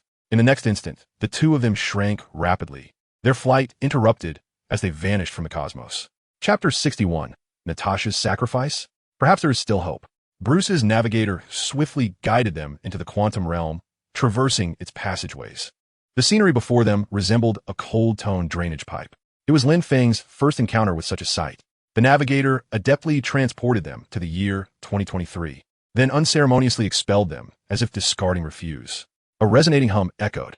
The scene shifted once more, and Lin Feng and Bruce found themselves on a mechanical platform at the Avengers base, alongside other Avengers engaged in their missions. Observing this, Lin Feng exhaled in relief. It appeared he had not misinterpreted the system's intentions. He had indeed arrived in the year 2023 of a parallel universe. Tony's face bore wrinkles of concern. "Who are you?" he inquired sternly upon noticing Lin Feng standing beside Bruce. A sudden shout drew the attention of several individuals to the unfamiliar stranger who had appeared without warning. Clad in a black combat suit, the stranger bore various degrees of damage, his robust physique wrapped beneath the fabric. His exposed skin, seemingly scorched, oozed blood that was gradually healing. This sight suggested he had recently endured a fierce battle, and combined with his mysterious identity, it inevitably heightened the vigilance of those present. Tony raised his right hand defensively across his chest, ready to activate his nanosuit at the slightest movement from Lin Feng. Steve, too, kept his gaze fixed on Lin Feng, gripping his shield tightly. The atmosphere grew tense, charged with an unspoken threat. Hey, everyone, let us remain calm," Bruce urged, wiping the cold sweat from his brow as he raised his hands to signal for tranquility. After a moment, he gestured towards Lin Feng, encouraging him to speak. "Indeed, I'm not your enemy. My name is Lin Feng."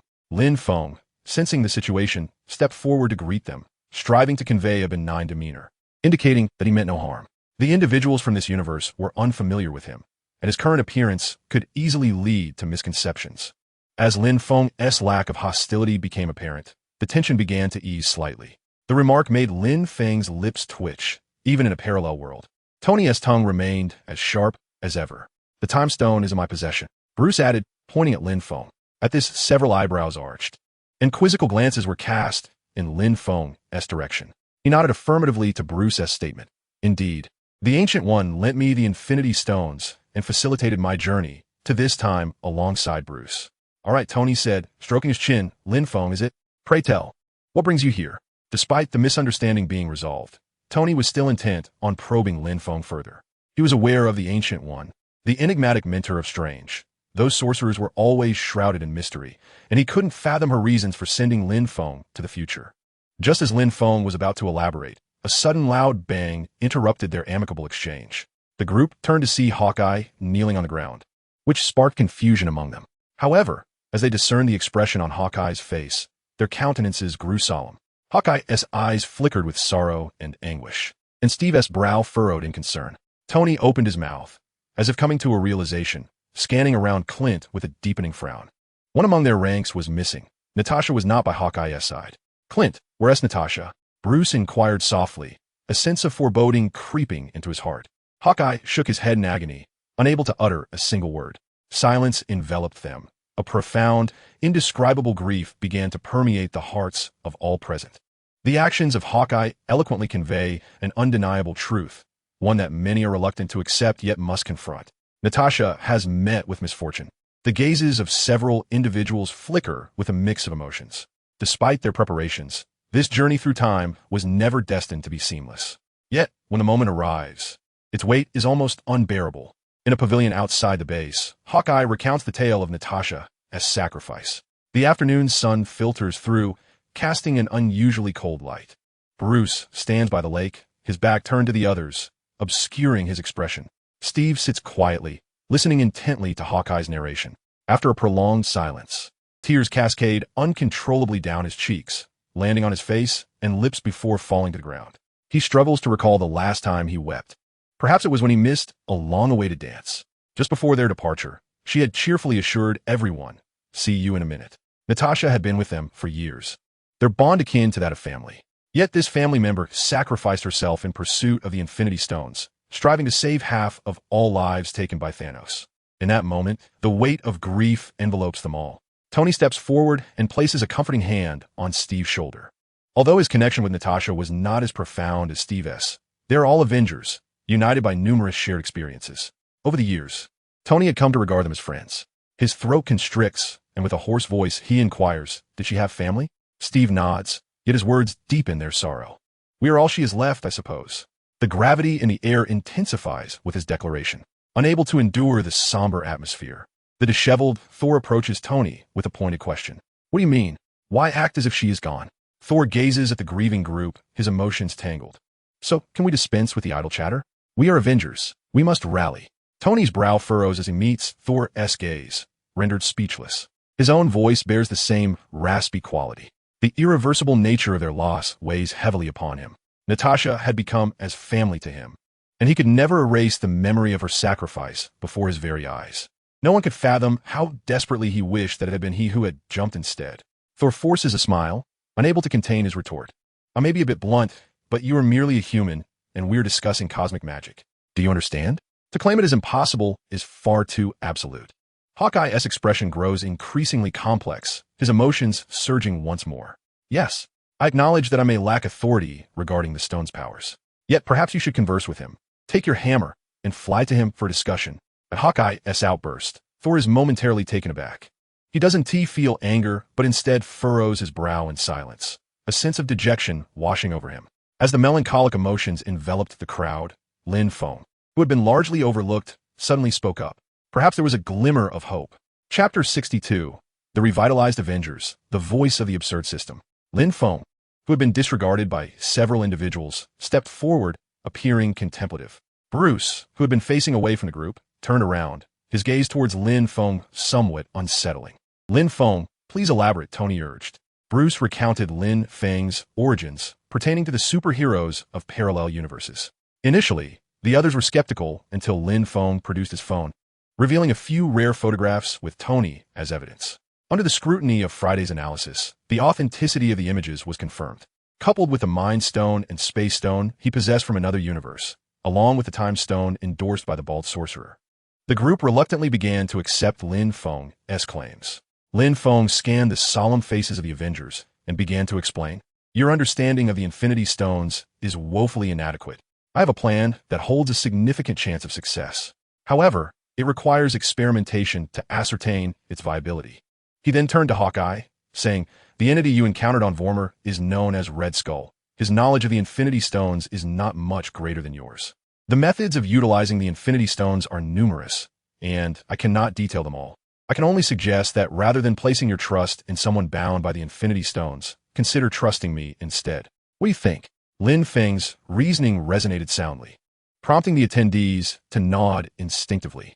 Their understanding of the Infinity Stones was indeed superficial, limited to the concept of their ability to annihilate life across the universe in an instant. Even Tony, who had studied the Mind Stone, was no better off, as evidenced by his reckless creation of Ultron. Lin Feng's words reignited hope within Hawkeye and the others. He recalled the sacrifice of Black Widow and the troubling implications of Tony's snap. The film had portrayed it this way, and he could not alter that reality. Now, an opportunity lay before him, and he felt compelled to seize it. Removing the Emerald Time Stone from his wrist, Lin Feng continued. "Let's first forge the gauntlet to house the stones.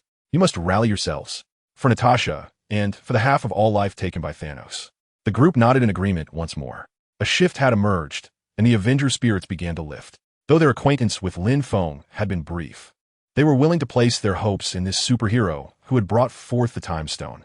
Thor was right. They were Avengers, and they needed to regain their resolve. If they succumbed to despair, who would save this blue planet? Within the base, Tony and Bruce were diligently crafting a nano version of the Infinity Gauntlet, each step taken with utmost caution. Tony wore a serious expression, his hands steady as he tested the fusion of the stones. This was his first attempt at such a task. The last time he had faltered while dealing with an Ultron. This time, however, he was wholly focused, for a single misstep could potentially lead to the obliteration of Blue Star. Meanwhile, Lin Feng sat idly by. His injuries, inflicted by energy burns, had completely healed. Yet without the system, he could not expend his prestige points to repair his battle suit and had to make do with his current attire. Hawkeye occasionally cast glances at Lin Feng, his silence laden with expectation and anxious anticipation. Initially, Lin Feng paid little heed to it, but as the glances increased, he could no longer withstand the hopeful yet anxious gaze. He turned his head to observe Tony as he fiddled with the Infinity Stones, making a conscious effort to avoid eye contact with Hawkeye. At that moment, Tony was maneuvering robotic arms to delicately affix the Infinity Stones onto a pair of golden-red gauntlets. His tension was palpable, as he seemed uncertain whether the gauntlet he crafted could withstand the energy of the 6 Infinity Stones. In truth, Lin Feng's wrist guards were entirely capable of housing all 6 stones, and he could snap his fingers just as well. However, as an outsider in this universe, Tony and the others harbored reservations about fully trusting Lin Feng. Just as Lin Feng was engrossed in watching Tony's performance, a notification chimed. New task initiated. Task objective: eliminate the invading Thanos Legion and slay at least 1 exile. Task reward: 130 million prestige points. Task reward 2, dependent upon the host's completion rating. A sudden task prompt resonated in Lin Feng's ears, swiftly followed by the long-awaited voice of the system. Hey dog host, I'm back. The mischievous tone was unmistakable. Upon hearing that familiar inflection, a glimmer flashed in Lin Feng's eyes, and his heartbeat quickened. Dog system, Lin Feng exclaimed, his voice tinged with excitement, feeling an unprecedented sense of warmth from the system's cheeky tone. Quick, tell me, did you miss me? The system, hands on its imaginary hips, conveyed a proud stance, despite its lack of physical form. These past few days without you have been blissfully quiet, Lin Feng chuckled, his stubbornness surfacing in his words. The system's tone grew even more playful. You're just being disingenuous. A straight man who needs a system to chase after a woman. Lin Feng, puzzled and slightly annoyed, replied, Why are you bringing this up? Everyone has their first time. The system chuckled mischievously and said, All right, I won't tease you anymore. I've been quite busy these past few days. After that, Lin Feng could almost hear the system sigh deeply, suggesting that it had been through a rough patch. Unable to suppress a laugh, he playfully inquired, What's wrong? After a few days apart, you seem a bit worn out. Come, tell me what you've been up to. I'm rather curious. Lin Feng had a multitude of questions for the system, but he decided to start with what the dog system had been engaged in over the past couple of days. Hearing Lin Feng's inquiry, the system's voice turned slightly vexed. Oh, don't even get me started.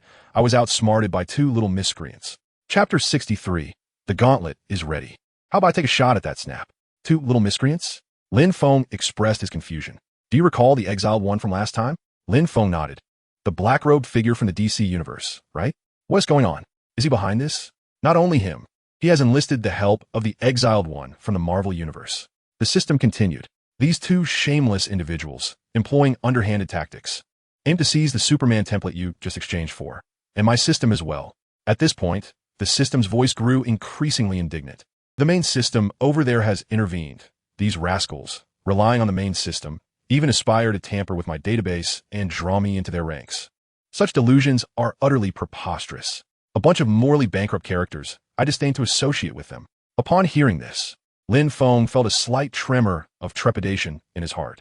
All right, don't be upset. They have not succeeded, have they? He consoled the system. After soothing the system, Lin Feng swiftly inquired, What about my silver Superman template? They haven't seized it, have they? The system waved a hand dismissively. That is out of the question. They have gained nothing from me. Rest assured, host. Perceiving Lin Feng's concern, the system elaborated after the appearance of the exiled ones. I placed the silver Superman template within a square device and subsequently dispatched it to a location within the universe. Our universe, as you know. However, before that, we must first complete the newly issued task. With the system's explanation, Lin Feng felt a weight lift from his heart. It was a relief that it had not been taken. After all, that template was the culmination of his hard-earned reputation points from countless rescues. Regarding the task, Lin Feng pulled up the panel once more to examine it. I see that the exiled one will appear in this task, correct? The system affirmed, indeed. They plan to assist Thanos in erasing all life across the universe with a mere snap of his fingers. We cannot allow them to acquire the Infinity Gauntlet without it. They will be at a loss. Lin Feng chuckled nonchalantly. That shouldn't be a problem. As long as I'm here, they won't lay their hands on the gauntlet. When the time comes, I shall snap my fingers and send them away neatly. Consider it a means of venting your frustrations. However, the system shook its head, host. You are overestimating the situation. The snap of the Infinity Stones will be ineffective against them. Lin Feng raised an eyebrow. What do you mean? They do not belong to the native populace of the Marvel Universe, so the Infinity Stones hold no power over them. You can utilize the Infinity Stones to defeat them, but they cannot be erased unless through physical means. Fearing Lin Feng might not grasp the concept, the system added, in other words. You can use the Infinity Gauntlet to control a massive boulder and crush them. You can also harness the energy of the Infinity Stones to incinerate their heads. However, you cannot directly take their lives with a snap. Lin Feng nodded deep in thought. So, I can defeat them, but cannot send them away with a snap, correct? Precisely. That is the essence of it. Lin Feng smiled, showing no signs of fear. That is fine. Let us see whose fists are mightier. Suddenly, Tony called out, capturing everyone's attention. As all eyes turned towards him, Tony nodded gravely. A ripple of anticipation surged through the crowd, prompting everyone to gather around, with Lin Feng also rising to join them. Tony gestured towards the table, declaring, I have completed its construction. The onlookers beheld Rocket Raccoon, who was tinkering with a golden-red mechanical gauntlet beneath a robotic arm. 6 Infinity Stones lay serenely upon the glove surface. Rocket, engrossed in finalizing the testing sequence, remarked without looking up, the gauntlet is ready. The question remains, who will wield that fateful snap? A hush fell over the group as they recalled the catastrophic aftermath of Thanos' 2 previous snaps. Even the formidable Titan had barely managed to execute the act, subsequently succumbing to debilitating weakness. If such an indomitable being could suffer so gravely, one could only imagine the toll it would take on an ordinary human. I'll do it, exclaimed a portly Thor, stepping forward to grasp the gauntlet. Whoa, whoa, whoa. Captain America and Tony swiftly intervened, blocking Thor's advance. Given his current state, bloated with beer, Thor's chances of successfully executing the snap were exceedingly low. The very blood coursing through his veins was likely more akin to cheese sauce. Such a rare opportunity could not be squandered by allowing Thor to take that risk. We have yet to determine who will perform the snap, Captain America explained. Are we merely going to stand here and watch? Thor huffed, frustration evident as he faced their resistance. I am the mightiest Avenger. Let me do it. However, further persuasion ensued, as they remained steadfast in preventing Thor from taking on this monumental task. The desperation was palpable, nearly bringing Thor to tears. The poor god held himself accountable for failing to stop Thanos, haunted by dreams where a decisive blow to the head would have altered the outcome entirely. Little did he know how fervently he longed for such an opportunity. Yet, in this moment his comrades obstructed him, even though Thor understood their intentions were rooted in care. Nevertheless, he desperately craved this chance. Observing the unfolding drama, Lin Feng interjected, what if I were to do it? As soon as the words left his lips, every gaze turned towards him, laced with apprehension. No, Captain America asserted. Lin Feng, you do not belong to our universe. This burden should not fall upon you. Moreover, we have no way of knowing what consequences your snap might unleash, given your origins from a parallel universe. Captain America's resolute stance left little room for rebuttal. Lin Feng merely shrugged, recognizing the futility of his suggestion. While Captain America couched his objections in noble rhetoric, the primary concern remained the potential threat Lin Feng posed. After all, they knew so little about him. Should Lin Feng's snap inadvertently obliterate half of the life in their universe, the repercussions would be catastrophic. After a heated exchange, it was Bruce, with his green visage, who stepped forward. Born from gamma rays, the Hulk was intrinsically linked to the very essence of the Infinity Stones, which also emitted gamma radiation.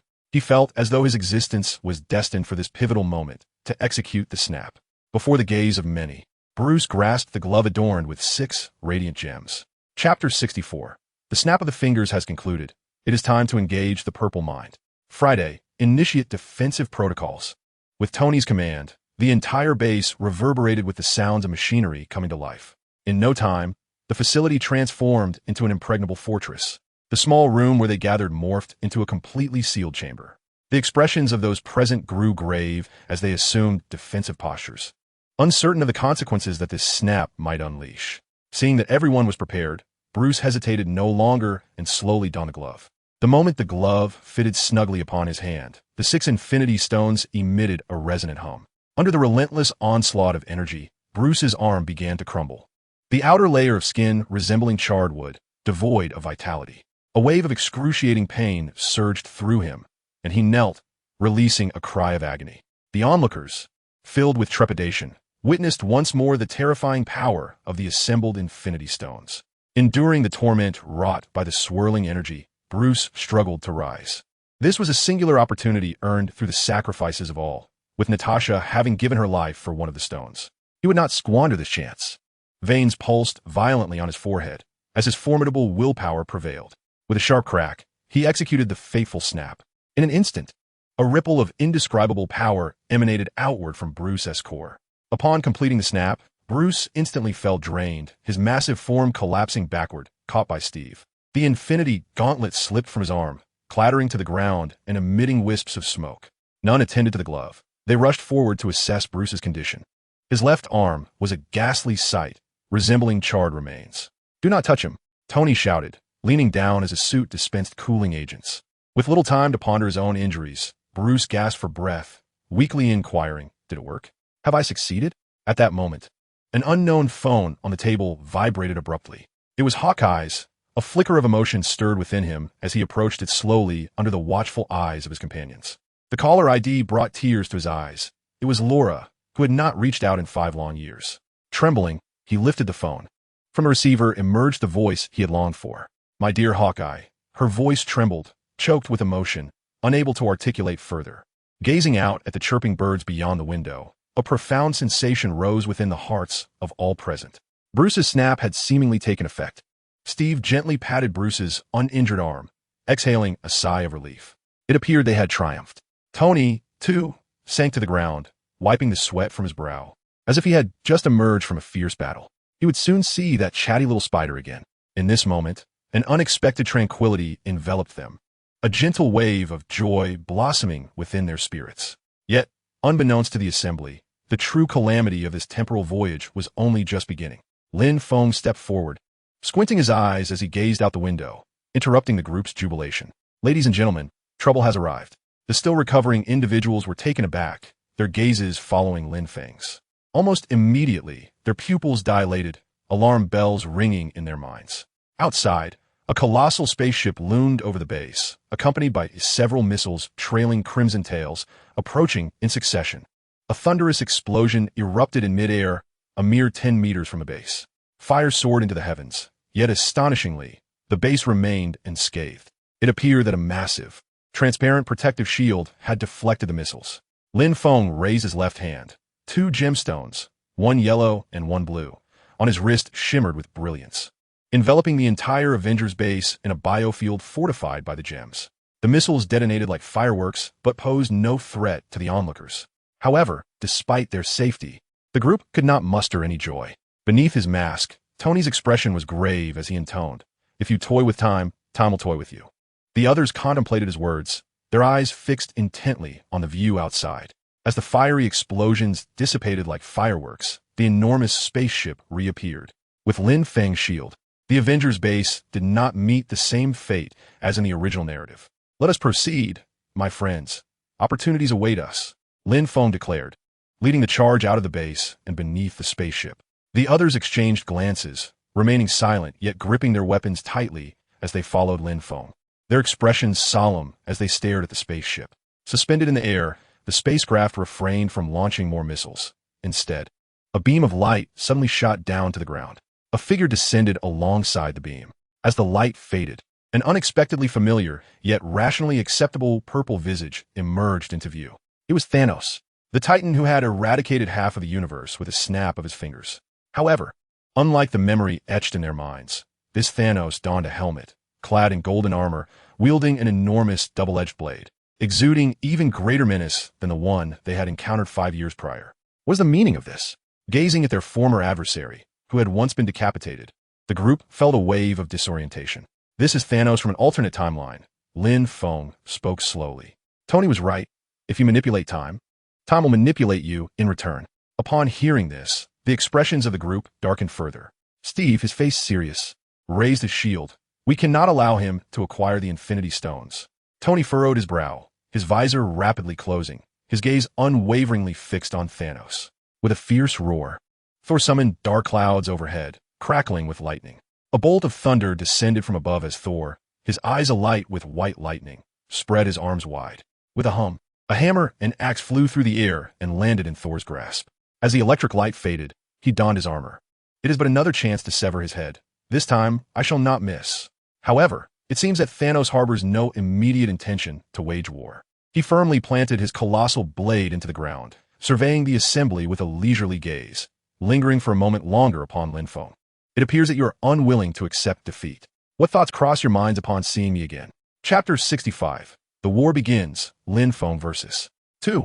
I had once believed that by annihilating half of all existence in the universe, the remaining half would thrive in a prosperous life. Yet, you have demonstrated to me that such a notion is impossible.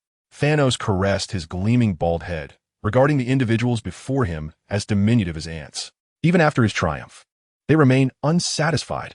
As my two friends have stated, as long as there are those who reminisce about the past, they will never embrace the future. They will resist. Two friends? Tony spoke with a tone laced with sarcasm. Are there others who share your perspective? Thanos shot a cold glare at Tony Stark, and the space behind him began to ripple like dark water. Two figures concealed beneath black cloaks slowly emerged. The exiles. It remains unclear when they became entwined with Thanos. Upon their appearance, the system promptly sprang to life, exclaiming with fervor, "Host, it is them, those two insignificant wretches. Attack!" Oh. Lin Feng narrowed his eyes and cautiously retreated.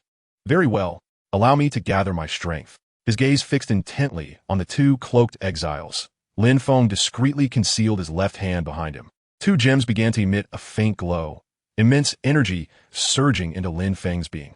He stealthily maneuvered behind Steve, ensuring that Thanos and his companions could not perceive his eyes gradually beginning to illuminate. You shall never comprehend the magnitude of my ambitions.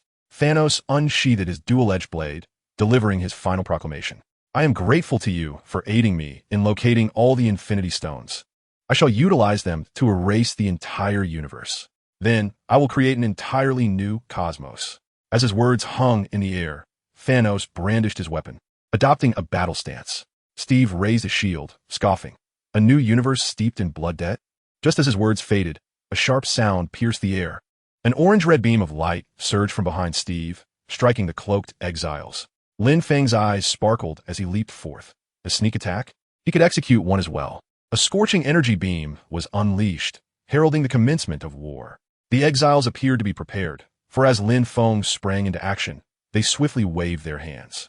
A black, disc-shaped shield materialized before them, and the energy beam caused them to stagger backward.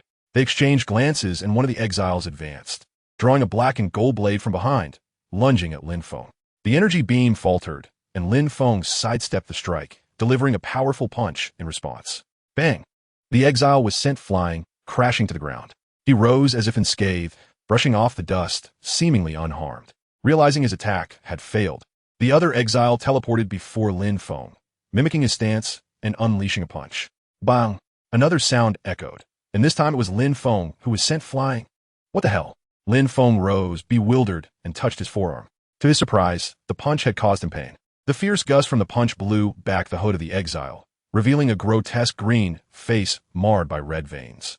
Unperturbed by the exposure, the figure in the black robe ripped off the tattered garment, beneath which lay a dilapidated blue and red superhero suit. Lin Feng's pupils constricted at the sight. This appearance? The day of destruction. No wonder the system claimed the Infinity Stones were ineffective against the powers of the Marvel Universe in a confrontation with the DC Universe. Such a notion seemed implausible.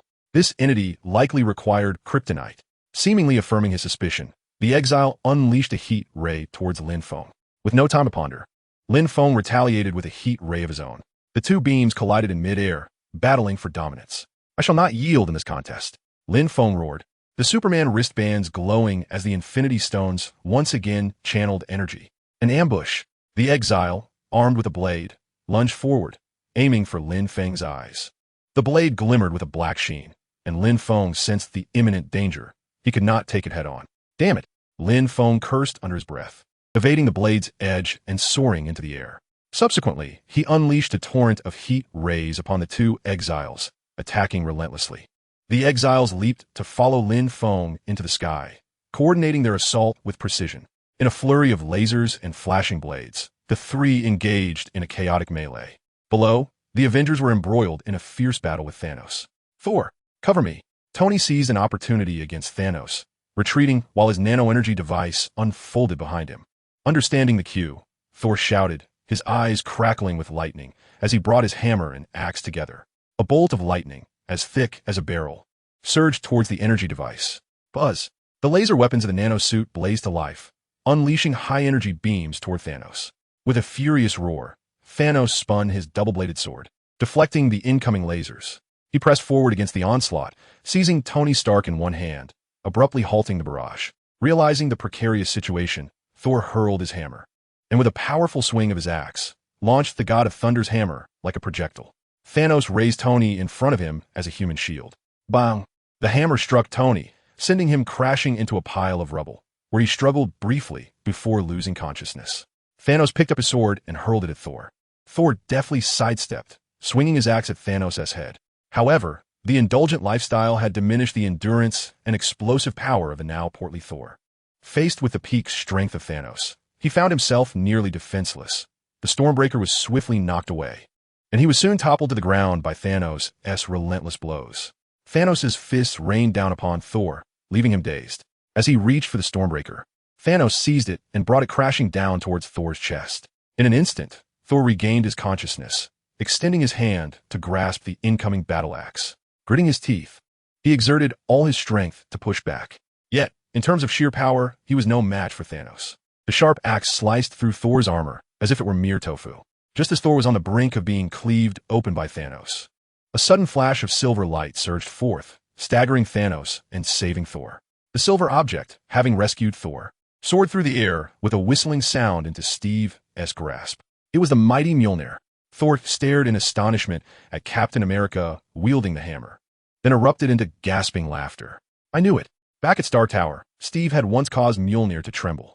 At that moment, Thor had suspected that Steve could indeed lift the hammer, but feigned inability to avoid overshadowing his own glory. His face had turned pale then, yet now, seeing Steve wield Mjolnir filled Thor's heart with immense joy. Thanos, with a dark scowl, kicked the laughing Thor's side. You know it, he bellowed. Seizing his double-edged sword, Thanos charged at Steve. Chapter 66, By Time? A barrage of firepower. Above in the skies, Lin Feng maneuvered like a kite, with 2 exiles in tow.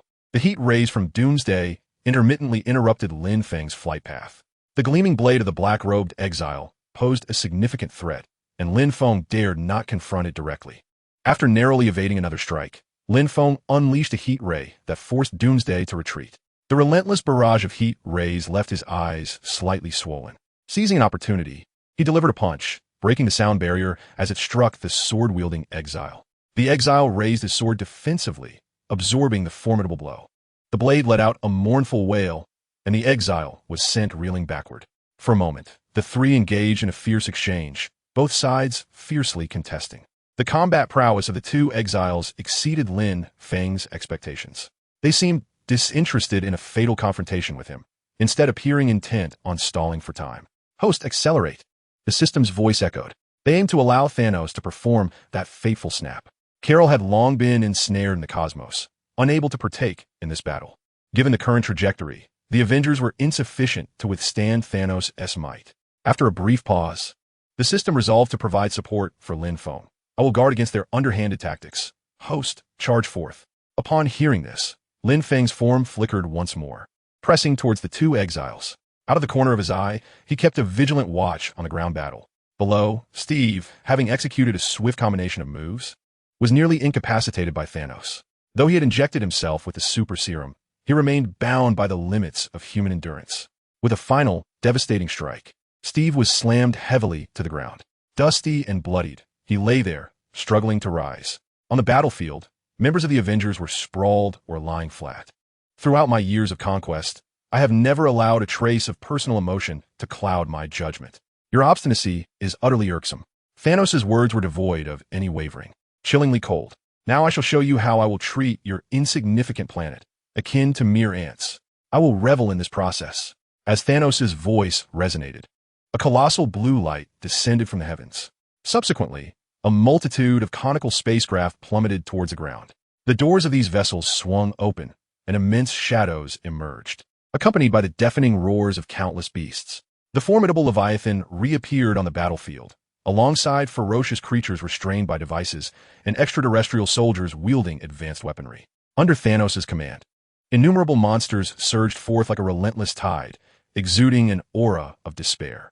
His loyal minions, including Ebony Maw, Proxima Midnight, and General Corvus Glaive, also stepped out from the luminous curtain. The army of Thanos had assembled on Earth. In this moment, Earth faced an unprecedented calamity for the second time. The Avengers found themselves isolated and helpless against an overwhelming tide of foes. At this instant, Steve gasped for breath, prepared to sacrifice his life. Just as he believed that Earth had reached its end, a familiar yet foreign voice suddenly echoed beside him. "Captain, Captain, do you hear me? Captain, it's Sam. To your left."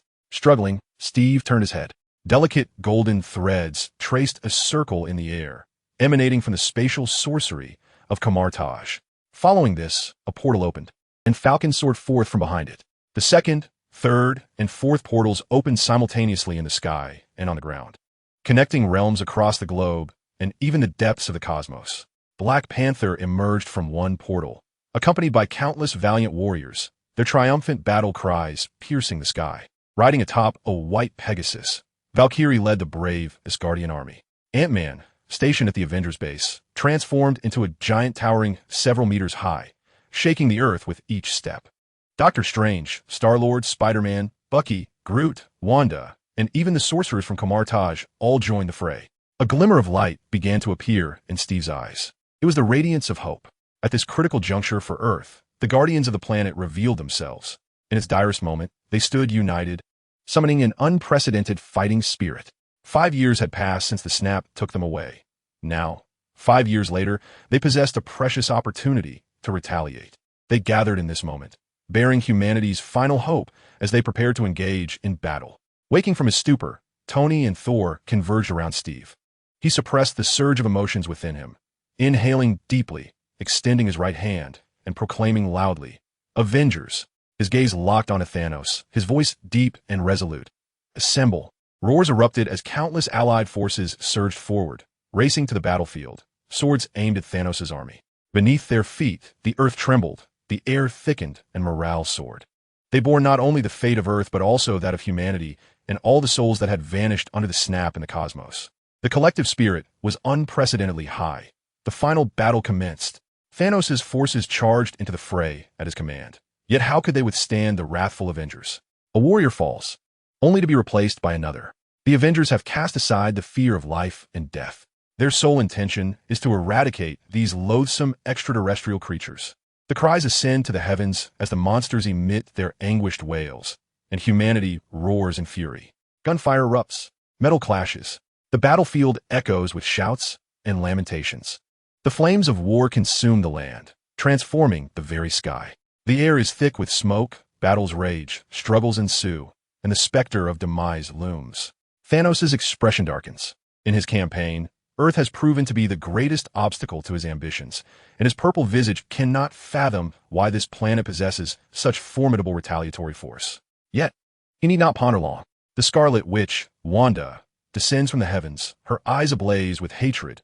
Old grievances and new animosities entwine around her, as chaotic, magical crimson energy swells. "You have taken everything from me." Thanos furrows his brow, perplexed yet resolute. "I do not even know you." Wanda's fury escalates, and she bellows, "You will." No sooner has she spoken than chaotic magic erupts. Scarlet energy whirls, lifting debris from the battlefield and ancient walls, hurtling towards Thanos. He raises his massive blade to block the onslaught, countering with a strike aimed at Wanda. Wanda does not flinch. The sanguine energy envelopes the blade, and with a fierce tug, she rends the weapon, more resilient than vibranium, into countless fragments that scatter to the ground. In Thanos' astonished gaze, Wanda thrusts upward, ensnaring him in crimson energy and lifting him into the air. Filled with wrath, she unleashes her chaotic magic, stripping away layer after layer of golden armor. Without the protection of his armor, Thanos stands exposed beneath the spell. He feels a tremendous force pulling at his very being, inducing a visceral dread. Enduring the excruciating pain coursing through him, Thanos cannot suppress a roar of agony. "Ebony Maw!" The command resonates. Ebony Maw, momentarily taken aback, swiftly obeys Thanos' order. The Sanctuary 2, hovering high above, readies all weaponry. In the next instant, a barrage of projectiles rains down, mercilessly descending upon the ground. The onslaught spares neither friend nor foe, forming a relentless curtain of fire that bombards the Avengers and the invaders alike. The baptism of cannon fire.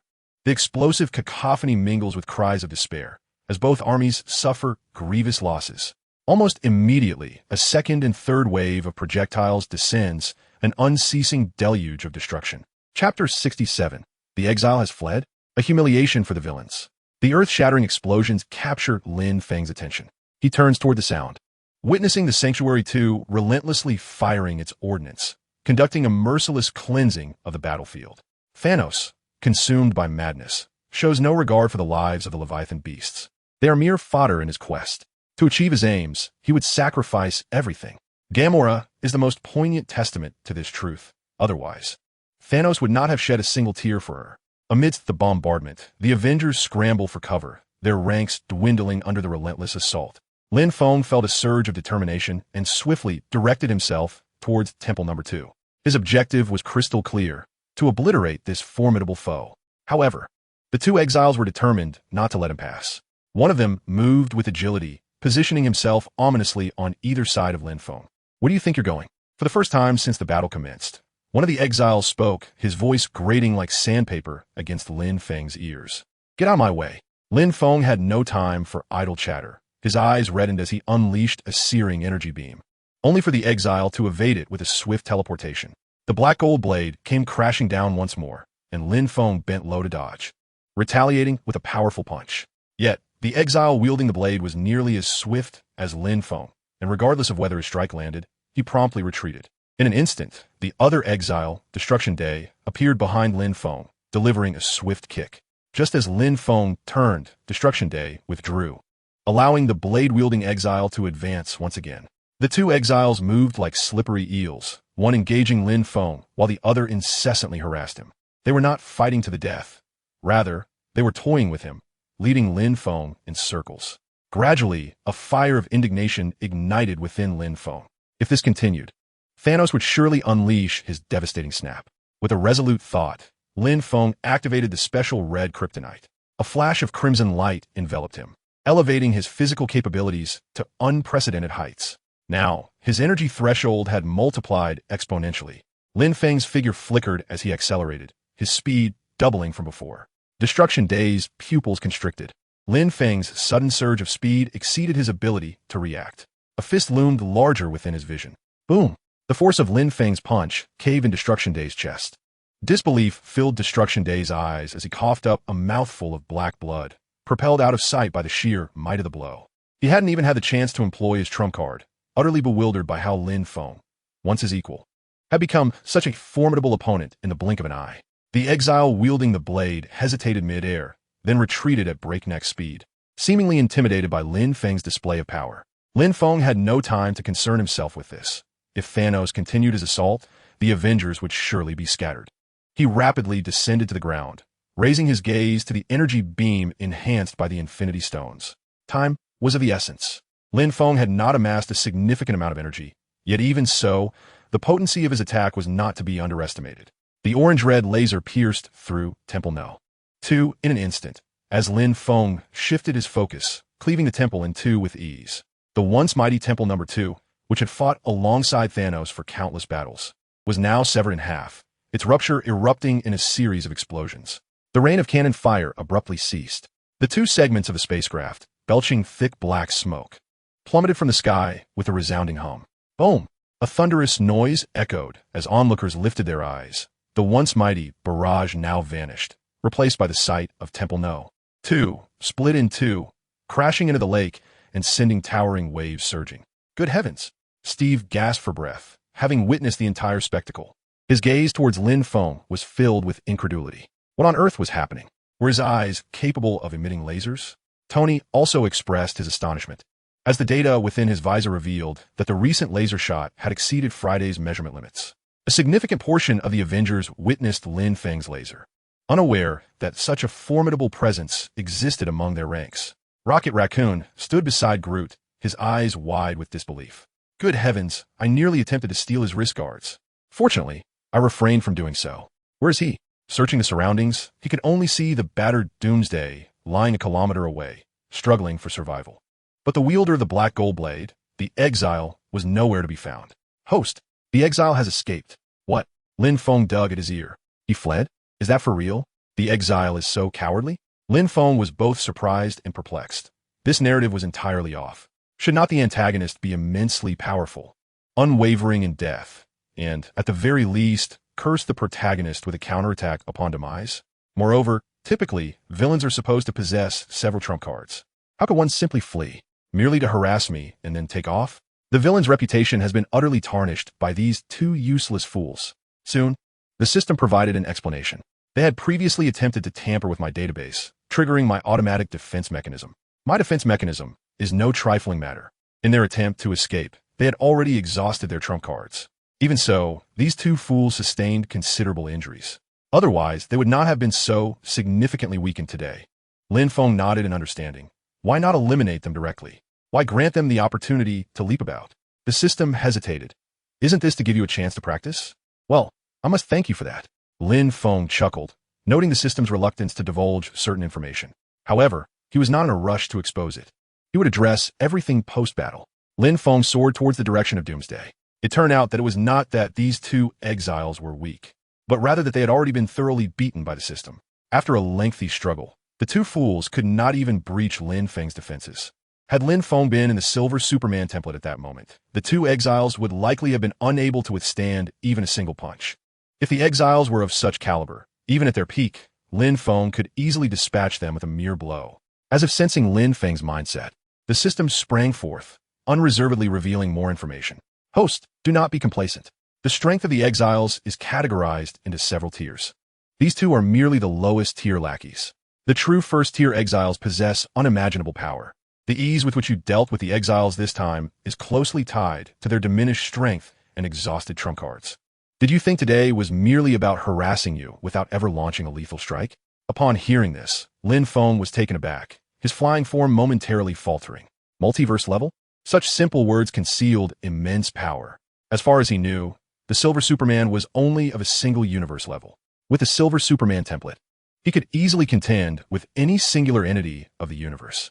Yet, when faced with the multiverse level, such power is as fragile as that of an ant. What if the first sequence were to arrive? Would I not meet my demise? Lin Feng furrowed his brow, feeling an unshakable weight in his heart. The exile is far more troublesome and intricate than he had anticipated. The exile he fought was merely a minion among the masses, which deepened Lin Feng's gloom. Not at all. The first sequence will not take notice of you until the host has grown sufficiently, the system reassured. Why use a butcher's knife to kill a chicken? Do you understand this principle? You must at least reach the mid to late stages of the Silver Superman before the first sequence considers you worthy of attention. The system's analogy, though crude, held truth. Lin Feng's expression darkened. Am I merely a chicken? It's just a metaphor. The host has a long journey ahead. Nevertheless, the host need not worry. Within this mission's rewards, opportunities suited to your growth will arise. Seize them and mature swiftly. The system's words left Lin Feng with an unsettling feeling, as though he were ensnared in a vast web of trouble. It seemed a colossal entity had revealed a corner of its veil.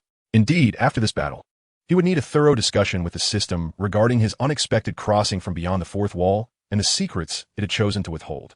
Beyond the blue star, the exile wielding a blade silently hovered in the cosmos, observing the battlefield of the final confrontation. After a prolonged silence, he pressed his hand to his chest and coughed twice. That damned system had left him with injuries that had yet to heal completely. He activated his communicator and composed a message to send out. Chapter 68, Doomsday? A mere imitation of Superman, perhaps. Lin Feng flew to the place where Doomsday had fallen, and it was clear that Doomsday was exhaling more than inhaling. Gasping heavily, the malevolent glare he cast upon Lin Feng was palpable. Lin Feng shook his head in amusement, retrieving a pendant-like object from his person and hurling it skyward. The heat vision, akin to the Infinity Stones, was unleashed. He had no intention of allowing Doomsday any final words. The system had already divulged the exile's true nature to Lin Feng. The pendant-like object had also been discovered under the system's guidance. It served as a spatial tool for the exile to store items. Lin Feng tucked it away, intending to examine its contents after the battle concluded for any valuable treasures. After enduring the heat vision for several seconds, Doomsday's form disintegrated, leaving no trace behind. So weak that even a dog would shake its head in disbelief. Lin Feng mused that Doomsday bore only a superficial resemblance to his namesake, his physical prowess. The ability to revive while immune to the damage from his previous death, and so forth were all conspicuously absent. He should not be called Doomsday. Imitation Superman would be more fitting. His weakness was almost comically dramatic. Lin Feng found that he could vanquish him without even resorting to kryptonite. Yet, This also elucidated Doomsday's motive for coveting his Silver Superman template. It was likely one of his aims was to transform himself into the true Doomsday. On the battlefield, amidst the relentless barrage of artillery, the Avengers base ultimately succumbed to destruction, reduced to a mere wasteland by the Inferno. Emerging from the ruins was Nebula, brandishing the Infinity Gauntlet. As she approached Thanos, "Father, I have brought you the Infinity Stones." Nebula reverently presented the gauntlet, which she had cunningly acquired from Hawkeye amidst the chaos. Thanos, somewhat taken aback, accepted the gauntlet and nodded in satisfaction. "Well done." His words sent a thrilling shiver down Nebula's spine. In her memory, this was perhaps the first time Thanos had praised her. In that moment, she felt she had surpassed Gamora, successfully proving her worth to her father. While Nebula reveled in her triumph, the hearts of the Avengers sank with dread. Had Nebula betrayed them? Before they could ponder this unsettling thought further, another Nebula emerged from the debris, accompanied by a grim-faced Hawkeye and Gamora. Two Nebulas. Damn it. Tony cursed vehemently. Steve muttered under his breath, "You toy with time, and time will toy with you." This Nebula had traversed through time alongside Thanos from the past. However, there was no time to dwell on this revelation. Witnessing Thanos wielding the Infinity Gauntlet, the situation had turned perilously dire. He must not snap his fingers. With a fierce yell, Steve surged forward, launching himself at Thanos.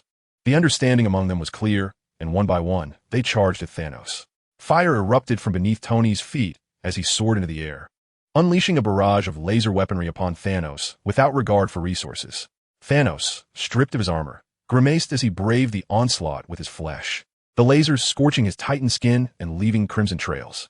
Hawkeye loosed arrow after arrow, relentlessly targeting the Infinity Gauntlet in Thanos' grasp, each arrow detonating upon impact.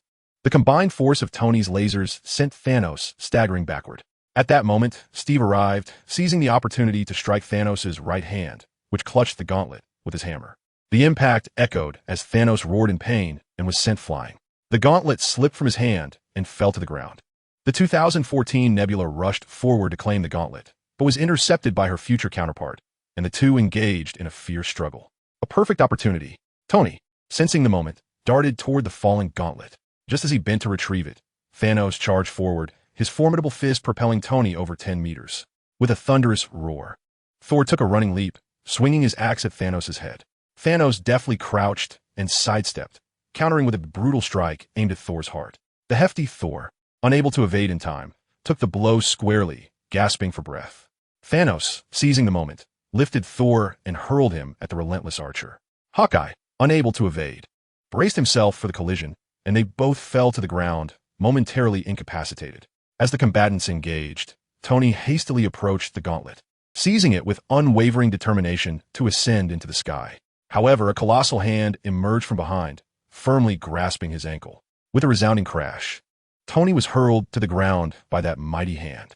Struggling to amplify the thruster's energy, he realized it was already too late. Thanos relentlessly slammed Tony against the earth, and had it not been for the nanotech suit he donned, Tony might have been gravely injured. Observing the Iron Man in his grasp rendered unresponsive. Seemingly dazed from the blows, Thanos resolved to use him as a projectile, launching him towards Steve. The assembled heroes exerted every ounce of strength in their assault, yet they found themselves utterly outmatched by the Titan's formidable might. This Thanos, hailing from 2014, was far removed from the weary figure they had encountered 5 years prior. He was younger, stronger, and their efforts were in vain. After dispatching several bothersome adversaries, Thanos swiftly retrieved the gauntlet and donned it upon his right hand without hesitation. A thunderous roar erupted as the 6 Infinity Stones unleashed a torrent of energy, coursing through Thanos' veins and wreaking havoc upon his Titan form, forcing forth agonizing cries. It felt as though his entire being was ensnared by tightening, lightning-like bonds. However, compared to the monumental endeavor he was on the brink of achieving, this torment was trivial. He could endure far greater suffering. Following a moment of explosive energy, Thanos gradually acclimated to the power of the Infinity Stones. As the pain subsided slightly, a faint smile graced his face. He regarded the Avengers, charging at him for one last assault, and shook his head, for it was already too late. With the gauntlet-clad right hand, his thumb and middle finger slowly came together. No. In Steve's eyes, filled with despair as he continued his charge, his mind turned blank. I am destiny. Thanos gritted his teeth, uttering those words as he twisted his fingers with force. Just before the fateful snap resonated, An orange-red beam of light, infused with boundless energy, struck accurately towards Thanos' right hand. The searing radiance, even from a distance of several meters, emanated an intense heat. The onlookers' expressions shifted from bewilderment to horror. The orange-red laser enveloped Thanos' entire palm, and when the light dissipated, his entire right hand vanished without a trace. With a roar, Thanos momentarily froze, only to be overwhelmed by excruciating pain surging through his right arm, unable to suppress a cry of agony. In disbelief, he gazed at his right arm. His hand, along with his forearm, had completely vanished under the laser's might. The skin near his forearm had charred, emitting wisps of smoke. The mechanical gauntlet housing the Infinity Stones had been entirely vaporized, leaving only the stones to tumble to the ground. Clutching his arm, Thanos glared in the direction from whence the laser had come. It was Lin Feng, under the watchful eyes of the others. He approached the battlefield with a measured pace, his eyes still shimmering with an orange glow, radiating an unsettling brilliance. The red kryptonite had augmented his physical form, enabling him to harness even greater energy from the stones. The recently unleashed beam of radiant energy, had it been directed at Earth, would have penetrated it in an instant. However, the price Lin Feng paid was excruciating pain in his eyes, causing tears to flow uncontrollably. As Lin Feng slowly approached, Thanos' gaze flickered with desperation. Ignoring the agony in his injured right arm, he attempted to grasp the gemstones scattered on the ground with his remaining left hand. Yet, all efforts became futile with the disappearance of the gauntlet. Without it, even if he were to acquire the Infinity Stones, what purpose would it serve? He could no longer snap his fingers. Bang! Lin Feng surged forward, delivering a powerful punch that sent Thanos hurtling away. Bending down, he retrieved the fallen Infinity Stones. And at last, the glow in his eyes faded. Chapter 69. The endgame concludes. Natasha's soul. Your intentions were noble. Lin Feng sighed. Yet, your methods and aspirations are excessively radical. There are countless ways to alleviate the dire consequences of overpopulation, yet you chose the most extreme approach, which is destined for failure. Thanos struggled to rise from the ground, failing to recognize Lin Feng. The memories of Nebula did not include him. I must do this for the advancement of the universe. I have witnessed too much hunger, suffering, struggle, and war, Thanos declared, his voice weak yet resolute. Only by eradicating half of all life can the remaining half thrive. Lin Feng scoffed and shook his head. Indeed, Thanos had waged war across countless planets, and by eliminating half of all beings, he had temporarily achieved prosperity for the other half. His rationale was deeply intertwined with his experiences on his home planet. If given the opportunity, I would send you to the ancient East to learn. Perhaps their approach to population control might broaden your perspective. But now, Thanos, you must face the consequences of your actions. Lin Feng lamented, his gaze sweeping across the battlefield. This war was ignited by Thanos. As he spoke, Lin Feng meticulously placed each Infinity Stone into the Superman gauntlet. One by one, the 6 stones fused, transforming the gauntlet into a kaleidoscope of colors, somewhat garish. A tremendous surge of energy began to flow into Lin Feng's being. Unlike Thanos, who was burdened by the red kryptonite's enhancement, Lin Feng, under the dual constraint of the Superman gauntlet, felt only a mild discomfort, fully capable of enduring it. This contrasted sharply with his previous use of the Infinity Stones to amplify the radiant energy, which required absorption of the energy into his body. However, to snap his fingers, Lin Feng did not need to internalize the energy. Thanos silently observed Lin Feng, recognizing the tide had turned.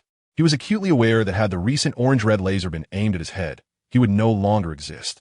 He had never encountered such power, and his so-called black-robed allies had likely met their demise at Lin Feng's hands. His ambitions lay shattered once more. At this moment, an unprecedented tranquility enveloped him as he observed Lin Feng placing the Infinity Stones into a wrist gauntlet. Who exactly are you? Thanos' lips moved for a while, ultimately driven by a desire to ascertain Lin Feng's identity. Lin Feng raised his left hand adorned with the Superman gauntlet, the 6 Infinity Stones harmoniously resonating, emitting a radiant glow. Me? Lin Feng met Thanos' gaze with calmness. I am Lin Feng. With a snap of his fingers, an invisible energy radiated outward once more. The Thanos army, engaged in battle with the Avengers, momentarily halted, their expressions gradually morphing into confusion. An inexplicable sensation arose within them, as if their bodies no longer belonged to them. In the next instant, they transformed into dust and particles, drifting away with the wind, vanishing from existence. An inexpressible atmosphere enveloped the hearts of all present. The The sudden upheaval left the Avengers bewildered, uncertain of what had transpired. Thanos cast his gaze over the battlefield, helplessly surveying the scene. One by one, his subordinates were reduced to mere particles, dissipating into the air. Thanos felt a sense of loss, confusion, and an ineffable sadness mixed with tranquility. Resigned to his fate, he stumbled 2 steps before despondently sitting upon a stone, struggling to lift his head. He seemed to find it difficult to breathe. Ultimately, he quietly closed his eyes, and the Titan, Thanos, began to fade away under the weight of that snap. He and his entire legion vanished, reminiscent of the previous 5 years when half of all life was left in disarray after a similar snap. Silence. In the blink of an eye, the battlefield that had been filled with the clamor of battle fell into an eerie stillness. Only the sounds of crumbling ruins and flames persisted. The Avengers, finally coming to their senses, embraced one another in tears, united regardless of race or region, expressing their joy. This time, they had successfully safeguarded the universe from Thanos' grasp. An indescribable elation, relief, and sense of accomplishment lingered in the air, refusing to dissipate. Lin Feng gazed pensively at Thanos' disappearance, letting out a sigh. He had not spoken falsely. Thanos' intentions were noble, yet his actions and objectives were overly radical, to the point of ensuring his failure. He spotted Tony and couldn't help but smile. "Tony Stark, I executed that snap on your behalf." Tony, cradling Pepper in his arms, turned to Steve and asked, "Why is he looking at me like that?" Steve, covered in dirt, managed a smile and replied, "Who knows?" Afterward, he limped toward Lin Feng. "Where are you going, old man?" Tony called out from behind. Tony shrugged, glancing down at Pepper, who simply smiled enigmatically at him. "All right." Tony rolled his eyes, hesitating for a moment before also making his way to Lin Feng. The endgame concluded with Lin Feng's snap. Countless families wept joyously, their tears mingling with delight. Blue Planet, much like 5 years prior, became bustling once again. Beside the monument in the square, several statues of the Avengers have been erected, including one of Lin Feng himself. Although none are familiar with this dark-haired, dark-eyed, superhero clad in black attire, everyone is acutely aware that their reunion is made possible by these very Avengers. The abandoned school, the halted factories, and the stranded vessels have all been cleared and repurposed by the people. Moreover, since it was Lin Feng who snapped his fingers rather than Tony Stark, what was originally intended to be a funeral for Stark has transformed into a celebration of victory. However, before the festivities commence, there remains one task to fulfill. By the lakeside, workers are clearing the remnants of the Avengers base. The Avengers gather within the dilapidated gazebo. Bruce Banner, Steve Rogers, Tony Stark, Clint Barton, Thor Odinson, and Scott Lang. They stand solemnly behind Lin Feng, their expressions grave and contemplative. Lin Feng turns, allowing his gaze to sweep over them. Taking a deep breath, as if preparing for something significant, he nods slightly. Once more, Lin Feng turns away, inhaling deeply and closing his eyes. The 6 infinity stones embedded in his wrist begin to glow softly. Under the eager gaze of Stark and the others, Lin Feng raises his left hand, replicating the iconic snap from the battlefield 2 days prior. With a tranquil mind, and with the system's assistance, he begins to communicate inwardly. "Soul Stone, I am aware of your consciousness." Indeed, Lin Feng is communicating with the Soul Stone. The Infinity Stones possess their own awareness, and through the system's connection, Lin Feng can convey information between them. After a prolonged silence, a wave of rejection emanates from the stone. Undeterred, Lin Feng speaks again. The wave of rejection intensifies, laced with a hint of disdain. "Do not doubt my words. I grant you 1 minute to contemplate. After that, I shall snap my fingers." When gentle persuasion proves futile, Lin Feng adopts a stern demeanor, confident that the Soul Stone will make the right choice. The wait feels interminable. Tony, nervously biting his thumbnail, turns to Steve and whispers, "Why is there no response?" Though his voice is low, everyone hears, and their eyes fixate on Tony. Steve furrows his brow and shakes his head at Tony, signaling him to remain quiet. Feeling the weight of their collective gaze, Tony raises his hands in surrender. Attention shifts back to Lin Feng. After a tense negotiation, the Soul Stone reluctantly conveys a sense of acquiescence. Lin Feng receives this message, exhales in relief, and a smile graces his lips.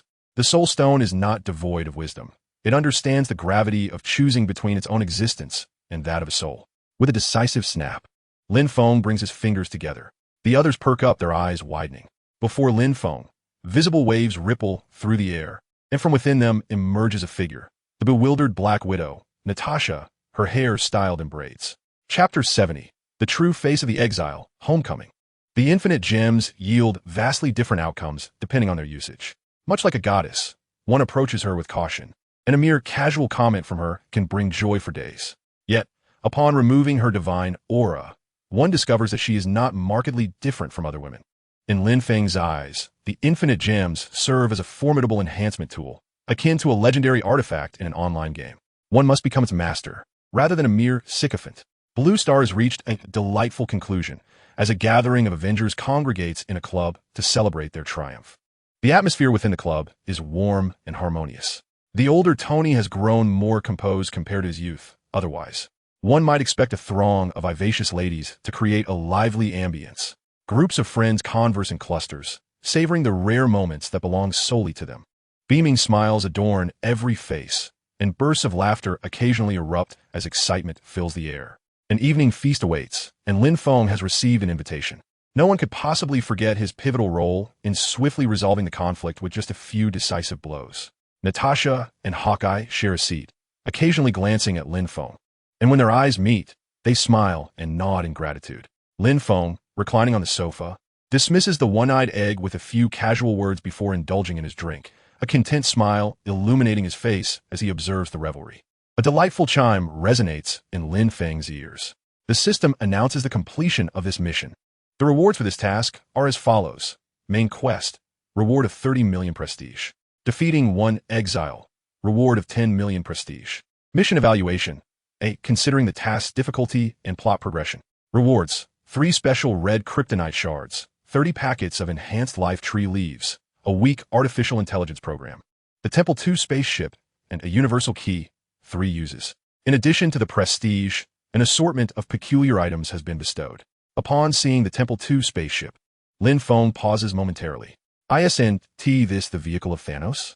It vanished with a mere snap of his fingers. What purpose does it serve him?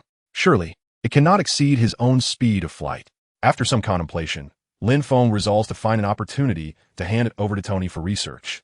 Perhaps there is technology within that could prove useful.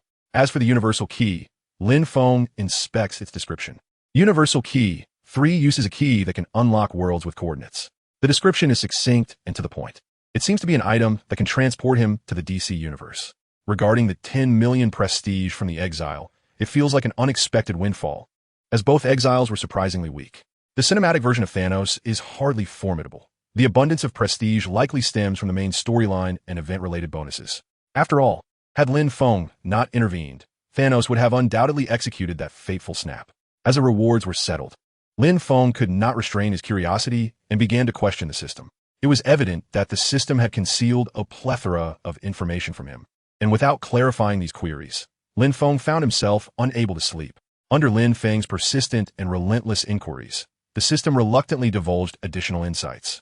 The reason the exiles had fixated on the system was that only by completely stripping the system of its authority and functions could it vanish entirely. The exiles had consistently engaged in similar endeavors, gathering all the powers and functions of systems opposed to them. The 2 underlings dispatched, this time, mistakenly believed that Lin Feng's Kryptonian bloodline system was merely an ordinary system, unaware that it was, in fact, the most formidable one. Wait a minute, Lin Feng abruptly interjected. You claim to be the strongest system, yet you can't even defeat a single exile? What are you rambling about? I failed to see any evidence of your prowess. He leaned back, incredulity etched upon his face. And you boast of having the most resources? The system shop is filled with trifles. The only item that left a lasting impression on me was that so-called Black Widow lingerie. Lin Feng's gaze brimmed with disdain and contempt. The system felt a twinge of embarrassment. I assure you, I speak the truth. Think, host, if I were not the strongest, how could I have granted you a superhuman template from the very beginning? The system's words momentarily stunned Lin Feng. Indeed, he had observed that in the novels he read, hosts typically developed their abilities gradually, yet he had been endowed with extraordinary potential from the outset. As for the meager offerings in the system shop, it was merely that you had not examined them thoroughly. Many items provided minimal enhancement to your superhuman template. The system had selectively placed all superhuman-related items at the forefront. With a sardonic chuckle, Lin Feng retorted, and how does that Black Widow lingerie relate to superhumans? Must you incessantly bring that up? The system deftly shifted the topic. Regarding the exiles, I am indeed unable to intervene directly. If I were to act, my true data will be detected by the first tier. Immensely powerful exiles. Currently, you are not a match for them. Thus I cannot take action. Utilizing automatic defenses is a reluctant necessity, but allows me to evade their scrutiny. Should a high-ranking exile discover me, both you and I would be doomed. What you need now, above all, is to swiftly enhance your own strength.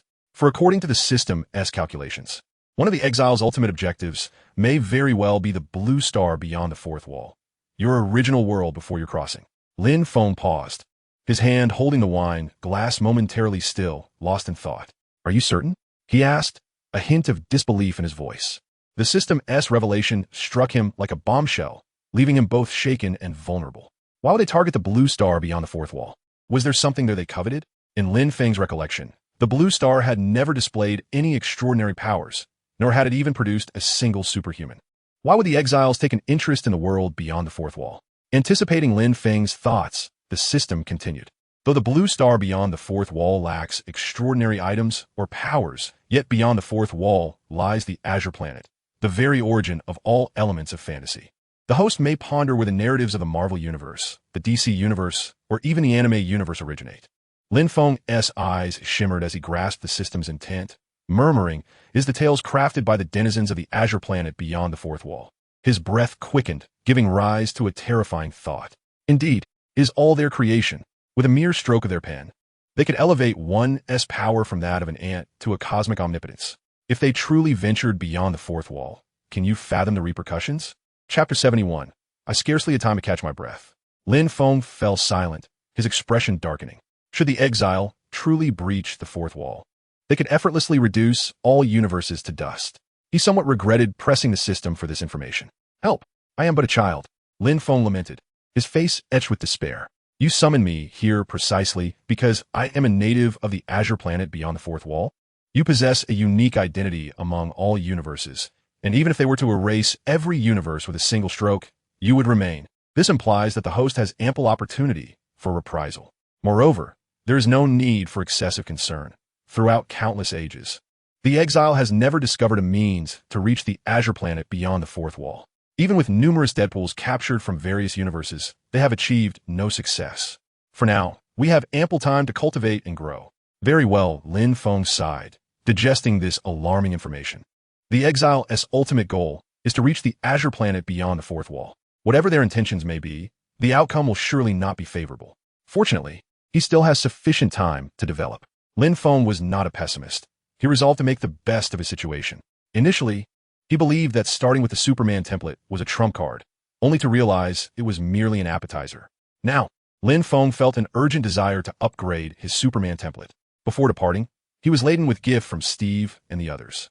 Feeling a bit awkward, Lin Feng produced the enhanced life leaves gifted by the system, distributing one to each person. This item was a potent version of the tea leaves Lin Feng had previously given to Gu Yi, boasting even greater effects. With remarkable healing properties, it could remedy all known ailments. Furthermore, it revitalizes human cells, ensuring that as long as one draws breath, revival is virtually guaranteed. The group, astonished, accepted the leaves without hesitation, completely unreserved in their gratitude. The allure of this gift was simply too compelling. According to Lin Feng, it could even restore youth. No one could refuse it. Notably, before leaving, Lin Feng requested a Mark 85 nanotech suit from Tony. Initially reluctant, Tony ultimately relented upon seeing the enhanced life leaves in his hands, sighing as he crafted one. However, he cautioned Lin Feng not to present it to the Tony Stark of the past, as it could trigger unpredictable butterfly effects. With a beaming smile, Lin Feng nodded in agreement, yet his thoughts were elsewhere. He had traversed from beyond the fourth wall.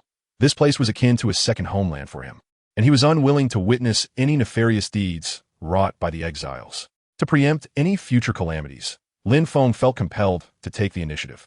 He aspired to arm all the superheroes on Earth, ensuring that each could possess the strength to rend Thanos asunder. An imperfect plan began to form in Lin Feng's mind. After bidding farewell to the others, he departed the parallel universe in a flash of light. Ah, the universe from which he had traversed. How splendid! The familiar vastness of outer space. System, Lin Feng called out. Where have you dispatched the Silver Superman template? The system sprang forth. To a planet teeming with life. I possess its coordinates. Shall the host retrieve it now? Not just yet, he replied. It has been 2 months since I departed. Susan and the others must be concerned. If I were to evolve into the Silver Superman now, it would still require another 2 months. Without informing Susan, she would undoubtedly worry. Furthermore, Lin Feng had not rested during these 2 months. His mind needed a respite. After all, the system had assured him that even if someone were to stumble upon it, it would be of no use to anyone but him. Having made his decision, Lin Feng soared towards Earth. At that moment, in the city of New York, the night was at its zenith. Lin Feng descended silently, landing within his own villa. The house was brightly lit as he retrieved his keys and approached the front door. Inside, Susan sat before her computer screen, a frown etched upon her face. The screen displayed a news report. Tony Stark was attacked today by an unknown force. His villa on Malibu Street was ravaged by helicopter gunfire. To this date, Tony Stark's whereabouts remain unknown, with evidence suggesting that Iron Man Tony Stark may have perished. This news had been released in the afternoon, coinciding with the assault on Tony's villa. Susan, aware that Tony was one of Lin Feng's few friends, felt that if Tony had indeed passed, Lin Feng would be profoundly affected. However, Lin Feng had vanished, and she couldn't reach him. Hesitantly, she touched the wristband Lin Feng had gifted her. Perhaps she could be of assistance? Suddenly, the sound of the door opening interrupted Susan's thoughts. Her heart fluttered as she lifted her gaze. It was Lin Feng. They say absence makes the heart grow fonder. Having been apart for 2 months, both longed for each other dearly. With no time to express their mutual feelings of longing, Susan hastily greeted Lin Feng and pulled him toward the sofa. Lin, something has happened to Tony, she exclaimed as she brought her laptop closer to show him. Lin Feng paused, startled. Something has happened to Tony? He quickly scanned the news, absorbing the information at an astonishing pace. Ultimately, every major outlet reported uncertainty regarding Tony Stark's fate. His status remained a mystery. Lin Feng understood all too well. This was the plot of Iron Man 3. Goodness, he thought to himself, it is indeed Tony, publicly boasting about the so-called masterman, and even revealing the address of his villa. Truly, does high artistry breed audacity? Lin Feng could not help but chuckle, but soon he pondered whether Tony might, like in the original narrative, succumb to anxiety. Susan gazed at Lin Feng in astonishment. Lin, why are you laughing? Could it be that Lin Feng had lost his mind after stepping outside? His dear friend was in danger, yet here he was laughing out loud? Lin Feng waved his hand dismissively. Relax, relax. Tony is fine. He is still alive. Do you know? Susan paused for a moment, then nodded thoughtfully. Lin Feng possessed super sight and super hearing, of which he was aware. When she first learned of his ability to see through things, her face flushed with embarrassment. Lin Feng nodded. Yes, I know. He recalled the Mark 85 armor in his space, and a notion began to form within him. However, Susan understood the importance of the matter at hand and did not impede him. Chapter 72. Tony Stark's Anxiety. Late at night, on a desolate road, a black Audi sped along before suddenly halting at the roadside. Tony gripped the steering wheel, feeling an inexplicable palpitations, breathing heavily and uncontrollably. Is there an issue with the power supply? Tony's emotions surged. This is my armor. I cannot. Oh heavens, not again. Tony threw open the car door and collapsed onto the ground. This was not the first time he had experienced such symptoms. Upon discovering that his armor was inoperable, a wave of panic would invariably wash over him. Anxiety neurosis, commonly referred to as anxiety. This affliction had manifested since the battle against the Chitauri. The looming unknown threats left Tony perpetually devoid of a sense of security. The slightest hint of trouble, or even the mere mention of the Chitauri or the Mandarin, would trigger an episode. Now, he was en route to Miami to confront the Mandarin, who had destroyed his villa, only to be informed that the armor might not activate. Panic surged, and Tony felt as if he could not breathe. Tony? A child's voice, Harry, came through the phone. Are you having an episode again? I didn't mention the Mandarin. Tony's eyes widened, his breathing becoming more erratic. Yes, you just said it. You mentioned it when you said you hadn't tea. Okay, Harry replied awkwardly. Oh heavens. Tony gasped, feeling dizzy. What should I do? Take a deep breath. Tony, deep breaths. Harry attempted to guide Tony in alleviating his symptoms. You're a mechanic, right? Harry's voice echoed again. Then why not create something? Those words momentarily stunned Tony, but then an idea sparked within him. Indeed, he called himself a mechanic, skilled in the art of creation. What seemed like an ordinary hardware store could yield an infinite array of weapons, even without his armor. He was not defenseless. Why not craft something to counter the Mandarin?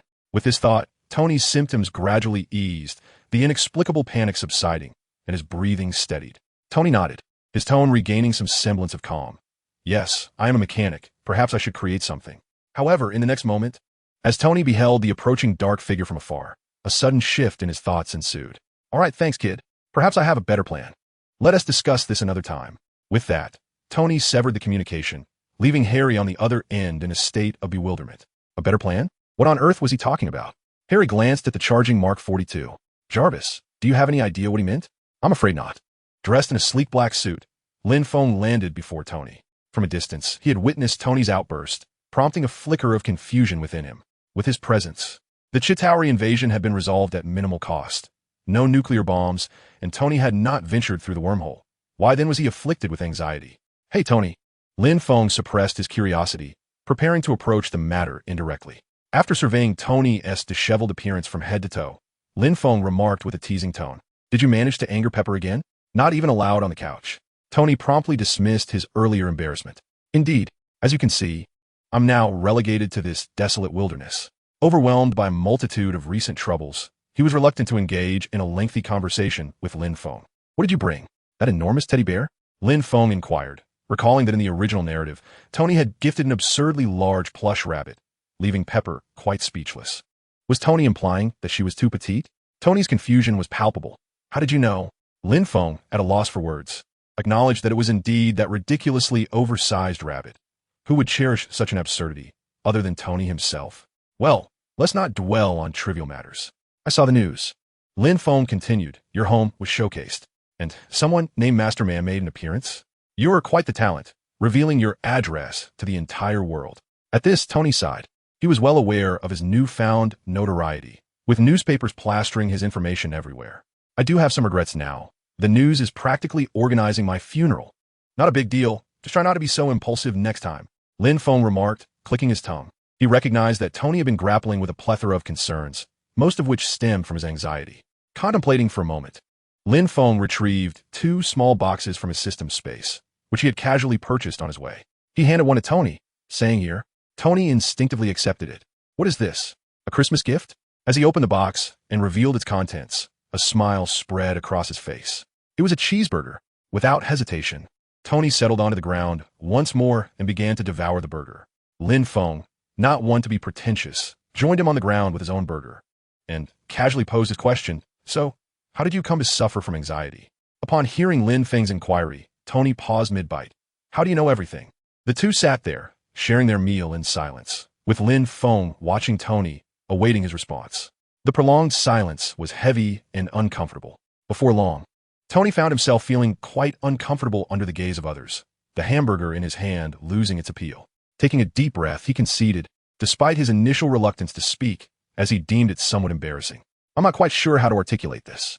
You may not be aware, but during the recent encounter with the twisting waist adversary, the one called Chitauri, Tony gestured vaguely. Although he was loath to admit it, the impression left upon him was indelible. With a complex expression, Tony took a moment to gather his thoughts before continuing. Lin Feng, you understand that I lack your extraordinary strength. I'm uncertain whether my armor can withstand the next invasion. If one day they return and you are not here, what shall we do? There was a hint of reluctance in his admission, a sense of vulnerability that felt somewhat humiliating. I felt a wave of fear wash over me. Upon finishing his statement, Tony exhaled deeply, as if a weight had been lifted from his shoulders. These sentiments had only been shared in fleeting remarks before Pepper, but expressing them to Lin Feng brought a sense of relief. Sharing one's fears with a superhuman friend is not a source of shame. Lin Feng nodded gravely, refraining from mocking Tony. Had Lin Feng not possessed his own formidable powers, he too would have felt apprehensive. After a moment of contemplation, Lin Feng imparted a profound truth. I understand what you're saying. As the saying goes, all fear stems from insufficient firepower. You currently resemble someone afflicted by a fear of inadequate firepower.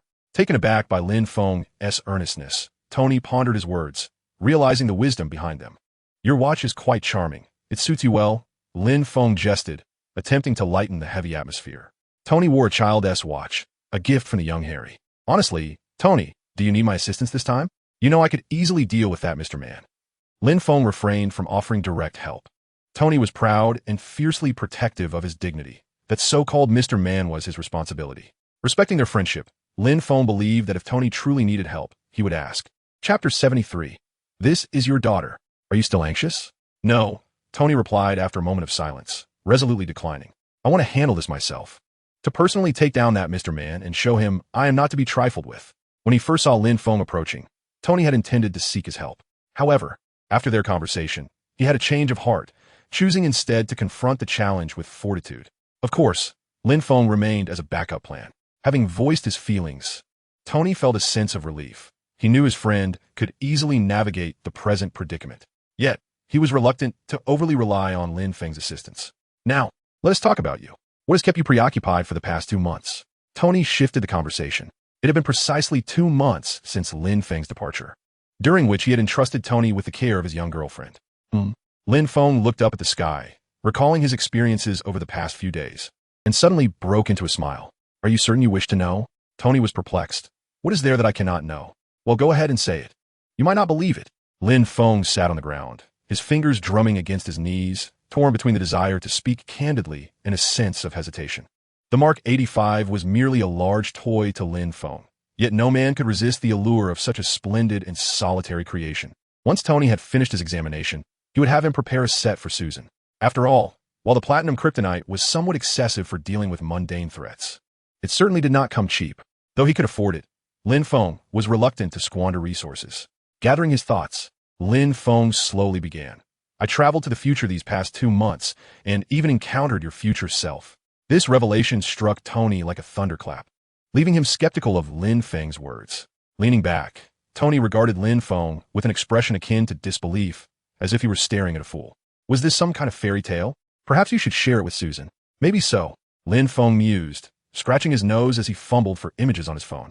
He understood that Tony, being a research enthusiast, would find it difficult to believe without evidence regarding time travel. Take a look at this. You would never guess who she is. Lin Feng retrieved a photograph and handed his phone to Tony. What is this? Tony took the phone and gazed at the screen, illuminated by its glow, revealing a clear image. In the picture, Lin Feng was holding a little girl with brown hair, who cheerfully posed with a peace sign. As Tony scrutinized the photograph, his brow furrowed in confusion. An inexplicable sense of familiarity washed over him concerning this little girl. Shaking his head, he could not comprehend why he felt such a connection. She was merely an ordinary child. Tony remained baffled as to why Lin Feng was showing him this. Is she your illegitimate child? Who is she? Your love child? Tony raised an eyebrow, mercilessly launching his inquiry. Does Susan know? The moment those words escaped his lips, Lin Feng found himself at a loss between amusement and exasperation. Goodness, you may come to regret saying that. This is your daughter. Tony leaned back in tactical disbelief, questioning his own ears, his forehead adorned with a myriad of question marks. My daughter? Tony was at a loss for words, suspecting Lin Feng was retaliating for his earlier remarks. You don't believe me? Lin Feng chuckled at Tony's skepticism. What do you say to that? Tony rolled his eyes, dismissing Lin Feng's fanciful claims. Very well. Lin Feng extended his finger to swipe to the next image, revealing irrefutable evidence that left Tony without a counterargument. The next photo displayed the same little girl, but this time she was cradled in the arms of none other than Tony himself. WTF? Tony's eyes widened in astonishment as he examined the bearded figure in the photograph. Is that me? The Tony Stark in the image appeared older and more composed, a true version of a future self. Observing Lin Feng's earnest nod, Tony inhaled deeply, his expression turning serious as he addressed Lin Feng. Lin, tell me this is a fabricated image. Upon seeing that Tony remained unconvinced, Lin Feng simply shook his head. He continuously swiped his fingers across the screen, revealing a series of images depicting the future before the two of them. Familiar faces of the Avengers emerged, Steve, Natasha, and Hawkeye among others. However, unlike the present, the characters in the photographs bore a more refined demeanor, their cheeks marked by a trace of weariness absent in the current moment. This was indeed you, albeit the version of you from 2023, Lin Feng asserted confidently. I truly ventured into the future of a parallel universe. As Tony gazed at the myriad photographs, he silently screamed in disbelief. He was reluctant to accept it, yet the evidence lay plainly before him. Although the notion of time travel sounded implausible, and even current science was unable to elucidate such phenomena, in Tony's mind, Lin Feng had transcended the boundaries of scientific explanation. His instincts incessantly whispered that all of this was genuine. Staring at the photos, Tony took a deep breath, remaining silent for a moment. Well, this is indeed astonishing. He shifted his gaze to Lin Feng's face, eyes filled with curiosity. Have you shattered the barriers of time? Not quite. It involves many complexities that are rather intricate. Lin Feng was not inclined to elaborate further, for the tale was lengthy. Tony shook his head, aware that Lin Feng had no reason to jest at this juncture. He looked at the photograph of himself, tenderly cradling a little girl. Is this truly my daughter?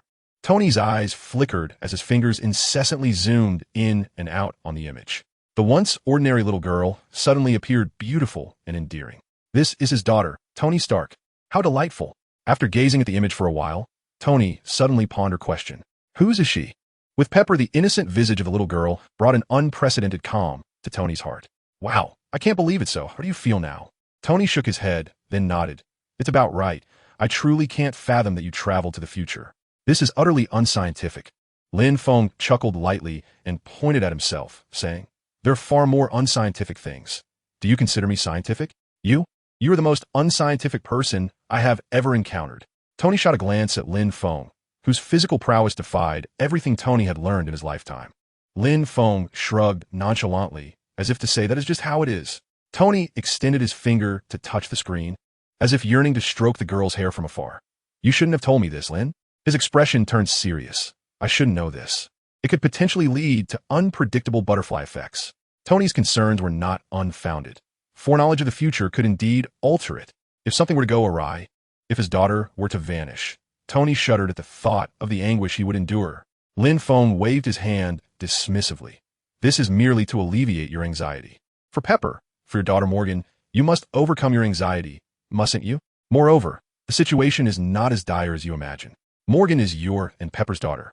No one can alter that reality.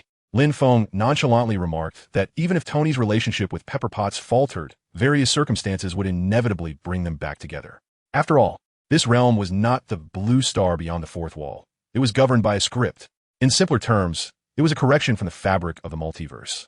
Should any issues arise, Lin Feng could effortlessly utilize the Mind Stone to erase Tony's memories of the future. Her name is Morgan? Little Morgan? Tony momentarily set aside his concerns, curiosity piquing his interest. Indeed, Morgan Stark.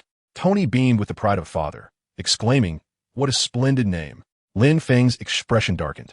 How shameless was he to praise himself? Should one not say, no wonder he is Tony Stark? You can handle that Mandarin on your own. As she withdrew her phone, Tony's eyes widened in protest. Wait, I haven't seen enough. At that moment, Lin Feng produced a triangular, glowing object from her backpack and placed it in Tony's hand. I originally didn't intend to give you this, but it seems your armor is offline. This will alleviate your fear of insufficient firepower. Take it and deal with your Mandarin. Tony instinctively accepted it, perplexed. What is this? It was a rather thin metallic piece, resembling a triangular glowing object akin to his miniature arc reactor.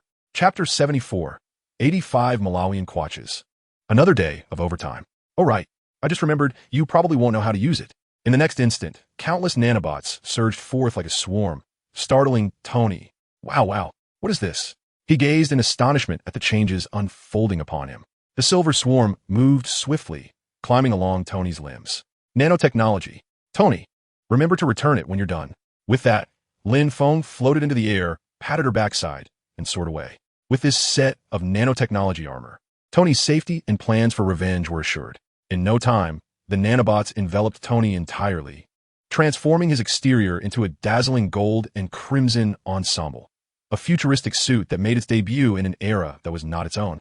The signature gold and red of Iron Man gleamed, and the smoother muscular lines accentuated the harmonious blend of power and technology. With a flick, the exterior lights and the internal helmet illuminated in succession, and streams of data began to scroll as the suit initiated self-diagnostics. Sir, I have successfully connected. Before Tony could respond, a voice emerged from within the suit. Jarvis? Currently assessing suit data, sir. As soon as Jarvis activated, he began loading the suit's data without waiting for Tony's command. Data flowed continuously from the helmet display, and Tony observed his arms, now clad in the suit. The familiar gold and crimson color scheme reflected his personal style. Compared to Tony's current armor, the curves of the arms were noticeably smoother and sturdier. Tony lifted his foot and attempted to take a few steps. The first sensation he experienced was an unparalleled smoothness, lightness, and agility. Just this aspect alone rendered all his previous armors incomparable. Could it be that this suit was crafted by his future self? Tony's gaze flickered, a spark of illumination coursing through his mind as he patiently awaited Jarvis's data analysis. Mere seconds stretched into what felt like an eternity. The self-check concluded swiftly, and Jarvis's voice resonated once more, an utterly astonishing masterpiece.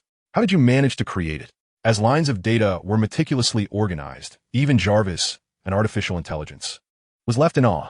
The signature appeared in a familiar line of English, Tony Stark.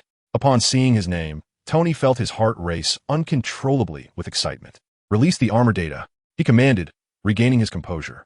At this moment, his curiosity about the suit's capabilities surged. The data was updated, revealing the suit's designation, Mark 85. A realization struck Tony. This designation reaffirmed his thoughts. This suit was indeed crafted by his future self.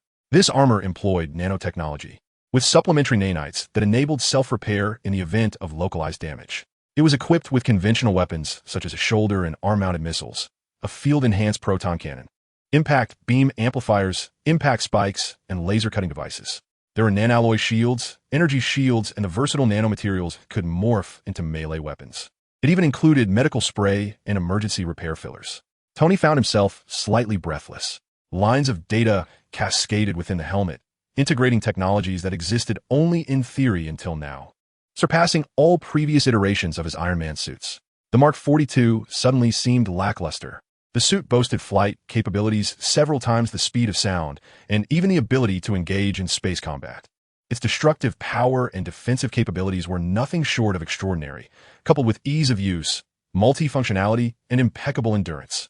Jarvis continued, "The technology it possesses does not belong to the present, sir. I firmly believe this is a device crafted by your future self.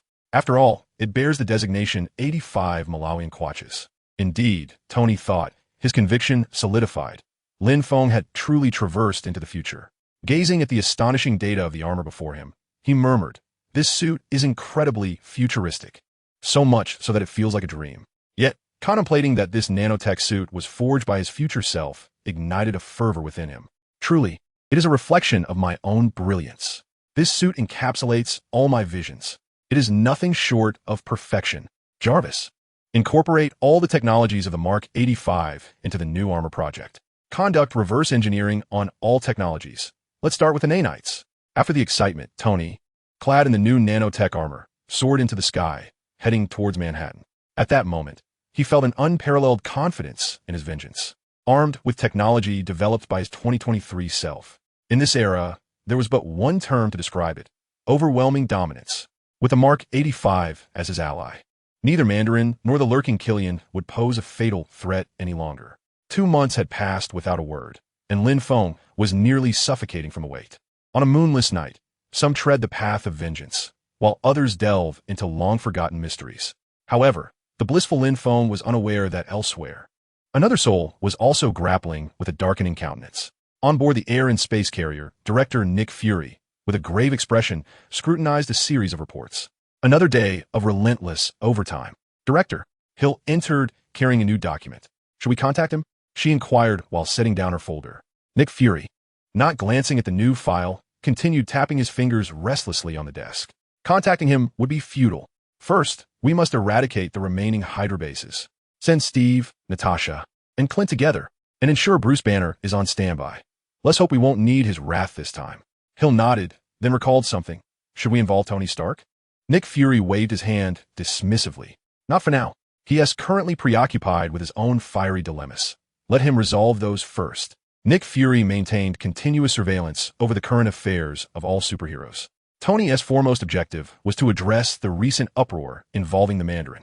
Chapter 75, Cleansing the Hydra Bases, the Mind Stone Under Scrutiny. Hill acknowledged the orders and exited. Nick Fury then picked up the file Hill had just delivered and began perusing it. The document outlined several newly discovered Hydra bases. Rubbing his temples, he felt a burgeoning headache. Ever since Lin Feng had alerted him to Hydra's existence, Nick Fury had kept it in mind and relentlessly investigated. Initially harboring a sense of skepticism, he was taken aback to discover that Hydra had indeed survived, clandestinely amassing its strength. They even operated right beneath his nose. SHIELD had become a leaky sieve. Perhaps he was the most foolish director in the agency's history. As for what Lin Feng knew, it no longer mattered. That young man would not divulge much information. The primary focus now was to annihilate all discovered Hydra bases. Otherwise, Fury would not find peace in slumber. Hill conveyed Nick Fury's intentions comprehensively. Orders were swiftly disseminated, and SHIELD agents prepared for action. Large bases were to be observed for the time being, while detailed plans were devised. Smaller bases would be entrusted to exceptionally skilled agents. while the medium-sized bases would be tackled by the Avengers, led by Steve. As agents mobilized, a wave of operations aimed at cleansing the Hydra bases commenced. The effectiveness of the agents brought a semblance of relief to Nick Fury. Within a single night, 2 Hydra bases fell under his command. In the ensuing days, reports of victorious cleansings continued to pour in, gradually alleviating the grim expression that had plagued Nick Fury for weeks. As intelligence is relayed through layers, more Hydra bases are poised to face catastrophic obliteration. The news of numerous bases being eradicated swiftly reached a Hydra stronghold situated in Eastern Europe, presided over by one of Hydra's leaders, Baron Strucker. During the Second World War, Baron Strucker was already a formidable adversary of Steve. The stronghold he currently commands boasts unparalleled defenses and combat capabilities, far superior to other bases, with elite combatants, distinguished researchers, and top-notch intelligence personnel. However, Strucker now finds himself grappling with troubling news delivered by his subordinates. The extensive cleansing operation initiated by SHIELD has commenced, with some bases having barely sent out distress signals before being annihilated. The Avengers' artillery has begun to spread, while his research has hit a critical impasse. An intelligence officer sprinted towards him with a document in hand. "Commander, the medium-sized base in Western Berlin has fallen. The Avengers were the assailants." Strucker's brow furrowed, a hint of irritation flickering across his face. Without even glancing at the file, he crumpled it forcefully and discarded it into the trash bin. The intelligence officer shuddered at the sight and retreated in a rather subdued manner. It was evident to all that the Baron was in a foul mood, and no one dared to provoke him further at that moment. Strucker tapped his fingers rhythmically against the table, his actions mirroring those of Nick Fury, leaving no one privy to his thoughts. After a prolonged silence, Strucker turned to a nearby guard and commanded, "Summon those twins. Bring that woman along as well." After a moment's hesitation, Strucker revised his order. He harbored a plan, one with a terrifyingly low probability of success, yet he felt compelled to attempt it. The power of the Avengers was overwhelmingly formidable, and he possessed nearly no assets capable of contending with them. Should the plan succeed, his forces would experience a significant augmentation, allowing them to openly challenge the superheroes of SHIELD. Thus, even with such low odds, he resolved to take the gamble. A cautious Hydra scientist, one of Strucker's trusted aides, hesitated before speaking. "Her abilities do not meet the mission requirements. The plan is virtually impossible to realize." Being exceptionally astute, she was well aware of Strucker's considerations regarding the subject, having engaged in countless discussions about it previously. The mere demonstration of her mind control capabilities had captivated the attention of numerous scientific enthusiasts. "Based on our tests, she can only exert temporary control over others. This is precisely why we require the yellow gem, is it not?" Strucker retorted. The twins were the sole survivors of the experiment. Within Strucker's research, he had utilized a scant supply of rare materials to endow the two with feeble superpowers. It might be an overstatement to say they were endowed, for Strucker himself was uncertain whether they possessed any latent superhuman potential. After all other test subjects had perished, save for the twins. Now, with the acquisition of that gemstone, Baron Strack will be poised to advance to the next phase of his experiments. At that juncture, it is conceivable that he could initiate the mass production of individuals endowed with extraordinary abilities.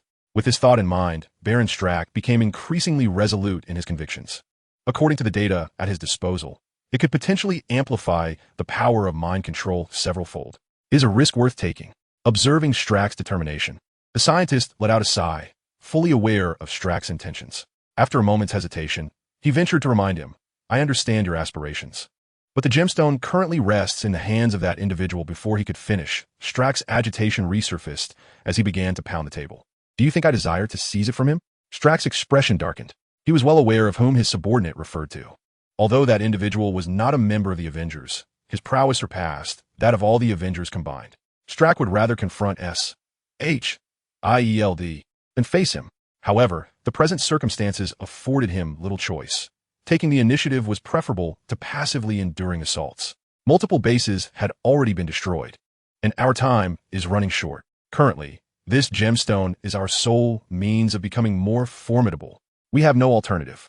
The scientist recognized the gravity of the situation and ceased his attempts at persuasion. While the extraordinary abilities of the test subject were weak, the fleeting capacity to exert control over others had ignited a flicker of hope within Strack. As the two conversed, the door swung open. A soldier, who had just departed, entered accompanied by a young woman clad in a striking red coat and a black short skirt. Her long black hair bore hints of dark crimson. Most striking was her astonishing physique. She was none other than Wanda, the sister of the twins. Chapter 76. The Cunning Wanda. The following day, the sun shone brightly, and the air was crisp. Lin Feng chose not to accompany her, opting instead to remain home, dutifully guarding the premises. He set up a lounge chair beside the villa's pool, basking leisurely in the sun. As for the weekend, it was a time to genuinely relish his holiday. Procrastination took hold, and Lin Feng found himself disinclined to move. His idle thoughts echoed like the sound of a languid fish. Yet there were others who were not inclined to allow him an uninterrupted respite. Behind the expansive villa, a furtive figure materialized. This sneaky figure, possessing an impressive physique, crouched low, cautiously approaching the villa. A small face bore an expression of vigilance, as her head darted around, continuously surveying the villa's layout. It was Wanda on a mission. Upon discovering that the target was the superhero who occasionally graced the television screen, Wanda's heart sank. However, after Baron Strack's persuasive words and his promise to enhance her powers upon her successful retrieval of the item, along with aiding her in seeking vengeance against Iron Man, Tony Stark, Wanda clenched her teeth and resolved to give it a try. What if that superhero was vulnerable to her abilities? Wouldn't that be a delightful outcome? One might say that the unseasoned are unafraid of the tiger. Yet, Wanda's naivety proved to be her folly, despite her profound respect for Lin Feng's prowess. In her careful demeanor as she walked, she could not escape his keen perception. Sunbathing, Lin Feng suddenly frowned, his tightly shut eyes parting slightly. He heard the faint sound of footsteps, the soft rustling of shoes against the grass. It was exceedingly subtle. Without extraordinary abilities, he would not have detected it. To avoid alarming the intruder, Lin Feng refrained from rising immediately to investigate. He squinted, subtly turned his head, and cast a sidelong glance towards the source of the sound. The figure, a woman, was stealthily approaching from behind him. Could it be a neighbor? The thought crossed Lin Feng's mind, only to be swiftly dismissed. The sneaky demeanor of the figure suggested she harbored ill intentions. When his gaze fell upon her face, he was momentarily taken aback, his expression transforming into one of sheer astonishment. Lin Feng silently exclaimed, "Goodness, am I mistaken? Is that not the Scarlet Witch, Wanda? What was she doing in his backyard? Lurking about?" It seemed nefarious. Had she fallen on hard times, abandoning her role as the Scarlet Witch to engage in covert activities? Having watched numerous Marvel films, Lin Feng possessed a modicum of understanding regarding Wanda. According to the original storyline, at this juncture, Wanda and her brother Pietro should belong to the Eastern European base of Hydra, under Baron Strucker. In the narrative, Strucker had activated and enhanced the twins' abilities with the Mind Stone. However, Lin Feng had never quite grasped whether the Mind Stone merely awakened or endowed abilities. Before his transmigration, he had scoured various forums in search of clarity, yet to no avail. Now, due to his presence, Hydra had not acquired the Mind Stone as depicted in the original tale. A sudden realization dawned upon Lin Feng. Could it be that Wanda was sent to steal his Mind Stone? Yet, without the enhancement of the Mind Stone, Wanda's combat prowess should be rather limited. If Hydra sought the Mind Stone, why not dispatch stronger, more seasoned operatives? Confounded by the situation, Lin Feng decided to remain still, curious to see what trick Wanda would attempt. He was unfazed by the prospect of dealing with her, confident in his superiority.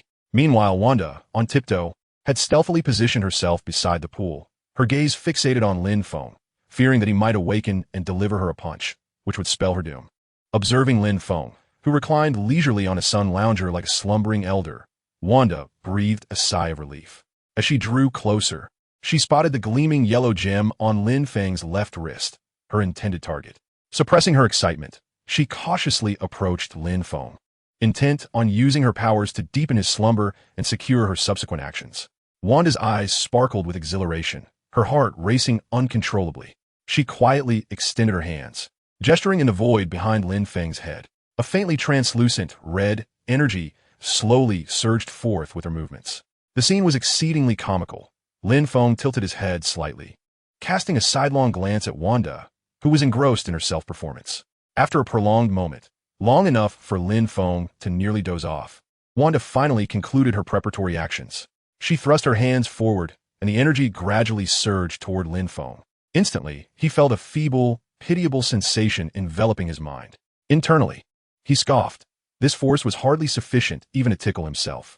However, Wanda remained oblivious to these thoughts, continuing to awkwardly dance her hands. Due to the inherent fragility of her ability, beads of sweat began to form on her forehead. The red energy was intended to induce hypnosis and steer the recipient's innermost fears. Lin Feng felt as though a delicate force was attempting to extract memories from his mind. He recalled scenes from the original text, where Wanda's powers had conjured visions for Tony. Unable to suppress a smile, he decided to tease this fool. The Mind Stone emitted a faint glow, unnoticed by Wanda. Lin Feng deliberately manipulated certain images to align with Wanda's actions.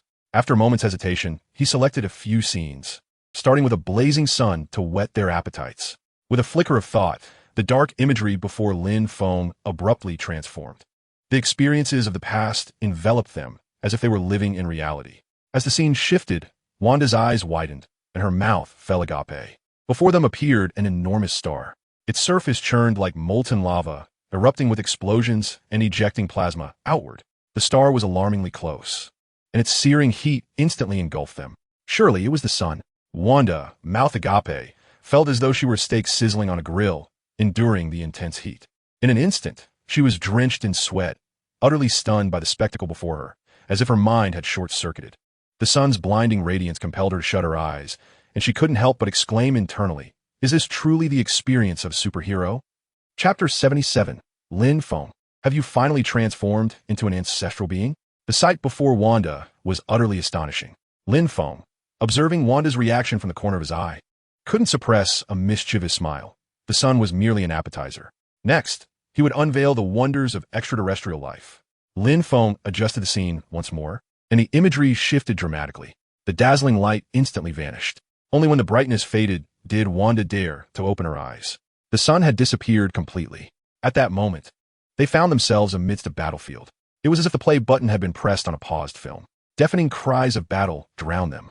The clash of shouts and the metallic clang of weapons soared into the sky. Countless figures, clad in various attire, clashed with bizarre extraterrestrial beings on the battlefield. The grotesque appearances of these entities were unlike anything Wanda had ever witnessed. Explosions reverberated, slogans soared, and the entire battlefield was suffused with smoke, blood, and tears. The acrid scent of charred debris and the metallic tang of blood pierced Wanda's nostrils, burrowing deep into her brain. Still reeling from the shock of the sun, she found herself utterly bewildered by the scene before her. Her eyes widened in disbelief as the extraordinary unfolded, surpassing her wildest imaginings. The war, so close and visceral, filled her with terror, causing her body to tremble involuntarily. The cosmic battles that had once existed solely in the realms of science fiction and novels were now laid bare before her. She could scarcely believe it. Extraterrestrial beings truly existed. A mechanical whirring from above drew Wanda's attention, prompting her to stiffly turn her neck and gaze upward in a daze. A colossal alien spacecraft loomed in the sky, suspended in midair. With a series of ominous sounds, the ship's wing panels unfurled. Then, projectiles rained down like a torrential storm, hurtling toward the ground. Boom! Bang! The relentless barrage of shells detonated in rapid succession, creating a cataclysmic explosion right before Wanda's eyes, unleashing powerful gusts of wind. Debris from the explosions grazed her face, and she let out a startled scream, scrambling to evade the chaos, her breath quickening as she momentarily forgot it was merely an illusion. The indiscriminate bombardment obliterated the ground forces in an instant, transforming the battlefield into a dark crimson tableau. Before her, rivers of blood flowed. Images flashed in her mind, each more harrowing than the last, pushing Wanda to retreat in horror. The battle was far from over when Lin Feng, previously still, suddenly sprang into action. His eyes rapidly reddened, an unsettling energy coalescing in their depths. As if charged with power, Lin Feng unleashed a beam of orange-red light from his eyes, aimed directly at the spacecraft above. Boom! Upon contact, the orange-red laser pierced through the alien vessel with shocking ease. The once impenetrable fortress in Wanda's eyes crumbled like paper. Cleaved in two, explosions erupted from the gaping wound, billowing clouds of black smoke as the two halves of the ship plummeted heavily before her. With a resounding crash, the tempestuous winds threatened to lift Wanda off her feet. The impact felt as though it had struck her heart, causing her to shudder violently and cry out in alarm. Regret flooded her. She wished she had never embarked on this mission. The spectacle Lin Feng presented was too overwhelming. The sun, the cosmos, the spacecraft, the war, the blood, the extraterrestrials, each element relentlessly upended her understanding of reality. And then there was her target, even more terrifying, emitting a devastating laser from his eyes. Was he even human? Forget about fists. If Lin Feng unleashed such a laser at her, she would have to bid farewell to Pietro in an instant. She needed to escape before Lin Feng awakened. She must distance herself from him, as far away as possible, vowing never to lay eyes on him again. The thought of him waking sent chills down her spine. Superhuman strength was truly terrifying. Suddenly, a gargantuan alien beast, its body clad in jagged, spiked metallic armor, roared as it charged toward her. Wanda's heart raced, her pupils dilating in sheer terror, her very soul gripped by fear. She stumbled backward, tripping over her left foot and crashing to the ground. The colossal beast opened its cavernous maw, revealing countless barbs and sharp fangs, its putrid breath assaulting her senses. Before it devoured Wanda whole. Wanda let out a piercing scream as she witnessed the enormous spikes pierce her body. A wave of excruciating pain surged through her, as if the injury were all too real, overwhelming her mind and causing it to shut down protectively. The subsequent images flooded her vision, and with a gasp, her eyes rolled back as she lost consciousness. It was far too intense. Wanda vowed never to encounter such a scene again in her lifetime. As she succumbed to unconsciousness, her body went limp, toppling backward. With a splash, she fell into the swimming pool. Fortunately, the pool was filled with water. Otherwise, she might have suffered a grievous injury. As the scene concluded, Lin Feng rose, stretching lazily, still savoring the experience. He had to admit, Wanda's ability was indeed quite remarkable. The clarity with which his own experiences were presented far surpassed any 5D or 8D film.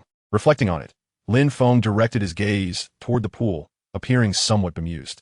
Wanda, having fallen into the water, had yet to awaken. She was slowly sinking to the bottom, bubbles escaping her lips. This simply would not do. He still had more exhilarating scenes to share. Lin Feng rolled his eyes and jumped in to retrieve her. Emerging from the water with Wanda in his arms, he felt her surprisingly lightweight. Glancing at her majestic form, he couldn't help but wonder how she could be so light despite her apparent vitality. He was tempted to study her further.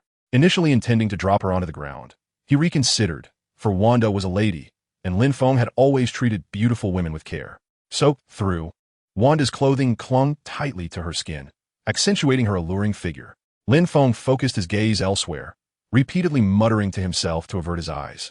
Yet within moments, he found his gaze drawn back to her. He chuckled to himself, contemplating whether he should change her clothes. Being drenched might lead to a cold. Wasn't he that how it was portrayed in dramas? However, after much deliberation, Lin Feng ultimately decided against it. Don't ask why. Heaven had decreed that he should be a gentleman. Fortunately, Lin Feng refrained from overstepping boundaries, and he felt an immense relief at that moment. However, when Susan beheld the drenched figure of Wanda on the sofa, her expression became utterly captivating. Lin? Susan pointed at the soggy figure on the sofa, staring at him in disbelief. Her eyes reflected a mix of complexity, suspicion, incredulity, and sheer astonishment, as if questioning Lin Feng. Have you finally become the ancestor of mankind?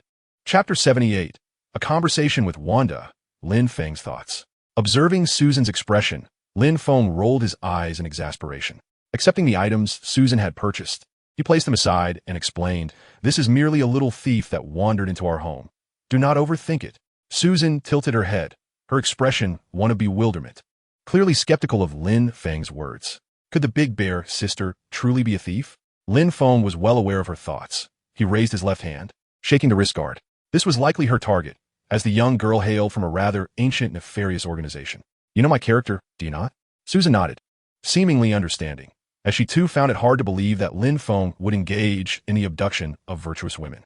Upon reflection, if Lin Feng wished to commit any wrongdoing, he could do so without ever allowing Susan to find out. His superhuman prowess was beyond question. Moreover, she was quite familiar with Lin Feng's disposition, and her big bear, was certainly no lesser than this young girl. After pondering for a moment, Susan inquired, "Should we call the police?" Lin Feng decisively shook his head, expressing that it was unnecessary. Instead, he proposed, "I shall awaken her and inquire further." The local authorities were ill-equipped to handle such matters, especially since Wanda was no ordinary person, and they would struggle against Hydra. Handing the issue over to SHIELD will be more appropriate, though Lin Feng wondered if that black egg had yielded any results regarding Hydra's investigation. Just a couple of days prior, he had been pondering when to seek Wanda out, and now, fortuitously, she had appeared at his doorstep. Lin Feng had intentions of utilizing Wanda for his own purposes. He certainly would not follow the original narrative that had her become an Avenger. For now, it was prudent to question Wanda and ascertain whether the situation aligned with his expectations. With this thought, Lin Feng pointed at Wanda, the Mind Stone glowing brightly. An orange beam penetrated Wanda's mind, gently rousing her from slumber. Upon awakening, Wanda was momentarily disoriented, staring blankly at her surroundings. The moment she spotted Lin Feng, she shrieked and darted to the corner of the sofa, her gaze reflecting sheer terror, evidently recalling the earlier harrowing experience. Susan's gaze towards Lin Feng shifted again, becoming filled with curiosity and scrutiny. What had this big boy done to instill such fear in a young girl? Lin Feng exchanged a helpless glance with Susan, his expression one of innocence. I truly did nothing. He offered Susan a look, urging her to contemplate, before redirecting his attention to Wanda. Wanda Maximoff. Lin Feng spoke her name directly, catching Wanda completely off guard. As expected, upon hearing her name spoken by Lin Feng, a startled Wanda froze. How do you know? Lin Feng chuckled. That's because I have seen your movie. Ignoring Wanda's confusion, he continued. I also know you have a brother named Pietro. How do you know? Wanda exclaimed in astonishment once again. Are you a recording device? Lin Feng patted the sofa and plopped down, causing Wanda to retreat further, as if fearing he might harm her. With a teasing expression, Lin Feng quipped him. Why are you not employing your little tricks anymore? As he spoke, Lin Feng mimicked Wanda's wrist dance, asking, was that movie thrilling? With her abilities revealed, Wanda's cheeks flushed crimson, and she lowered her head in embarrassment. Why does Superman possess such a peculiar sense of humor? Lin Feng, indifferent to Wanda's thoughts, leaned back and crossed his legs. Come on, speak up. What brings you here? Apart from the Mind Stone, he could not fathom any other reason for Wanda's visit. Upon hearing Lin Feng's inquiry, Wanda, her head bowed, glanced around nervously, attempting to alleviate her tension. She lifted her gaze, striving to appear as innocent as possible. I am terribly sorry. I seem to have taken a wrong turn. Could you please let me go? Lin Feng's expression turned to one of pity, akin to that reserved for someone of limited intellect. It seemed Wanda recognized the weakness of her excuse. After all, Lin Feng had called her by name. He would undoubtedly not be swayed by such a preposterous claim. Do you take me for a fool, Wanda? I've already called you by name. Do you think I would believe you simply wandered in here by mistake? Lin Feng stroked his chin thoughtfully. Do not attempt to play tricks in front of Superman, Wanda. Wanda shrank back, lowering her gaze in silence. Noticing her reluctance to speak, Lin Feng decided to drop a bombshell. If you remain silent, I can surmise your intentions. It was Baron Strucker who sent you here, wasn't it? At this, Wanda's pupils dilated, her heart racing. How did you know? Lin Feng smacked his lips, confirming his suspicions. Superman knows much more than you can imagine. He gestured to the yellow gemstone on his wrist, his demeanor shifting to one of seriousness as he exerted a subtle pressure towards Wanda. This is your target. Isn't it? Do not attempt to deceive me again. As Superman, I possess countless ways to uncover the truth. The aura Lin Feng exuded was beyond what Wanda could withstand, even in the slightest degree. The information Superman possessed exceeded her expectations. It was evident once more how formidable and challenging Superman truly was. She had long realized she could never gain the upper hand against him. Why then did she struggle with a minuscule chance of success? Wanda felt like a mere pawn, having delivered herself right to his doorstep. Sweat beads formed on her forehead, and under Superman's pressure, her heart raced uncontrollably. Struggling to breathe, she reluctantly conceded. Lin Feng nodded in satisfaction. Now elaborate. Will you let me go if I do? Wanda ventured cautiously. Lin Feng smacked his lips again. Share your information first. If you are truthful, I may consider your release. But Lin Feng had no intention of allowing Wanda to leave. Rather, he aimed to enlist her for his own purposes. After all, even Thanos could not contend with this Wanda, who was still a mere girl when empowered by chaos magic. With her abilities reaching a certain threshold, she could even alter reality, a truly game-changing existence. All right. I only know a few details. Recently, many of our bases have been attacked, seemingly by an organization called Shield. Oh, and the Avengers too. Strax seems to require that gem of yours to expedite the progress of his experiments. Wanda obediently divulged everything she knew, albeit her understanding of Shield was rather scant, having only gleaned fragments from Strax's inadvertent conversations with others. As for the Avengers, who once dominated television news and newspaper headlines, Wanda was quite familiar with them. Oh, upon hearing this, Lin Feng felt a stir within. It appeared that Black Egg had finally taken some action. Although belated, it was still preferable to having no information at all. It seemed that Baron Strack sensed a threat and sought to acquire the Mind Stone for his experiments. Which made sense. Wanda continued. Strack promised that once he obtains the gem, he would enhance my powers. He also mentioned helping me with my revenge. After a moment's hesitation, she spoke those words aloud. Revenge? Lin Feng raised an eyebrow. Is it against Tony Stark? Wanda silently nodded. She had grown accustomed to Lin Feng's omniscient demeanor. This extraordinary man seemed to know everything. Chapter 79. Unveiling Secrets and Drawing Allies. Observing Wanda's expression, Lin Feng nodded. This was precisely the effect he desired, instilling in her a sense of omniscience. Wanda and Pietro's childhood was indeed quite tragic. That bomb emblazoned with Stark's name had become a haunting shadow over the twins' early years. However, the reality was not as they believed. That missile stemmed from a KB attack, targeting the twins' neighbors, and was not sold by Tony, but rather the work of Obadiah, whom Lin Feng had already dispatched with a single blow. Wanda and Pietro were not inherently malevolent. Otherwise, they would not have later joined the Avengers initiative. For these two extraordinarily gifted twins with kind hearts, it was fitting to bring them into his fold, initially intending to evolve into a silver Superman before seeking them out. Lin Feng was surprised that Wanda had come to him instead. With his thoughts settled, Lin Feng began, the situation is vastly different from what you imagine. He prepared to lay out the truth before Wanda, step by step leading her to his side. Forcing Wanda to submit was not Lin Feng's intention, as he knew she would not genuinely serve him. In the ensuing moments, Lin Feng's words completely overturned Wanda's understanding accumulated over the years.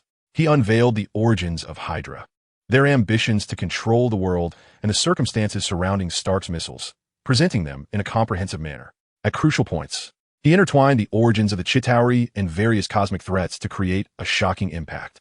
Lin Feng spoke fervently, leaving the young girl astonished. This world, or rather the universe, was far more intricate than she had ever imagined. Though reluctant to accept Lin Feng's revelations, her intuition insisted that they were indeed true.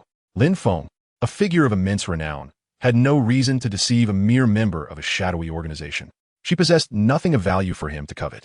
As they spoke, Susan approached with 2 mugs of hot cocoa. As the two began their conversation, she prepared 2 cups of hot cocoa. The young girl did not appear to be a nefarious individual. Listening to Lin Feng's words, it was evident that she had likely been misled by malevolent forces. Moreover, her tall companion seemed to have frightened her significantly. The hot cocoa would serve to alleviate her distress, much as Lin Feng had previously done to soothe her fears. Wanda numbly accepted the hot cocoa, sipping it slowly as her mind processed the information Lin Feng had imparted. She had harbored a grudge against Tony Stark for over a decade, yet her adversary was not him. This contradicted her long-held goals, and such a reversal could not be achieved instantaneously. Wanda required time. Lin Feng patted the sofa beside him, inviting Susan to sit and listen. I know that you and Pietro are not inherently wicked. You have merely been misled. Hydra is ill-suited for you both and is destined for annihilation.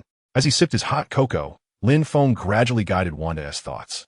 If you are willing, I can arrange a safe haven for you and Pietro, and I will assist you in enhancing your abilities. Moreover, my application of the stones will be far safer and more efficient than Stark's methods. Of course, his intention in empowering you is not to incite vengeance. While Tony is my friend, what I have just told you is devoid of any falsehood. You are free to verify my words. I guarantee it with my superhuman credibility. This statement stirred something within Wanda. Lin Feng's reputation and influence in the eyes of the public surpassed that of the Avengers by a considerable margin, largely due to his relentless efforts in resolving various calamities. During the battle against the Chitauri, Lin Feng had boldly descended from outer space to bring down their mothership. His strength and actions had garnered the support of the populace, and it was no exaggeration to say that his credibility was endorsed by the entire citizenry. Noticing Wanda's shifting demeanor, Lin Feng seized the moment. I believe you have just witnessed a glimpse of my experiences, correct? As those words left his lips, Wanda's latent fears resurfaced, causing her eyelids to twitch uncontrollably. The vision she had seen seemed utterly surreal to her. She swallowed hard and asked, were those images real? Lin Feng nodded, affirming, indeed. They were all experiences I have lived through, real and tangible. The universe harbors countless species we have yet to encounter, as well as innumerable threats unknown to us. The Chitauri invasion serves as a prime example. Upon hearing this, Wanda instinctively nodded. The Chitauri invasion was a widely known event, unforgettable in its striking reality. With the groundwork laid, Lin Feng delicately steered the conversation towards his intentions. Earth will inevitably face similar dangers in the future. I will enhance your abilities, and perhaps one day you will stand beside me in the fight against these invaders. Surely, you would not wish to witness countless families torn apart by war, would you? Lin Feng was not being alarmist. Although he possessed the capability to confront Thanos, he could not guarantee that the narrative would unfold precisely as depicted in the original text. Nor could he dismiss the looming threats from formidable beings in alternate universes. His words resonated deeply with Wanda. With her inherently kind nature, she had witnessed harrowing despair during her childhood and was unwilling to see other innocent lives endure similar suffering. His statements served as the final straw that broke the camel's back. Lin Feng's message was unequivocal. Despite her misfortunes, she had the power to assist others in avoiding the repetition of such tragedies. Could she consider it? The influx of information momentarily overwhelmed Wanda, leaving her in a state of confusion. Though stirred by emotion, she needed a moment to collect her thoughts. Lin Feng nodded in understanding. No problem. With a keen awareness of the situation, Wanda's disposition inclined her towards accepting Lin Feng's proposal. He gently patted Susan, who was seated beside him, and said, "Susan, why don't you take her upstairs for a warm bath? We wouldn't want her to catch a cold." He helped Wanda, who was still lost in contemplation, to her feet, and they ascended to the second floor. Susan grasped the essence of their conversation, realizing that Wanda's fright stemmed from glimpsing Lin Feng's tumultuous experiences, extraterrestrials, battles, Hydra, and the impending calamities of the future. Lin Feng had never shared these harrowing tales with her, likely to spare her worry. She recalled Lin Feng's 2 prior excursions, during which those events must have transpired. Suddenly, Susan felt a pang of sympathy for Lin Feng. While others his age reveled in life's pleasures, nightclubs, parties, and reckless driving, he faced a succession of battles that ordinary people could scarcely imagine. Fortunately, her boyfriend was remarkably strong, capable of overcoming any challenges in her eyes. Although she was unaware of the extraordinary abilities Wanda possessed, she resolved to persuade her during their bath. From their dialogue, it became evident that Wanda might have been misled by malevolent influences. Otherwise, Lin Feng would not have expended so much effort to guide her. In contrast, he had previously dealt with villains by dispatching them to their fate with a single punch, without uttering a word. As the 2 women ascended the stairs, Lin Feng stroked his chin, sensing that Susan's emotions were somewhat askew, likely influenced by the revelations he shared. Susan undoubtedly harbored numerous questions, yet she had not interrupted their conversation, which brought Lin Feng joy and a sense of fortune. His girlfriend was remarkably understanding. Chapter 80. Wanda joins. I will fetch your brother. Seated on the sofa, Lin Feng pondered for a moment before suddenly retrieving his phone to make a call. With Wanda's inclusion in his ranks nearly assured, he required tangible evidence to act as a catalyst for her swift integration. After all, he was soon to embark on another journey through the cosmos, ranging from a brief 2 months to an extended 6 months. On board the aerial mothership, Nick Fury retrieved his communicator and glanced at the incoming call. Lin Feng. His single eye narrowed with curiosity. This was the first time Lin Feng had contacted him since he had shared his contact information. Lin Feng. Nick Fury answered the call. Hello, Director Egghead. Nick Fury's expression darkened instantaneously. He disregarded Lin Feng's affectionate address. I need some Hydra videos. Evidence of their misdeeds. I know you have them. Send them to my email. I require them. Nick Fury narrowed his single eye and inquired, what do you need this for? He did not deny possessing such information. They were both astute individuals, and Lin Feng's call indicated he was aware of Fury's resources. Rather than engage in futile banter, it was more prudent to speak candidly. How about we recruit 2 superheroes? Lin Feng proposed. Oh, elaborate. Nick Fury raised an eyebrow, intrigued. It's rather complicated. Send me some videos, and in return, I shall grant you 1 superhero. What do you say?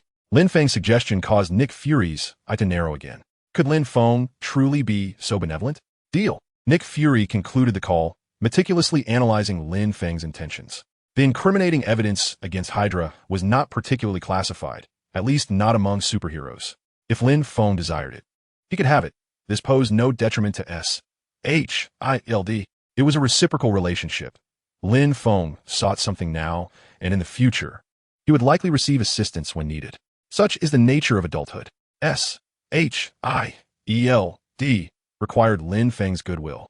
As for Lin Feng's assertion about providing a superhero, Nick Fury remained cautious, awaiting to see what scheme Lin Feng might concoct. Pressing the internal communicator, shortly thereafter, Maria Hill, clad in a black uniform, entered. Director? Yes, Fury nodded. Send some of Hydra's files to Lin Feng's email. Understood. Hill acknowledged, departing without questioning Fury's motives. There was no need. Merely executing orders sufficed. S.H.I.E.L.D. DS efficiency was remarkable. Within 2 minutes, Lin Feng's inbox was inundated with a plethora of files. Lin Feng opened the documents, perusing them, intended for Wanda after her bath.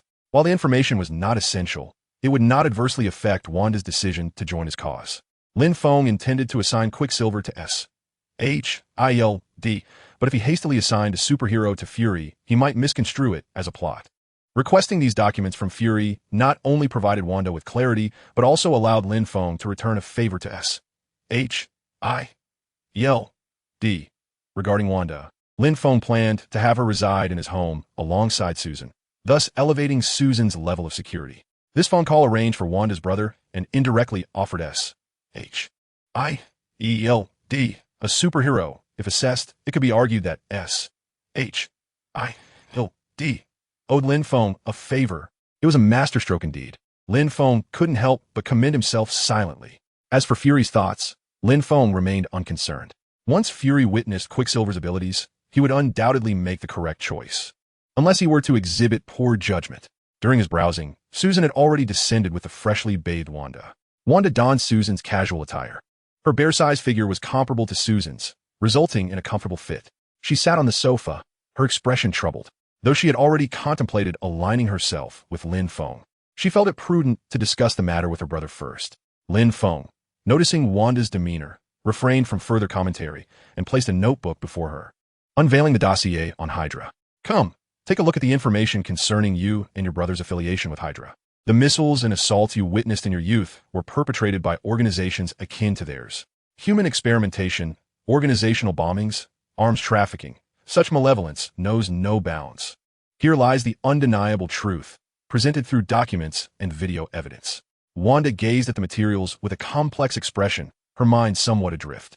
As Lin Feng had surmised, she had already made up her mind. In her eyes, these documents held little weight as leverage. Lin Feng, unperturbed and confident, did not rush her. After a prolonged silence, Wanda exhaled softly. Very well, I am willing to trust certain aspects of what you say and to fight alongside you. However, you must fulfill your promises, assist us in enhancing our abilities, and I must personally verify whether that missile was indeed sold by Tony Stark.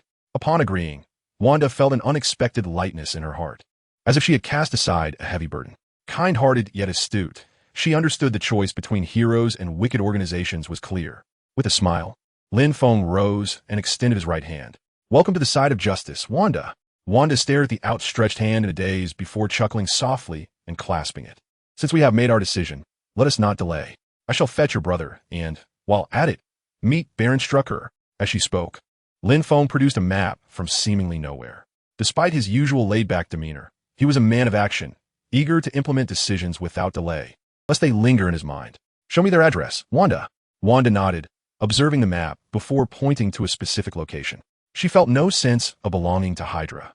Her involvement was merely a means to gain power for revenge. Lin Feng's dossier had revealed a grotesque side of the organization she had never witnessed before. With her brother still within their ranks, Lin Feng's offer to retrieve him was more than welcome. As for Lin Feng's intentions regarding Baron Strucker and Hydra base, Wanda had an inkling, yet felt no psychological burden. Lin Feng scrutinized the location she indicated, confirming it was situated in Eastern Europe. He noted the coordinates and folded the map away. After their extensive discussion, the sky had grown dim. Wanda's agreement filled Lin Feng with joy. Susan, could you prepare a more lavish dinner? I believe we have another guest. Certainly, Lin Feng replied with a smile. I shall go and fetch our other guest. With that, he concentrated, and a shimmering blue portal materialized behind him. Chapter 81. A mess to clean up? In Eastern Europe, at the Hydra stronghold, Baron Strucker sat at the table, his impatience mounting as he awaited news from Wanda. A day and a half had elapsed since Wanda commenced her mission, and he yearned to hear favorable tidings. However, since midday, her communicator had lost signal. Reports indicated that the stronghold had come under the scrutiny of S.H.L.D. This Hydra fortress boasted advanced technology and formidable defenses, ranking among the best of all bases. Although the Avengers had not yet made their move, the situation was far from promising. S.H.I.L.D. was undoubtedly formulating a meticulous offensive strategy. Strucker was acutely aware that whether he exposed himself or remained hidden, the outcome would be equally dire. Even without provoking the superhumans, the Avengers would relentlessly pursue him. His subordinates were no match for the diverse powers of those heroes. Securing the Mind Stone would grant Strucker leverage. Without it, he could only choose between retreat and waiting for his demise. As time ticked away, Strucker's agitation grew. Yet, this unease did not linger for long. Just as he contemplated reaching out to Wanda once more, a brilliant blue portal materialized before him.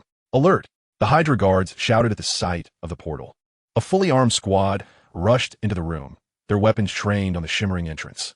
The researchers within the chamber, paralyzed by fear, retreated to the corners. The blue portal flowed like a curtain of water, and a figure gradually emerged from behind it. Upon recognizing the silhouette, Strucker's expression faded. He had prepared himself for Wanda's potential failure, yet he still clung to a flicker of hope until the moment of revelation. The appearance of this figure signified that his chances were nearly extinguished. As the portal vanished, Lin Feng had arrived at the Hydra stronghold in Eastern Europe. Upon lifting his gaze, he found dozens of guns aimed at him. Ah, what a grand welcome! The response to Lin Feng's quip was a barrage of bullets, filling the room with the acrid scent of gunpowder. The guards unleashed a hail of gunfire, while the unarmed researchers cowered in the corners, trembling in terror. The feeble attack, akin to mere tickling, left Lin Feng bemused. Did these fools not follow the news? Bullets posed no threat to him. Nevertheless, the sheer volume of incoming fire was indeed bothersome. Lin Feng raised his left hand. With a snap, a wave of pale, yellow energy radiated from the center of the stronghold. The gunfire ceased abruptly. All Hydra members caught in the wave lost consciousness, collapsing to the ground. The entire fortress fell silent in an instant, save for the hum of machinery. Lin Feng nodded in satisfaction. This was a new application of the Mind Stone he had been researching, emitting energy to create a shockwave that could incapacitate these expendable minions in a heartbeat. This is far more expedient than Loki prodding each foe one by one with his scepter. This ability compensates for Lin Feng's lack of area damage skills. With the magnitude of energy output, the power of the shockwave escalates from merely incapacitating foes to outright shattering everything in its path. It proves immensely effective for dispatching the minor adversaries. Spotting a bald man lying not far from him, Lin Feng approached and deftly flipped him over with his toes. Sporting a monocle, was that a tattoo at the corner of his eye? He bore an uncanny resemblance to Baron Strucker, as seen in Lin Feng's cinematic experiences. After a moment's contemplation, Lin Feng retrieved his phone and placed a call to Black Egg. Hey, is this Mr. Egg? I've taken care of the Hydra base in Eastern Europe for you. Yes, the very one you were thinking of. No need to thank me. Just send someone to clear up the aftermath. He dropped those 2 lines and, finding the conversation tedious, hung up without giving Black Egg a chance to respond. Task accomplished. Receiving the call, Black Egg was in a conference room briefing Natasha and Steve about the operations concerning the Eastern European Hydra stronghold. However, the meeting had scarcely commenced when Lin Feng's abrupt call interrupted, leaving Black Egg's blood pressure surging as he couldn't help but curse under his breath. Director. Hill entered the room, her expression grave. She handed over a tablet displaying satellite images of the Eastern European Hydra outpost. Upon discovering this outpost, Nick Fury had ordered continuous surveillance. Hill's interruption during the meeting indicated a severe issue had arisen. Just a minute prior, all Hydra members outside the base had suddenly collapsed. They all fainted simultaneously. Hill emphasized. Black Egg examined the images and glanced at the phone he had yet to set down, his mind racing as he comprehended Lin Feng's cryptic words. Though somewhat speechless, it appeared Lin Feng had indeed resolved this substantial predicament. After a moment of reflection, Black Egg rapped on the table and instructed, Steve, you lead the team directly to the Eastern European base. Steve looked perplexed. Aren't we going to discuss this further? Didn't the reports indicate that the defenses at this Eastern European Hydra base were formidable? Black Egg pushed the tablet Hill had brought towards Steve.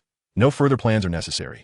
Captain, the superhero has already dealt with this Hydra nest. After a moment, Black Egg added, Natasha, Clint, you should accompany him to ensure there are no survivors.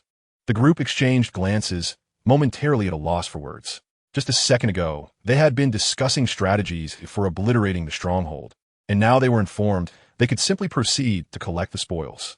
If Lin Feng were aware of Black Egg's thoughts, he would surely scoff. With a mere snap of his fingers, those individuals would remain unconscious for a good 10 to 8 hours. Regardless of Black Egg's musings, Lin Feng had already located the unconscious Pietro. The young man still had his dark hair. It was uncertain whether he had dyed it in the original narrative or if his abilities had transformed it to a silver hue. The tip of his shoe lightly nudged Pietro, a surge of energy coursing through. Pietro slowly awakened, his gaze filled with bewilderment as he surveyed his surroundings. Upon spotting Lin Feng, his eyes widened in shock. He rolled to the side and swiftly assumed a defensive posture. Who are you? Lin Feng, disinterested in idle chatter. After all, Pietro was no privileged lady, replied. So, you are Pietro. Do you wish to see Wanda? Follow me. The blue portal reopened, and Lin Feng stepped through without affording Pietro a moment to react. Hurry, the portal will close soon. Pietro stood there, mouth agape, his expression one of utter confusion.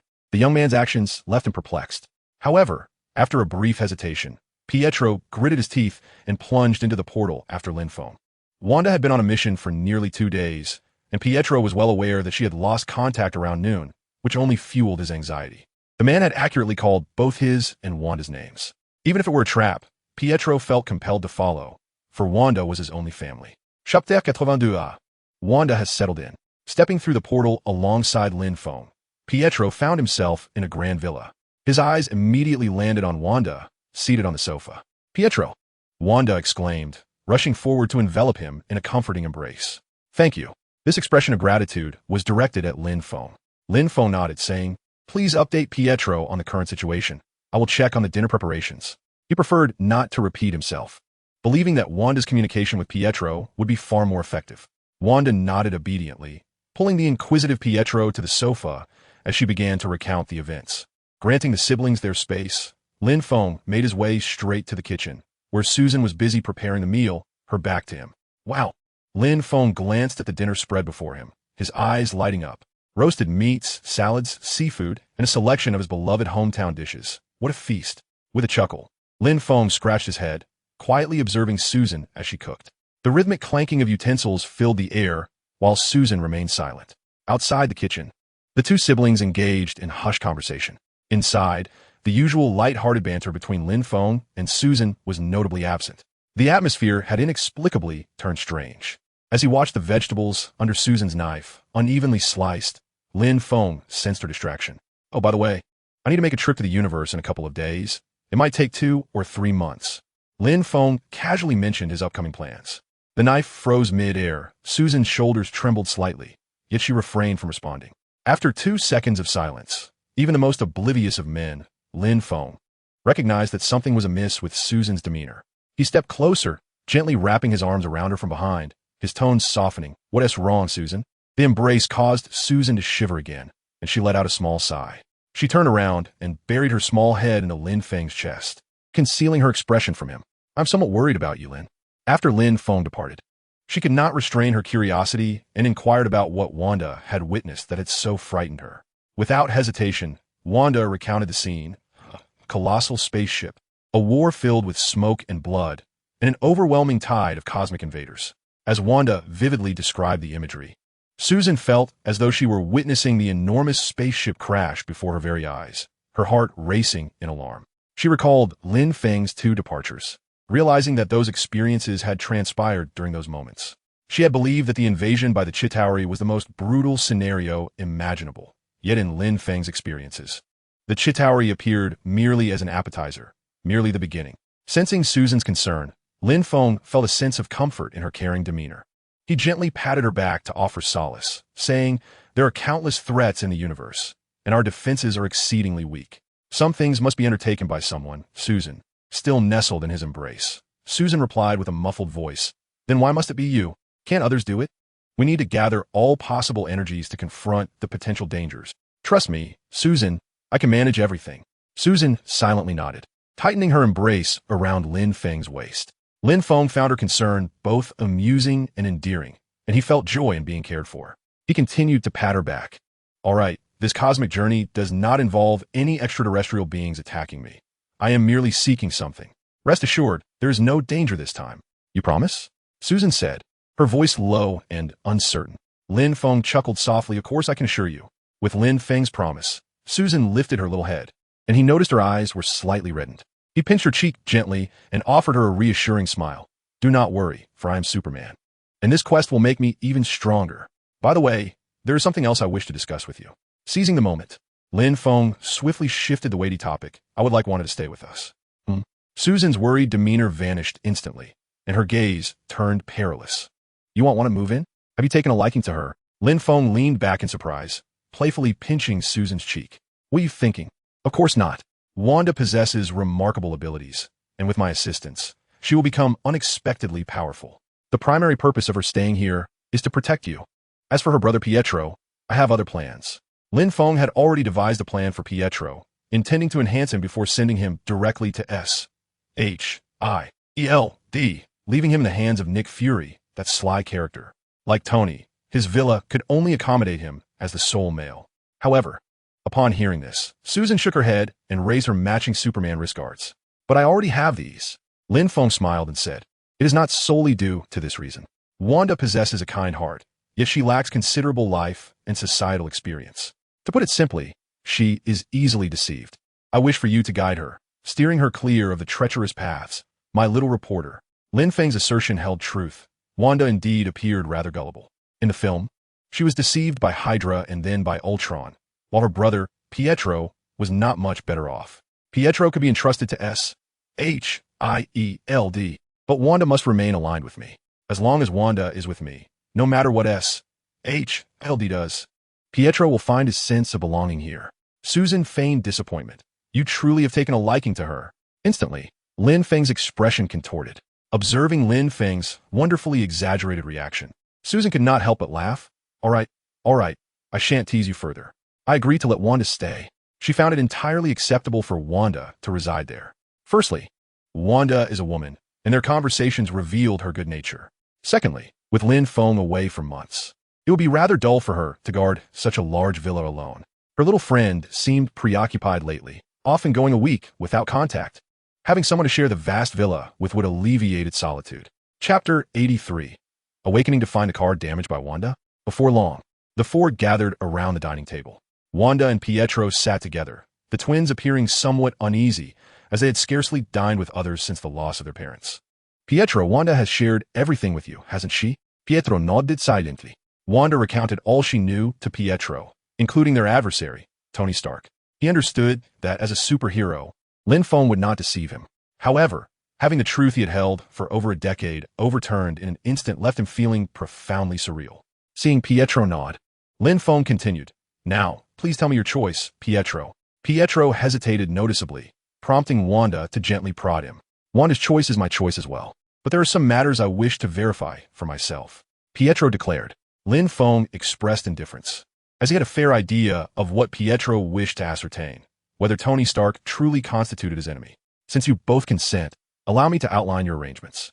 After dinner, I will help you enhance your abilities. Then, I will send Pietro to a place where he can earn a substantial income and have ample time and resources to investigate the veracity of everything I have mentioned. However, none of this comes without a price.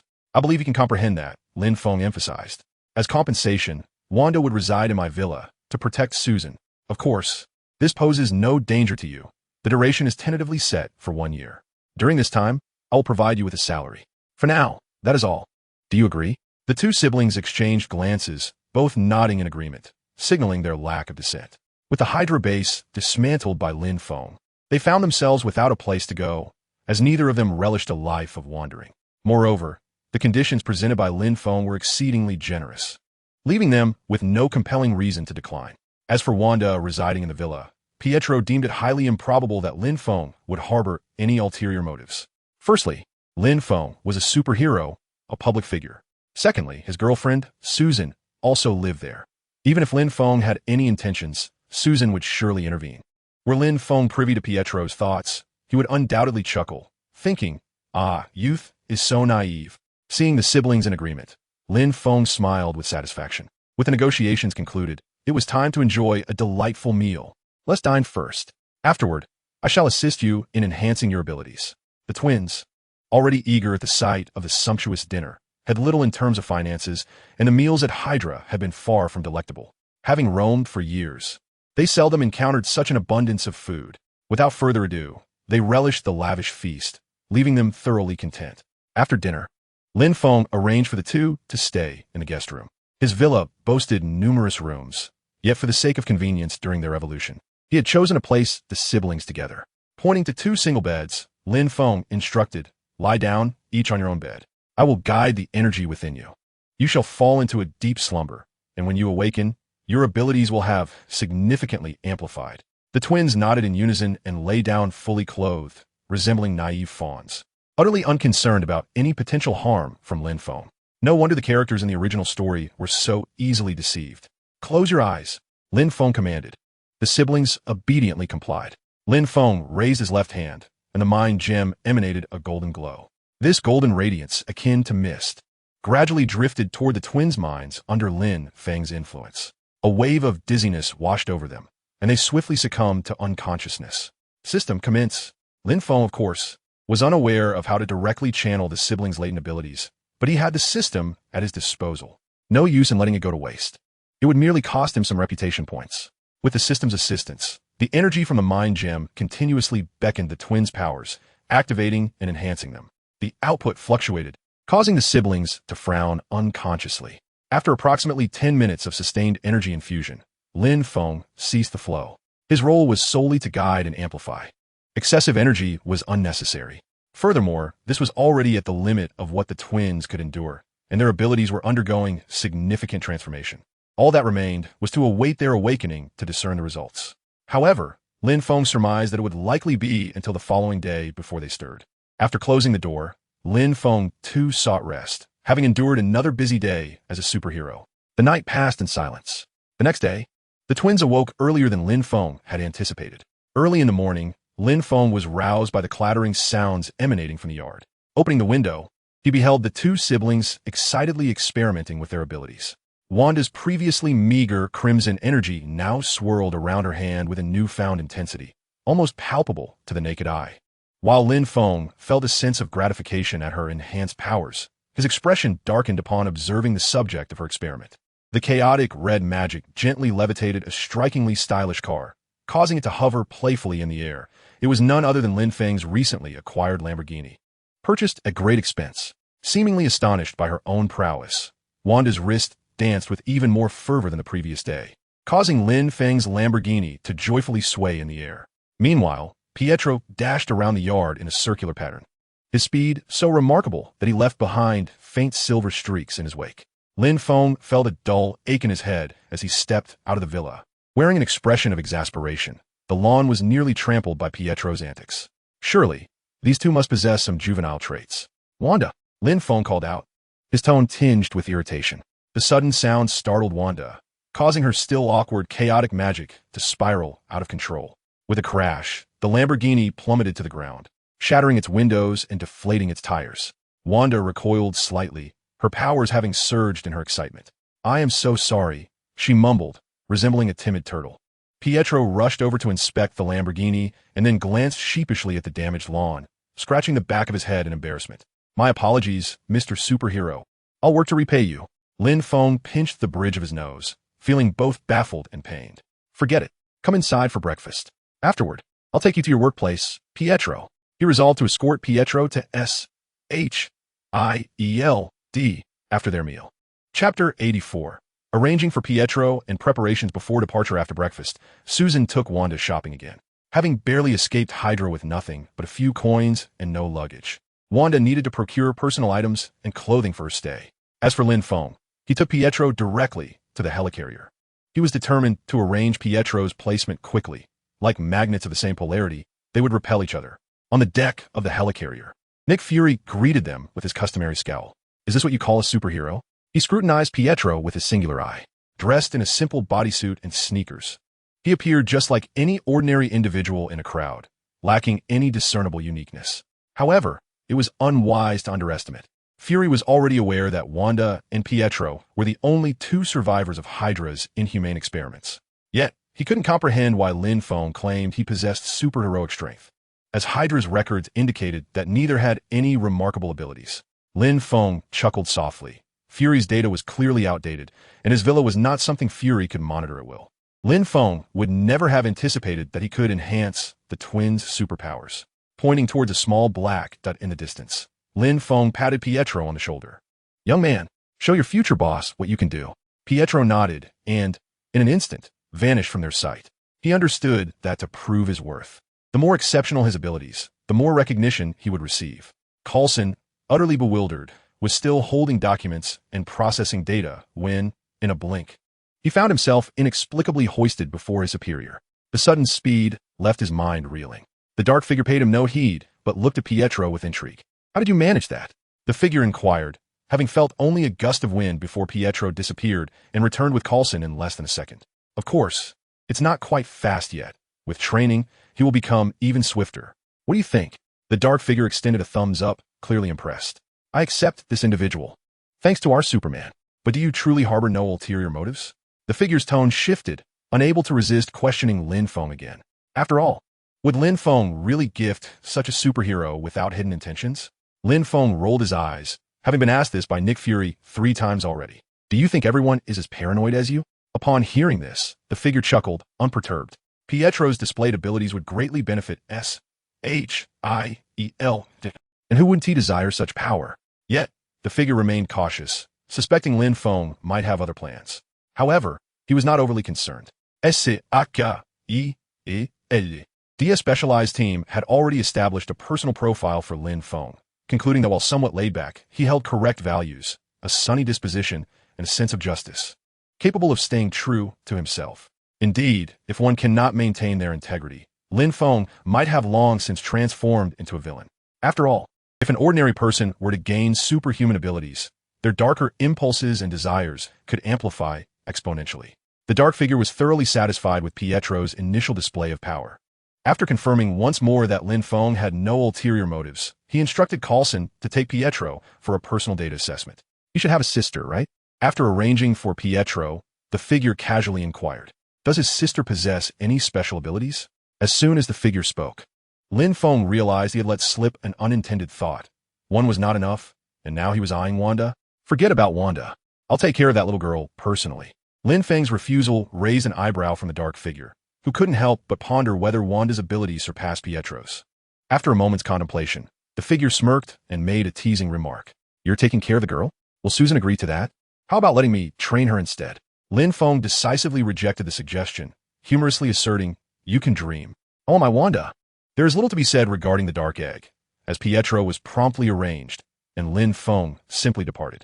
Notably, the egg had intended to invite Lin Feng to tour his Sky Mother ship. However, Lin Feng declined without a moment's hesitation. His disinterest in the celestial vessel was evident, perhaps fearing that during the visit, the dark egg would attempt to coerce him into joining the Avengers. As has been repeatedly stated, Lin Feng is unwilling to be governed, aspiring instead to join the Avengers on his own terms, perhaps in another lifetime. His rejection was anticipated by the egg, who had discerned long ago that this young man was impervious to persuasion. Shaking his head, the egg proceeded to his office, awaiting Coulson's testing report in silence. Pietro swiftly completed the preliminary capability model, followed by screenings of worldview and character. Soon, his data was laid before the egg: abilities, temperament, experiences, familial background, and more. The egg nodded in approval upon reviewing the rows of data.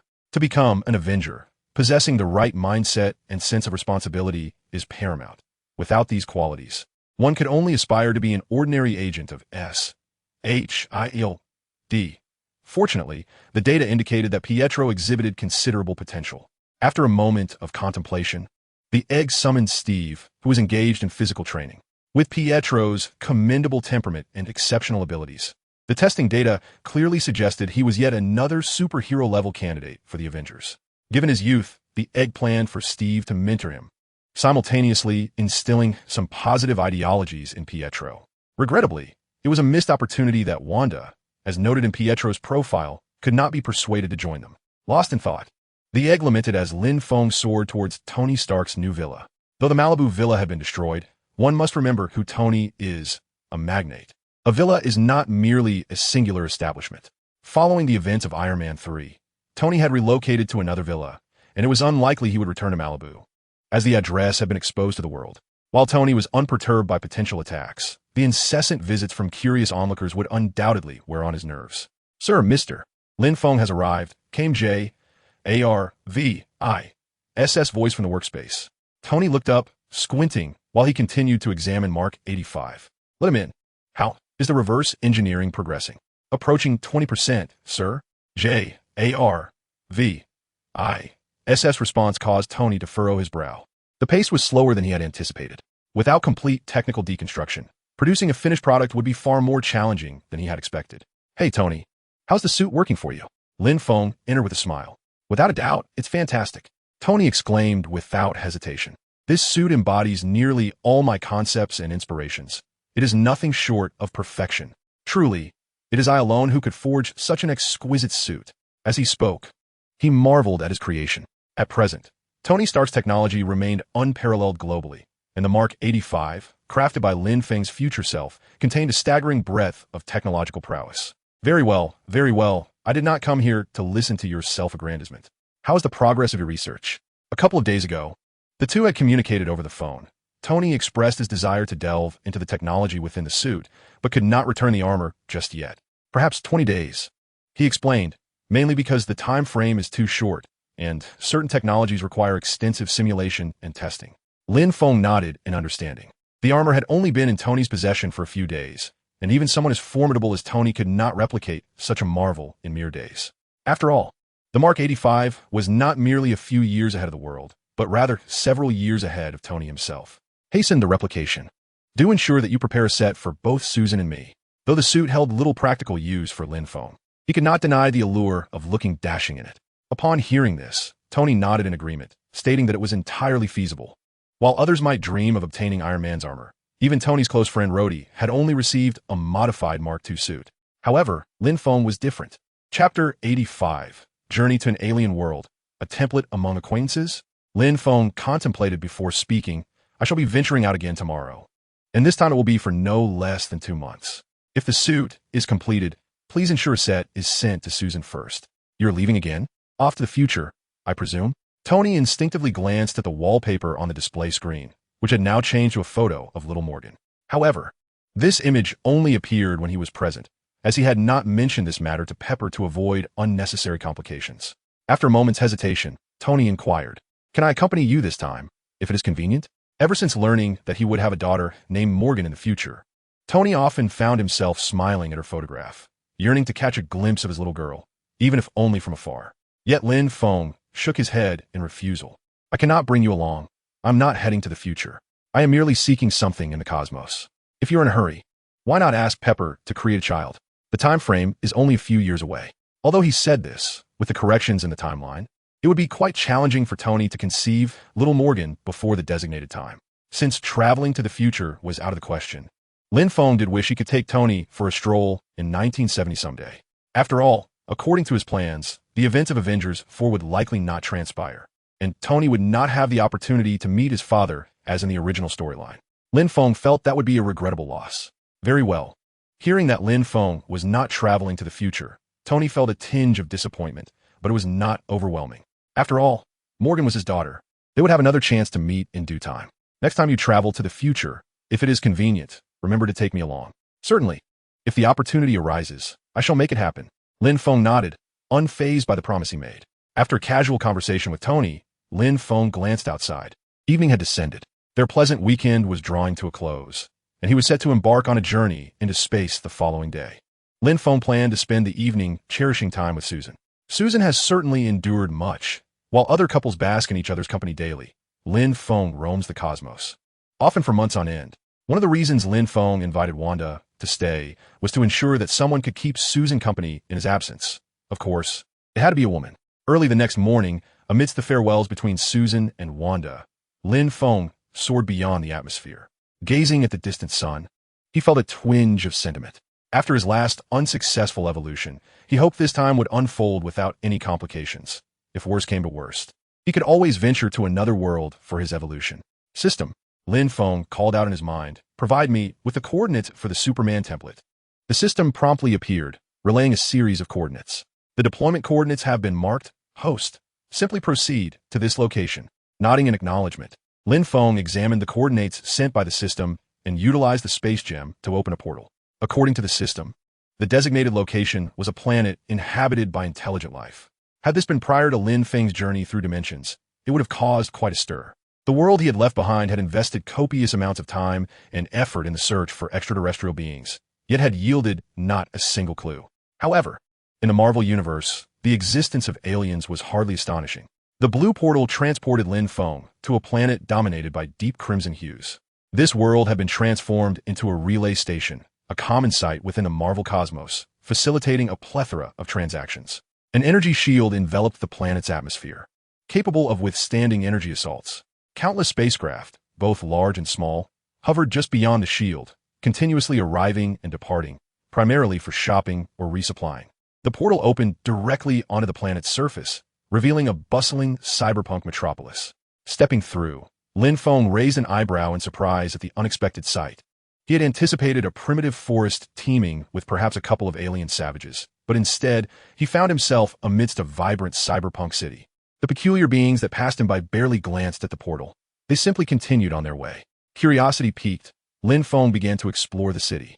Neon lights flickered along the streets, and the buildings were adorned with an array of flamboyant metallic hues. Shops lining the streets displayed wares he could not comprehend, their eccentric attendants clamoring in a cacophony of sounds.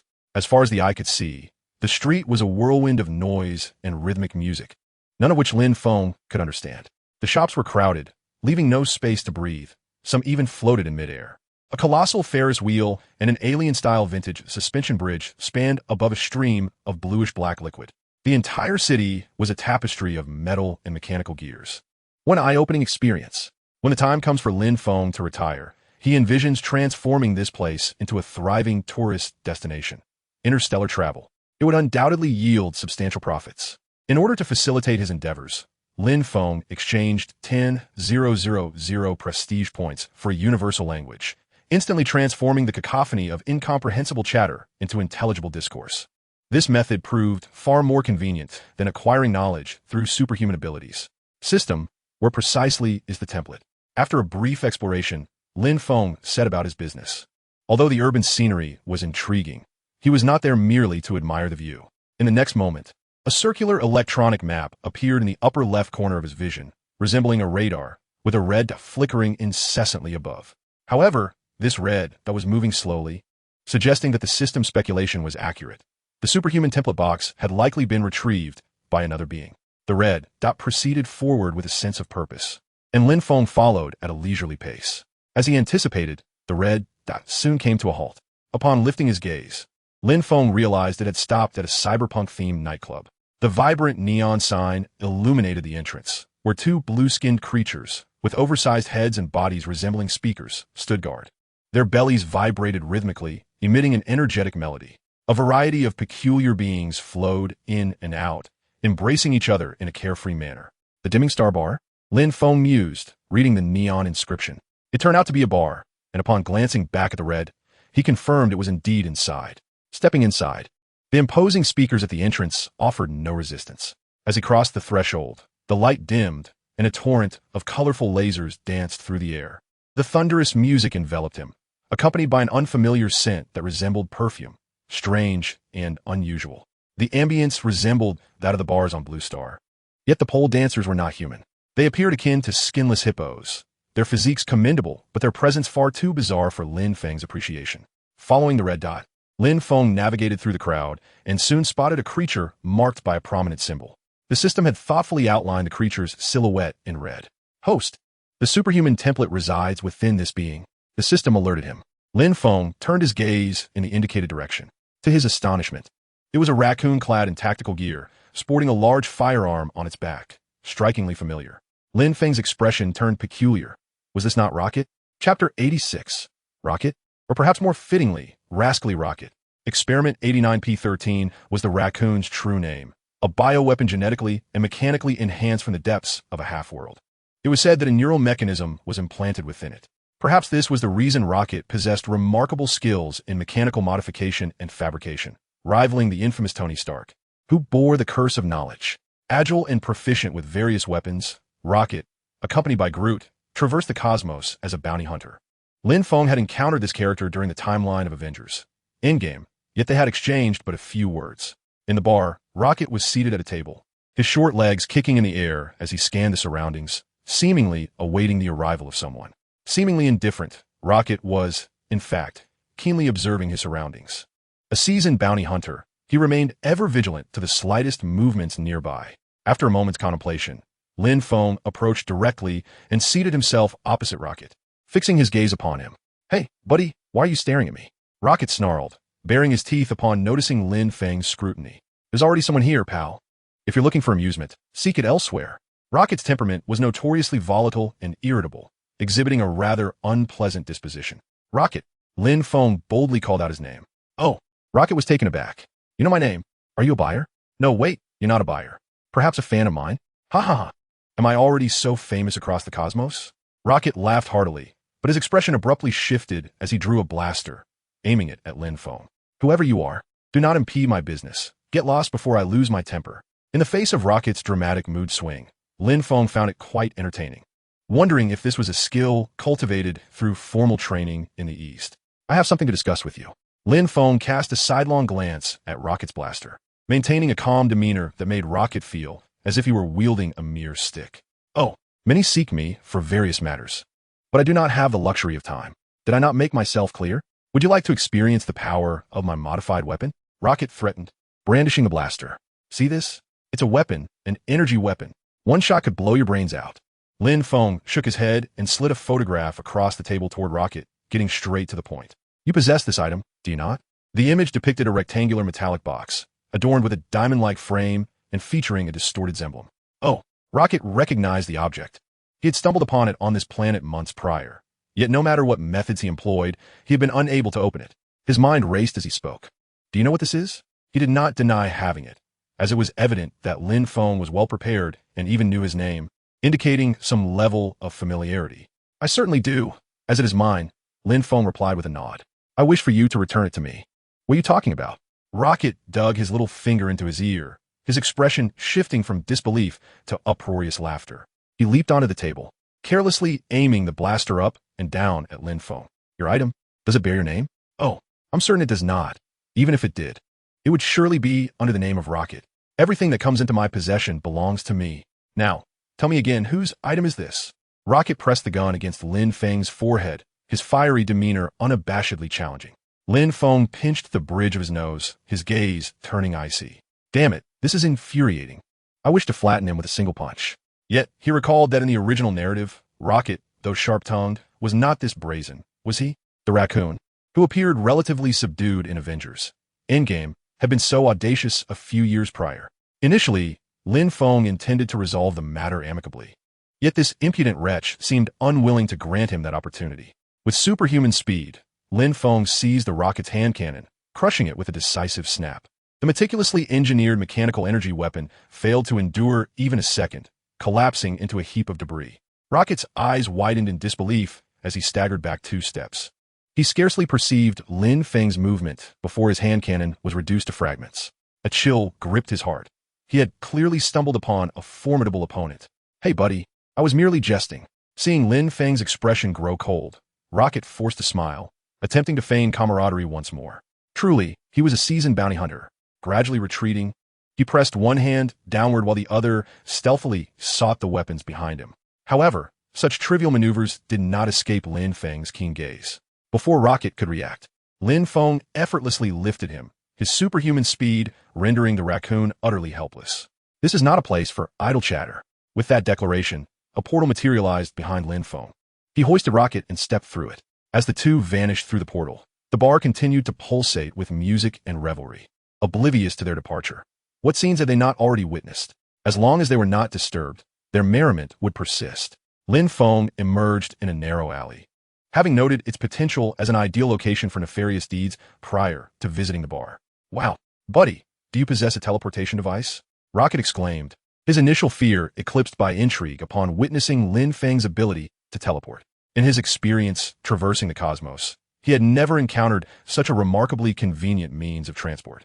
Lin Feng had no intention of engaging in prolonged discourse with Rocket. He regarded him as nothing more than an insufferable pest, one whose cunning nature necessitated a forceful approach to avoid further complications. Listen, Rocket, that box is indeed mine, and I believe you ought to return it to me. A wave of unsettling energy surged forth, causing Rocket's heart to race, his eyes darting nervously. All right, buddy, I do possess that item, Rocket reluctantly admitted, producing a rectangular box from seemingly nowhere. But according to the rules, whatever one finds belongs to them, right? He ventured cautiously. I think you should pay me. At the very least, I deserve a storage fee. I snatched it from the jaws of an alien crocodile. Noting Lin Feng's silence, Rocket scratched his rear, continuing to push his luck. How about we trade it for your teleportation device? Suddenly, a crimson laser grazed Rocket's scalp, striking the ground and creating a massive crater. Rocket, terrified, felt his soul flee. Whatever creature had manifested was dreadfully fearsome, capable of emitting lasers from its eyes. In that moment, he lost the courage to bargain further with Lin Feng. Initially, Lin Feng's demeanor had seemed approachable, and Rocket had presumed him an easy target, only to discover he was a veritable, immovable obstacle. Money and life. Without hesitation, the Rocket chose the latter. It swiftly tossed the rectangular object to Lin Feng. All right, my friend. I return it to you.